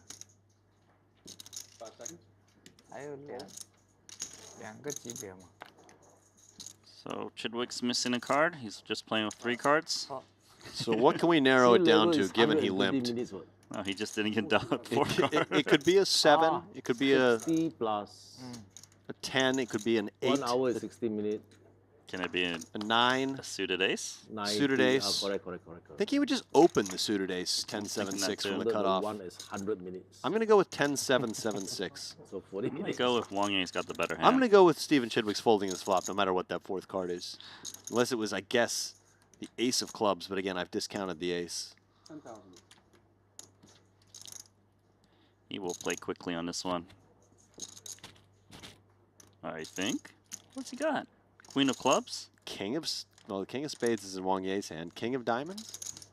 Just top pair? I mean, queen? Queen of clubs. It's the only thing he can continue with, right? Yeah. I mean, once he folds, it could be anything. But the fact that he was thinking about it, maybe a king, maybe a queen that wasn't the club. We'll never know.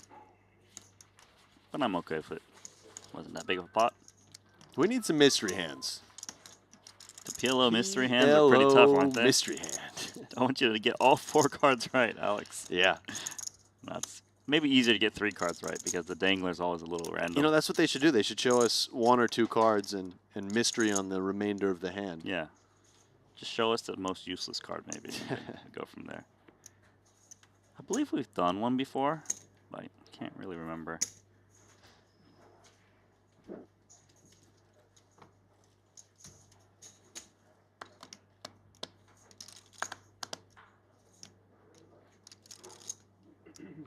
Appreciate the love from Peter in the chat. So we've got multiple thousands of people watching. Like and subscribe, follow for the great coverage. All free. You're welcome. Thank you, Peter. Let's see if Paul wants to complete the action here with his Badoogie hand. Yep. It's a connected Badoogie, at least. Hey, bye-bye. See how there's a missing gap between his 4 cards? Is that a huge difference? So, for example, the 5 instead of a 7? Yeah, it's definitely a worse hand, but it's not a massive difference. Now, if he had something like 9-8-6-4, that starts to become quite a bit worse. Okay. You can see he's actually got his equity share there, 33% 3-ways. Wang Ye was in worse shape pre and has improved to best shape with that pair and flush draw. Not just any flush draw, the nut flush draw. And I don't really see how Chidwick can bet at this hand. Yes, he has top pair, top kicker, but that doesn't mean what it does in Hold'em. When you have no additional equity, it really makes the hand a lot worse. That top pair, top kicker in this game sucks. Yeah, I mean, not all top pair, top kickers are equal, but he has one that just doesn't have a lot of great properties going for it. He does have the 7 of clubs, which is a bit of a useful card. 14 plus. Like, even here, it doesn't feel good, does it? No, it's immediately uncomfortable facing that half pot bet. If he had backdoor nut hearts, I think he always continues. He may still continue this one on the strength of top pair, top kicker, but it's starting to become a little bit uncomfortable across a lot of turns and rivers. But yeah, you know, facing half pot, he feels like he just has a little bit too much equity. So 7 of spades now gives him top 2 pair. And while it does make him feel a bit better about his hand in certain ways, it also completes the most obvious draw, or one of the more obvious draws in 5-4. Wang Ye has a hand that I would double barrel. He's got a third club, so he blocks Stevie from having flush draw hands plus extra stuff that can continue. He's got a 4, which blocks 4-5, and Stevie's just going to have so many hands like King, King, Jack, Ace, Queen, Queen, 10, stuff that felt like it had to call flop, but wasn't really happy about it, and will have to fold on this connected turn card. Yeah, Stevie could have easily check called the same type of hand and not make 2 pair on the turn. And again, it's uncomfortable for Stevie despite having top 2. I think he will call once again, but you don't love life across a lot of rivers, given that if your opponent does have 5-4, well, you only have 4 outs. Still just deems it enough hand. He also knows that Wang Ye is very aggressive, so it's possible that Stevie just hero calls this down if clubs don't come home. No club. Yeah, this could definitely be a spot where Steven Chidwick just makes a big call. Let's see if Wang Ye puts him in that spot first. The king is pretty bricky when you think about the hands that Wang Ye is repping betting flop and turn. Right, he's not betting some random jack that just hit 2 pair on the river for turn bet of 40K. And some of those king, king, jack, queen, queen, jack type hands I was talking about would have just folded turn. So Wang Ye has to change his assessment of what Stevie has.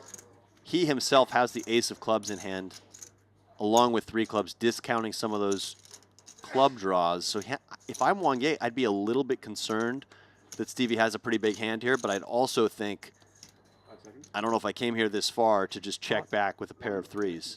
Here it is, full pot. It's not an easy spot, is it, for Chidwick? It's not. He's going to think that that king, again, is mostly a brick, but it's still not an easy spot. Wang Ye could value bet this size with a set of 6s with a 5 blocker or something like that. Can obviously have straights.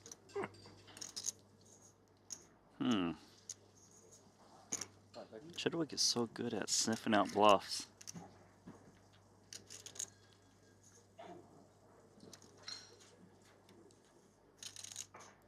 Besides 4-5, what other value hands we looking at for Wang Ye? I would say probably any set can do this if it has a straight blocker with it. Certainly 6-6-5 type hands. Nice from Wang Ye. Oh, he's a betting machine. Impressive follow through, and just speaks to how tricky it is to check call that ace jack 8-7, because Stevie improved to top 2 pair on the turn and still didn't love it by the river. And no new straights showed up too. Yeah. And you just have to love the conviction there from Wang Ye to continue telling the story and apply max pressure with that pot size bet. He's got it. The natural talent, Wang Ye.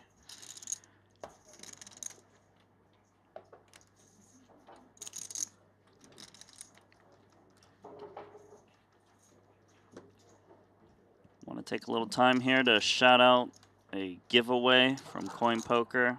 If we get to 1,000 likes, not 1,500, just 1,000, we will give away 10 $55 World Poker Masters main event satellite tickets. So just give the stream a thumbs up, a like, and if we can get to 1,000, we'll make that happen for you guys.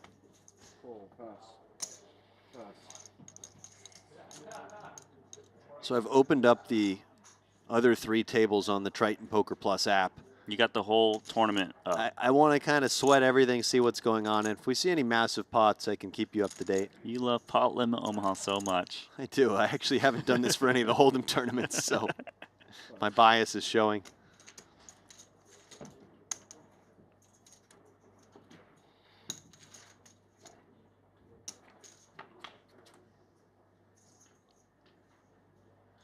Okay, collision. Both players have trips, and they both have a 5 as well with the 8. And they both have a 9. So what are we playing with left? The king and the 6? It means that Martirosian's in great spot here. 9. Guess there's backdoor hearts for Wang Ye and backdoor diamonds for Archer. Although Archer's king of diamonds is just enough with kickers. C5 seems to be here, C5. Because 2 is 1. 1, 2, 4,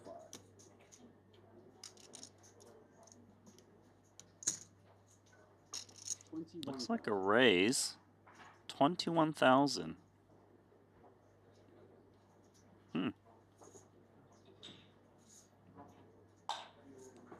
I guess we just call. We don't have the nut kicker in this spot. Yeah, there we go. I like the call. Keep in some bluffs. Or just spike the king. And Wang Ye picks up a flush draw that he thinks might be good too. I would be hesitant to continue betting Wang Ye's hand, though. Pocket kings just got there. Hands like 10s through queens probably just fold now. We have a little bit of protection on runouts with those hearts. Oh, and he makes the flush with 6-5 of hearts.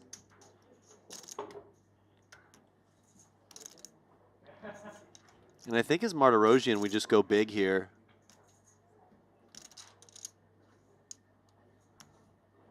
Perhaps some merit to trying to induce flushes to value bet themselves, though. Maybe you could do something like check. The problem with block is that I think most flushes will just call anyway. They won't raise. I don't think so. Maybe a nut flush, like if you had a nut flush with an 8 or something, that hand would raise. But even if they raise, it's not like they're going to call a rejam. Exactly. So I actually think check probably outperforms block, but it goes check, check, and Martirosian will win. A big one. I guess I couldn't win big bounce in both tournaments, so I changed my strategy, just I getting have- patient. Were you very Damage short when you got minimized? heads up? We went away, 3-way, I win 3-handed, I was a shit leader. 思路他哦 check OK check 给你啊，没有打你啊，没有，思路都没打， 5路呢？都没打。他也不打，你有8码是吧？输最对，输最少了这已经。 5路他打你也不要咯，你看他打多少 A 呀 A 呀 A 8。 Just looking at the scoreboard. Any fun hands you saw on the outer table? Yeah, I'm looking. I saw Espen Mirmo went with limp re-raise versus Lautaro Guerra. Triple barreled it off on King Deuce 10, 7 ace with 3 diamonds out there. Lautaro folded the river, and then Jason Kuhn got all in with top 2 pair and a double gutter against the turn straight of Wailong Chan. So Wailong was in great shape to double up, but the river was a 10, which made both players the same straight. So Kuhn surviving that one, maintaining his chip lead. Actually, Gergely Nagy has overtaken the chip lead, as it looks like he got most of the money in pre-flop against Griffith Jones with 10-9-7-6 double suited, and the rest of it in on the flop on 10-9-7 two-tone. Griffith had the aces, and Nagy was able to hold. So Griffith Jones out, but we may see him refire. What is 11? 10.5. The Ten. top it would be 10.5, but he raised Oh, okay, 10,000. okay. 3 times 3, 9 plus 1.5. Call. Costly. Just so you know, he was ready to pay 11,000, okay? Yeah. Very nice hand. This is not a 10,000 hand, it's 11,000. 11,000. 10.5 actually. Yeah. These guys are funny. So I think the blinds are actually up to 1,503K, given the dealer was talking about 10.5 being pot. That would make more sense. Sorry? Just change, please. Thank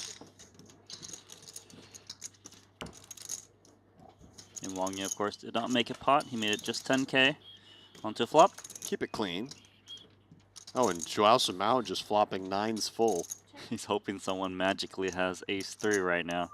It was 8s against 9s against 10s pre-flop. That is right. Wang Ye is betting here. He feels his 10s are likely to be best on the 9-3-3 board. Not too many players, or not too many hands that these players are going to play have a 3 in them. He's got an ace and a king as well. Paul's hand's all right. He's got a king-high flush draw. He's got 8s, which could boat up. But his hand, of course, is supreme. And Samao quickly has a decision whether he wants to raise and try to target top of range hands or slow play. I lean more towards raising out of position, as I don't think a 3 is going to fold pretty much ever, and you want to start building a pot. If you check call, you risk it checking through on the turn unless you want to play a lead, which is a bit weird. He's making a small raise to 30K. Yeah, I think the size is fine. He could even go a touch bigger, but this size is designed to encourage overpairs to potentially continue. Flush draws are drawing dead. Right. Now Wang Ye has one of those overpairs, and Paul has one of those flush draws that's drawing dead. Let's see if he sheds them both. But Paul is drawing to a non-nutted flush. Not sure if that matters, because I guess if Jaw had diamonds with the ace of diamonds, he's probably not raising too often on the flop. He could raise some non-zero amount of the time with some nut flush combos, so it makes Paul's hand slightly worse. Not to mention the fact that when he's up against pocket 9s or a 3, he's just drawing incredibly thin, because even when he's up against a 3, some of those diamonds will make draw fill house. Good fold. Good fold.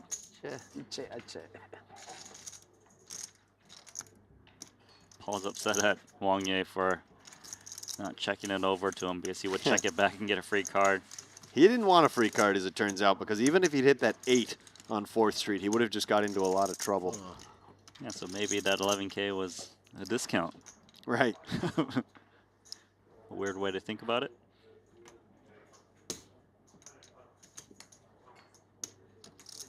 How was your journey today? I know you went out for a little road trip. I did. I went over to, oh gosh, I already forget the name of the lake. Jeez, it wasn't that memorable, huh? Yeah, you know what? Yesterday I went to a national park called Lovchin, so I remember that one. And that one I would say was superior to the lake that I made it to today. There's a third park that I wanted to get to called Dormitor, but that's like 2.5 hours away, so it just didn't really make sense. Yeah, it might be tough for you to get to that one tomorrow, given our Yeah, setup. I think I'm coming in at the start of the day tomorrow, so that's not going to happen.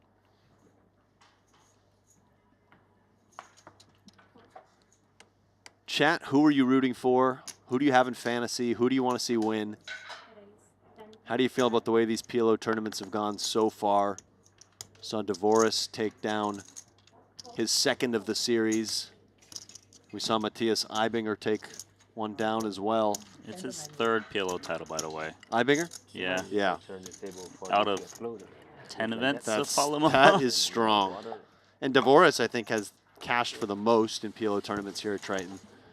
So those two guys just continuing to lay it on against the specialists, because I think both those guys would say, perhaps they would say, No Limit Hold'em's their better game. I agree. And they're coming out here and beating the specialists. And there's something to that, I think. Of course, the sample sizes are small. But I do think that just being a tournament player who has experience playing these Tritons counts for quite a bit compared to somebody who's just more of a PLO specialist but doesn't have experience in these fields, in these environments, against these player types. Eibinger's done very well for himself. I forget how many envelopes he opened, maybe 7-ish, but he pulled $700,000 on top of his win in that 50K mystery bounty. And we're going to get a look at Eibinger as he's been moved over to this table. Pretty sure he paid for his buy-in with envelopes. I like this look he's got going on. You know, we often see the orange, we see the blazer. I like this sort of casual green look he's rocking today. The blazer's really cool for me. Yeah, well, I think he saves that for the final tables, right? Yeah. I think if Joao was double suited, he would have just pumped this one up with the Jack 10 9-8, but with the single suited version. Call as well. Happy to see a flop.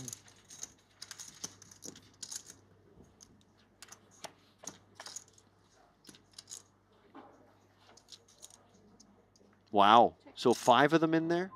Yes, 5 players, that's 20 cards. Did I see 4 of a kind for Ben Tollerine? Queen 6-6 is the board, and he's got quads. He can't believe it. And the dealer asked him if he checked. It's like, he of confirmed, course. yes. I can't bet here. I've got overkill. I've got too much of the board. Not convinced that anyone's going to want to stab here. Stephen Chidwick has an overpair, but this is a 5-way pot. You need to be very careful with the types of hands that want to put money in.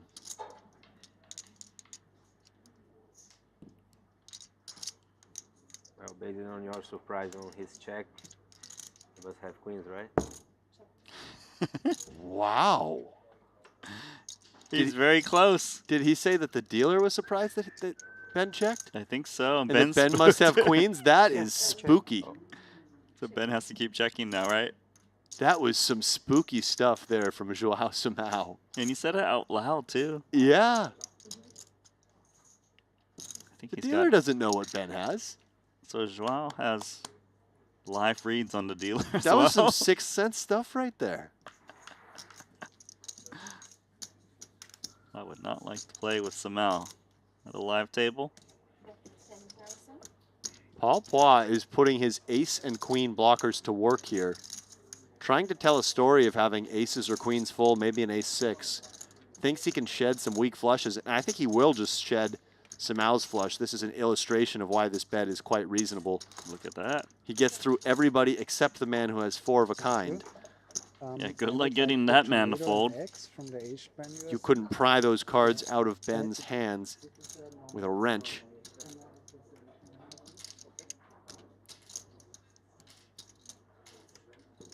Ben's like, what do I do? After Simão said, I must have pocket queens. He is going to raise immediately, and this hand is over. He's targeting the stronger portions of Paul's range, hands like ace-6. Well, ace-6 he couldn't have because he's got 2 sixes, so Right. hands like pocket queens, I should say. Oh, what? Wow, Paul floating with just the ace-queen, hoping to spike an ace or a queen, it would be disaster. Maybe make some full house type bluff at some point. And I hope that Paul wasn't floating here with the idea of raising over a river bet, as it would not work out well for him. It kind of feels like that's on his mind, though. I think so, too. Or just spike the ace or queen, like you mentioned. It is how he would play a hand like pocket aces if he limped in with it, looking for a limp re-raise, bets the turn, just calls the raise. So I guess Ben is trying to think about, okay, what do I need to size against? King high flush, and then if he has queens or aces, he will just raise for me. That's a neat way of looking at it, yeah.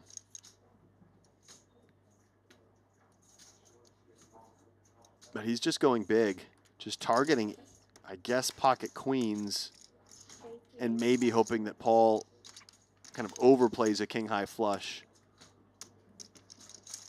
Paul may have been compelled to raise versus a small block type sizing, but this bet may scare him a bit. And now he's wondering, what does Ben actually He have? moves He is in. going to move in. He's getting called by quad Ben just sixes. making sure he's got 4 sixes. Hey, when you're bluffing? Holy wow. Full house blockers don't work when they've got quad sixes. Wow. I'm still just spooked by Simão's read on the dealer. The whole hand was perfect. Straight my hand. Only hands that can call you. Yes. I thought he was 4 S6 queen 6. I mean, I think Paul's onto something. That would have been a very strong move. If Ben was sitting there with ace-6, even Queen pocket six. queens, queen 6 for sure. I think that he may just fold those hands, or at least consider it. But 4 of a kind plays itself.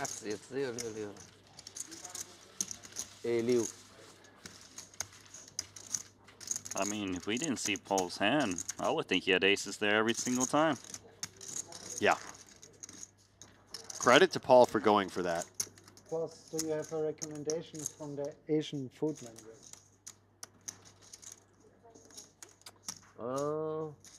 Szechuan beef. Do you eat pork? Yeah. Wonton dumpling. Yeah. Jonas Kronwitter has doubled up at the hands of Lautaro Guerra, making a flush with his combo draw, all in against the set on the turn. But they sound good. Let me see the menu. I will try Maybe that. in other words.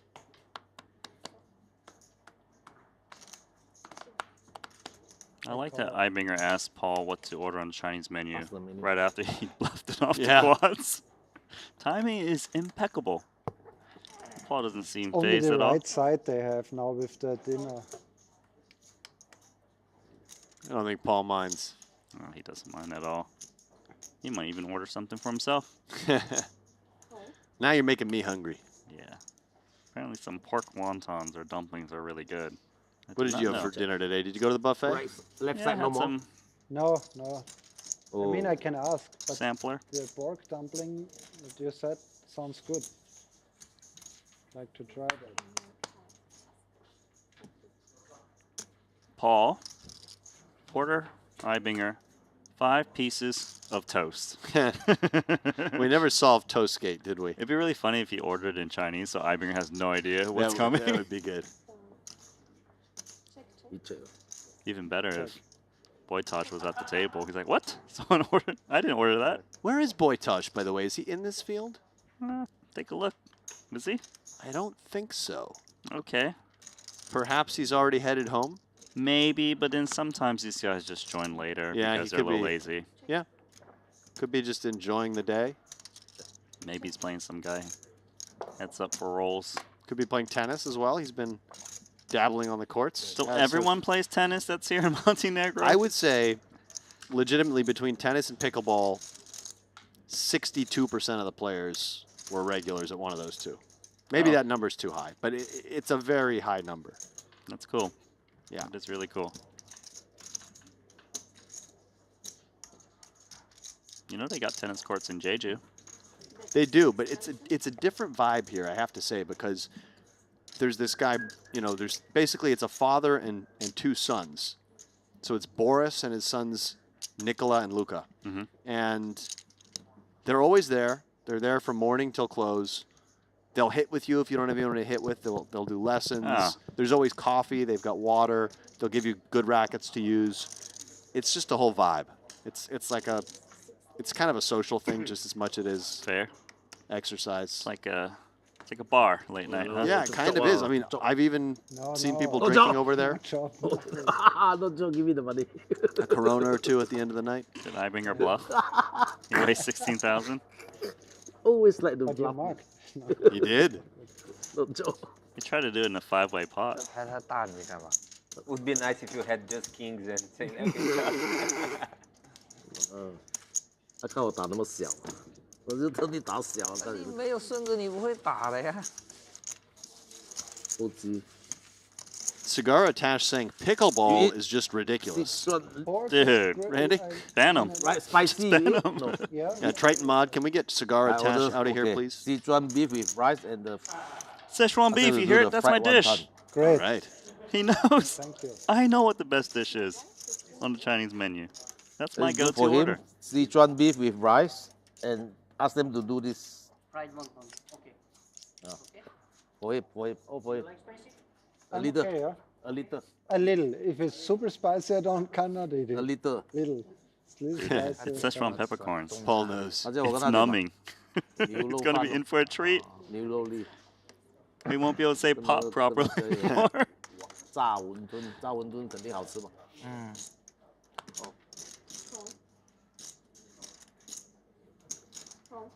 You bluff me, that's my service fee. Free 16,000 I was chips. so much already looking to show you the bluff. What do you think I have? I bet 6,000。 I mean, 打个12000都可以了。 12000他不大啦。我说他大你12000都可以。对不对？ I had a king. How should you have the straight? You block a cake, yeah.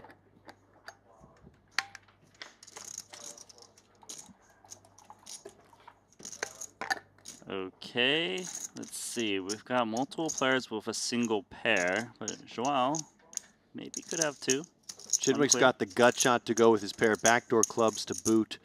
Also, this board is one that would favor his range over the other ranges just a little bit, so he could play some leads, but checks this time.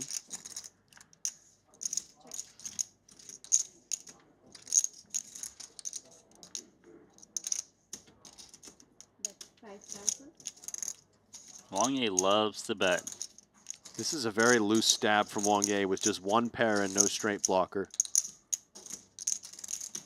How does Chidwick want to proceed?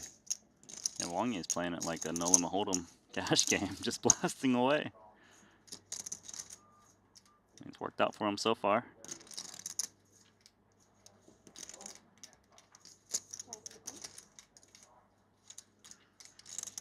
Looks like he thinks Wang Ye is weak, so he raises, and he is right. Kind of thought we might see him play this hand this way because he has a bit of interaction, but doesn't necessarily want to play check call out of position.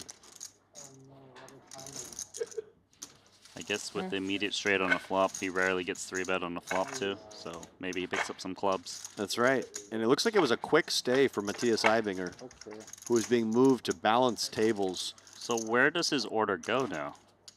Well, maybe it goes to Paul, since Paul was the one who placed it. Although Paul must be happy that Eibinger gave him that 16K on the bluff, so it's worth a lot. Maybe he'll redirect the food Eibinger's way. That's like 8% of a starting stack, 16,000 chips.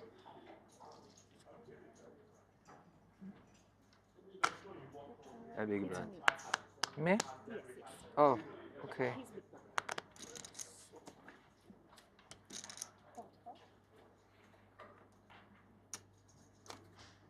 Paul's got a pretty nice hand here, double suited 8-8, 6-4. Wants to see it multi-way.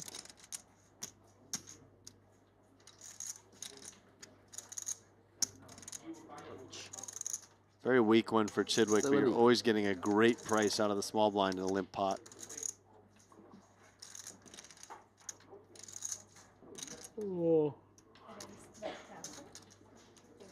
Paul should call here. His hand is strong enough and live enough against a raising range, and then Chidwick will get out of the way. Looks like he will. Out goes Chidwick. Everything going according to what you said, Alex. Is he whistling? Paul? Somebody is. It must be Paul, right? So Paul has a pair and a gut shot and a pocket pair. Up against top pair.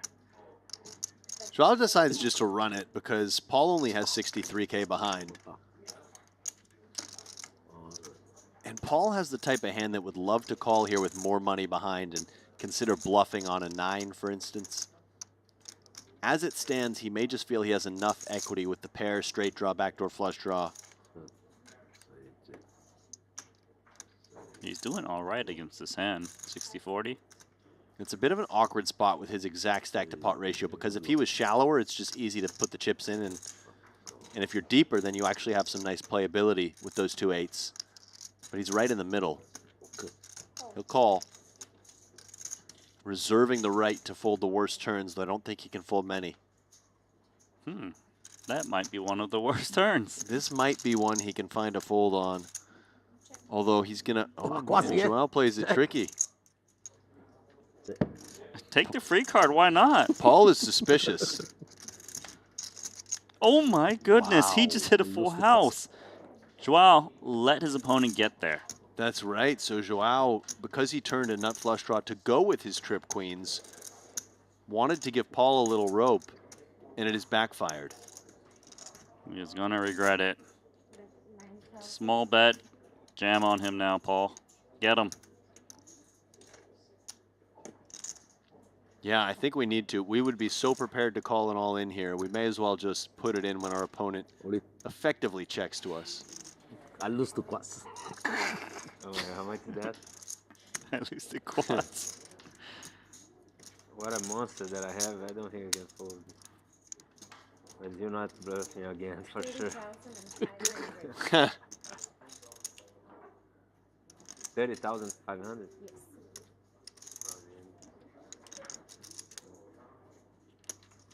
He's shaking his head, and he's going to toss in the call. Look at that. It's Flop caller someone. Flop call. Paul only had 5% on the turn. Yeah, but he got to see a free river. Self-inflicted by 我 flop 1把 Samao. 3万我 call 了，我准备去 rebuy 了。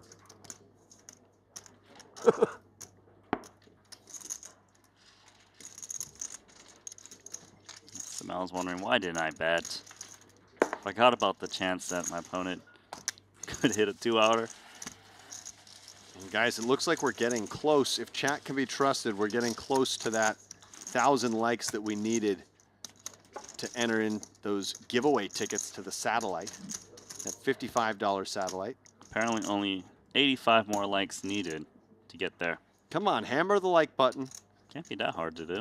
Get your partner or your kid or your parent or your friend or your dog to set up an account and like it.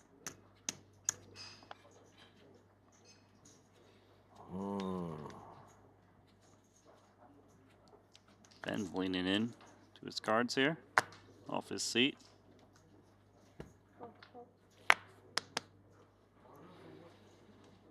So no runaway chip leader in this thing. We've got Gergely Naj leading the way with 492. Greco and Kuhn just behind him.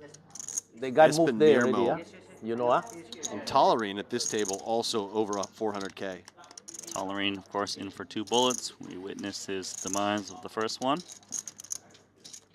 And it's decision time for Samao. I would expect. Let's see. Let's defer. He goes pot because it was a button open. 34-5, right? Right, his hand is not worthy with 3-bet. It's the early position open. Correct, and he has 50 big blinds effective. That 6 is the worst kicker he can have with the ace-queen-queen single suit, but small blind versus button off 50, he still feels this hand is good enough. Chidwick with a very clear continue as this hand rates to do fine against a 3-betting range. It's a 4-card rundown. He's actually quite dominated against this particular 3-betting Right, hand. the pocket queens. That's annoying. Even dominated by the hearts. Yeah. He doesn't know it. Oh, he just missed it.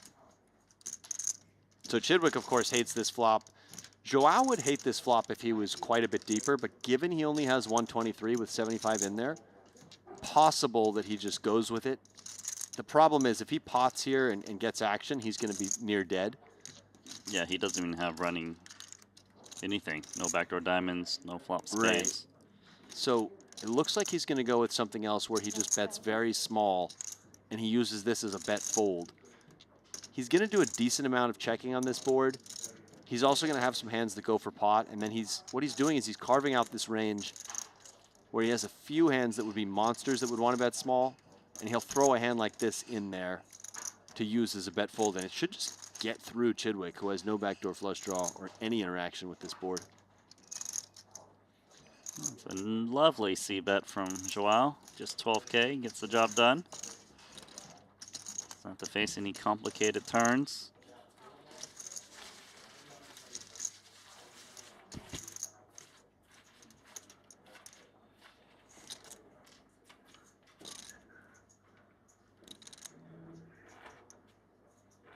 So up to 29 entries. Registration open until the start of tomorrow.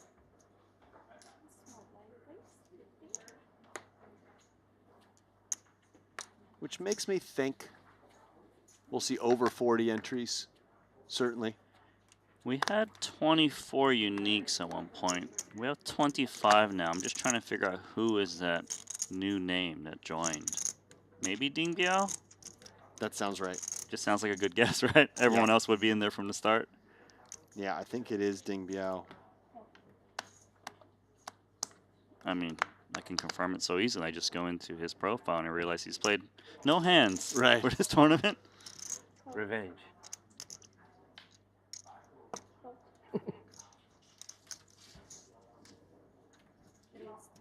You revenge me, I revenge him. Tolerine says no cheap flops. Paul has a hand that definitely could have just opened, but plays it as a limp call. We are all revenge for the bluff.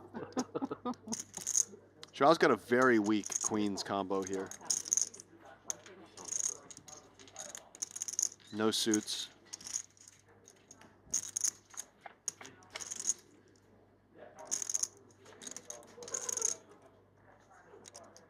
It's a great flop for Paul Poit, top 2 pair. In terms of ranges, this is a good board for Tollerene, who raised out of the big blind. Possible he continues for a small bet here and then maybe uses those jack blockers later in the hand if a turn is a king or a queen. You guys are in sync. Here comes the bet. 24,000. This is a healthy bet. He's trying to say he has pocket aces, pocket tens, or ace 10. But Paul's got that ace 10. He's got top 2 pair. And he only has 139K. It's possible Paul just asks for it all here, as there are a healthy number of straight draws you can deny equity from. And even getting a hand like ace, king, queen to either commit the rest, or getting a hand like ace, king, king to lay down. He said pot. That's a nice win. Ben shakes his head because Paul's just been getting the best of him.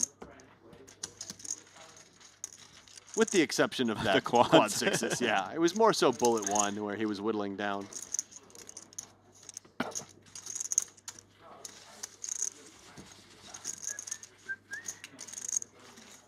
So Randy, when are we going to see you dabbling in PLO tournaments? Well, Maybe we'll get back to that.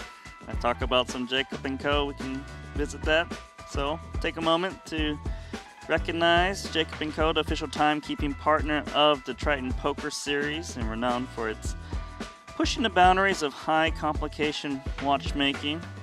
They do create some remarkable timepieces inspired by innovation, craftsmanship, and bold design philosophy. You really trying to bait me still, huh? Dabble in some pot limo. I need to go to Halifax and then I'll play. There you go. You're welcome anytime. We'll make it 10-handed for you. I want to play with the Drugel. The Drugel. Haven't seen too many opens with Drugel so far. It's more of a chip leader, final table type thing. Thank you, D Nice, for the kind words about our commentary. Appreciate that. Ace, king, jack 10. It's quite good.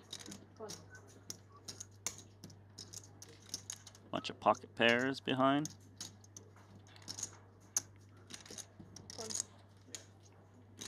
So another pocket in there. And another pocket for Paul. Paul's double suited. Are we going to see a 5-way flop? I don't think he's ever folding. Oh, is he? He tricked me. He lays down. Multi-way, no good. Look at Tollerene's equity here. 37%. He's got live cards. They all block each other. 8554 apparently. A set of 10s for Wang Ye. And a bit of trouble for Stephen Chidwick, who's flopped top 2 pair with an inside straight draw.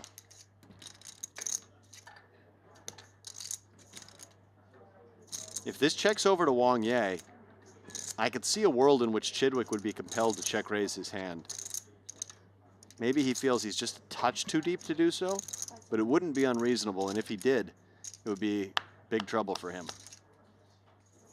Chidwick was the pre-flop raiser in this one. Made 11K pre. Okay, so instead of checking over, he's just going to fire himself. And now how does Wang Ye want to proceed? He likes to play his hands very fast. Basically just make it 10s at the moment. Yeah, sometimes on such dynamic boards, Wang Ye will proceed with a call here and then look to get it in on bricky turns. But raising here would also be quite reasonable. Yeah, Wang Ye is always looking to just play big pots and run up stacks. Here, he's in great shape against top 2 pair. This is actually awkward for Chidwick. That king of diamonds is kind of a bad thing because you'd want your opponent to have draws, because against made hands, if it's a set, you're close to toast. And because he's got that king of diamonds, there's fewer of those draws. But he may feel he can just be up against a fellow ace 10 enough of the time, and he's doing quite well against that hand.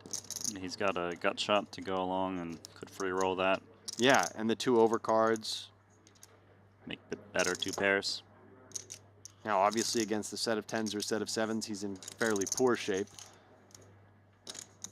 This all comes down to how he perceives Wang Ye, but I wouldn't fault him for putting the money in. He does. It's a huge pot. Look how many chips they just got in there. 500,000. This is for the chip lead. Yes, it is.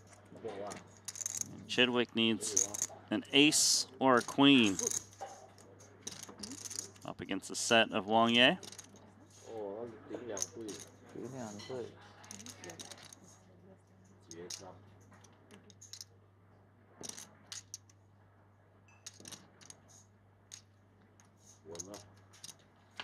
Who's going to be the chip leader? 8 of hearts. Now adding 9s to the table. Yeah, double gutter in top 2. You can see he still wins a quarter of the time.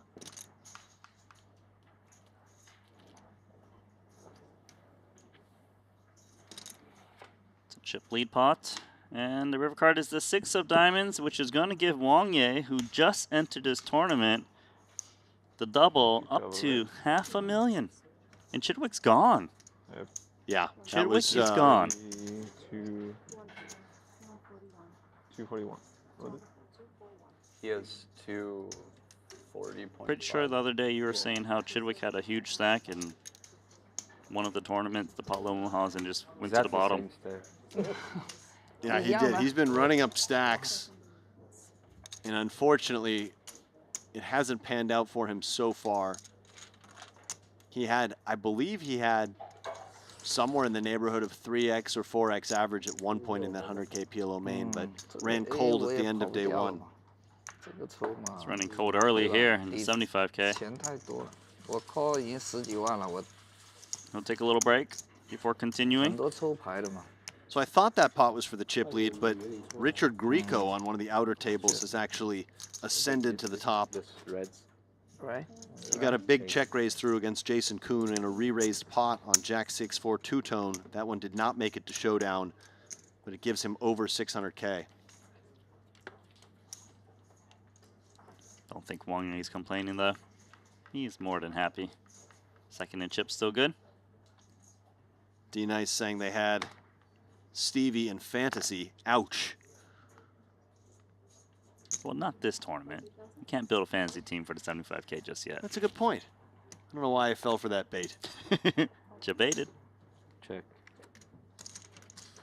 But if you are interested in fantasy, at the end of this night, you'll be able to register a new team for the new game in the 75K. It's a lot of fun. Recommend it. Choose some big stacks, some middle stacks, short stacks, and put on some multipliers.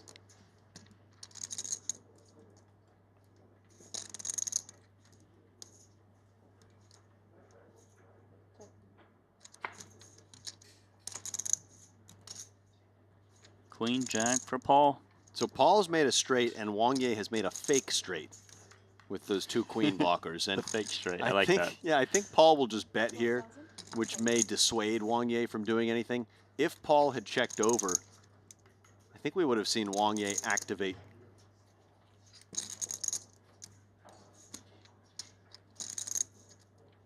He's thinking about something that might cost some chips. Uh-oh, don't do it, Wang Ye. Oh, he's doing it. He can't help himself. So Paul's the like, issue really? here is that I can understand wanting to put those queen blockers to work, but when Paul pots it 3 ways, I just think that's going to be a strong hand a lot of the time, and there still are 2 other queens in the deck, right? It's not that if you're holding 2 queens, they can never have Exactly. the straight. And you have to be a bit selective sometimes about which combos of the blockers you bluff with and against which opponents. Now, for Paul, I would just call here, because you can be getting free rolled by Queen Jack with extras, and you can also be up against a bluffing hand like Wang Ye's, which is drawing dead.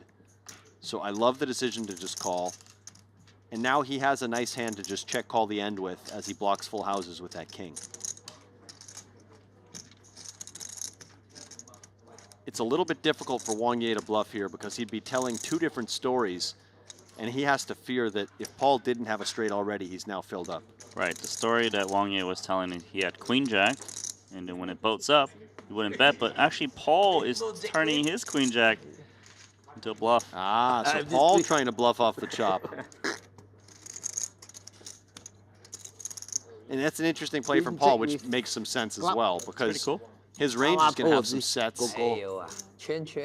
He's up against the straight a lot. He could have Queen Jack with backup that makes a full house. 哎呀，交給你套，不會套，揀到啦啦。要公對我還套啊？没攻对不对啊？也不偷啦，你转牌对啊 call，你转牌 call 下来这个牌，你也是勾圈了嘛。我不会相信你勾圈草花的。你 call 我就放弃了转牌。勾圈草花会打应该。flop 肯定打的。我不相信你了。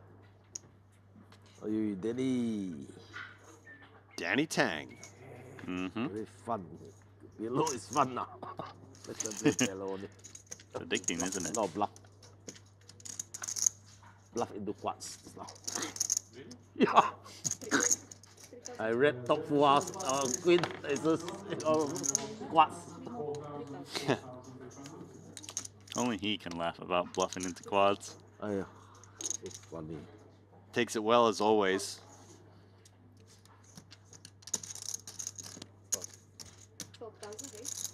Up to 31 entries already.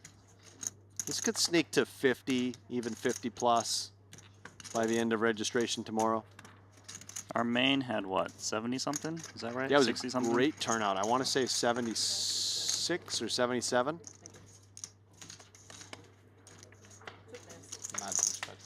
Gonna do you a favor and just look myself. 76 total. 76, yeah. Which I believe it was 65 in Jeju, so 11 more entries here in Montenegro, which makes some sense as Pot Limit Omaha is such a popular game in the continent of Europe. It's lagging behind just a touch in Asia, but I expect that to change. Keep putting the reps in. 你说他有3了吧？没有牌啊，哇，15啊， Well, 有3完蛋了。 Trip sevens versus the nut flush draw. That's right. With pocket deuces, which could make a full house. 我这鱼还不学啊。多花。 You going straight to Vegas after this? No, I'll go to Hong Kong for a while. See family for a while. 对啊，打什么啦？我有一对play tennis once. 1对 A 我看不打。 I'll be there from the 15th? 我们很少3。I'll be there from the 50K. Oh, when I don't know when that is. 还是有少。 6. 无所谓的，手机共享。 So 9K got Where would you cold. recommend to play tennis? 不一定会打。 In Vegas? 有一个球他有。 If you want indoors, you have to go to Life Fitness. Lifetime in Henderson. Henderson? Henderson, what's it called? Lifetime. 对8我一 Lifetime, yeah. But you need to be a member or a member. It's quite far. It's like half It's an kind hour. of far. 不会跟 On the north side, there's 麦 Darling 你省 Tennis 钱 Club. 出花。 It's outdoors, but they have tons of courts. You go like super early. You can get a game in. Why is this still sweet? This was limp call pre from Ben. Impossible to play like Joao continued on the flop and now checks it over and he's going to play check call, I would imagine. So actually, Pretty sneaky. Open late. I'm sure they have lights. 路打不如4路来什么嘛？就我来方便的话，来方便啦？你怎么看的啊？我猜嘛，我说如果 Joao's doing his best to make it look like he has Vegas. aces, ace king, something like that. 再打，不要啦。 这种机 He's made the full house. Yeah, he Yeah, I has. guess it's And just super expensive to might we see Ben air condition blast off here? and that kind of heat. Does he want to use the 7-5 or the pocket fives? Yeah. Same Take difference. either. Against the Ducks of Tolerine.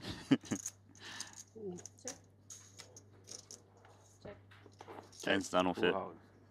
Close at 9. Show 3 cards and say full house. 7 a.m. till 9 p.m.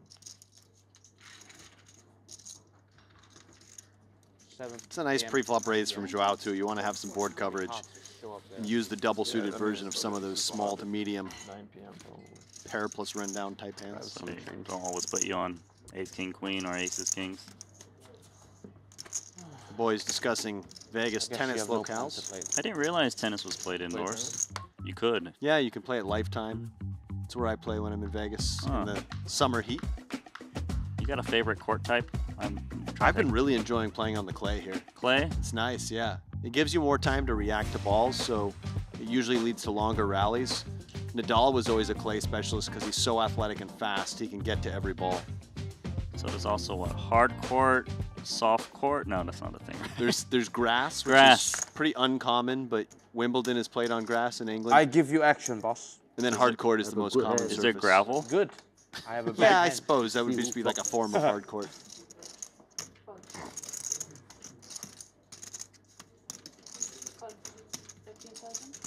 Paul Paw's got a very premium aces combination here, as the blinds have been kicked up. He got called in multiple spots so far. And he is loving this, because when Ben pots it, he can do the repot and play aces so easily. Yeah, this is not good news for Ben, but Ben is going to be able to get away from this hand once Paul 4-bets, I believe. Still, it's a big win for Paul. Massive. He picks up 100K uncontested. In a game where equities run close.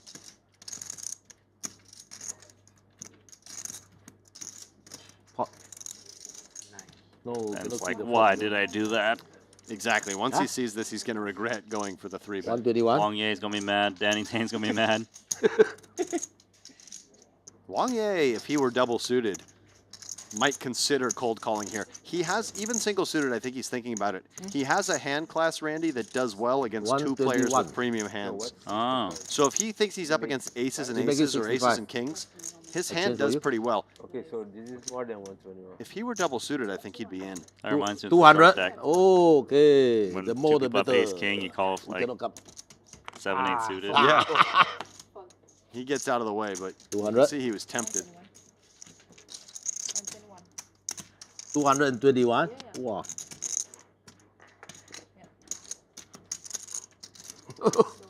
20 maybe. Been out I don't know. draw? 20. No, never. But it's far, 25. right? 15 minutes. 15. For what? Where was they? Where we are. Funny. 15 from where we were Oh, last. what'd you do there? 我这个牌 Climb. High climb. There's a like scenic loop that you can just like drive. You guys are having a There's great bunch of dynamic. Yes, trails for, always like, better today. Short trails to hike. Oh. But it'll be really hot, right? Yeah. Hot with hot pot. Not if you go even. It's double Ace, suited. king, king. It's 他是 two A pair. K Two pair. Wow! What? Can I see the flop? No. Wang Ye really wants to see the flop. It's Oh, not a my cash God. game. A 40好一点哈。 There's a couple good trails. 很好了，你 in summer, but 哎， there's 爸爸两个花，你 one 还要 called 什 Icebox 么牌？ Canyon. It's like a canyon 我靠， with holes on both sides and doesn't get sun the whole day, so 3 it times already aces over against it. has like a small waterfall at the end. It's the best aces. You can do it even during the summer, or you can just go to Mount Charleston. It's like 45 minutes, and it's Yeah. 两门花就跟你拼了。 Can't sit car for so long. 我以为他会来。 What's in Mount Charleston? 它有的 Some 气牌的 jogging trails or something? Yeah, there's some hikes in Mount Charleston. I like to go there during the WSOP because it's a bit cooler than the rest of the area. Okay. Higher elevation, so it's a nice reprieve from the Vegas summer heat.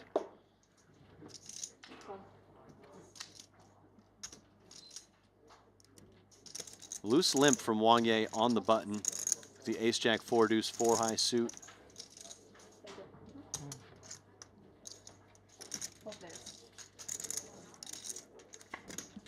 Four players, 4 cards each. 3 to a flop. Or 3 on flop, I mean. King 9-5. Nobody loves it.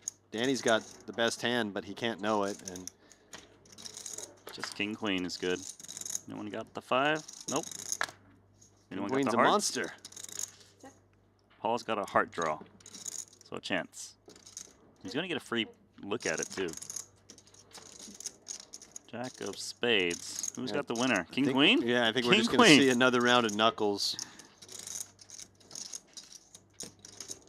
Is this guy gonna let them see the river for free? I think so. Ace-jack can actually win here a small chunk of the time. But he loves betting. He does. He likes to try to win every pot. Wow, he's going for this, and it might work. I think it will. What is Danny Tang going to do? He blocks the straight. but for this size, Wang Ye more representing a full house. Wang Ye is representing he either has a slow play or maybe rivered something like Jack's full. Or maybe he has the other queen with a 10. He could, yeah. It does look very thin though, doesn't it? Like, yeah, I don't know hands that he's he would just representing. pot queen 10. He would probably want to have at least a board pair blocker with it. Danny's giving this serious consideration, but credit to Wang Ye. Bluffing. I really like watching Wang Ye play cards. He's just, you can just tell how much of an instinctual player he is, how much he likes to fight for pots. He's really got that cash game style. And it can be quite effective in tournaments as well. He has a really good sense at the live table. Oh, gee. Jack 9. Like for someone who doesn't play that much pot limit Omaha, you can tell like he's using his strong skill set to really maneuver against these killers.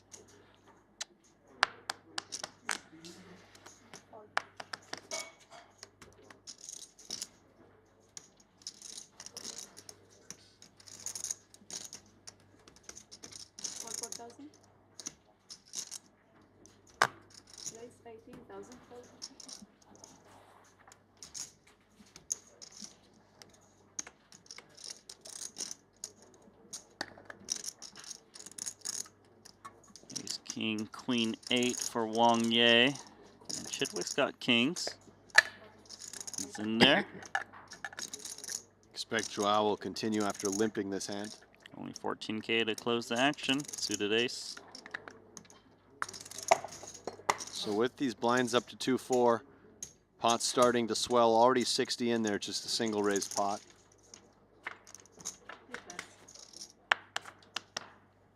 Ten, 8, 3, 2 clubs. No one with the flush draw. Nobody likes this board at all. Just like the last pot. Yeah. You know what happened last time that happened? Wang Ye Wang Ye and stole took it. And in this case, you know, he's actually in reasonable shape with the pair of 8s. You can see he's got 32%.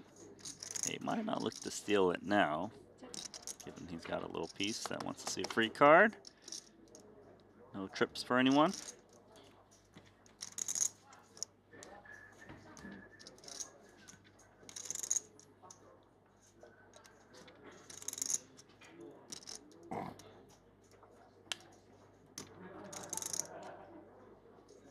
Chidwick might be considering a small bet here, but ends up coming with check. Just for a little bit of protection? Yeah, just to get some draws to fold. But ultimately, he decided that his hand is a bit too middling. I don't really see how Joao can put any money in here, and for Wang Ye, I think we just continue to check. So far, so good. Maybe someone fights for this pot now. Flush shows up, but it's weird because sometimes someone could just have a weak flush that's gonna check it over. I feel like it's already crossing Wang Ye's mind to decide whether he needs to bluff with the queen of clubs. He's always thinking about these things, isn't he? Now, if you know you have somebody like Wang Ye in the hand on the button, as Wang Ye, you have to be conscious that the players might be making adjustments to that fact and might be checking some stronger hands, trying to induce aggression. And notice he gives up this time. I think he has a very strong idea. It actually, ironically, might have worked this time against Chidwick's red kings, but I think Wang Ye is very tuned into the fact that his opponents are going to be making adjustments to him, and he's not going to just try to steal every pot. He seems to have very well-controlled aggression, and that's a difficult style to play against. Yeah, he's gone up to the 3rd floor, and they're like, all right, we're going to meet you there, but he's already on the 4th floor. And they're, all right, we'll meet you there. And Yeah. he's on the 5th floor. Yeah, he's just great awareness of what's going on.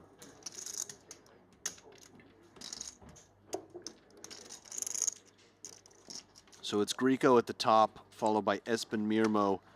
Wang Ye currently sits in 3rd. You like traveling and kind of exploring a bit, right? You ever been to Grand Canyon? Yeah, just once. And Yeah? I just did one little kind of like walk down into the canyon a bit. Oh, and you then went down walk there. Back up. Yeah. Nice. But you can do much bigger explorations. I of know the you can area. ride on a donkey down there, too. Yeah, I mean, you can do all sorts of things. You can spend the night there. You can go from one end to the other. It wasn't one of my more adventurous journeys, but I have visited it. You ever been to Antelope Canyon? I don't even know where that is. Arizona, but it's like you can go there from it's a few more hours somewhere from the Horseshoe. Not the Horseshoe Casino, but the Horseshoe Bend of Grand Canyon.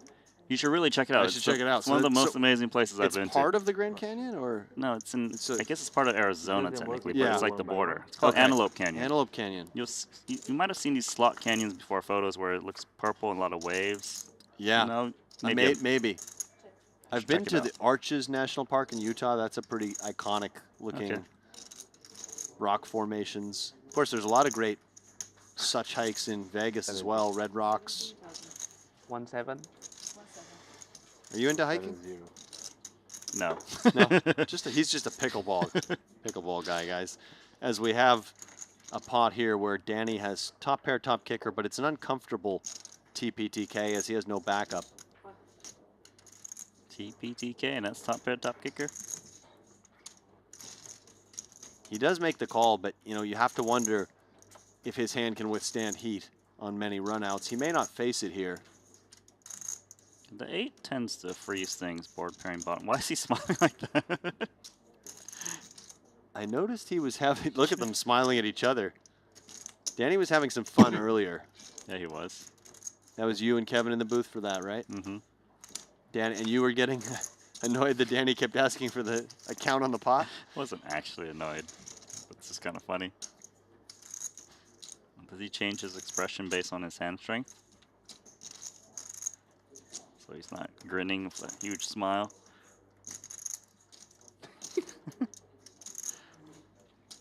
Something has amused him, that's for sure. Well, he's hoping somehow checks it back. Are they just going to lock eyes again?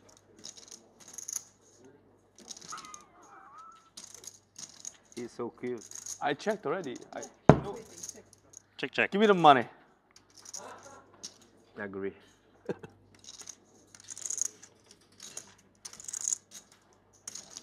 So did that smile that Danny Tang give, did that buy him a free showdown? No. Sorry, my English. Cute is usually for fat people. Really? Yeah. I grew up with at those swimming classes, those aunties would be, oh, you're so cute, like this. Still not totally sure what was going on in that exchange. Yeah. Well, it earned him the pot because Samel was like, I don't want to bluff into this. It's too complicated.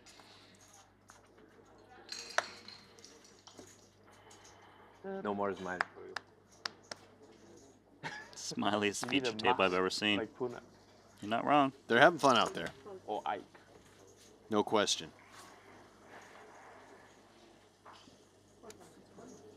Paul's got potentially a limp candidate here with the tri-suited Jack 7-5.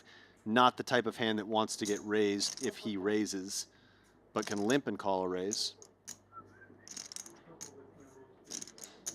Chidwick looks very interested.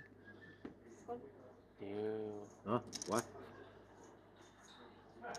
And Danny can consider just raising this out of the small blind against the ranges of hands that are limping. He's going to be doing pretty well. And he, can he do that? He's moved all in. Leaning into this thing you can do in PLO tournaments where if you overbet, you'll just be told, make it look like 20. I saw a diamond in your hand. Yeah. Diamond number card. 7 of diamond.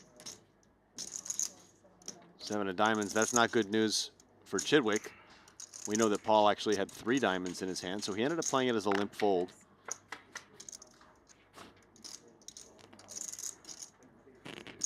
Chidwick is ahead with pocket 8s. He doesn't really have much on this board. He does have the 4 to go with his overpairs, so if he faces small bet from Danny, it's more incentive to continue as he'd have 2 extra outs against bigger overpairs.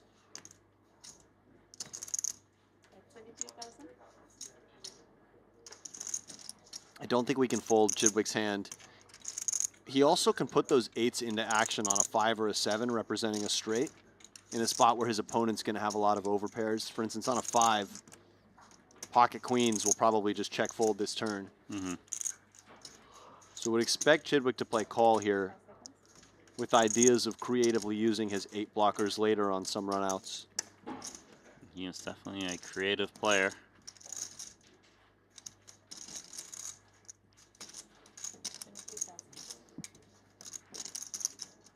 Plus, given he limp called pre, he would have random 6x in his range, so it's not like Danny can just blast off. So he's actually going to raise it to 50,000. He's saying he has a 6 right now. Yeah, this is also an option. And the nice thing about this raise is he's going to shed a hand like Danny's, which actually has fair equity against him with all those overcards. And he can put pressure on overpairs across multiple streets. I like it. He is very good at this game.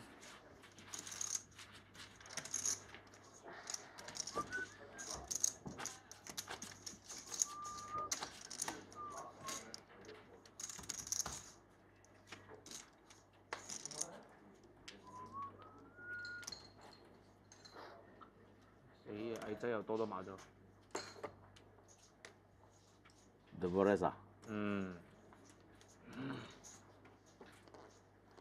Must be running hot, huh?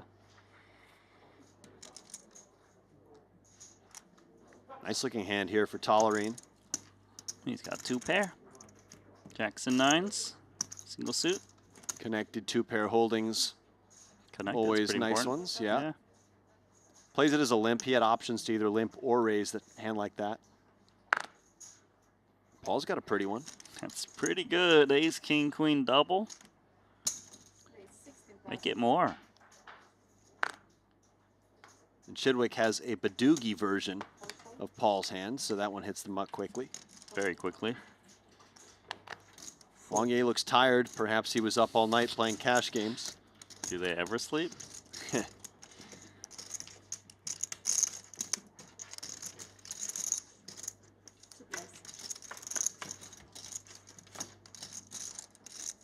Wow, top set for Tolerine, but 3 spades on the board. Still quite a good hand.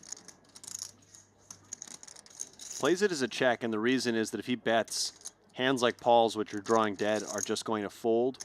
So he gives a bit of rope to hands that totally miss and plays some form of pot control against flushes. The only drawback is that you give a bit of free card to a hand like a straight draw, but he also blocks those straight draws with the 2 jacks in hand.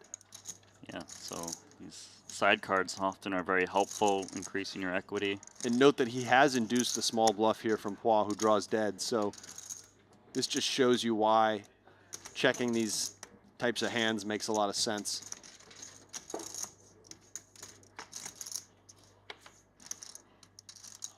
That card does bring in some straights, but we do have 2 jacks. That blocks jack 10. I'm still trying to figure out why it was saying that Pois had 1% to win the hand. So what was it? I can't figure it out. Come on, you're the analyst. You're supposed to know. What is it?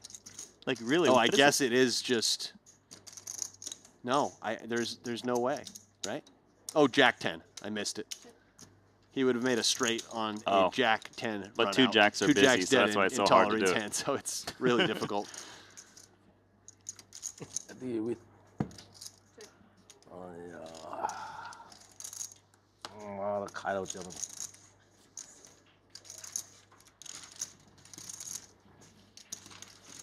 Rake it in. 你連葵扇煙都冇，全部紅色嘅，2個雪，12000蚊都唔應該打過嚟眼瞓。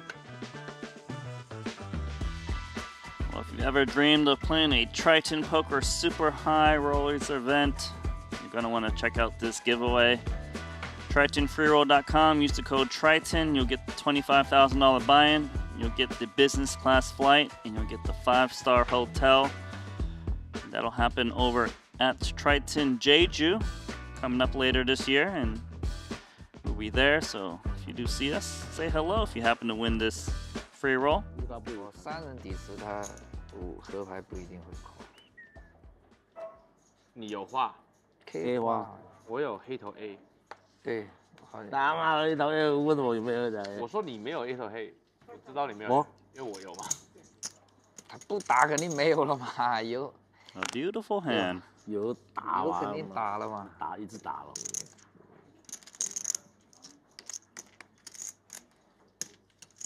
How is Chidwick going to approach this one? Just coming in with the pot-sized open.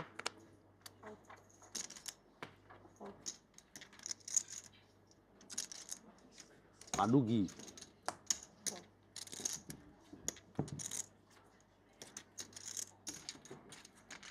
Average hand. 啊，哇，我靠，Padugi。Barry。2门花。对，这个属于这个好还是我那副好？A88。哪一副好？这个好，这个好。不一定，7勾不一定，因为7勾9勾肯定是他好了。啊，9勾肯定是他好。7勾不一定。 Do you agree? Do you agree what he said? What do you say? But I think 差不多。You know what I think? 我还是觉得这 You know what 个 you're 好。 talking about? 我还是觉得这个好。 No, I was asking, is it?它有2条顺 Double suit better? 2条顺 This one better or this one better? Which one is better? Double pair, double suited, or 7 jack? Close. If it's near to the jack, obviously it's better. But 7 jack, that kind of gap, which one's better? Maybe this one better. Both double suited? Yeah. Because this one Okay, is jack get yeah. straight. So AA, pocket 8, pocket ace is double suited better. I don't know. That's the one I would pick. Like versus each other, or just in general? In general, aces and 8s double suited, or aces 7 Yeah, which jack. hand would you prefer? Something like Overall, 我 prefer 觉得 ace 应 and 该是 8, 他 but 这个。 depends on the action if you face like Ace Jack 7. Yeah, like because the Jack 7 works well usually with the hands that you face when you have aces, right? You block the hands that they play against you as well. Yeah. 因為佢哋通常會用 like 9, 10 jack queen, 10 jack queen, 8, 7, 8, 9. So you block their hand. I'll take the aces and 8s. There's an argument going on here. Ace, ace, jack 7 double, or ace, ace, 8, 8 double. Give me the aces and 8s all day. You take the double pair? Yeah. Not even close for you? It would be close if it was like ace, ace, jack 9 double, or even jack but 8. the jack 7 gap 7 is too long. Is too wide. Gappy. Yeah.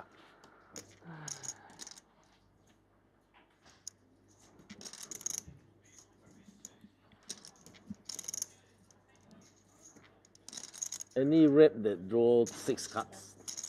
Maximum 5 cards, is it? Rep. So huge flop here for Wang Ye, who, in addition to the straight, has an open ender. Chidwick with full wrap. Joao Samao has 3 pair with an open ender, so something for everybody here. Let's see if Wang Ye fast plays this, and if he does Chidwick just get away from Jack 10-9, not closing the action When I see it, I'll know. without having the diamond draw to go with his wrap? It's so weird to fold a wrap. It makes a lot of sense. It's not clean. When I see I have a rep, I know I have a rep, so it's okay. The problem is he doesn't close the action, so if he were to call here, Joao Samao might still have some hands that would re-raise, and then if those two play a big pot, Chidwick really has to get away. So he does just bow out. And for Joao, I think we just need to call here with the 3 pair to go with our open ender, although it's not particularly pretty either, as he also doesn't have any diamond protection. He's actually got a lot of missing outs. At least some of them. That's Wang Ye's got a 5. Okay, here comes the call. Looking to boat up. And the 4 and the 9 would be phantom outs for him here, as Wang Ye has those covered with higher straights. 6 of diamonds. So he has 4 pair? He's got the mirror. He's got the mirror, that's right. He's got the mirror against the straight, and the straight, so Wang Ye has improved from a 9 high straight to a 10 high straight, but it's really a downgrade because the presence of that 3rd diamond is going to have him quite concerned that his hand is no longer best. I expect this just to go check, check. And things will get really spicy if the board pairs.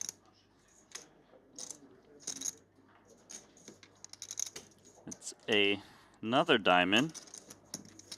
So this is really getting interesting because now Joao feels his hand is never good, this 8s and 7s. But he also doesn't have great properties to bluff with, as he has no diamond in hand.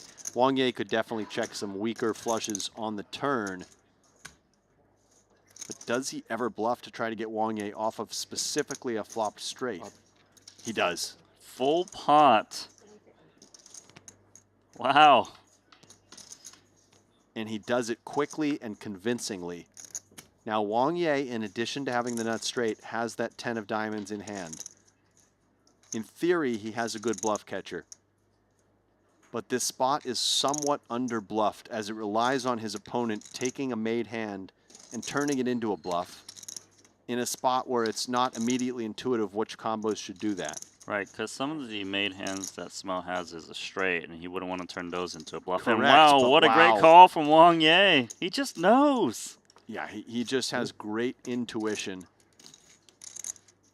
And he had that 10 of diamonds to go with his nut straight. He's too good. He's just too good. So I did not mind that bluff from Samao, as he was actually at stone bottom of range as played with 8s and 7s, but just got outplayed by Wang Ye. 他有3、4对。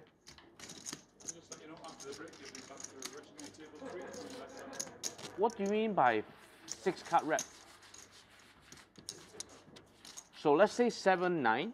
7-9 Queen Jack on 10-8 is 5-card rep, right?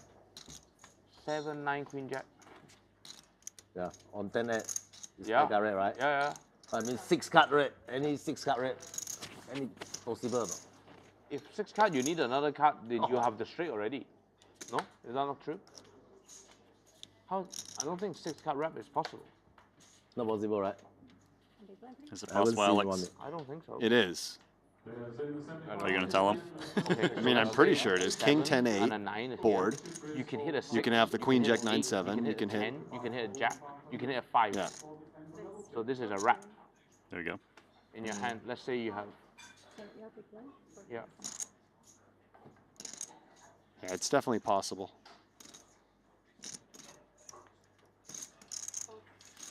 要打你2下。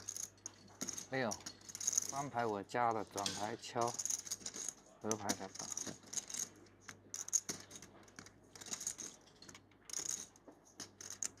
Samao is now short on chips after losing that pot to Wang Ye.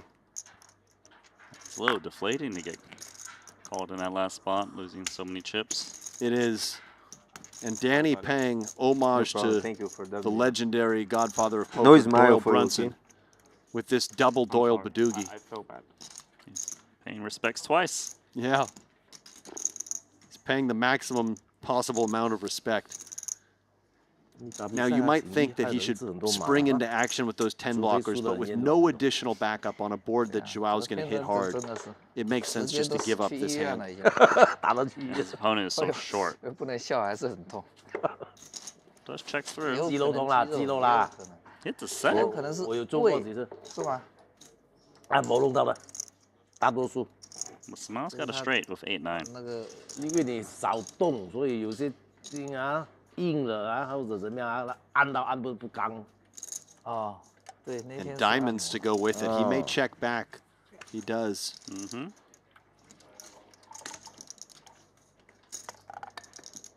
There's a Broadway on the board. Yeah, but just the king high straight for Joao Samao. He plays king, queen, jack, 10, 9. Danny has a set of 10s on a very concerning board. What a river, my god, I had fresh drawing straight on the turn. So Danny bets 5K. What's in the minus? 34.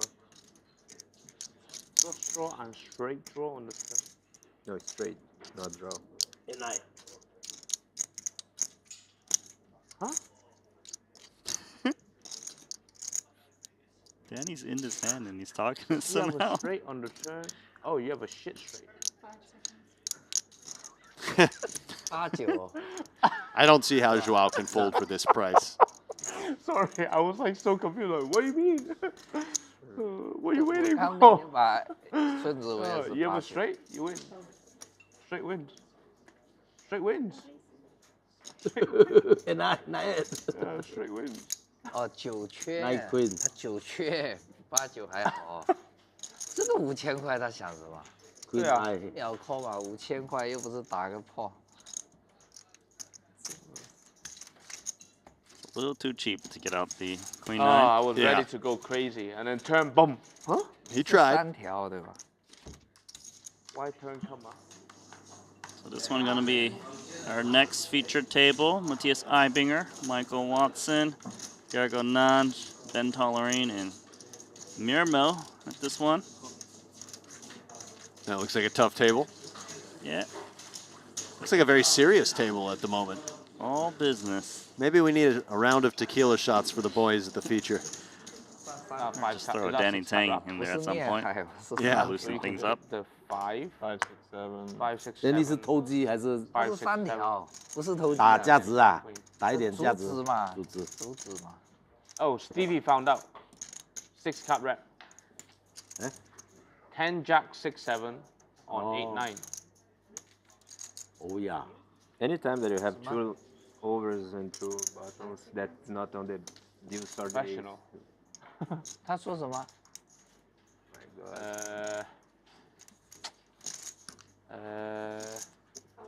6门顺，有没有？这里有6门顺，他说。啊，有没有？ I like how Wang Yue, Danny Tang, and Paul on the side are just discussing, 6头顺。 you know, 都没看过 PLO like little terminologies, I suppose. 说他这个牌对吧？ Too much? 没有，有没有这样的情况？ They're 6 just 门 splashing, having fun. 6头 Yeah. 顺啊，有了有了。 Very fun table. 那不是 You wouldn't know the buy-in was 75,000. You wouldn't think. 8、9嘛，外面6、7、10勾嘛，不是6头顺哦。 Trip 9s for Samau. With the 3 kicker. Yeah. His hand The feels like worst it's kicker the answer possible. to, like, there's this PLO riddle about how you can have the nuts on a 3-3-3 deuce board or something. I don't know. His hand reminds me of the answer to one of these riddles. Okay. I would love to hear this riddle one day. I'll have to think of what it is exactly. Maybe the chat knows. It's famous, apparently. It's a well-known PLO riddle, yeah. He's going to shoot out a hefty bet here, full pot. Yeah, a bit surprised with the sizing, but I suppose he's just quite confident his hand is best and wants to deny equity to draws because his hand is extremely vulnerable against draws. 10勾。即係搏5、搏6、搏7、搏10、搏即搏女咯。 Just a couple minutes left at this blind level before we head to that break. 前後3隻，後邊3隻。 32 entries. Registration still open until tomorrow.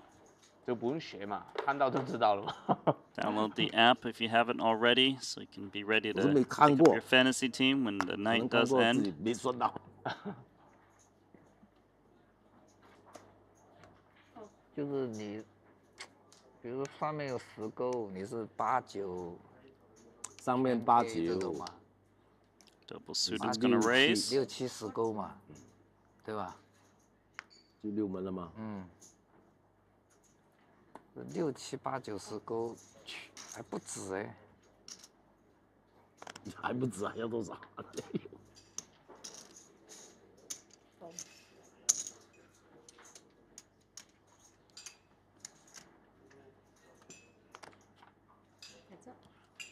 ？1-8 left in the deck to make a set for Wang Ye. Doesn't find it there. Does have the best hand somehow. 10-8. You can see perfect 50-50 in terms of equities, though. With that nut gut shot, the overcards, all the backdoor flush draws that Steven has.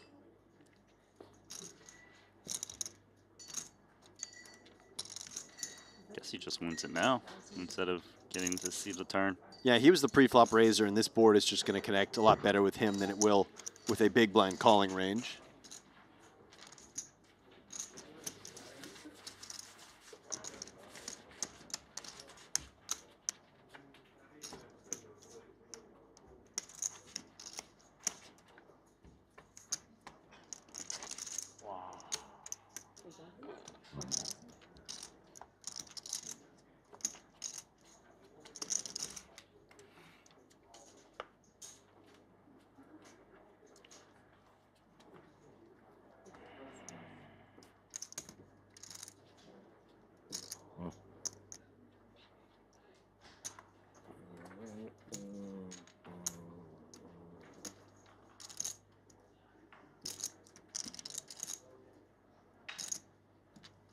Suited ace. We've talked about these type of hands considering opening, but didn't like the connectivity of the rest of the hand.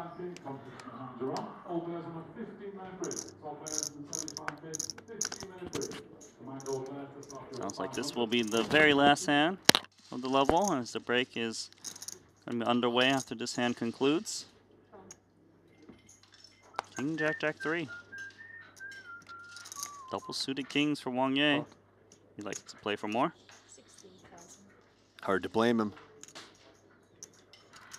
Paw's hand is almost nice, but yeah, go break. Really rather have the double suited version. He would rather have a break as well. I don't blame him.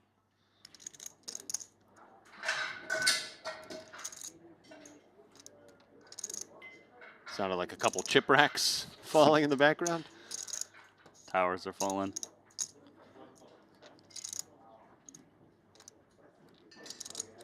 He will go on a break as well.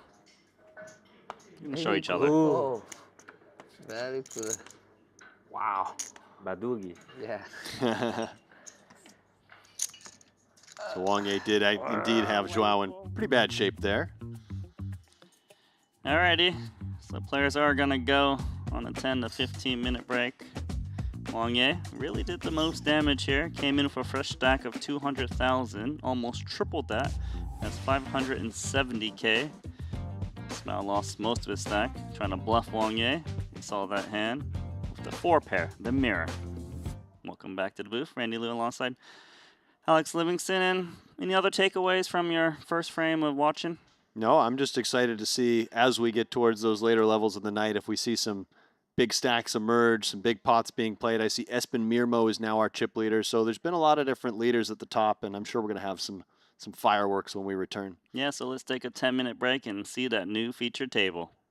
CoinPoker and Triton are teaming up to give anyone a chance to win a $25,000 seat to the next Triton SHRS Series in Jeju. All you have to do is sign up to CoinPoker using code Triton, play the qualifiers, and the winner is gonna win an all expenses paid trip and a $25,000 buy-in for the next Triton SHRS Series. Hopefully, I see you in September.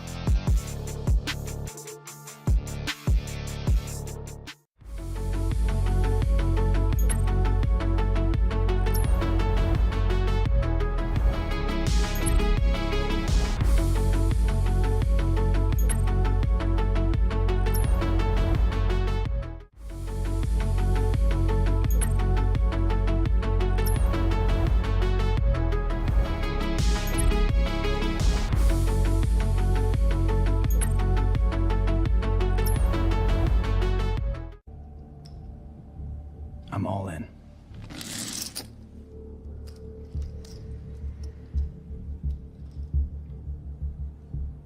Call.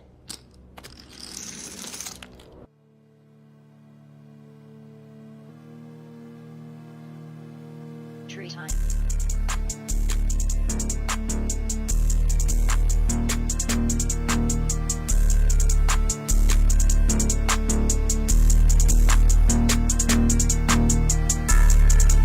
Most trading happens at a desk. Yours doesn't have to. Jupiter Mobile is the best crypto app ever built.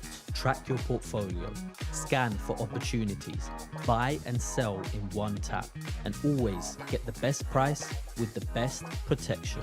Whether you're at the table or between hands, your crypto's always in your pocket and always working for you.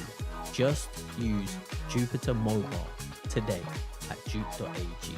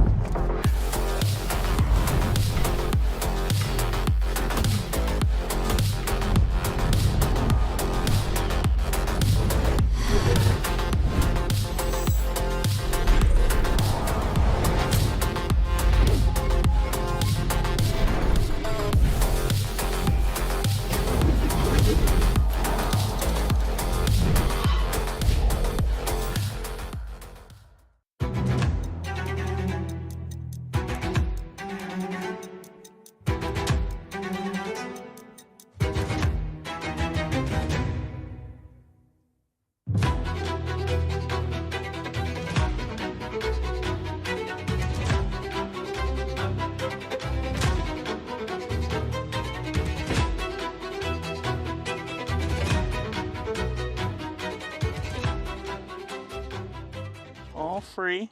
You're welcome. Thank you, Peter. Let's see if Paul wants to complete the action here with his Badugi hand. Yep. It's a connected Badugi, at least. Hey, bye-bye. See how there's a missing gap between his 4 cards? Is that a huge difference? So, for example, the 5 instead of a 7? Yeah, it's definitely a worse hand, but it's not a massive difference. Now, if he had something like 9-8-6-4, that starts to become quite a bit worse. Okay. You can see he's actually got his equity share there, 33% three-ways. Wang Ye was in worse shape pre and has improved to best shape with that pair and flush draw. Not just any flush draw, the nut flush draw. And I don't really see how Chidwick can bet at this hand. Yes, he has top pair, top kicker, but that doesn't mean what it does in Hold'em. When you have no additional equity, it really makes the hand a lot worse. That top pair, top kicker in this game sucks. Yeah, I mean, not all top pair, top kickers are equal, but he has one that just doesn't have a lot of great properties going for it. He does have the 7 of clubs, which is a bit of a useful card. 14 plus. Like, even here, it doesn't feel good, does it? No, it's immediately uncomfortable facing that half pot bet.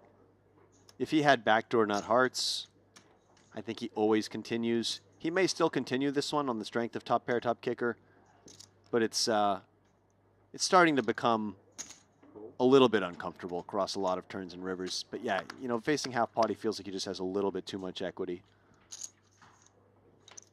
So 7 of spades now gives him top 2 pair. And while it does make him feel a bit better about his hand in certain ways, it also completes the most obvious draw, or one of the more obvious draws in 5-4. Wang Ye has a hand that I would double barrel. He's got a 3rd club, so he blocks Stevie from having flush draw hands plus extra stuff that can continue. He's got a 4, which blocks 4-5, and Stevie's just going to have so many hands like King, King, Jack, Ace, Queen, Queen, 10, stuff that felt like it had to call flop but wasn't really happy about it and will have to fold on this connected turn card. Yeah, Stevie could have easily check called the same type of hand and not make 2 pair on the turn. And again, it's uncomfortable for Stevie despite having top 2. I think he will call once again, but you don't love life across a lot of rivers, given that if your opponent does have 5-4, well, you only have 4 outs. Still just deems it enough hand. He also knows that Wang Ye is very aggressive, so it's possible that Stevie just hero calls this down if clubs don't come home. No club. Yeah, this could definitely be a spot where Steven Chidwick just makes a big call. Let's see if Wang Ye puts him in that spot first. The king is pretty bricky when you think about the hands that Wang Ye is repping betting flop and turn. Right, he's not betting some random jack that just hit 2 pair on the river for turn bet of 40K. And some of those king, king, jack, queen, queen, jack type hands I was talking about would have just folded turn. So Wang Ye has to change his assessment of what Stevie has. He himself has the ace of clubs in hand, along with 3 clubs, discounting some of those club draws. So if I'm Wang Ye, I'd be a little bit concerned that Stevie has a pretty big hand here, but I'd also think, I don't know if I came here this far to just check back with a pair of 3s. Here it is, full pot. It's not an easy spot, is it, for Chidwick? It's not. He's going to think that that king, again, is mostly a brick, but it's still not an easy spot. Wang Ye could value bet this size with a set of 6s with a 5 blocker or something like that. Can obviously have straights.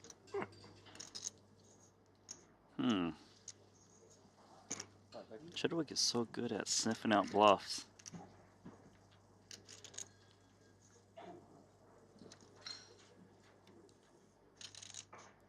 Besides 4-5, what other value hands are we looking at for Wang Ye? I would say probably any set can do this if it has a straight blocker with it. Certainly 6-6-5 type hands. Nice from Wang Ye. Oh, he's a betting machine. Impressive follow through and just speaks to how tricky it is to check call that ace-jack 8-7 because Stevie improved to top 2 pair on the turn and still didn't love it by the river. And no new straights showed up, too. Yeah. And you just have to love the conviction there from Wang Ye. Wants to see it multi-way.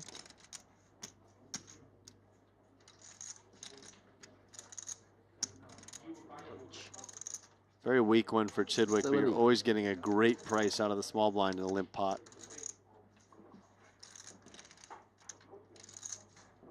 Oh. Paul should call here. His hand is strong enough and live enough against a raising range, and then Chidwick will get out of the way. Looks like he will. Out goes Chidwick. Everything going according to what you said, Alex. Is he whistling? Paul? Somebody is. It must be Paul, right? So Paul has a pair and a gut shot and a pocket pair.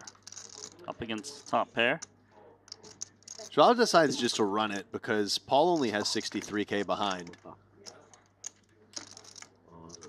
And Paul has the type of hand that would love to call here with more money behind and consider bluffing on a 9, for instance. As it stands, he may just feel he has enough equity with the pair, straight draw, backdoor flush draw.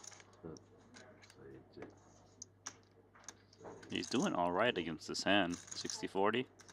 It's a bit of an awkward spot with his exact stack to pot ratio because if he was shallower, it's just easy to put the chips in. And if you're deeper, then you actually have some nice playability with those 2 8s. But he's right in the middle. He'll call, reserving the right to fold the worst turns, though I don't think he can fold many. That might be one of the worst turns. This might be one he can find a fold on. Although he's going to... Oh, Joao plays it tricky. Take the free card, why not? Paul is suspicious. Oh my goodness, he just hit a full house. Joao let his opponent get there. That's right. So Joao, because he turned a nut flush draw to go with his trip queens, wanted to give Paul a little rope, and it has backfired.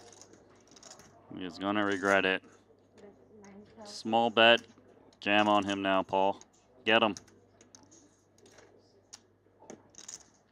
Yeah, I think we need to. We would be so prepared to call it all in here. We may as well just put it in when our opponent effectively checks to us. I lose the quads. Oh my god, how much is that? I lose the quads. What a monster that I have. I don't think I can fold. But do not bluff me again, for sure.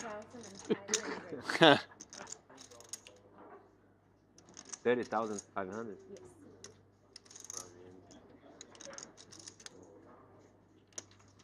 He's shaking his head and he's going to toss in the call. Look at that. It's flop caller someone. Flop call. Paul only had 5% on the turn.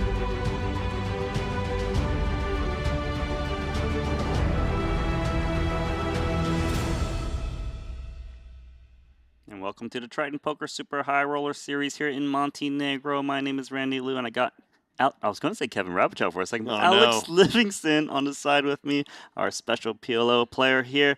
We currently have 32 entries, 19 remaining, a new feature table, of course, and we do have the leaderboard is Espen Mirmo at the top. He's the guy who actually has only played one other festival in Monte Carlo. I'm going into his profile real quick to show you.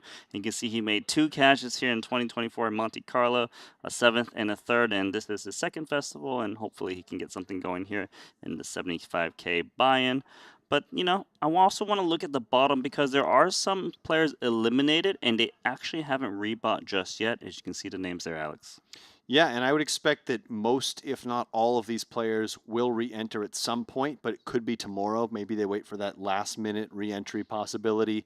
You know, somebody like Griffith Jones, he comes here, he only plays PLO tournaments, flies all the way here. I don't expect him just to one and done it. And I would say the same for most of those names. So with that, you know, even though we only have 32 entries so far, we should get over 40 by the end of registration. It seems that way.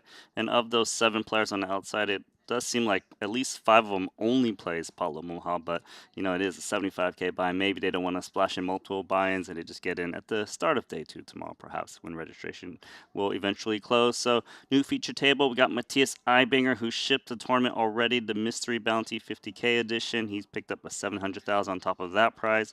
He only has 45,000 in chips. Ben Tollerane once again at our feature table.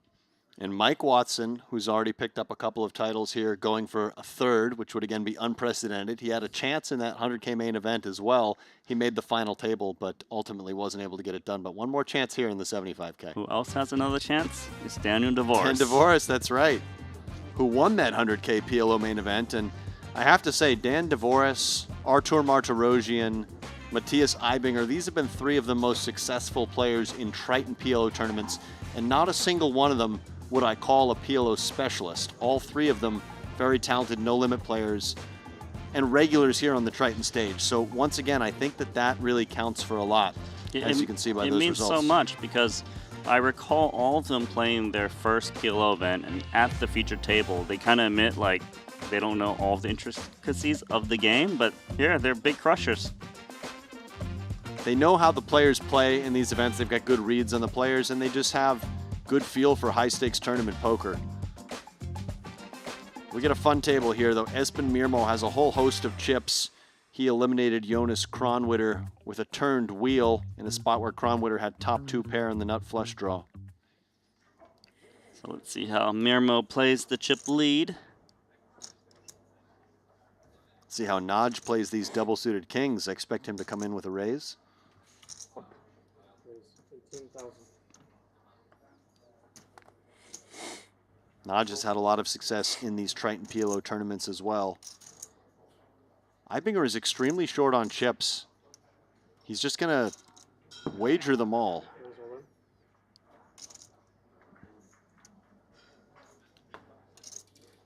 Yeah, he has just 9 big blinds. Espen folds the double suited hand. Not closing action. Naj is in pretty solid shape to knock out Eibinger. 2-1 favorite. Cover the clubs. Bigger pair. You cover my clubs. What am I hoping for? Okay. Well, 8-10. 8-10, okay. Big smile on Eibinger's face. Would love a bigger smile with a flop. That's in his favor. Not that one. 8? That is a good card. 8. Let's stick with the game plan.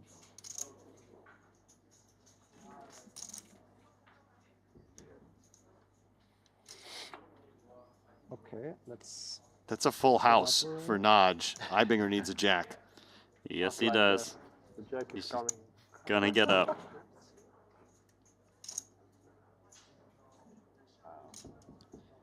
De-miking, as he probably should, and officially. We'll see if Eibinger hops in now or later for another bullet. I believe he's in for 2 bullets now. That's all right. You can just pay in envelopes.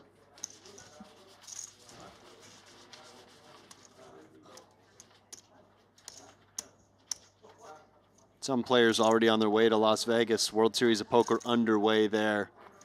I think the first high roller isn't till maybe June 2nd. That's probably the one that would have the attention of these types of players. Just some preliminary events, although I should not forget the 25K Heads Up tournament that not everyone plays. Our own Up, Bear right? Wire is playing. Is this the riddle that you were after? Someone in chat says, I think the riddle that he was talking about is... That is 9-3-3 suited to the 9 in hand. How many runouts give you the nuts? Exactly right. So let's see if chat can figure this out, because I think I can remember the answer. So you've got 9-3-3-3 with a suited, let's say you've got 9-3 of spades with 2 additional 3s. What are the different ways in which you can make the nuts with that hand? It's such a complicated question. It's a good one. Barely name any. And I think, well, I'm just going to let chat see if they can figure it out. And then you'll tell us later? Yeah, no Googling, guys. No using AI. Just HI, human intelligence.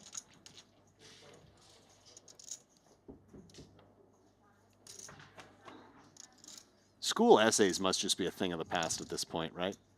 And it's just you can even ask AI to sound less like AI. I know, I know. I think that the only way around it is for assignments to be done in classrooms with no electronics around rather than at home. You'd have to have many more hours in the classroom potentially. Yeah. Feels like all my past homework assignments were a sham at this point. A dying art. Naj attacking ace king 8-7. Has a gut shot to the nuts. Mirmo has 2 trays, but just lets it go. So this is just another example of just because you have blockers to the current nuts doesn't mean you always go ham with it. He didn't have any additional components to his hand. And there are a lot of hands that Naj can continue that are not a straight there, right? All the 6, 7, 8s, even just the 6, 7s. Right, to have something to continue with. You don't want to just call it a look to bluff your hand.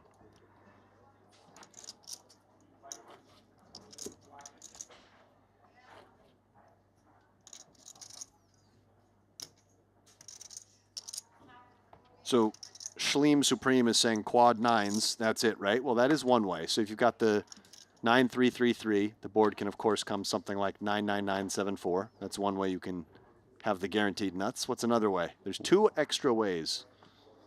Whoa. Can't you hit quad 3s? No. You had me thinking for a second. Oh, right, because you have to use 2 from 2 in your hand. God dang it. 3 on the board. I can't believe that Chad is smarter than me at Poly Mama. You can do it, Randy. There's 2 extra ways. Thank you so much. No, I really can't. Randy is struggling with the assignment here as Mirmo has opened it up on the button. I need Google to help me. Wait, does ChatGPT, can they figure it out? If you Oh, I actually would ask the think so. riddle? But Okay. you know, ChatGPT, you have to monitor it. Sometimes it confuses itself. There's a phrase for it. I forget what it's called, where it bugs out. Yeah.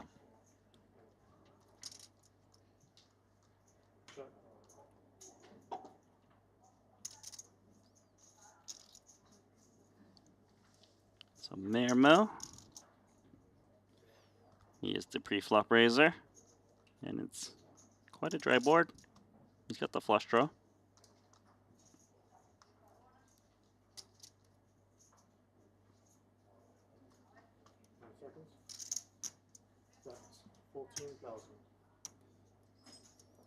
Okay, someone in chat has it royal on board.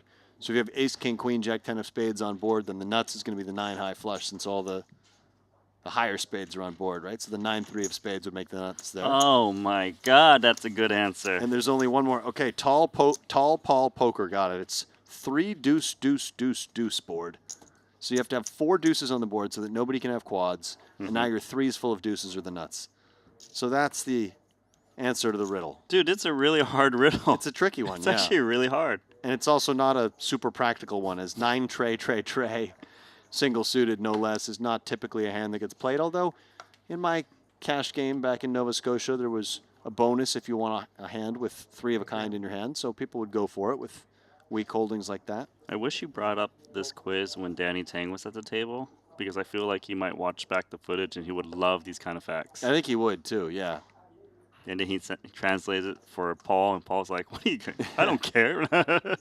We used to have some really fun cash games in Reno where we would play that trips bonus game, and then we would play another game where if you win a pot from the small blind, you collect a bounty. And the bounty grows every hand, so the small blind has to keep adding to it until the small blind wins the pot.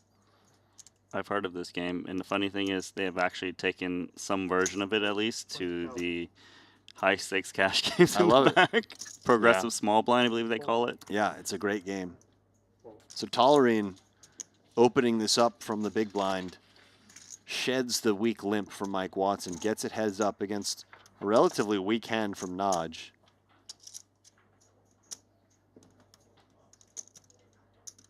It's a good flop for Tolerine's hand. It's a reasonable one, I should say. It's not exactly a great board for his range, and it's going to hit Naj's range pretty hard. So I like this decision to check, and it's not like he's flopped some monster either with just bottom 2 in the open ender. More so that Naj just has nothing. He has absolutely nothing. Naj's hand might just be so weak that he doesn't even try to fire at this because he has zero interaction with this board, and he knows that Tolerine will be balanced and will check some strong hands on this board, as he would with things like naked aces. Full house now for Tolerine. Even if Naj was to hit the 5, he would not win the pot. Tolerine has options now. Can check or bet. Looks like he's going betting, and he's betting very small. Doesn't mind some hand drawing dead to come along.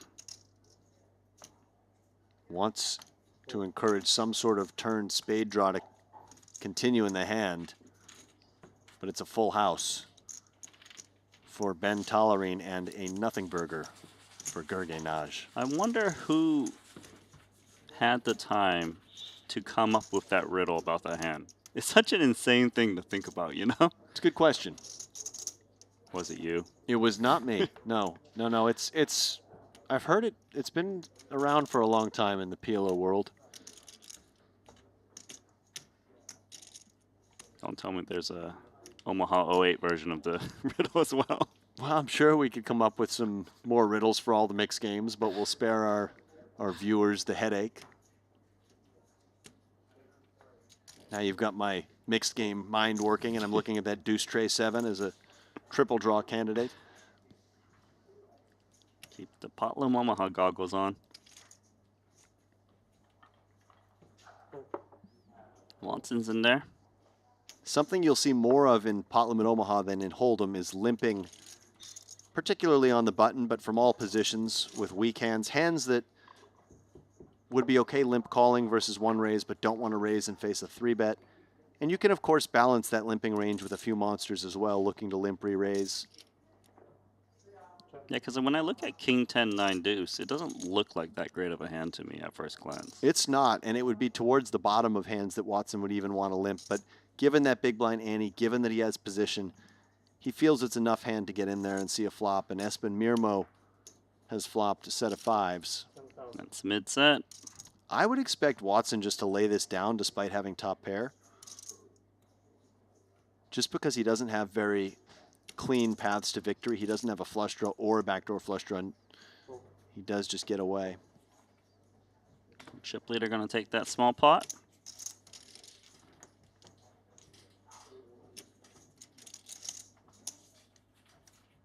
So to succeed in Potlam and Omaha tournaments, particularly in the early levels, you have to be very confident in your post-flop abilities and your hand-reading abilities. As with these limps, you see more multi-way limped pots.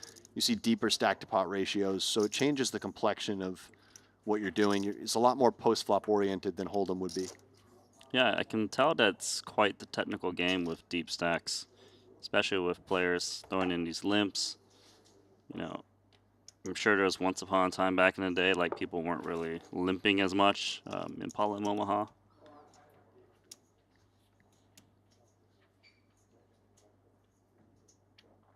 Yeah, it's definitely something that's been popularized more in recent years. Of course, PLO tournaments were played historically without an ante as well. It was only in the last maybe 7 or so years that they really consistently added an ante to PLO tournaments. And it's made a huge difference, as bubbles used to be excruciating in PLO before the advent of the ante. This is a 6-max tournament. Do you know how many players are normally at a Potlam Omaha table? 8 is very common for PLO tournaments, and then you'll also see some designated 6-max tournaments. Got it. I see trip 6s for Naj. Almost never will you see a 9-handed PLO event. But it's possible. It's possible. You'd see it maybe at really small stakes, but any sort of remotely decent-sized PLO tournament, it's going to be 8-handed at the most. I've seen 7 as well, so 6, 7, or 8. But apparently you would open a 10th seat for me in your Halifax game. Oh, we'd open an 11th for you, Randy. And then you just ask me this quiz question again, and I know the answer, but I can't regurgitate it. So Mike Matisow has a custom chair that he pulls up to all of his tables at the World Series of Poker that says Matisow on the back. We would make you a custom throne. A throne? For our games. A true VIP. Watson's got 7s. Watson was actually the one that raised it pre-flop on the button, well, not the button, the cutoff. So Gurgenaj leading into him out of the big blind, just trying to suggest that he's going to have a 6 more often than Watson, and that he can play some leads on this board. Well, he's taking the bait. Watson has been induced into raising here with 2 7s. Note that the 7s are interesting because they do interfere with some of the hands that Naj is representing, and for instance on a 4 or a 5, Watson could continue to tell a story. But Naj just has trip 6s here and will be going nowhere. Just calling though, because a raise would now be an overplay of his hand. Right, for that kind of stack behind. But he's done amazing to get the 45K out of Watson. Now Watson might be thinking maybe this guy really does have a 6 because of the straight draw stuff. I have 2 7s in my hand. Now that Watson has improved to aces and 6s, perhaps he checks back unless he thinks he can really apply a lot of pressure to a 6x holding. Rep the aces? Yeah, I guess he would just be repping ace 6 more than anything else if he were to go bet. But I think most people, when they pick up this much showdown value, will now start to slow down. And you can still spike the 7 to make a full house. Right, or an ace to pull ahead of trip 6s.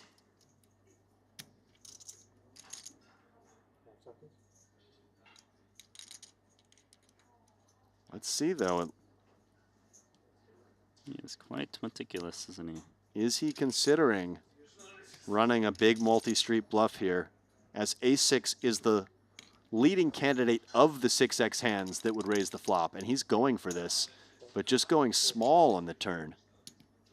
40,000. So I'm not totally sure what the idea is with this bet, because now 6x is never folding. I suppose he's trying to actually deny some equity to some straight draws that Naj might have, but his 7s interfere with, for instance, 7-5-4 combinations. This feels like a bit of a mergey bet for me, one that's probably never going to get a 6 to fold, but maybe can occasionally get peeled by worse hands or deny some equity. Okay, so at this point, he's got to think Naj has got the 6. And it could be that Watson is just trying to do this size to represent a 6 and now will blast the river. I just thought he might have gone a touch bigger if that was his plan. Maybe. I guess we're going to find out. Try to get the additional 40,000 in the pocket if you think you can bluff out a 6. Yeah, I suspect that facing check here, Watson is either going to check back or pot it. Those are the two options. He's either kind of made a mergey bet to try to show down his ace-queen, or he's going to continue to rep ace-6 and ask for the full amount.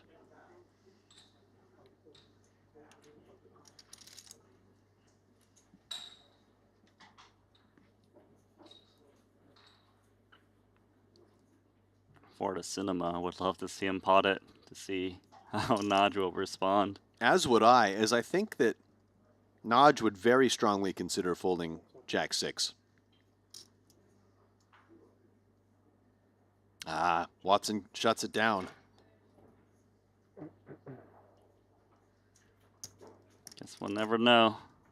Put Naj in a very tough spot. 214,000. We'll go to him. Guess he just abandoned ship. Yeah, interesting hand all around. I went back to the leaderboard for a second, and Stojanovic is at the top. Yeah. He's been there before. Yeah, he had a pretty sizable chip lead in that 100K PLO main event for much of the festivities. Ended up losing heads up to Dan Dvoris. Yeah, when we ended the night, he had a huge lead. And then it didn't go his way. So he's going to take vengeance on everyone in the 75K here.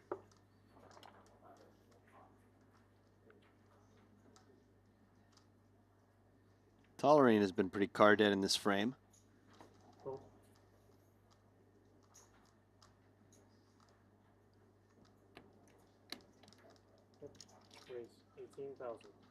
Pot from Espen.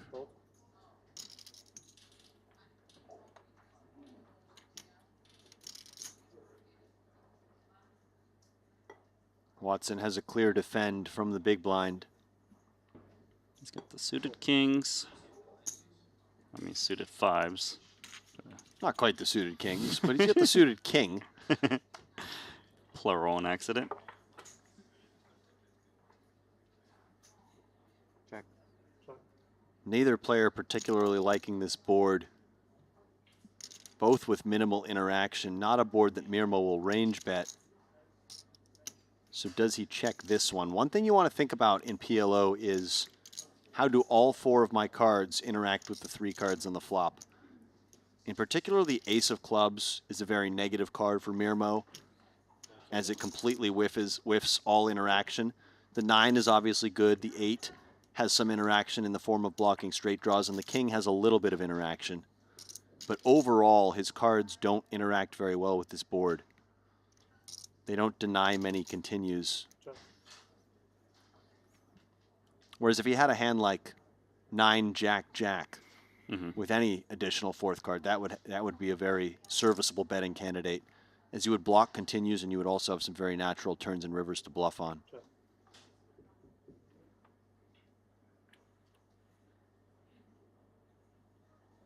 Mike Watson can consider just a cheap bluff here with just the pair of 5s and the king, trying to target 1 or even 2 pair hands to fold. I mean, those hands would have a lot of trouble calling on this board. But Espen Mirmo has made Broadway the best straight possible. And he's just dreaming of a situation where Watson has a king high straight and puts in some reasonable amount of money. Prudent shutdown from Sir Watts. So now that it's checked over to Espen, he's hoping Watson's got some very weak straight that can pay off.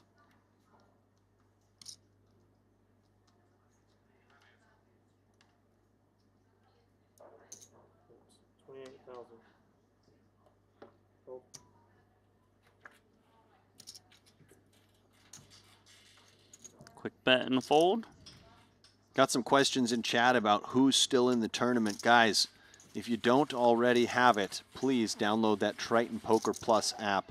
It's a great way to follow along with the leaderboard. Check on the outer tables. You can look at that updates tab. I know that Henry is a big fan of that one. That sort of keeps you in the loop on big pots being played on additional tables. You can, of course, get involved also with fantasy. Yes. As you see the QR code right on cue popping up for you guys. It's almost like they're listening. It's almost like they're listening. Here I thought we were talking into the void. They do send some information back sometimes. But look to your right, Randy. We've been abandoned. Our entire staff is absent at the moment. So who's listening? Expensive technology is just waiting to be tinkered with. You seem like a dangerous individual by himself. I saw you over there trying your hand at the sound engineering position. I was trying to be a DJ. Made your way back to the booth. Scratched a record. Mirmo has a very raggedy hand, but it is double suited. We could call it a double suited semi-drugal, as he's got that nut suit. It's got the largest gaps possible.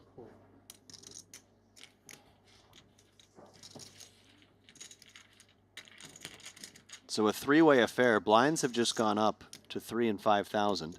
It's roughly equal between these 3 hands. Well, equal no longer. Yeah. No more.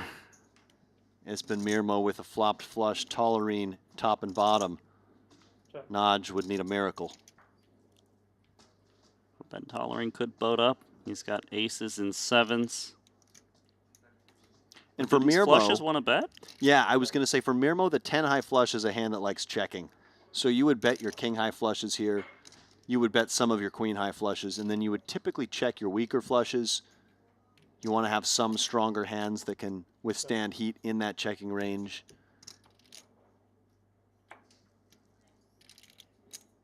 Board pairs, but it doesn't boat up Tollerine.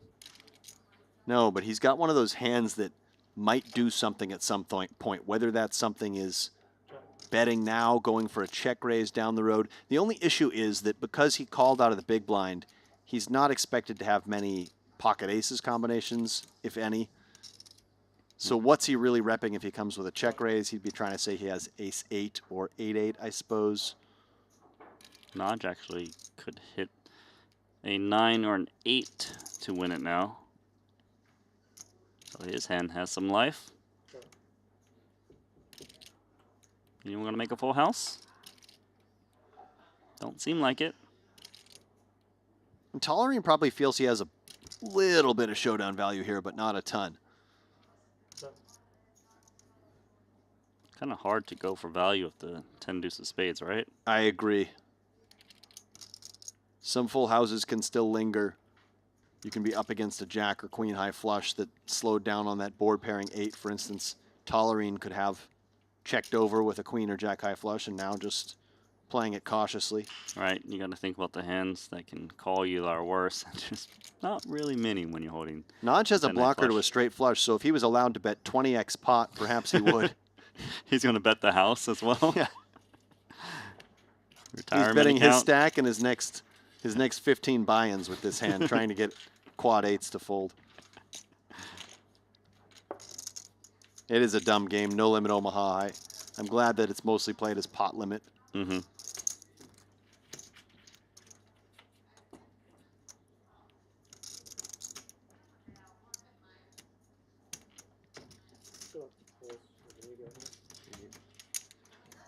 Got a dealer swap here.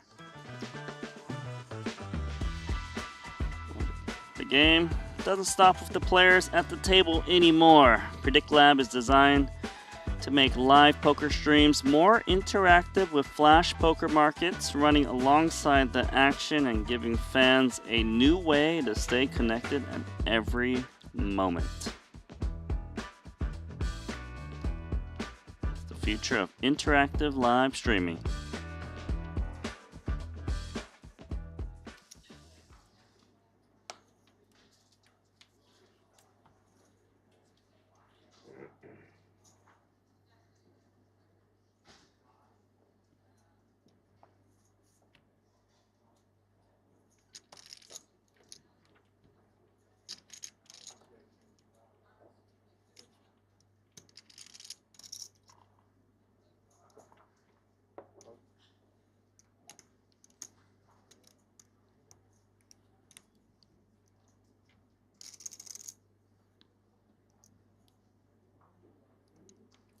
Okay, here we go, Espen.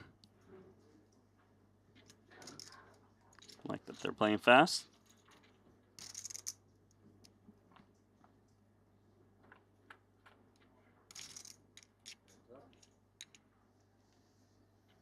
So Tolerine makes 3 pair immediately on the flop. Of course, it's a bit worrisome because there are straights out there. Yeah, Mirmo has just the prime example of a hand that can never really do anything on this board because all 4 of his cards have absolutely nothing to do with the 3 on the board. He doesn't have a 7, 8, 9, 10, jack, queen, king, or diamond. All cards which would interact favorably with this board. This is a forced give up.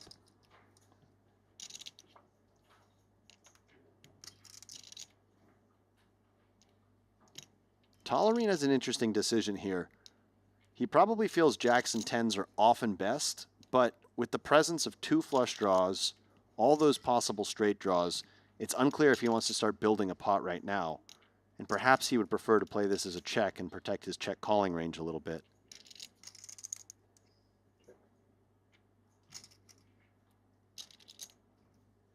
And again, Mirmo just has the wrong type of hand to want to put any chips into this pot with. So this is a bit of a difference between No Limit Hold'em and PLO, is in No Limit Hold'em, sometimes you just end up bluffing with the bottom of your range. But in Pot Limit Omaha, if you have cards that have so little to do with the board, it just makes it so likely that your opponent is connecting in a meaningful way with the board. So some flushes and more ways to make a straight shows up with the Queen of Hearts.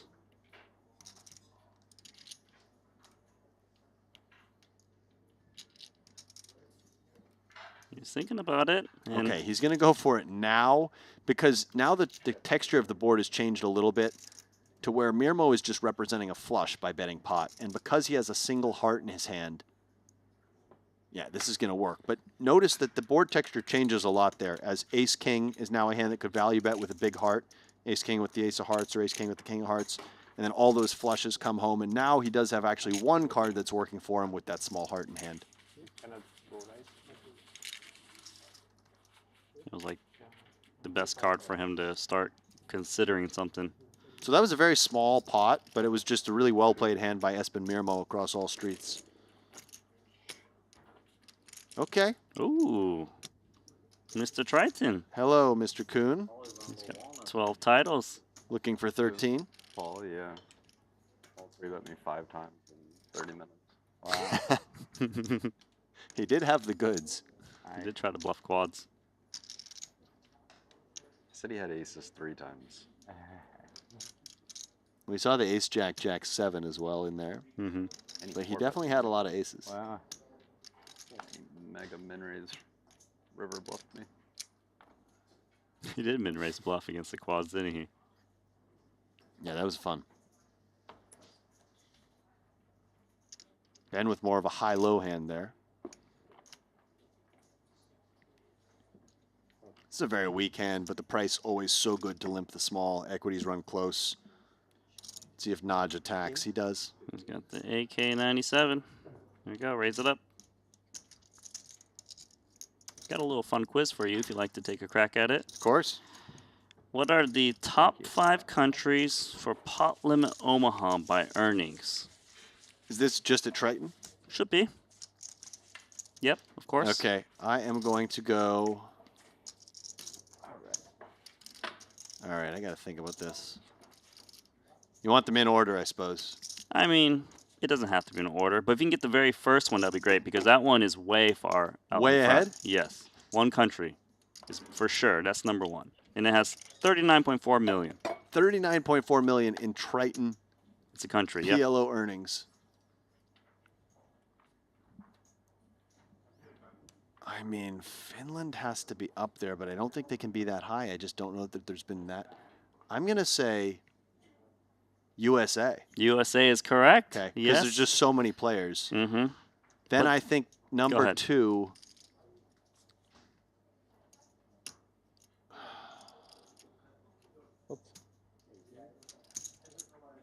Would it be Finland? Finland for 13 million. Okay. You are right, Alex. Let's see if I can get all 5 here. Number 3. Oh, Dvorak just added to the total for Canada, but who knows if that's been updated in this stat. Probably not. I'm going to go with Spain. It's not Spain. Spain is not even in the top 5. Oh, no. I've hit a roadblock. Austria? Spain is 8th, I'm being told. Austria? Austria is also not on there. Okay, I So should you have just quit give while up. I should have quit while I was ahead. Hey, look. Think about some of the PLO snipers and what country they're from that's in this tournament. There's a country that has multiple snipers in there. Well, I've already guessed Spain and Finland. Or I've already guessed USA and Finland. England? The United UK, Kingdom? 12.9 million. Okay, yep. And then the next one is a country you love very much. A country I love very much. Don't say Montenegro. I do love Montenegro. A country I love very much. Canada? It is Canada, but it Okay. didn't seem like you love Canada that much. No, It no, took I you some do, but time. I was. You made me think it was somewhere I've been that I really liked. Okay. I think the last one's a little tricky, but you can go ahead and get a crack at it. All right. Having said that. All right. I could see Germany. I could see the Netherlands. I could see. You only get one guess, by the way. Yeah, no, I know. I don't think it's one of the Asian countries just because there's not as big of an Asian representation in these tournaments. Oh, I think I have an idea. Hungary? It's not Hungary. And unfortunately, it was Asia. It's China. Oh, China. Okay. Yep. I suppose that makes sense. There's The a lot of- world's largest population. We've got a lot of. We do have a fair number of Chinese players. Ding Biao, of course. I'm sure he would be adding. Zhou Chuan as to well. that title. Zhou Xuan, of course, yeah. Who's not here, so that's why he wasn't on my radar. And maybe Wang Ye has some caches as well. Let's look through his itinerary here. Well, I would say you did very well there. I did B all right. plus. I did all right. Nailed 1 and 2. Thanks.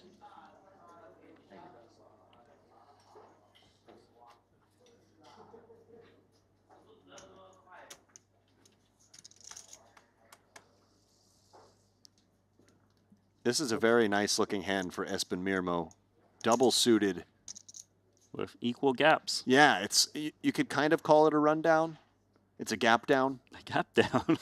Did you make that one just up? I did. And Naj has a very nice hand as well. And he plays it as a re-raise. He had options. Both calling and 3-betting were on the table. Mirmo will be going nowhere, so this will be a pretty big pot, as I expect Mirmo to come with call every time and twice on Sunday. They have a lot of stack to play for, too. They do. This is exciting. Naj's spades are dominated, but you can see how close those equities run. You can see that Mirmo is actually a favorite, despite having king high. I know, that's Against crazy. ace high. It's a weird one, isn't it? That is really weird. Okay, let us play that 3-bet pot. So we need an action flop, right, where they both get it in and they're flipping for a monster chip lead. To entertain you, Alex, that's what we need. Isn't that what we're rooting for here? Oh, what are they rooting for? They're rooting for a big flop for them. Let's see. What are we getting?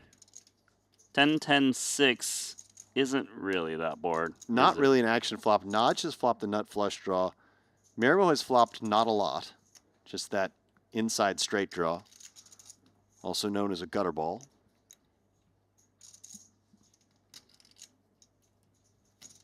How many other ways can we say inside straight draw? Well, I suppose in this game I should clarify that I'm just talking about a gut shot because you have the inside wrap as well, the 9-8-7. Mm-hmm. Espen checks it over. I think Naj can consider small bet or check with this hand. I would maybe lean small bet, but he plays check. Ooh, he just hit the gutter ball like that. He did. Now the issue for him is that Naj might not put many more chips in, even with that nut flush draw, because the board is paired. And if Mirmo bets anything healthy here, it's possible that Naj just lays down. But what will Mirmo come with? Yeah, he definitely needs to bet paired board as well, so pocket pairs have some outs, whether it be the 10 or the boat.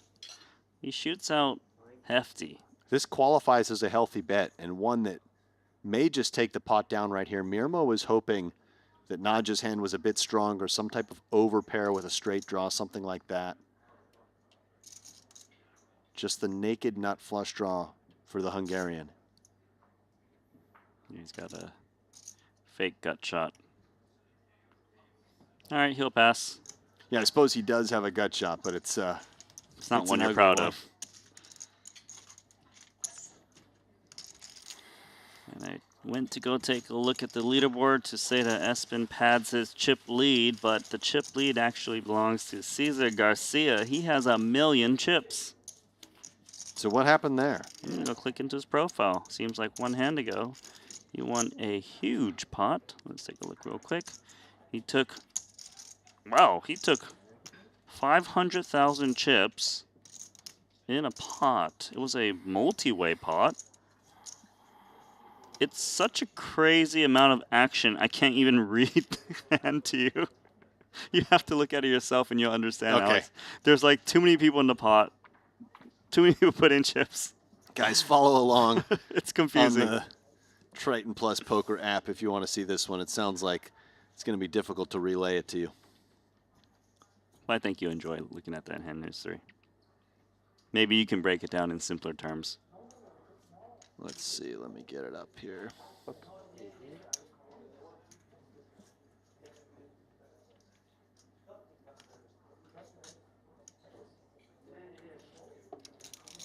Do you see what I mean?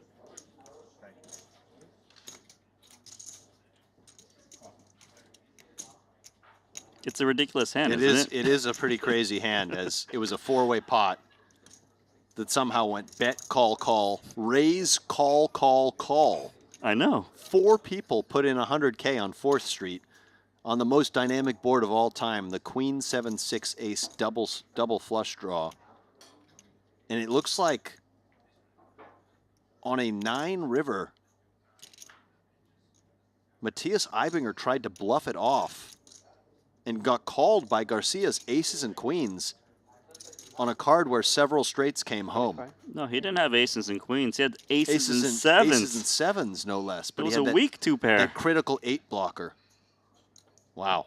It's a brilliant hand. And Ibinger tried to bluff 3 opponents. It's bold. It's brave.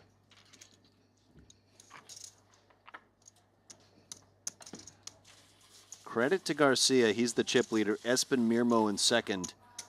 And they're well ahead of the pack as Wang Ye with 568 is in third. Over 500K shy of our chip leader. Up to 39 entries. So maybe we get over 50 when it's all said and done.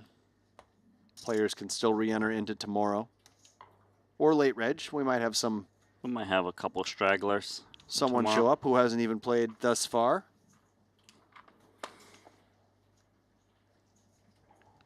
Maybe Parson comes back and realizes, why did I skip this tournament? I'm Yeah. coming in.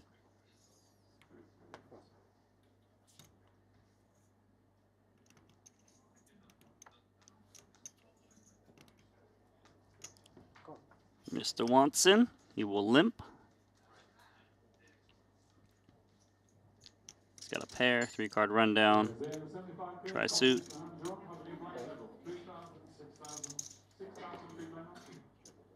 Triple aces with a 9 kicker. Not the most appetizing of hands at these depths out of position for Mirmo. It's rolled up. Oh, it's a set. It's a miracle. He's found the case ace. I know. And it's a spot where people won't necessarily put him on a set of aces because he checked his option. A lot of his stronger aces hands would have raised. He definitely wouldn't snap check from the big blind. Also good that there's no flush draw out there. Watson does not have an especially compelling hand to start building a pot with.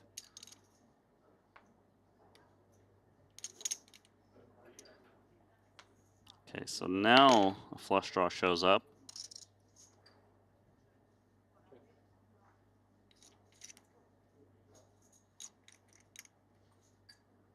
Let's see if Mirmo springs into action.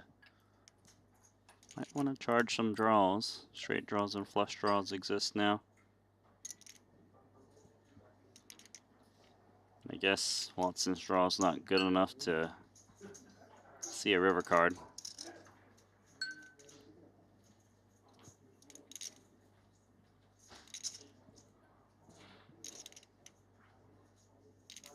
Yeah, Watson blocking his own flush draw with that third spade. Just 10 high is his flush draw. There we go.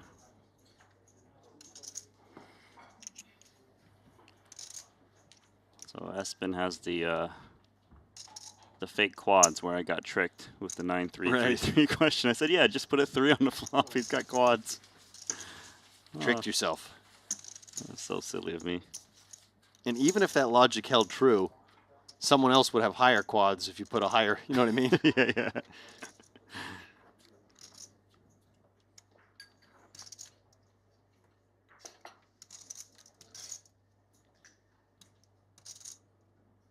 Might be time to throw the @KRabichow plaque out the window. As our teammate is heading to Vegas. You gonna break it in half? To play in the big leagues. Considering it. So the blinds are up to 3K, 6K. Believe they play this level, and we'll take one more break and then 2 more levels and call it a night.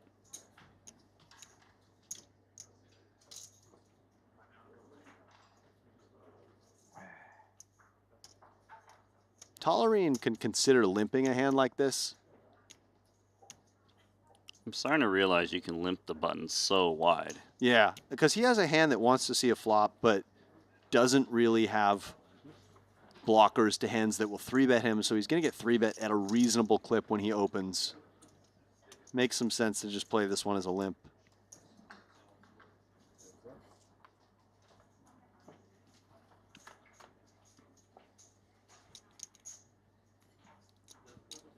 Tolerine just flopped the straight with Jack 10. Easy game.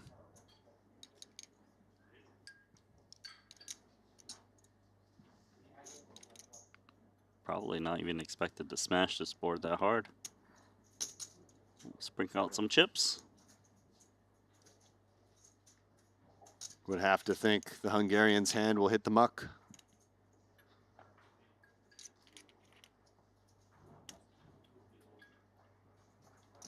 There's other good Hungarian poker players, right? PLO players? Yeah, there's Laszlo Bojtos. There's another. Who am I forgetting? Oh God, what's his name? Yeah. Oh, Andres Andres Nemeth. Nemeth. That was the one I was thinking of. And there are others as well, though I don't know how many of them have made their way over here.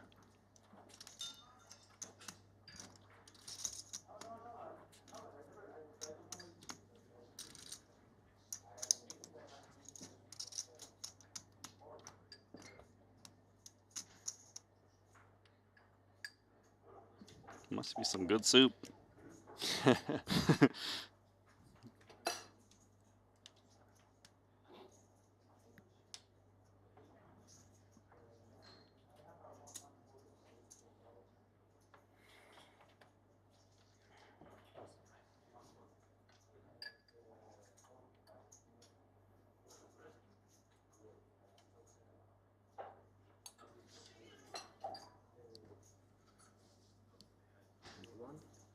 So one seat over from the button, but his hand is much better. We'll open with this hand, the 21K.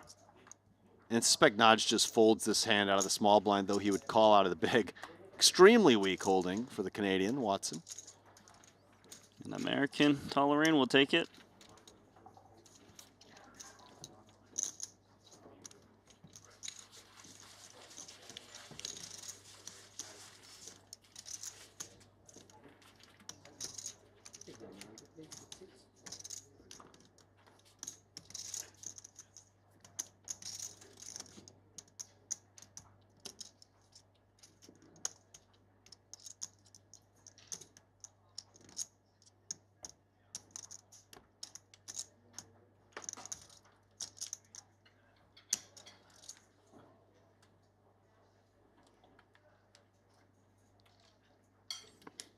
This table not as chatty as the table with Danny Tang. Some high-level poker going on. Got the double suited. Double suited Drugel. The Drugel, the loosely connected 7-3. He's going to go for an open here. Towards the bottom of the hands he would consider opening. It's not bad. 4-card rundown. Yeah, suit. these single-suited 4-card rundowns typically are a little weaker in tournament format than they are in cash games. But Naj is going to flat call on the button.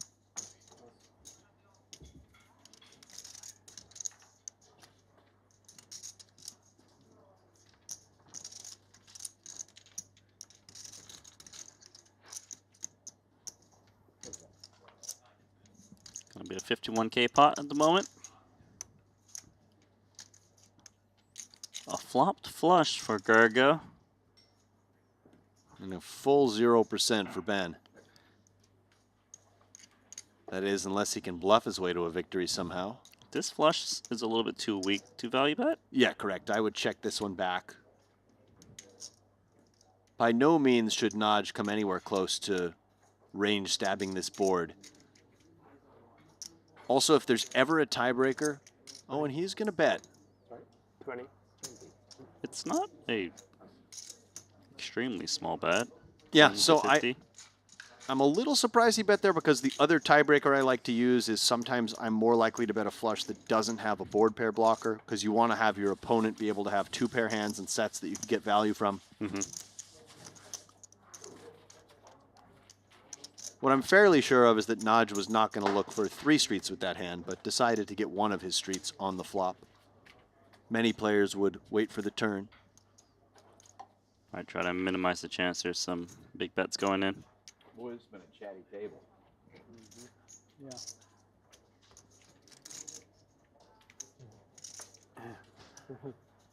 Maybe he was building a pot to spike the straight flush. Try to stack the ace of spades. I'm tired too. Let's just shut up and play poker. I'm down. They pay the commentators good money. Let them do the talking. Yeah, for sure, totally. And they're good at it. No, you do it, Jason. Come on.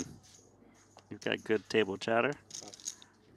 So he wants us to do the talking. So with that in mind, Randy, I have a question for you as our producer keeps giving us these prompts, these challenges, these games. Of the top 5 on the, or how should I say this? Of the American players who top that PLO country list, who are the top 5?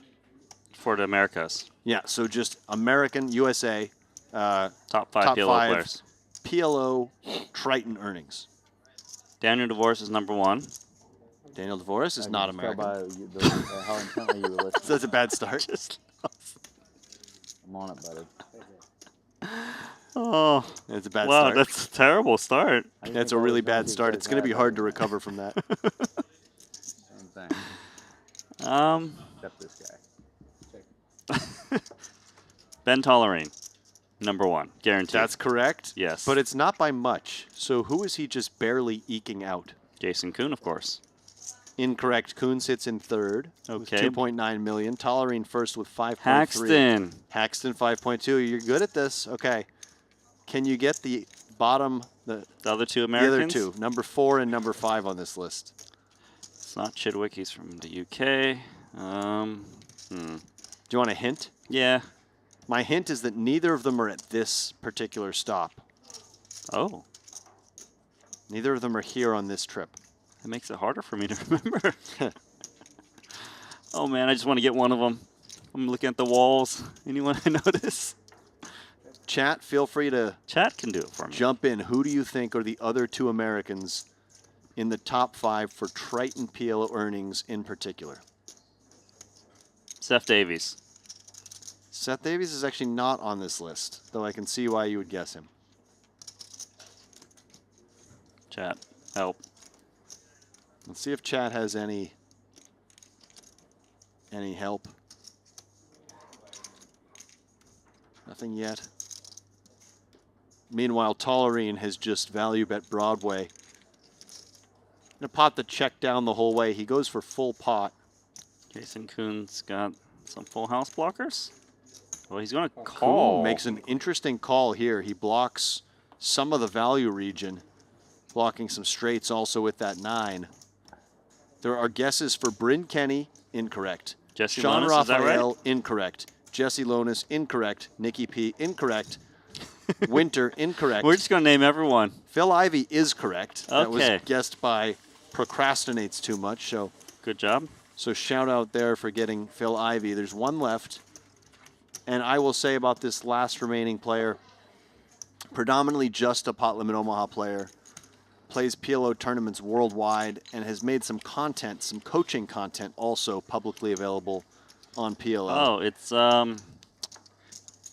he comes in the booth with us. He has been in Weissman. the booth. Yes, it's Dylan Dr. GTO Weissman. Got it. But it was a hard quiz for me, man. It was a really tough quiz. It was not easy. So shout out to the doctor as he rounds out that top 5. Too bad he's not here. I'm sure he would have done great. Yeah, I believe he had some family stuff on the go. Okay. Couldn't make it this time, but he said he plans to play a pretty busy WSOP. Of course. Other guesses in chat were Osmus and Galfond. Osmus doesn't play too much on the Triton circuit. He's got a couple kids back in Las Vegas. And I don't know that Galfond has ever made his way to the Triton arena, has he? No, he's too lazy to fly. Let's be real. And meanwhile, Kuhn has picked up Ace, King, King 10 in a spot where Naj has made a relatively loose limp in the hijack, but a very reasonable candidate.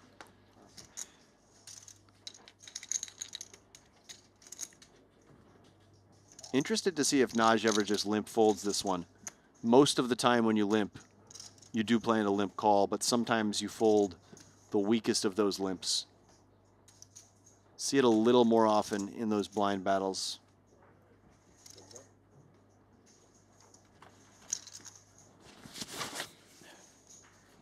It's actually a good flop for Naj. He's picked up the nut flush draw. He's got a double gutter. Well, actually open in a straight draw off the 9-7.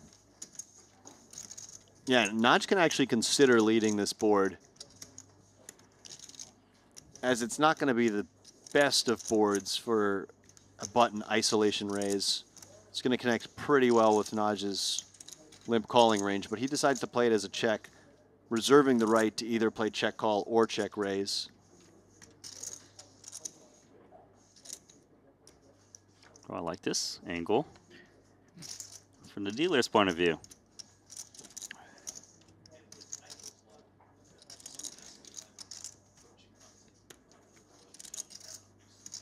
Queen of Hearts.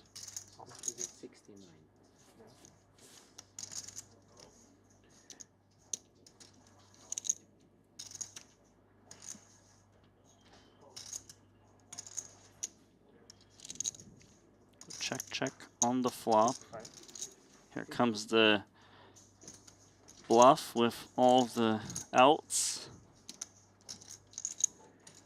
Does he just win it here? Looks quite hefty for Jason Koon. I think so. So Jason does have that nut gut shot.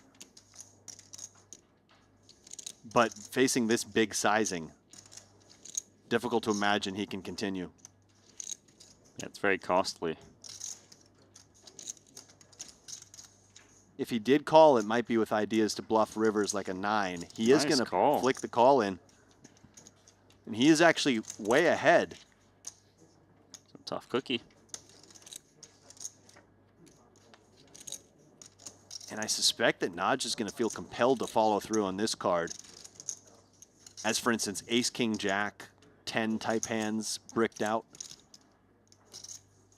So there are a lot of hands that he can target for Jason to fold.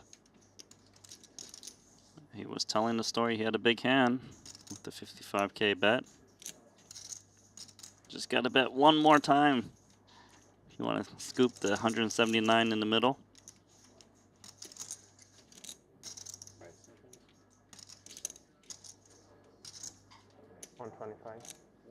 There he goes.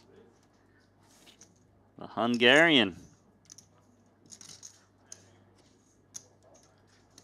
Jason Koon, one of those top earners in Pop Limit Omaha all time from the USA.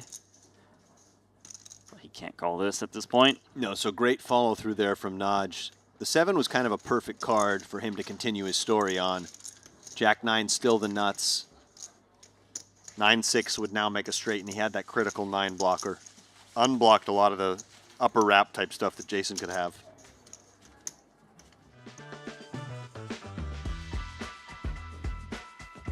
Well, if you haven't built your team on the Triton Fantasy, a new feature at this festival, go ahead and download the Triton Poker Plus app. You can scan the QR code. We've got a new mini game pretty much every single day. At the conclusion of this day tonight, you'll get to pick a team for the $75,000, which me and Alex and Kilbane and Kevin, hopefully, if he's on that plane, if he's got Wi-Fi, he'll make a team as well. See how you fare against us. He'd better at least make a random team. At least a random team. Even if you come in late, you can get the random team. I believe your random team almost won one time, too. You can definitely get some hot teams with the random team.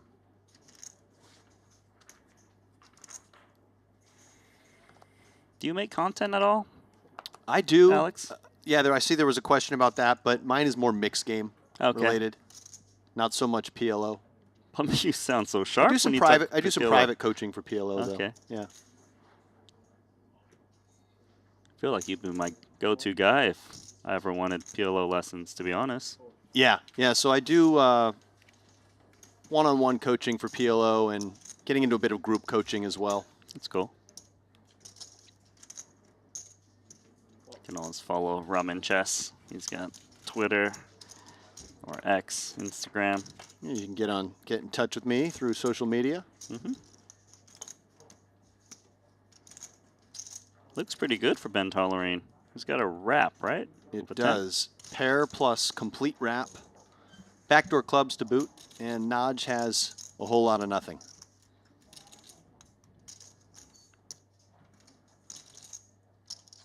Any bet will win it.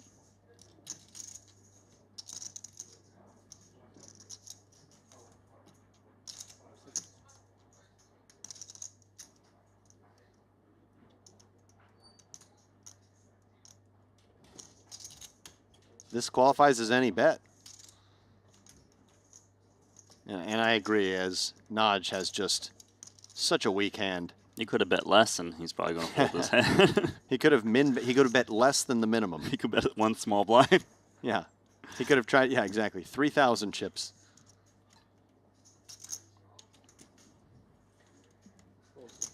And the sizing is kind of nice from Ben because with that hand where he has the nut wrap, he doesn't mind encouraging straight draws that are drawing to non-nut cards to call because he can actually kind of cold deck somebody when he makes the nuts and they make the second nuts and that sort of thing.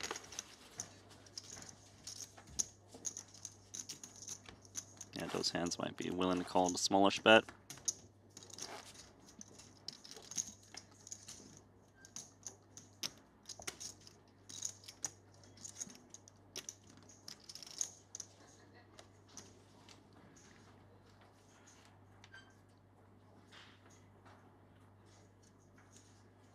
Is that a Triton chain for Kuhn? It is, right? Yeah, I've seen this one around. I don't actually know the exact backstory to it. It's kind of cool with the Triton merch because you have some products that you can't get anymore. So it's like they have extra value. They're like vintage items. I still need to get my hands on a little bit more merch. As long as you stop losing it. Yeah, you're right. I did leave a bag of merch at Jeju. Have you hit the shop yet this trip? I picked up the blue and gold hoodie. Do you know what I'm talking about? The zip up? Yeah. A lot of people like to rock that one. Yeah. I'm sure you've picked up quite a few over the years, given how long you've been here. Got the fall collection, you know, and then the winter collection. Yeah. I've got quite a bit. It's good stuff.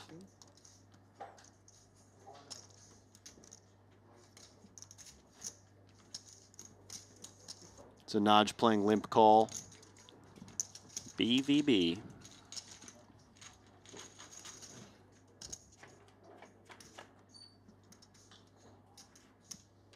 As we're forced to continue talking, the players mentioning that we're good at our job apparently, and so they can just play in silence. We have to fill the dead air. Should we be silent with them? We would hear the chips. Being asked what my Twitter is, it's Rum and Chess. So I'm Rum and Chess on all social media platforms. Rum and the letter That's N, Rum, okay? Not the letter and. N, Chess. It's not ampersand either. It's not and, it's N. How about Randy? He's at NanoNoko. Try spelling it. He's been NanoNoko since the dawn of time. Back in, I think, 1996, he was 64 tabling 5 and 10 no limit. It's actually my middle name, you know that? No, it's not. No, it's not. It should be, though. I can't bluff you. 6s and 7s versus the aces at the moment.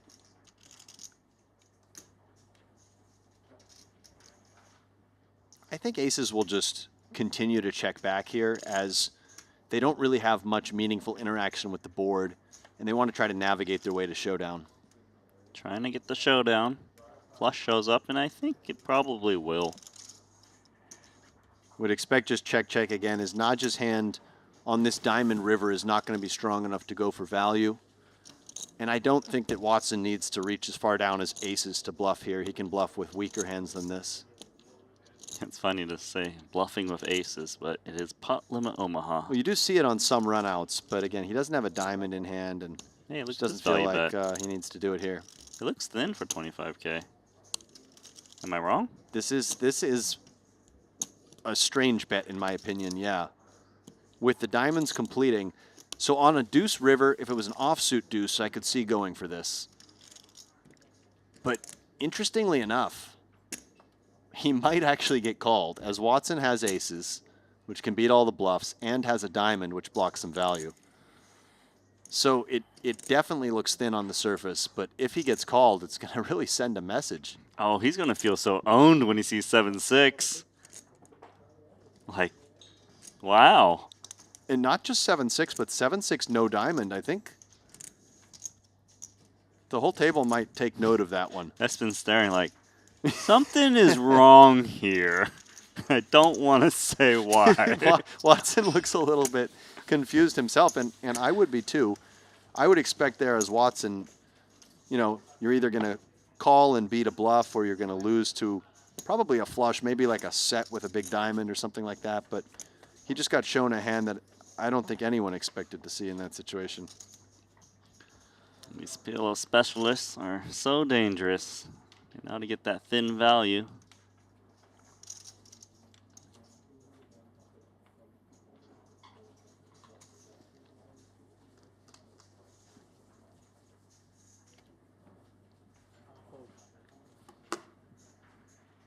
Yeah, that was razor thin. Just kind of thinking back, trying to think of some legendary PLO players from back in the day. Remember Zygmunt? Oh, yeah. Oh, yeah. Part of that Finnish contingent. Who could forget Zygmunt? Ilari Sahamis, I believe that's his name. Correct. One of the original legends.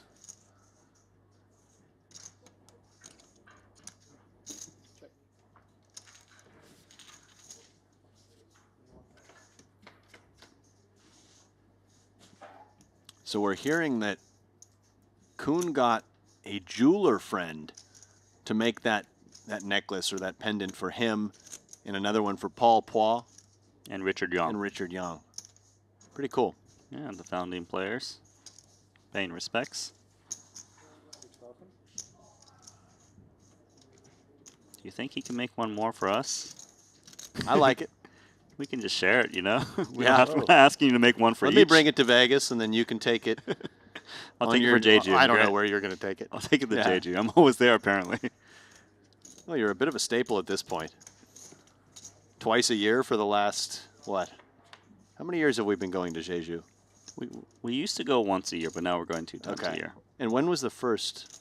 Oh, I can't remember. Well, probably in 2018, Putting to be you on honest. the spot. 2018, wow. So pre-COVID.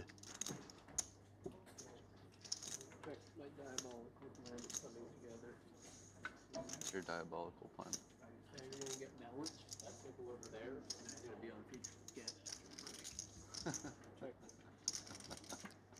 More Is that checking. true? Is that really what's going to happen? I'm like 80%.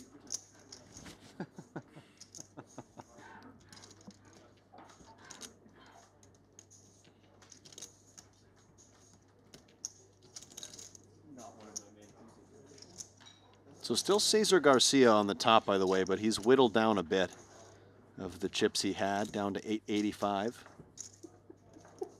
As he doubled up Dan Devoris.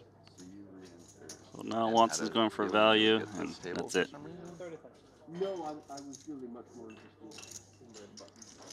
What's really cool about the chain, too, is, you know, sometimes you give someone a gift and they're like, thank you, but they don't really like it. But I've seen Paul and Richard wear it multiple times now. Okay. I love that. Yeah. It's pretty cool.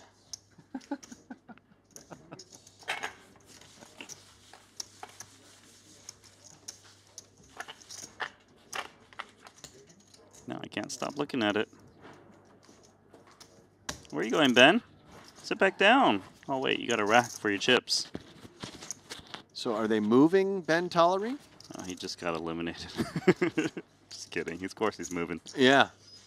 It's some sort of table balancing. Yeah, that means that someone got eliminated or some people bought in, I assume. Well, let's take a look at that. Yeah, it looks like there have been a couple of fresh buy-ins. We're up to 41 now. 20 remain. 27 uniques. Thought I was the leader. He's in front of me.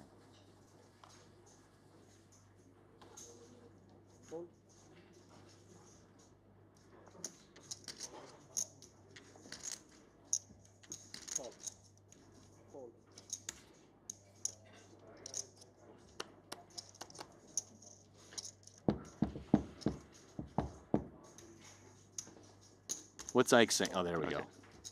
We're back. How much is in the pot?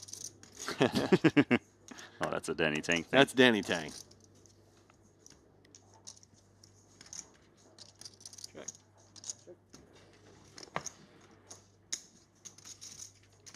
I don't think this is a true statement, but someone in chat is saying, I assume players get more time for a PLO compared to no limit on their chess clocks. I don't think that's true, no. Yeah, I don't think that's I true would think either. it's consistent. And if anything, I think maybe you feel like you need more time in Hold'em. Yeah, I feel like the PLO players play very quickly. They tend to. I mean, it's one of those things where I think most of the decisions are made quickly, and then once in a while you still have these river spots where you burn through a bunch of time. Yeah, I can see why one might think if they're newer to PLO, where it's just a different way of thinking about the game, but obviously these guys have a lot of experience under the belt, so they can play quite quickly. And by the way, kind of an interesting spot for both Kuhn and Haxton. Haxton has the nut flush draw, but he blocks it, having 3 hearts in his hand, and it's gone bet call on a paired board. So he has to be extremely careful here, and I would just like to see him fold this hand with some reverse implied odds if he were to make that flush. Yeah, that's very interesting. One less out to make the flush. Sometimes trip jacks will make a full house on your flush cards. Okay, but he likes the price and peels. So interestingly enough, Kuhn actually has the best hand here, but probably isn't feeling very good about it once it went bet call and there was an overcall behind him. Yep, he thinks there might be a jack lingering. Could be a jack lingering, somebody could have a better flush draw. Naj is just out on a limb here. He fired with absolutely nothing. Well, jacks and 6s, I suppose. Yeah, but once he got called, he's probably pretty worried that no one's ever folding to another bet. So it feels like one of those pots that on certain rivers is just going to be ripe for the taking. Whoever makes a play at the pot is likely to win it. And note that Kuhn is actually coming out with a lead here for 16,000. Yeah, I would think that maybe he would be a little concerned now. This is a very interesting play. And it's going to shed the ace-high flush draw of Haxton at this point, I'm almost sure. So he's just going to win it. Yeah.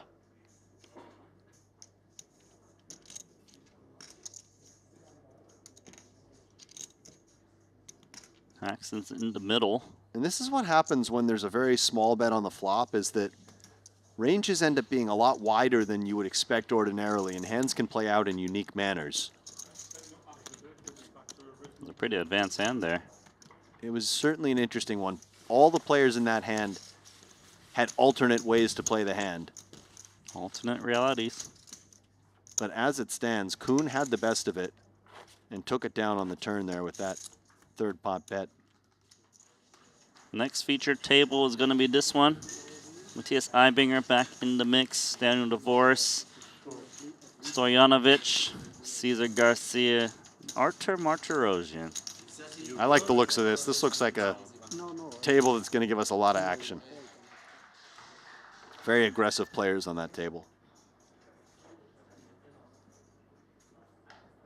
Apparently, someone in chat named Pushin Lechat needs to go to bed, but he loves watching this, so wish you a good night. When you wake up, do play back the replay and join us when we're live again for day 2 of this event.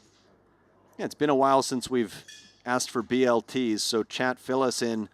What's the beverage of choice right now? What is your location? And what is the time of day where you are? As we know, we have a very international audience. For some of you, it's Is it early not in the morning. redundant, though, to ask the location and the time? Well, it would be if I had just a perfect map in my head of all the time zones and how they matched up with all the locations. So you don't? No, I'm not quite there. Okay. I know a lot of the ones in North America just by virtue of keeping in touch with friends and family back that way.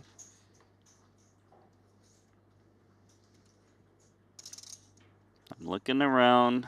Who's got the good piece? Anyone? Doesn't seem like it. Nobody has the quote-unquote good piece. As we can see, a nut gut shot in Naj's hand. Watson's overpair isn't going to feel thrilled about this board. But it's Mirmo who's attacking on the strength of the top pair blocker and the 4 in his hand. So basically, he has a couple of cards that interact well with strong holdings on this board. Right, so the 4 blocks the straight draws that might want to continue. Correct, and the 10 obviously blocking top 2, top set, that sort of thing. And I guess the clubs block some strong backdoor club draws. Yeah. You're getting there. You're getting there. Almost ready for your game. The 10 really becomes critical in a 4-way pot. Well, both the 10 and the 4, actually. They're very key cards. Watson already not in a great situation here with the kings, but he's going to hang tough. He's got backdoor diamonds, despite the fact that they're just 4 high. I think that Haxton needs to fold this hand now. once there's a bet and a call. And he does get out of the way. Doesn't look happy about it. So interested to see how both players play turns and rivers, and that's a very interesting card because it's given Watson a 4-high flush draw. Nobody feels like they have the best hand right now, and it's just a question of who feels that they can bluff at the pot. Watson has a more natural bluffing candidate. Yeah, I would think so too. Also has the draw to the absolute nuts, the steel wheel. That's right. I see these things. And yeah, Mirmo might just be playing check fold here with this particular combo. Watson can consider checking back, trying to realize his equity, or he can go for a bet now and target a hand like Queen Jack 10-3. Yeah, I feel like a weak 2 pair wouldn't feel great about calling anymore with the ace. Aces and 10s would be a lot of trouble for 10s and 3s. Exactly right. And one of the primary hands that Watson's going to have calling the flop here is some type of 4-5 combo. Let's take the free card. Kings are actually best now, and Watson makes a wheel. Even better. And interestingly enough, Mirmo probably doesn't expect Watson to have too many wheels now because he would think, 4-5 bets the turn. And he's not going to give Watson too much credit for having 4-3 or 4 deuce, maybe some ace-4 hands. Oh, it's dangerous when you ask how much is in the middle. You always look in the bet. You're just trying to figure out how much to bet. Yeah, and it's possible that Mirmo just uses a small sizing here, as Watson will have some chunk of straights that will never fold, and he just wants to target all the other hands in Watson's range. He does indeed go small. You're right. 28K, the idea being that you can fold out all the 2-pair hands for this sort of price, potentially. And he is so far down in his range with just a 10 after betting the flop 4 ways, and just a clear call for Watson. Yeah, just call just in case you're up against 6-4. I think so. It feels difficult to get a worse hand to bet call here, and I don't think you're going to get anyone off a chop either. Yeah, that's the important part. Can you get someone off of a chop? Then maybe you can consider it.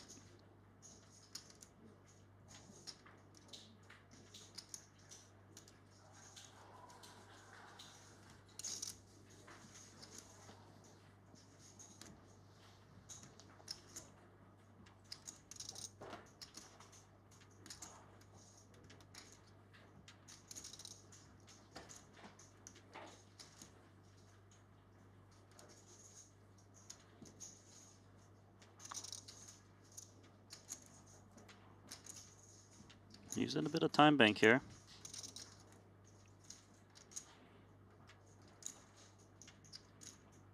Okay, so he does feel there's value in a raise.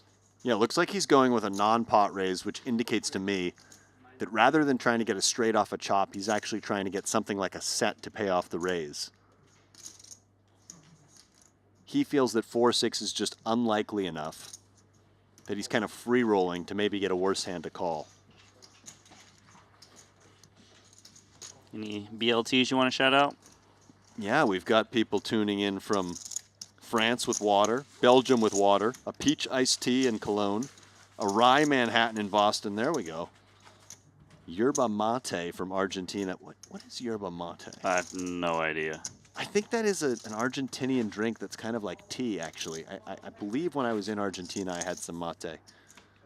We've got energy drinks in Nevada. We got Dubliners, Norwegians, Hungarians tuning in, so thank you to everyone. I appreciate the Hungarian saying the same time zone as Montenegro, because I wouldn't have known that. There you go. I'm meant to be in this box, yeah. We appreciate you tuning in wherever you are, enjoying a nice cold or warm beverage as you watch some high-stakes pot limit Omaha. It's a $75,000 buy-in. Would expect to see first prize in that $1 million range or so, maybe even a bit over, as registration will remain open until the start of play tomorrow. And there are some players who have busted out today who I expect to be there for first hands off the deck tomorrow.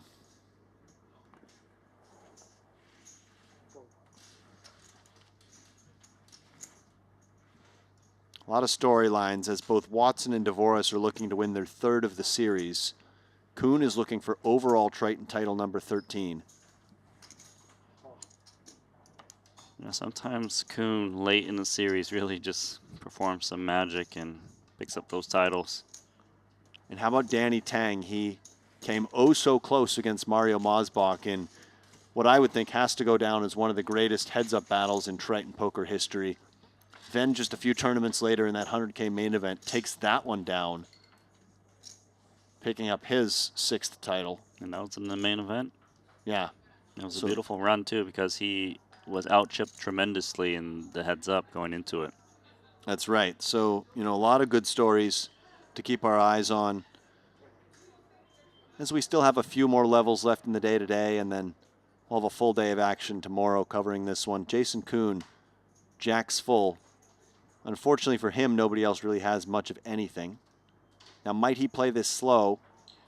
He was the pre-flop raiser, so he feels that his range is going to want a small bet, high frequency, and he does that.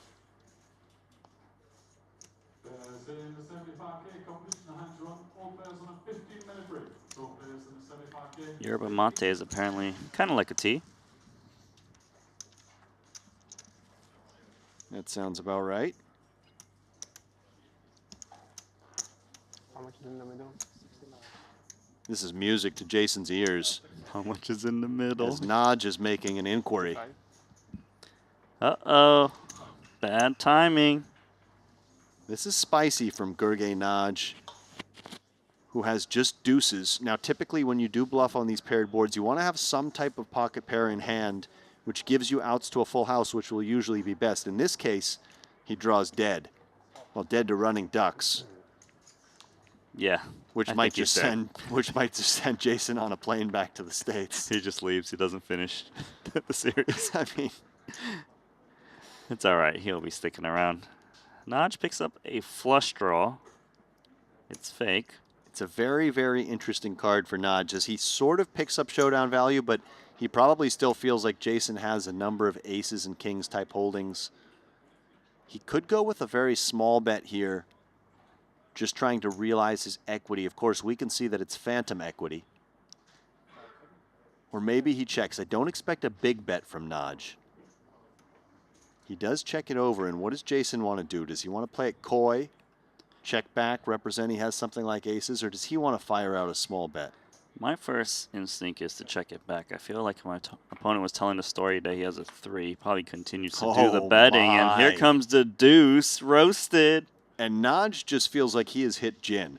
He feels like he is going to make one of those hands that he's going to show down, and Jason is going to call, and Jason is going to squint at the board and look at Naj's cards as if to say, you check raised me with what? And he's just got these visions. The dollar signs are popping into his head. Meanwhile, he's in peril. And Naj is going to be like, full house. Like, huh? He even has the pocket queens blocker a little bit with the deuces. I think Naj just comes with a healthy bet here, targeting aces. Targeting even ace tray. He goes pot. Full pot. Is Jason going to jam or just call? He looks like he just calls. Oh, sorry, I got the graphics wrong. That was Naj's hand. I thought the same thing because we had seen Jason's face. Tricked me. I think he'll ask for the rest. It's only a small raise. All in. Naj is like, seriously? How much is that? Oh man, to fold for this much more, but then what do you beat? I think he knows he's beat, but it's only 40K more. He has the worst full house out there, literally. Doesn't beat jacks, doesn't beat jack 3, doesn't beat queens. Even 3 deuce beats him.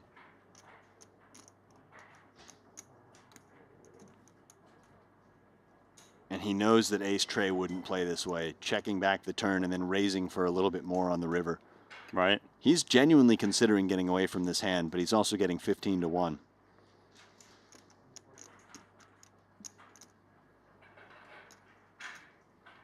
40K. He's also going to have to show it if he calls, as it's going to be an all-in and a call where both hands must be tabled. I guess most of the players are left. He's just going to call. Jacks. Jacks, and it makes sense now. Sick. River the I deuce. deserved it. You deserved it. How much? 270. Nice check back from Jason Kuhn on the turn. Allows Nodge to hit the boat. He would have easily check folded to a big bet. So it looks like players are going on another break here. We've got 2 more levels to play before we end the night. Jason Kuhn surging. He's got 613,000 chips. Welcome back to the booth. I mean, that last hand was quite a big one. I mean, did Notch do anything wrong putting in the last 40K? No, I mean, at that point, you're getting 15 to 1 and you have a full house. Yeah, you don't expect to really ever be good, but you don't need to be good very often at all. And I think most of us would have done the same thing. In fact, I think a lot of players would have just snapped it off. Yep, so 2 more levels of play. Currently, Richard Grieco is the tournament chip leader. He has 1,000,000 chips. Cesar Garcia just under 1,000,000. He has 933K, and then followed by Espen Mermo. So we'll take about a 5-minute break and continue action to close the day. CoinPoker and Triton are teaming up to give anyone a chance to win a $25,000 seat to the next Triton SHRS Series in Jeju. All you have to do is sign up to CoinPoker using code Triton, play the qualifiers, and the winner is gonna win an all expenses paid trip and a $25,000 buy-in for the next Triton SHRS Series. Hopefully, I see you in September.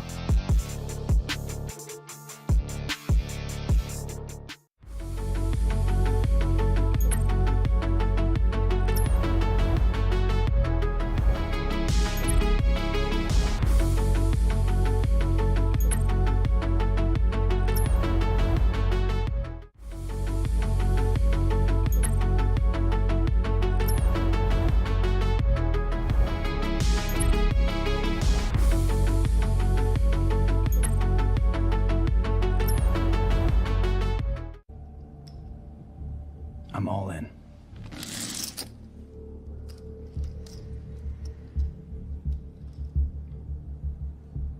Call.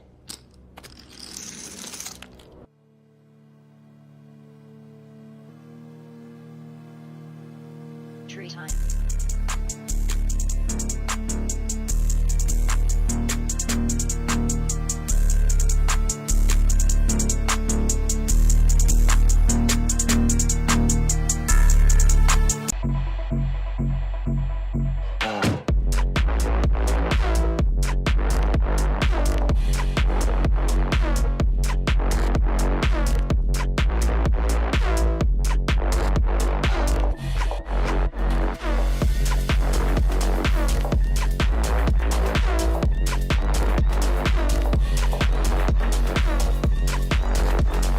Five years ago, we changed Hold'em.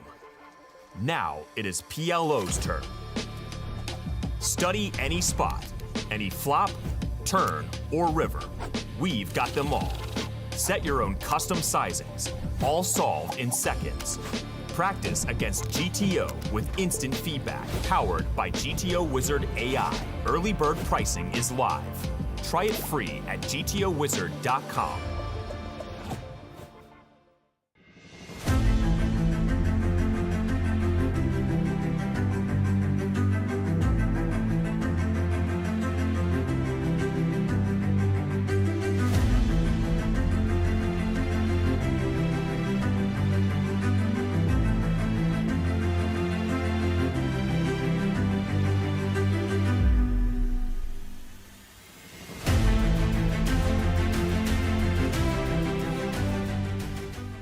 Let's say you have. Yeah. Yeah, it's definitely possible.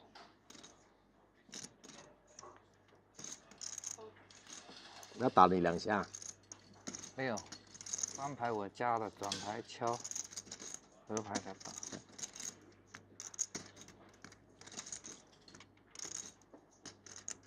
So Mao is now short on chips after losing that pot to Wang Ye.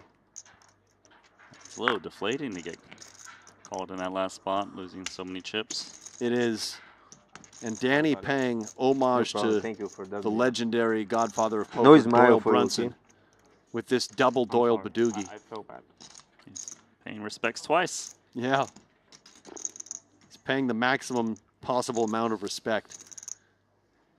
Now, you might think that he should spring into action with those 10 blockers, but with no additional backup on a board that Joao's going to hit hard, it makes sense just to give up this hand. His opponent is so short. 不能笑，还是很痛。 Does check through. 肌肉痛啦，肌肉啦。 Hit the set. 可能是我有做过几次，是吗？按摩弄到的，大多数。 Smile's got a straight with 8-9. 那个，因为你少动，所以有些筋啊硬了啊，或者怎么样啊，按到按不刚。哦，对，那 And 天。 diamonds to go with it. He may check back. He does.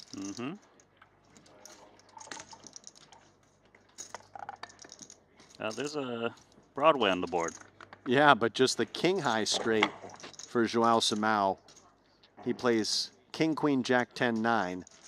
Danny has a set of 10s on a very concerning board. What a river, my god, I had fresh drawing straight on the turn. So Danny bets 5K. What's in the middle? 34. Not draw and straight draw on the turn. No, it's straight, not draw. Good night. Huh? Danny's in his hand and he's talking to You have somehow. a straight on the turn. Oh, you have a shit straight. 8-9。 I don't see how Joao can fold for this price. Sorry, I was like so confused. Like, what do you mean? What are you waiting 他们 for? 已经把孙子维 Oh, 是 you have a 8-9。 straight, you win. Straight wins. Straight wins. And I, straight wins. 哦，9缺。 Night queen 他9缺，8-9还好。这个5000块他想什么？对啊秒扣嘛，5000块又不是打个炮。 A little too cheap to get out the queen Oh, 9. I was ready to go crazy, and then turn, boom. Huh? He tried. 3条对吧？ Mo plays the chip lead. See how Naj plays these double suited kings. I expect him to come in with a raise. 18,000. Naj has had a lot of success in these Triton PLO tournaments as well. Ibinger is extremely short on chips. He's just going to wager them all.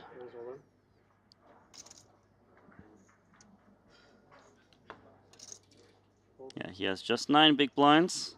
Espen folds the double suited hand. Not closing action. Naj is in pretty solid shape to knock out Ibinger. 2-1 favorite. Cover the clubs. Bigger pair. You cover my clubs. What am I hoping for? Jack? Well, 8-10. 8-10, okay. Big smile on Ibinger's face. Would love a bigger smile with a flop. That's in his favor. Not Well, that one. That is a, 8? that is a good card. 8. Let's stick with the game plan.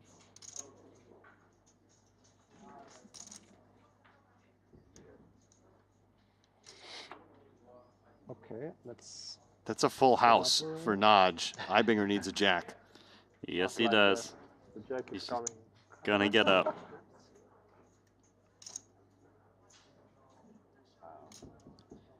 D-miking, as he probably should, and officially. We'll see if Ibinger hops in now or later.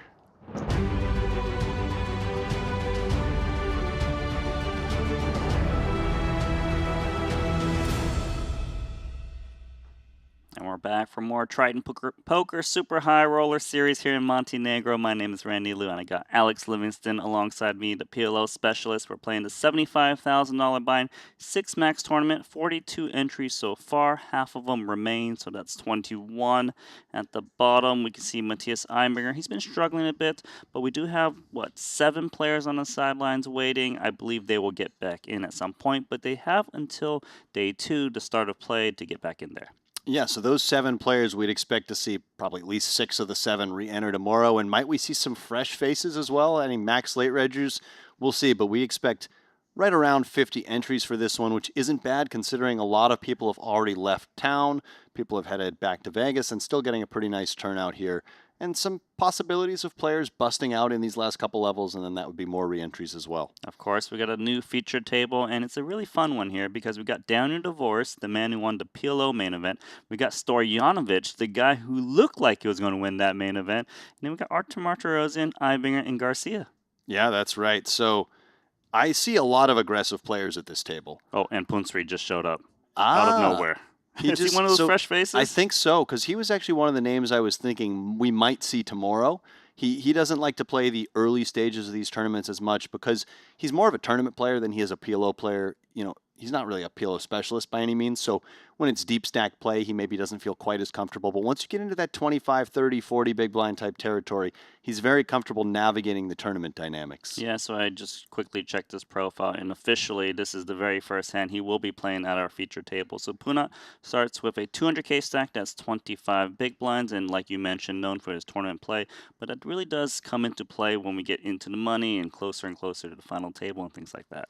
Yeah, and like we've seen, a lot of the players who have had success at Triton in PLO events are these players like Dan Divorce, like Matthias Ibinger, people who you would think of as more no-limit hold'em specialists. Martirosyan comes to mind as well, but they've just done well navigating those tournament concepts and applying them to PLO. Yeah, it's very cool to see the contrast in styles and how they work. Of course, we've got all the specialists and those OGs that have been playing both no-limit hold'em and PLO for a very long time, like that man drinking the water, Ben Tollerine. So half the entries are gone. Rebuys are still available. Or just fresh entries like Punat Punsri. I suppose that's the time when the Thai chat just shows up, blows up the YouTube channel. That's right. We always get a healthy Thai contingent rooting on their man Punsri. I can't wait till you do the BLTs and then all of the Thai chat comes in. Bangkok, Koh Samui, and the Thai characters, you know, yeah. So Punat, 200K, a little bit more than Ibinger, who's put in a couple bullets but hasn't gotten anything going his way so far, but don't feel too bad for him. He already shipped the 50K mystery bounty for a nice price. Yeah, he's picked up something like 3 titles in 11 PLO tournaments he's played here at Triton. That's right. Unbelievable. For someone who is not a specialist. Right.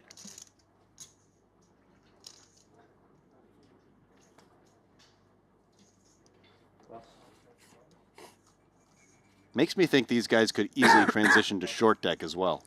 I think so. Well, this guy knows how to play short deck, Daniel Divorce. That's right. Probably. He has a short deck title. Didn't he pick that up in Jeju? Recent, yes. Yeah. You know a name that's coming to mind that plays PLO that's not here? Your friend, Philip Sternheimer. Yeah, you know, I was asking Sternheimer if he was going to come here, but he said that because he's spending a lot of time in Vegas for the WSOP, he's doing some type of family vacation with his kids there right now. They couldn't do both. No, where did he end up going? Trying to remember. I want to say maybe somewhere in Asia. Maybe like an island country in Asia. Not totally sure, though. Well, next time then. Yeah. We're going to definitely see plenty more of Sternheimer at future Tritons, as he got heads up against Ben Tollerine in that no-limit hold'em main event in Jeju. I know. Bluffed it off. I know. But, you know, I respect the courage to bluff it off in such a big moment. That led to that second main event title for Tollerine, who has just had tremendous success on tour since joining just a couple of years ago. 9-4 deuce, and Divorce has got the best hand with pocket eights. There's a lot of aces busy in these 3 hands. Shout out Edgar saying, smash that like button, support the channel and the commentators. They're doing a great job, and stop complaining about everything. So he's policing our chat for us. He's doing a great job. Seeing him every day in the chat. Stoyanovich has an interesting hand here. He just has 4s, but he has 2 backdoor flush draws, and overcards to the 9. So he feels that he can actually bet and call a raise with a hand like this. That's my thinking as to why he's making this large bet. And he's just going to get this one through unless somebody does something a bit surprising.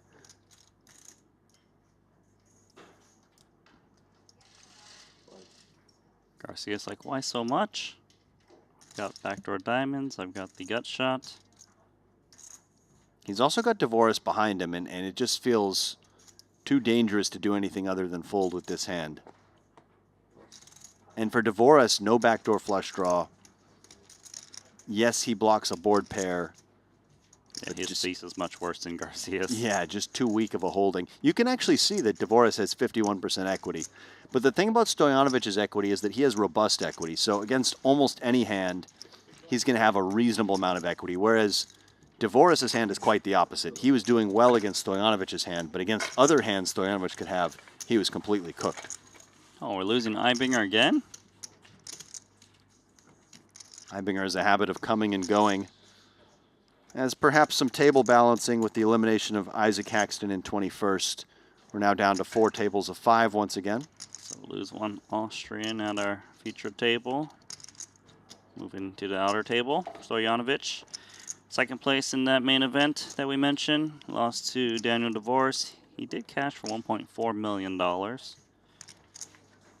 a bad chunk of change. Only plays the PLO. Yeah, not bad at all. Aces for Dvoris. PLO main event champion. And also the Golden Decade champion, the very first event here this festival, the 25K.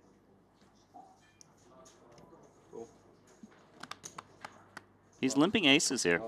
Yeah, so what he's doing is balancing his limping range, and he chooses the rainbow version of the aces because in a limp pot, it's not like he's sacrificing so much equity that he would have gotten by raising, and he still reserves the right to go for the limp re-raise if he does face a raise. So this is nice from Dvoris.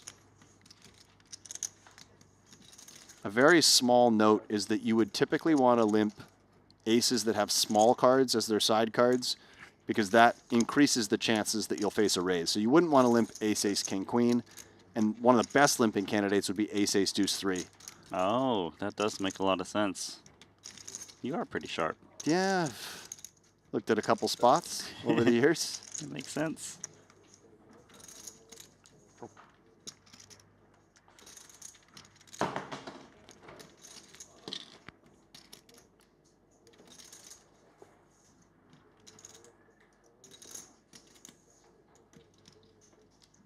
Artur is betting 16K with the gut shot.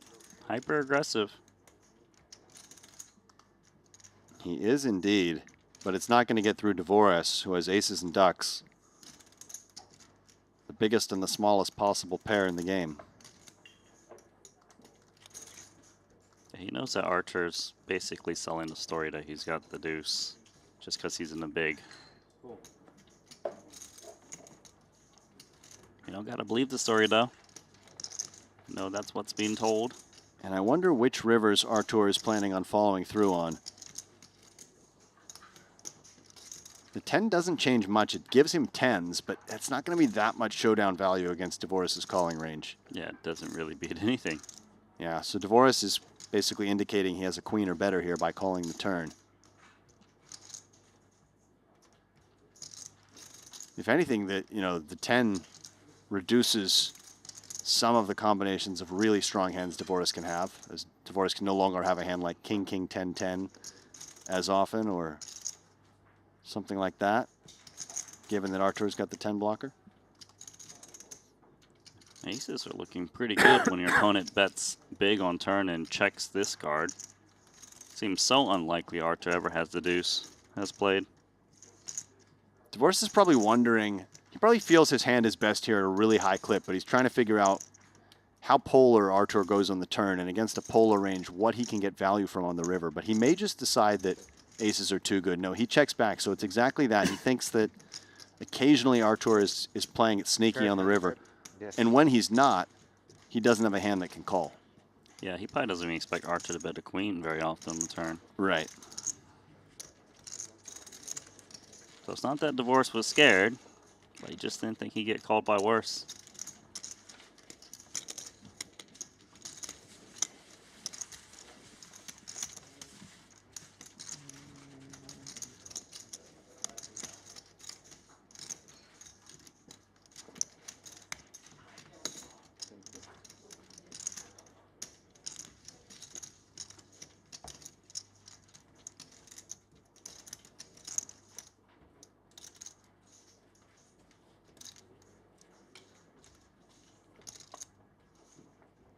So these guys aren't giving us much chatter either. Guess we're going to have to do our job. We're going to have to keep talking. It's just so unfortunate in this role as a commentator that we are continually required to talk. I thought they hired us to listen. Yeah, that's, you know, that cash game was a real treat, wasn't it? I wish we'd get some more someday. There's been clamoring in the chat. Chat is requesting future cash games. A PLO game would be fun, wouldn't it? Yes. They don't play too much in the way of cash PLO here at Triton, not that I know of. Yeah, not for a live stream. I mean, we've had a couple here and there, and they were pretty splashy, if I remember correctly.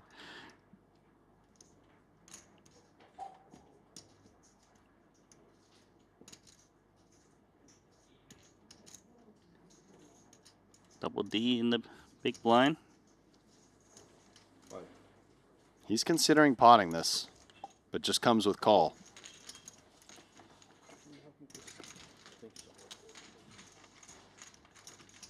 He probably felt he was just not quite strong enough off of his stack size, but it's definitely a close combination and one that can consider potting versus a raise and a call.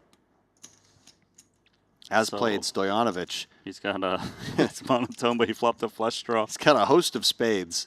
So on the one hand, of course, he would rather only have 2 spades in his hand because he'd be more likely to make a flush.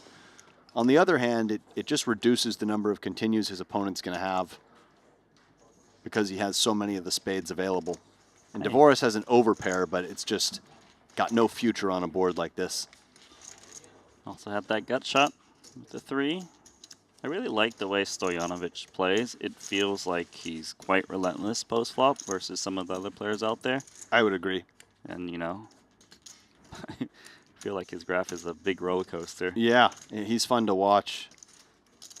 So there's an interesting strategy question in chat from Triple Threat saying, wouldn't you want to pot bad aces to get them heads up and then limp raise your really good aces that flop well? So my counter to that would be, if you pot these bad aces, you're still going to see a multi-way pot pretty often. And the stack to pot ratio you get when you just open and you see a single raise pot is a bit of an awkward one with a hand like bad aces because there's going to be enough money to play behind that you can't just stack off on a lot of boards. Whereas if you limp, if it's a limp pot, it's no big deal. Now you're just set mining. Mm-hmm. And if you get the limp re-raise in, now you've trimmed the stack to pot ratio to such a point that on many flops you can just get it in. Whereas with those double suited aces or those single suited more premium aces, they have more playability across multiple streets, which makes you a little bit happier raising them. But you can certainly play some as limp re-raises as well. Well explained, Alex.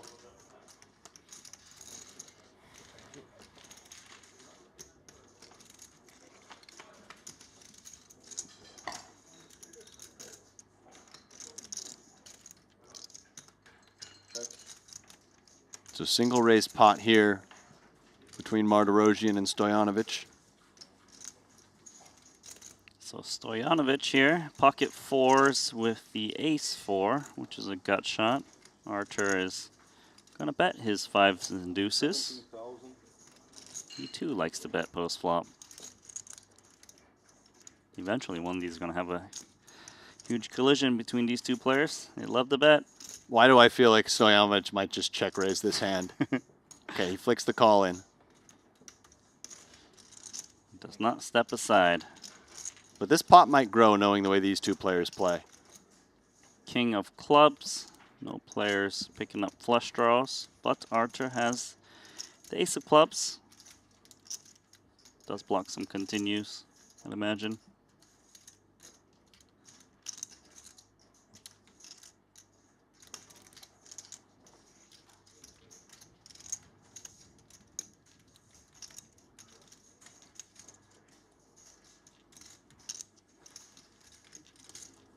Maybe Archer's reading Manuel for no deuce to not check raise the flop, and that's why he's betting again. Bet 66,000. Well done. It's a nice double barrel there.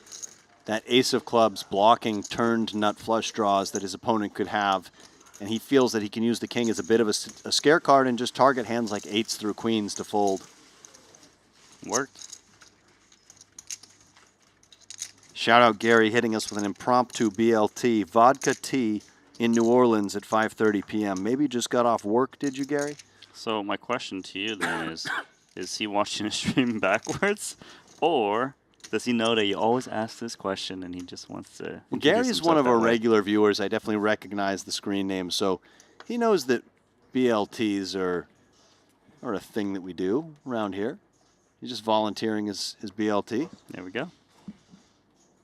Vodka tea, though, is that really a thing? It must be. Never heard of it in my life. Nor have I.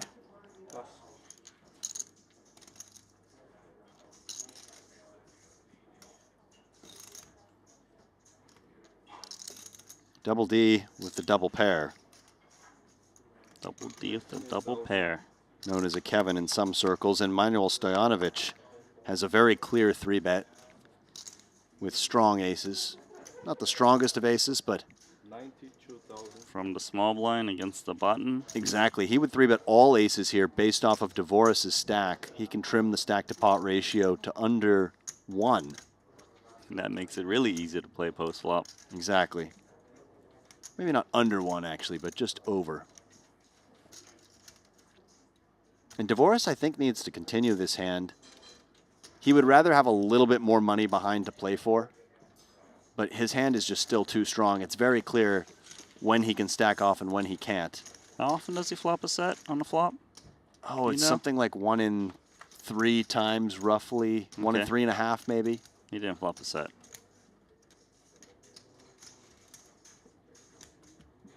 Can't be quite 1 in 3, but more than 1 in 4. What to do now with the aces? Do we bet small? Do we pot? You can definitely just pot this combo because you have enough equity to get it in, and you can deny equity to straight draws and flush draws. He ends up just going with the smaller bet. What does small bet do? Small bet is designed to put more pressure on hands like red kings and red queens that don't have additional equity. Is designed to make those hands more indifferent, whereas they might need to fold He's moving versus in. pot. Yeah, Dvoris just has enough equity with the double pair and the flush draw. He's got so much equity, actually. He can hit full houses. He can hit clubs. Almost a flip. I know. It's a 650,000 chip pot. And it's between these two, as they were deep in that PLO main event. Dvoris got the best of Stojanovic. That's right. Number 1 versus number 2 in the main. Is he going to get him again and beat the aces? It's like we've been here before. There's a 5 of hearts for the full house. That's right, but it's not over yet, as Stojanovic could still hit an ace or a 9. Ace or a 9 to take the lead, and he does not. Daniel Dvoris has got Stoyanovic's number.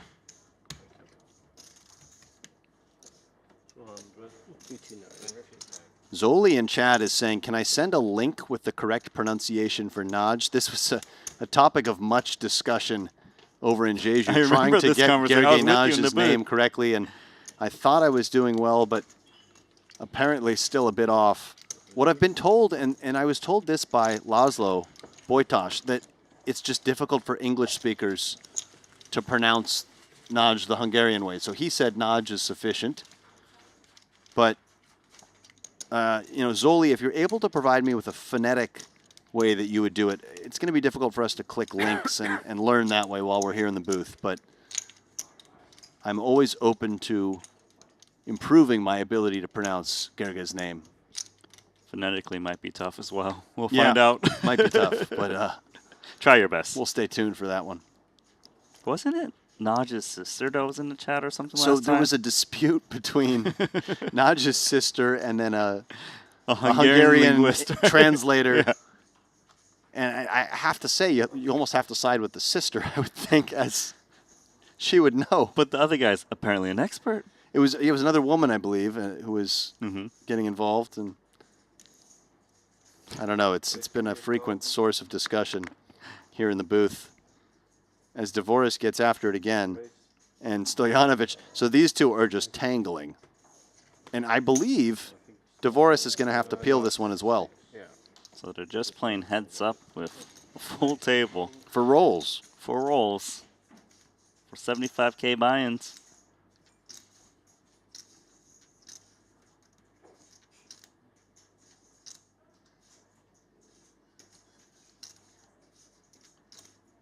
So both players with pairs and double suited with the king.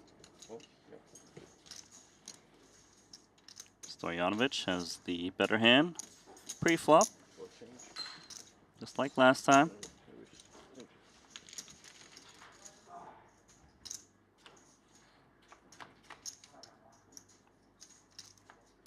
Seven, 5, 4, 2 spades. The flush draw belongs to Stojanovic. It's a board that is really bad for Stoyanovic's range, is much better for Dvoris's range, but nonetheless, at this stack to pot ratio, any overpair with a flush draw is going to go with it, and it's kind of difficult to bluff with Dvoris's hand. Now, if he were to choose to lead here as a bluff, I would just go with a small sizing, but he plays check.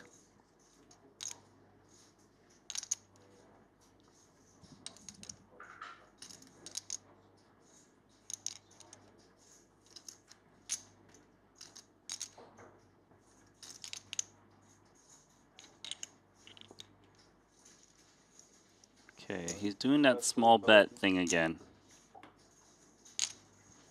Of course, a different type of board. Yeah, different hand. this is interesting from Stojanovic, but basically he doesn't mind encouraging a light peel because he has the king high flush draw to go with his jacks, so he would want a weaker flush draw without additional equity to put more chips in. Dvoris has like really close to nothing here, but he does have backdoor king high hearts and a 7.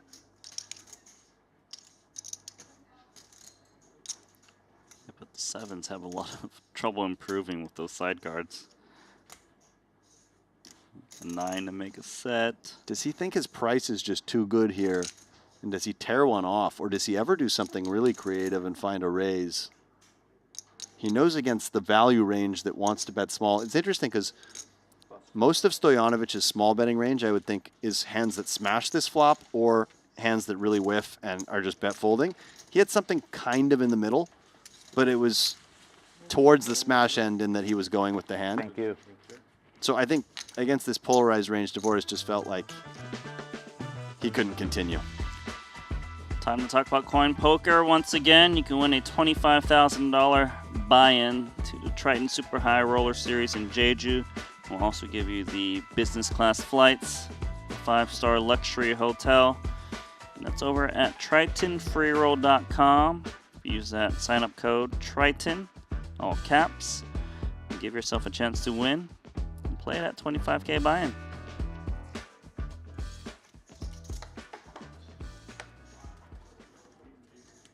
Okay, so I'm getting very detailed That's a instructions. really long explanation from by Zoli Zoli. to say "na," but with a short, flat A sound, not the long "ah" as in father, and not A as in day. So na, na, na, na, na, na, and then end with a soft DUI sound, almost like the beginning of Duke in British English, but shorter. Naju? That doesn't sound right, though. Naju? Is that what you think it is? Naju? Naju? I can't confirm. I cannot confirm. You can wait until Zoli. Not Naj and not Naj. Naju. It's not Naj, it's not Naj, okay? Let me know if I did all right on that at all. I appreciate your attempt. Zoli. We're really doing our best. Well, you're doing your with best. Naju. But I might have to keep calling him Naj because it requires a lot of brain power to try to say it this way. And then we you do forget our about best the in the analysis. booth. Exactly. We've got a hand going on here, meanwhile, a limped pot. As Martirosian has flopped 3 5s and has the lion's share of the equity. And it doesn't seem like anyone else has anything. So I guess this hand is over. Take it down, Charlie Brown. Up to 45 entries. 45? Yep. So we're definitely going to get the 50 then. Oh, yeah. We're going to clearly, you know, we could even, we probably won't get to 60, but we could get close, maybe 55. Which by my rough calculation means we're definitely going to get over $1 million for first. Okay.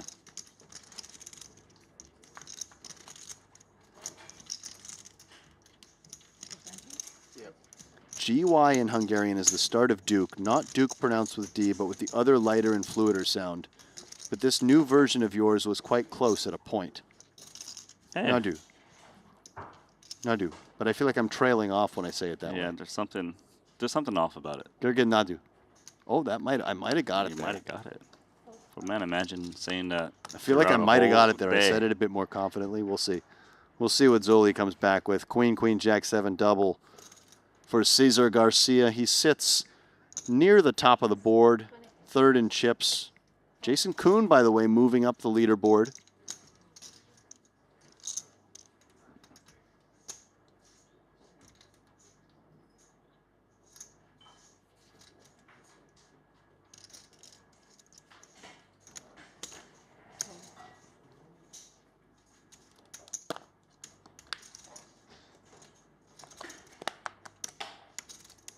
Apparently, your second go was the closest so far, but I can't remember what you said. Nadu. Nadu.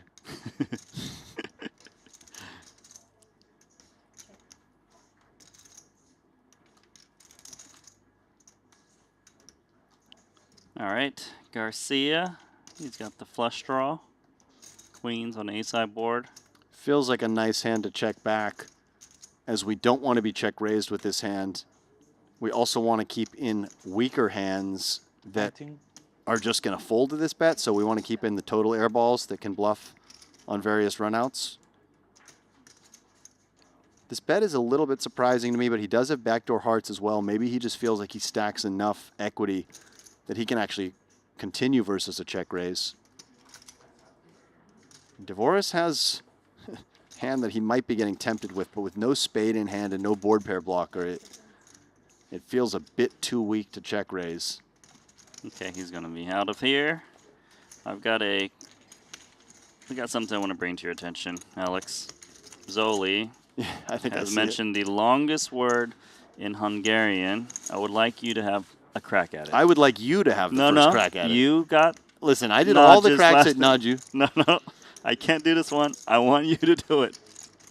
That's why I said it first. Okay, so the longest word in Hungarian is Megzentsegte. Jeez. Megzentsegten iteletensteled edsgestegtekert.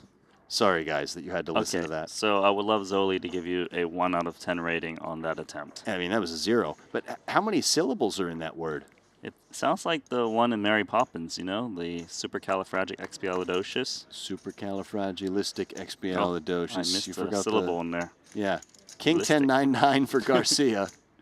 It's the type of hand that can either limp or open. Maybe he opens just on the strength of his chip lead at the table. But limping would be a reasonable play as well.